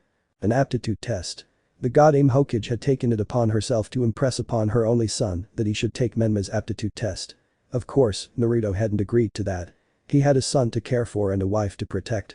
Since his marriage to Temari, he had abandoned almost any job as a shinobi or even as an Anbu. He only served as an ambassador and a diplomatic shinobi on certain occasions, and on other occasions, he took on S-rank missions to keep his mother happy. And despite the denials, there he was, standing before the young man who had been his apprentice 3.5 years ago, during the Chunin promotion exams, where he tried to instill in the boy a better mentality that could keep him safe. Rushing forward in a fight could lead to his death. "Hi, sensei." They both took off. They disappeared from the spectator's view. Naruto planted his feet on the ground and crouched down, revealing his hands in his pants pockets. Menma's right leg passed over him, his hair ruffling slightly. Menma retracted his leg while in midair. He spun around and brought his opposite leg down in an axe kick that shattered the ground and caused it to shake slightly. Before his leg touched the ground, Menma had accumulated chakra in his foot to reinforce the strike. This had created the cracks, the ground movement, and the cloud of dust that forced his master to squint and cover his face with his arm. "Is he going to?" Naruto saw with his eye how Menma put his hands inside one of the cracks and after a ferocious growl, lifted a piece of ground as he had done years ago. "I learned some tricks." He leaped back.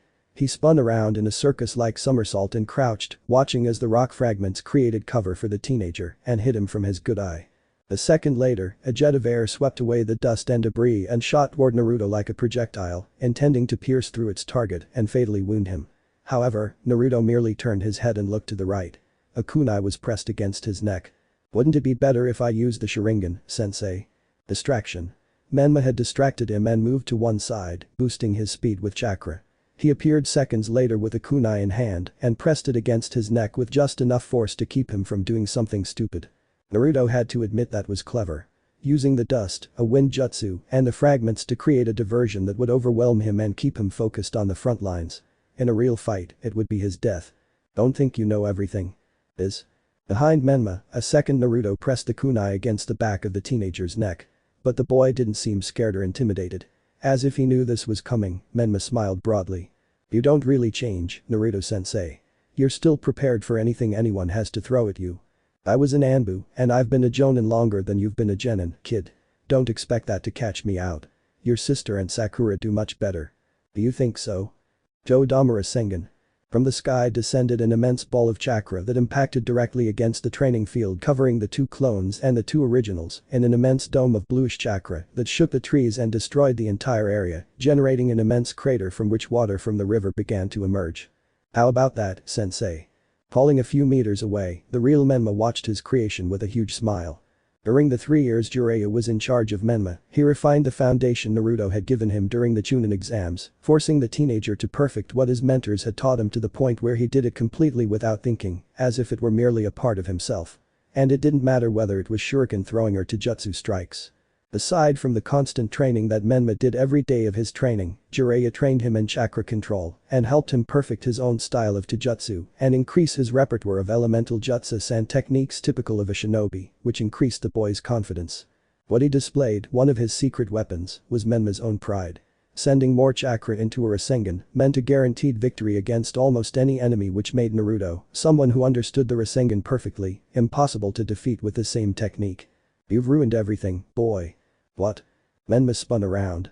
In front of him, unharmed, Naruto watched the destruction of Training Ground 7 while scratching the back of his neck and thinking about how his mother, the god A.N.B.U, was going to scold him for that mess.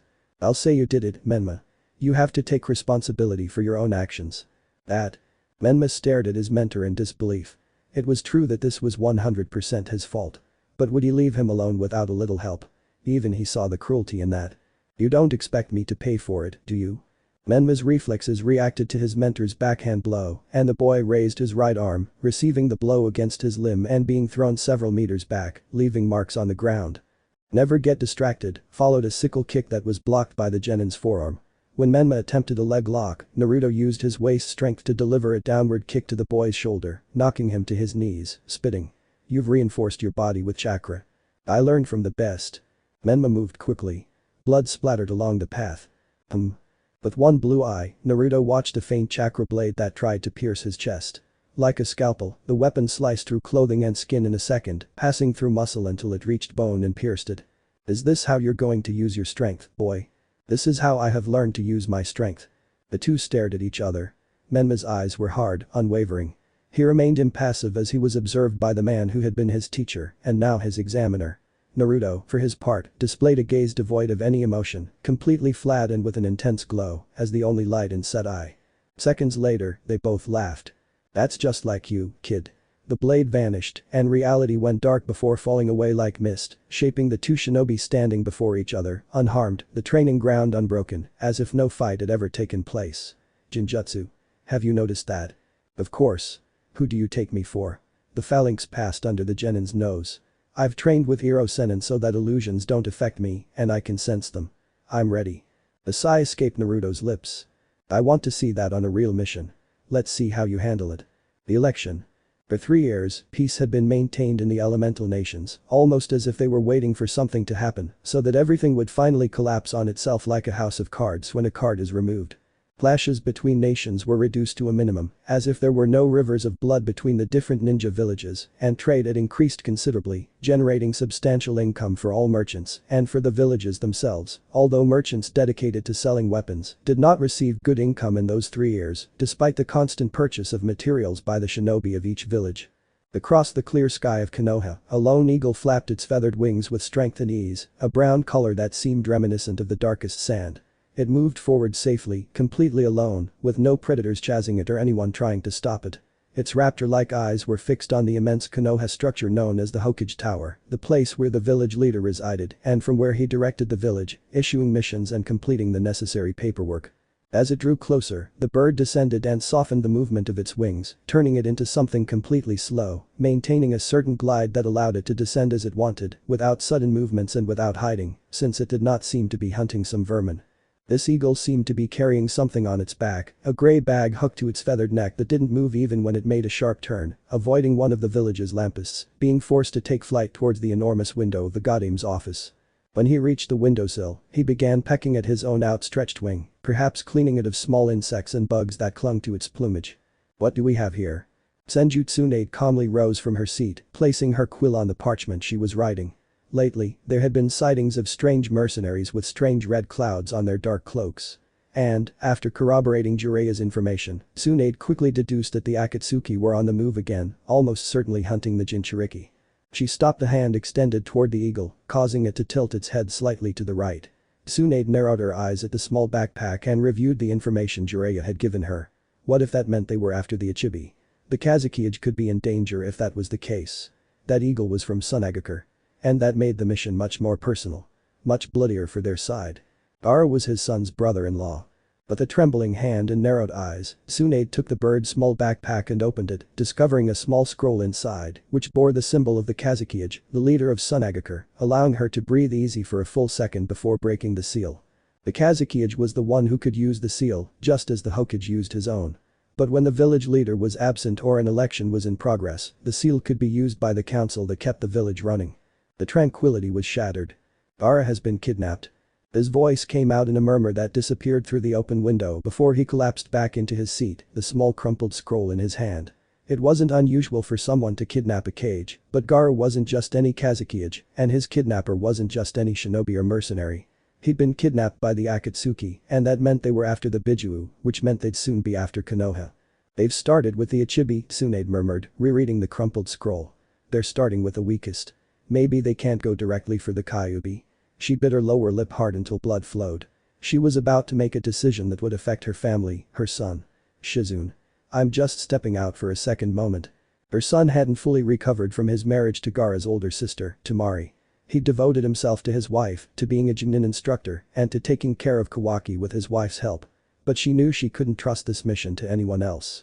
Maybe sending Team 7 and Team 9 in his place would have been the right thing to do, but Naruto would want to rescue Gaara and wouldn't forgive her if she left him out.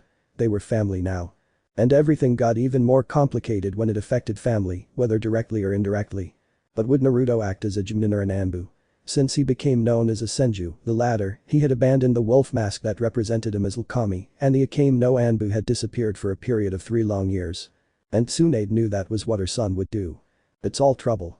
Why would I agree to be Hokage? House of the Senju. The Senju family home wasn't large or ostentatious, nor was it a mansion like the Senju compound where the Nidaime and Shadaime Hokage, as well as the Godaime, had resided. The house was smaller, located in Konoha's clan zone, surrounded by the Nara, Akamichi, Yamanaka, and Inyazuka. They weren't near the Hyuga, and the old Uchiha compound, which was completely abandoned, was on the other side of the village, still unpopulated. They had a backyard and a front yard large enough to plant a few trees or a huge vegetable garden to feed themselves. Something that had already begun in the back. The building's appearance was reminiscent of a traditional house, made of dark wood, with sliding doors scattered throughout, and an exterior corridor that wrapped around it. The tiles were darker, and the roof rose upward, forming a peak that pointed toward the sky, and formed a ridge that joined the 2 peaks, one located at each end of the house, giving the roof a hat-like appearance. And, although it seemed smaller from the outside, inside it was cozy and large enough for 10 people. Although it was currently inhabited by 4 people. Naruto, Temari, Kawaki, and the nanny, who also cared for Temari. Naruto's wife was pregnant again. A second child, another Senju. It's a warm and pleasant day today. Normally it would be much hotter in Suna. The couple sat on opposite sides of the table. Temari's belly was swollen from pregnancy, and she kept one hand on her stomach, a goofy smile on her lips that she wore almost all day. Naruto was happy to see his wife happy, so overjoyed at the arrival of a new member of their family. I'm glad we stayed in Konoha, she said, raising her face. Her green eyes looked at him, and Naruto smiled slightly. It's a milder climate, much less hot and sandy than back home. Though I still miss my home and my siblings. We should visit them, Naruto said calmly. He picked up the teacup from the table and took a sip. It's been a while since I last saw your brother Gaara, and since he's the Kazukiage now, I want to see how he's doing. I also want to talk to Kankuro about his puppets, to see what he's invented in the meantime. Despite being a straightforward fighter, Naruto held a certain interest in all forms of shinobi fighting, including the use of puppets in combat. He admired Kankuro for being a puppeteer, for fighting using something as complex as puppets, and leaving himself so exposed to direct attacks from his enemies, so unprotected. His chakra control was immense, but his physical abilities weren't on par with his owner Gaara's, which was a disadvantage. However, Naruto knew that Kankuro was prepared for any eventuality, even those that required him to fight physically and directly. You get along too well with them. Naruto smiled. Without my brothers-in-law, Tamari. They're also my brothers-in-law, my in-laws. Of course I'd get along. Maybe I should accept the liaison position between Konoha, Suna and Kurigakure that my mother offered me, the one that will make me more responsible, according to her. We could travel to Suna and Kiri, and the children would see other countries. And your job as an instructor? There are too many of them now, and there aren't enough new recruits to form a genin team that needs an instructor, he shrugged. I'm practically unemployed. They still use me as a diplomat to calm any altercations or as a bodyguard at important meetings, but I don't leave the village unless necessary, and I take my mother's place on the clan council. I'm practically unemployed with money. Ahaha. Unemployed? Honey, you've literally finished reports at the Hokage Tower when your mother was tired. You're taking on many of her duties that would make someone else shy away. You're practically a second Hokage. Though he understood the point, Naruto shrugged. Tamari was right. He'd been taking on jobs his mother should have been doing, acting as a sort of representative for the Goddamn Hokage at certain meetings, events and situations, and that made him a sort of shadow Hokage, a second leader for the village and the country. I'm not going to argue, he muttered, standing up. Naruto took his wife's and his own empty glass and went to refill it with tea when there was a knock at the door. Who's it? The main door, a shoji door, slid open without any response, so Naruto focused his eyes on the door, seeing the figure of his mother standing in the doorway, holding what appeared to be a small scroll. Mother? Tamari appeared in the hallway, right behind him, and looked at him in confusion, constantly shifting her gaze between him and Tsunade, as if they were playing a game of ping pong. Lady Tsunade. The older woman's eyes glanced at her daughter-in-law's belly before looking back at her son. Gaara has been kidnapped. Akatsuki. Those words seemed like a lie, a practical joke meant to upset them. But when Tsunade lifted the scroll and they both read it, Tamari's scream broke the heavy, suffocating silence that had fallen. Tamari was crying, kneeling on the ground, with her right hand over her mouth and her left hand weakly grabbing Naruto's pants. I see. The pieces of the teacups were blown away with a wind jutsu. Naruto looked at his severed hands before looking back at his mother and the scroll. Did you send someone? I and his team are near Suna, and Kakashi and his team are conducting maneuvers at the border. They've both been notified, but I wanted you to hear from me before anyone else told you. Naruto didn't respond to his mother, but instead helped his wife to her feet. He gently cupped her face and forced her to look at him with those beautiful green eyes of hers. Tamari, darling, he murmured softly, annoyed by the choice he was making. He was going to leave her alone.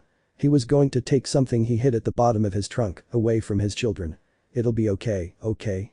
I'll make sure Gaara gets home safely, that Kankuro is okay, and that Akatsuki is defeated. She looked at him. Her eyes met his blue ones before kissing him softly. I don't want you to be in danger. I know, Naruto wrapped his arms around his wife, now looking at his mother. But I must. Akatsuki will always come after Gaara, and the A.N.B.U has been forgotten and left for dead too soon. He kissed the top of his wife's head. I will go as reinforcements, Goddamn Hokage. I am returning to full duty. That is my choice. The return of A.N.B.U. The Jinchuriki had always been targeted by the various villages or by completely deranged individuals who desired their power, their infinite source of chakra.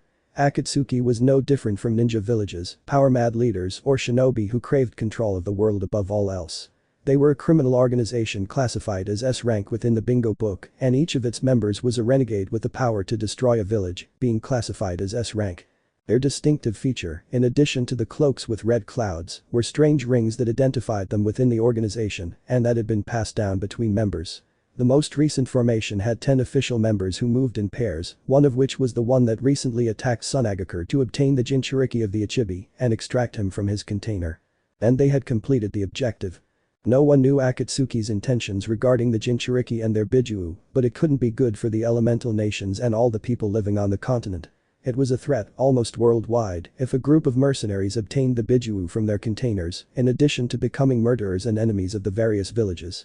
The 5 great ninja villages each had at least one Jinchuriki, equivalent to the power of a Bijuu, which served to even the balance between the ninja powers, maintaining peace until the Great Third Ninja War that ravaged the entire continent. No village was spared from the conflict, either directly or indirectly. And Akatsuki wanted to take that power that balanced the scales for themselves, without a goal that the villages knew about, that the people knew about.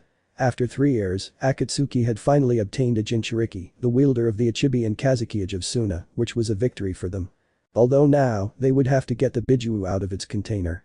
In order to carry out the extraction, the Akatsuki members assigned to the mission had placed a barrier at the entrance of the cave, where they also placed a huge rock that blocked the entire entrance and prevented unauthorized entry, giving the duo time to extract the Biju from inside the Jinchuriki.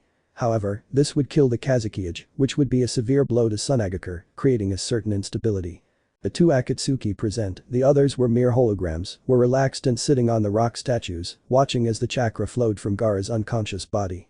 The red-haired boy was slightly suspended, his head drooping limply and his legs fully stretched out. He seemed to be asleep. The chakra flowed out of Gaara's body in thin, light blue threads that flowed toward the statue, to the shell where the rest of the Biju would be stored so they could use their power. Once the Ichibi's chakra was inside, the process would end, and Gaara would be dead. They haven't tried to get in yet. The youngest member of the duo spoke. He was young, with blonde hair and a thick lock of hair covering the left side of his face. He kept his long hair tied in a high ponytail that fell over his ninja headband, where the Iwagakure symbol could be seen torn, making him a rogue ninja. His name was Deidara, the youngest of the Akatsuki. They'll be looking for a way to remove the seal. His companion was shorter, with a body always leaning forward and a thick hump that seemed to be responsible for his constant stooping. His face was barely visible because of his straw hat, and his cape was somewhat too large, obscuring his feet and legs almost completely, making him look like a small man who constantly shuffled. What was the Kyuubi's Jinchuriki like? He's the first to charge forward, the gaunt man muttered, not looking at Deidara. Itachi already told us he charged straight at us. He'll be the one carrying the Kyuubi. They had begun the hunt for the weakest Biju, and Sunagaker was the village with the least military power so far, despite its many alliances with Kurigakure and Konohagakure. There was no way an ally would send its strongest to retrieve the boy, which made this a much simpler mission. Would Kiri send its newest swordsman? Or perhaps Konoha would send its Sannin? There was no way any of the villages would send their most powerful shinobi. Crack. Dust and debris covered the cave entrance. Both Deidara and his companion stood up, surprised that someone had destroyed the seal and the rock at the same time. No Esteban Kisame Itachi Fernando Konoha. They're not Konoha teams. Deidara looked at his partner, showing a questioning look. But the latter didn't respond to the Iwa renegade and looked directly towards the entrance, watching as Konoha's Team 7 entered the cave. You said they weren't Konoha teams, idiot. What is that? The support. Who should worry you? He's the one taking the Kazuki right now. Deidara quickly looked to where Gaara had been, the place now completely empty, and the chakra extraction completely cut off, preventing them from taking the Ichibi. They had only taken a percentage of its chakra. Give that back, idiot. Deidara reached into his pouches. He formed clay birds and launched them directly at the Konoha Anbu, who was facing away from them, holding Gaara, still unconscious, in his arms. Crush. Wisps of wind wrapped around the clay birds and tore them into pieces, causing them to explode and cover Konoha in a curtain of smoke and dust, leaving the Akatsuki without the vision they needed of their enemies. Deidara. That. 5. The right hook. Gloved knuckles struck Deidara's face hard, sending him slamming into the cave wall. Where the Akatsuki had been, an A.N.B.U now stood, wearing the standard uniform, but with a wolf mask completely covering his face, with black markings instead of the usual red ones, and his left eye as red as blood. Became no A.N.B.U, the gaunt man whispered, looking a little surprised and happy, as well as puzzled. 3 years since your last appearance. You were thought dead.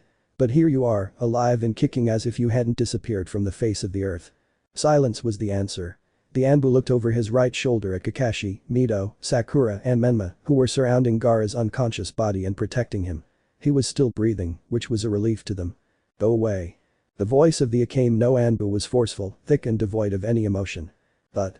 Menma, Kakashi stopped his student by placing his right hand on his shoulder, holding him back. Not here, not now. Believe me, it's best if we leave and take the Kazuki to his people. He's going to need a doctor as quickly as possible. He turned to Sakura.